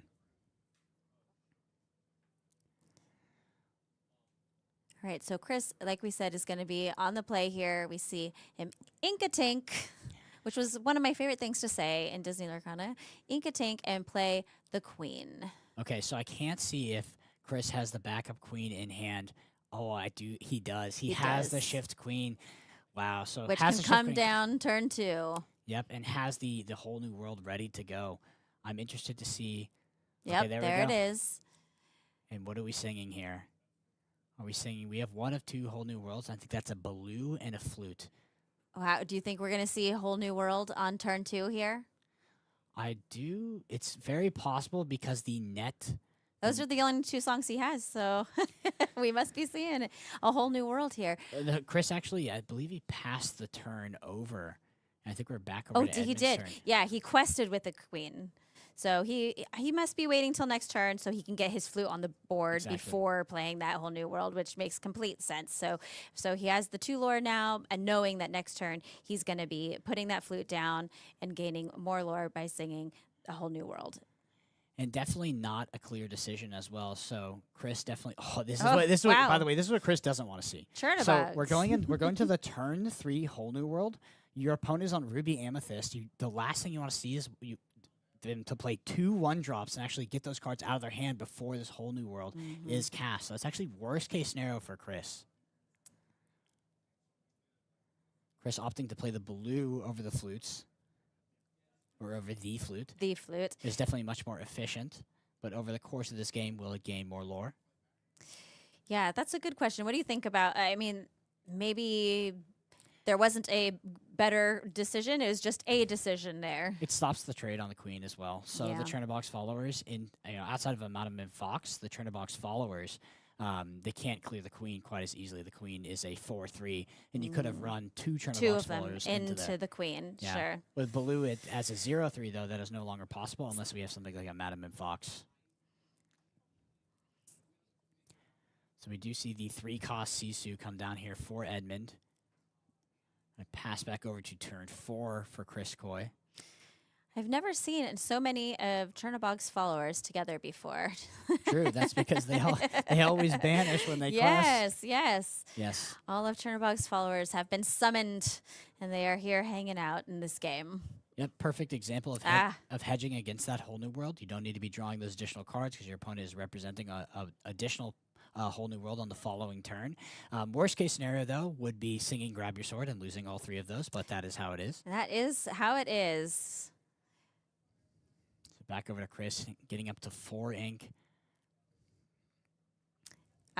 And between that, Grab Your Swords and then singing Along Came Zeus has completely cleared Edmund's board here. And that is the play pattern of Amber Steel, is to play threats, remove your stuff, sing a whole new world, draw 7 new cards, do it all again, and it can just very efficiently play out its entire hand. Yep.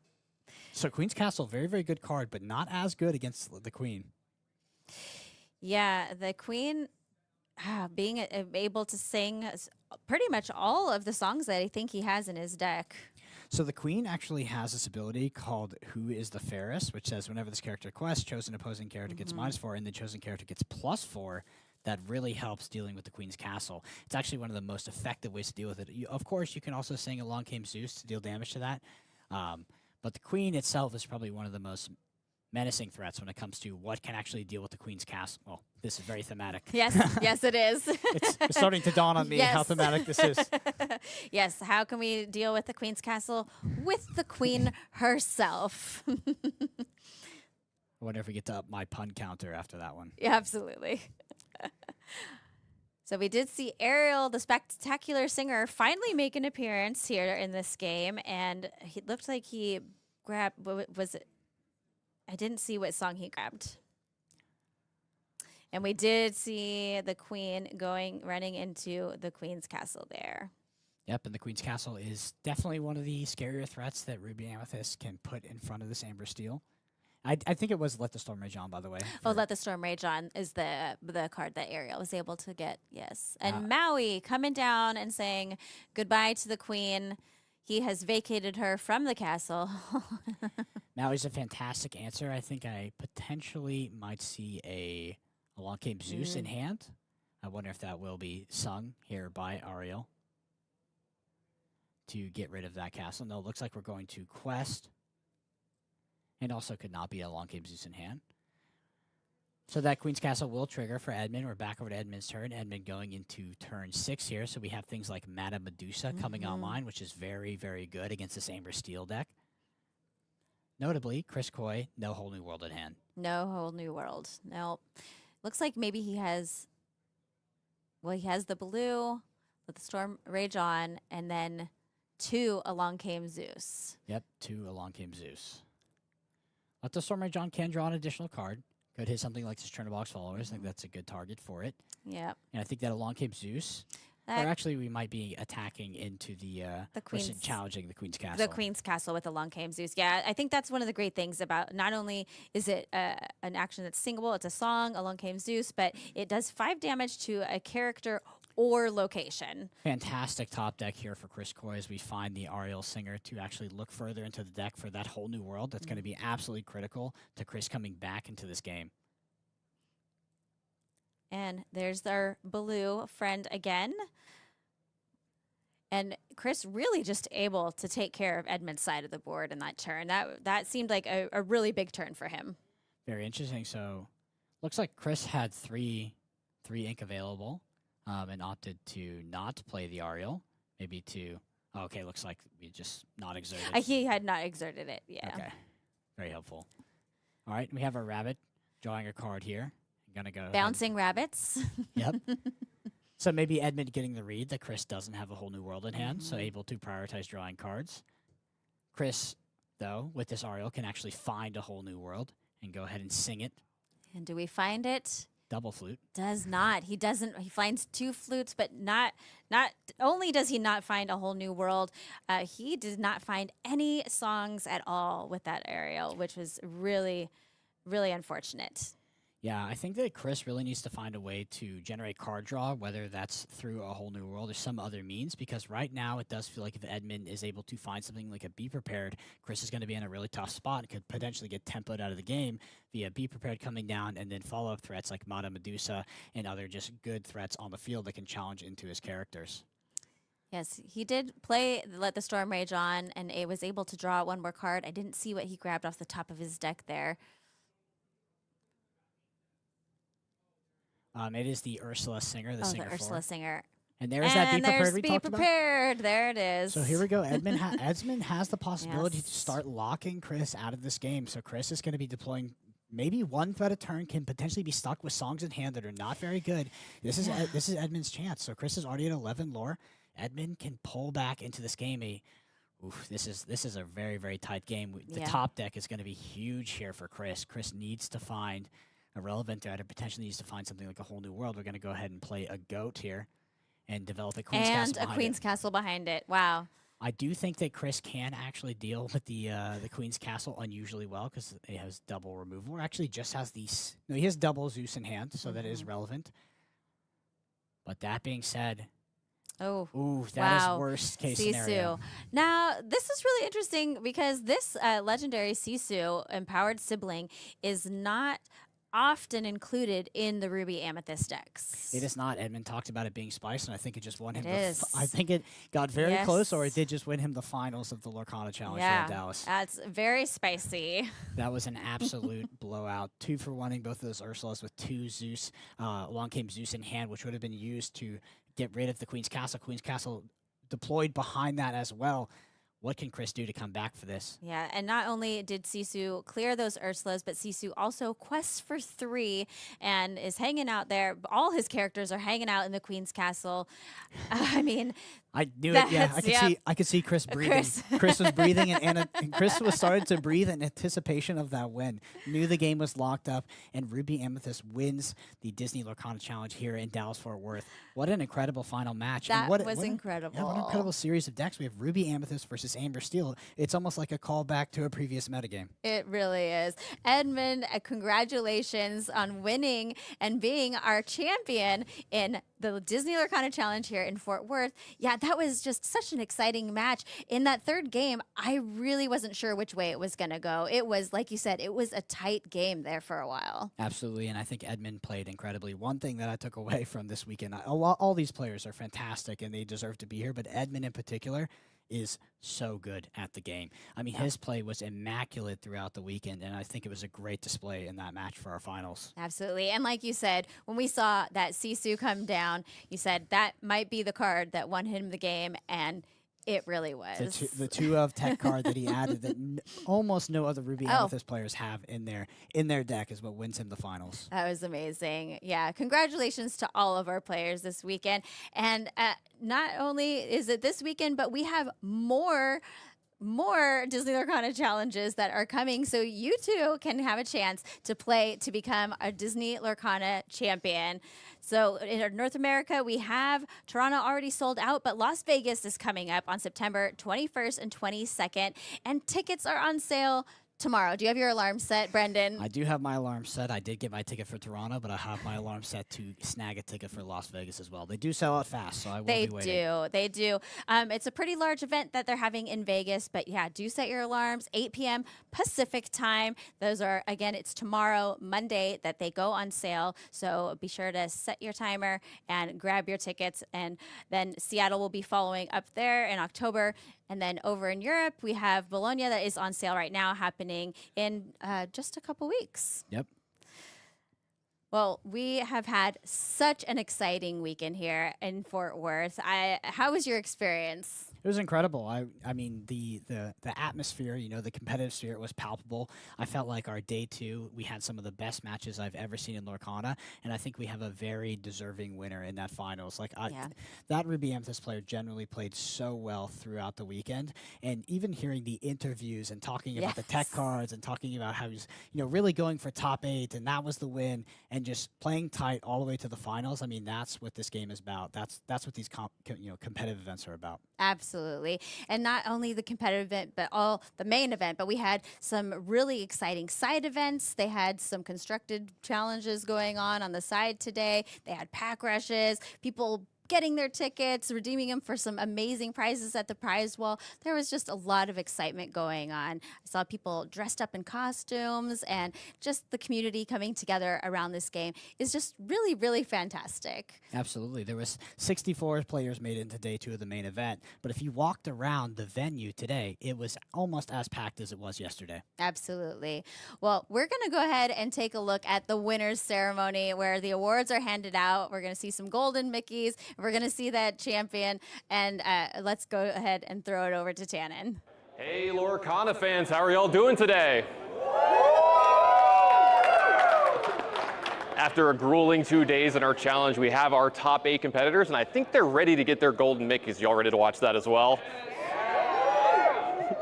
All right, coming in at 8th place, Eric D'Souza.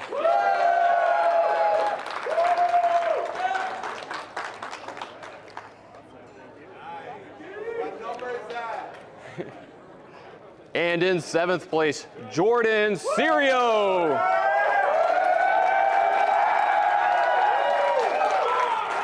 Louisiana represent. In 6th place, we had Scott Dashi.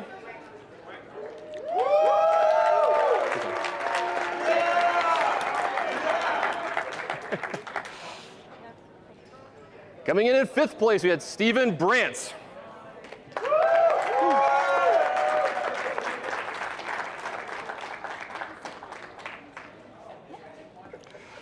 Coming in at 4th place, we had Kevin Barrington. Kevin had to catch a flight. He'll be with us later. In 3rd place, we had Chris Oyola. Chris also had to catch a flight. Now we're down to the 2 finalists that played a wonderful match for all of y'all here today. Coming in at 2nd place, Chris Croy.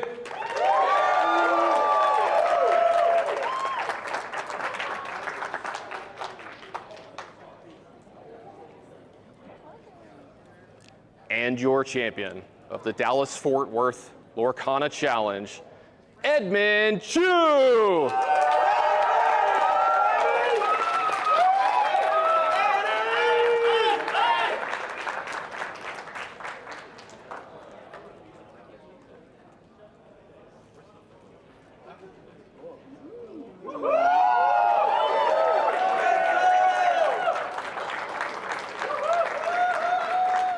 Let's hear it one more time for your entire top 8 here. They played amazing all weekend long. What's the next one? It's Toronto. And we'd like to thank each and every one of y'all for coming out to these challenges. We couldn't do it without you, and we'll see you in Toronto. Yep. Hey, congratulations, man.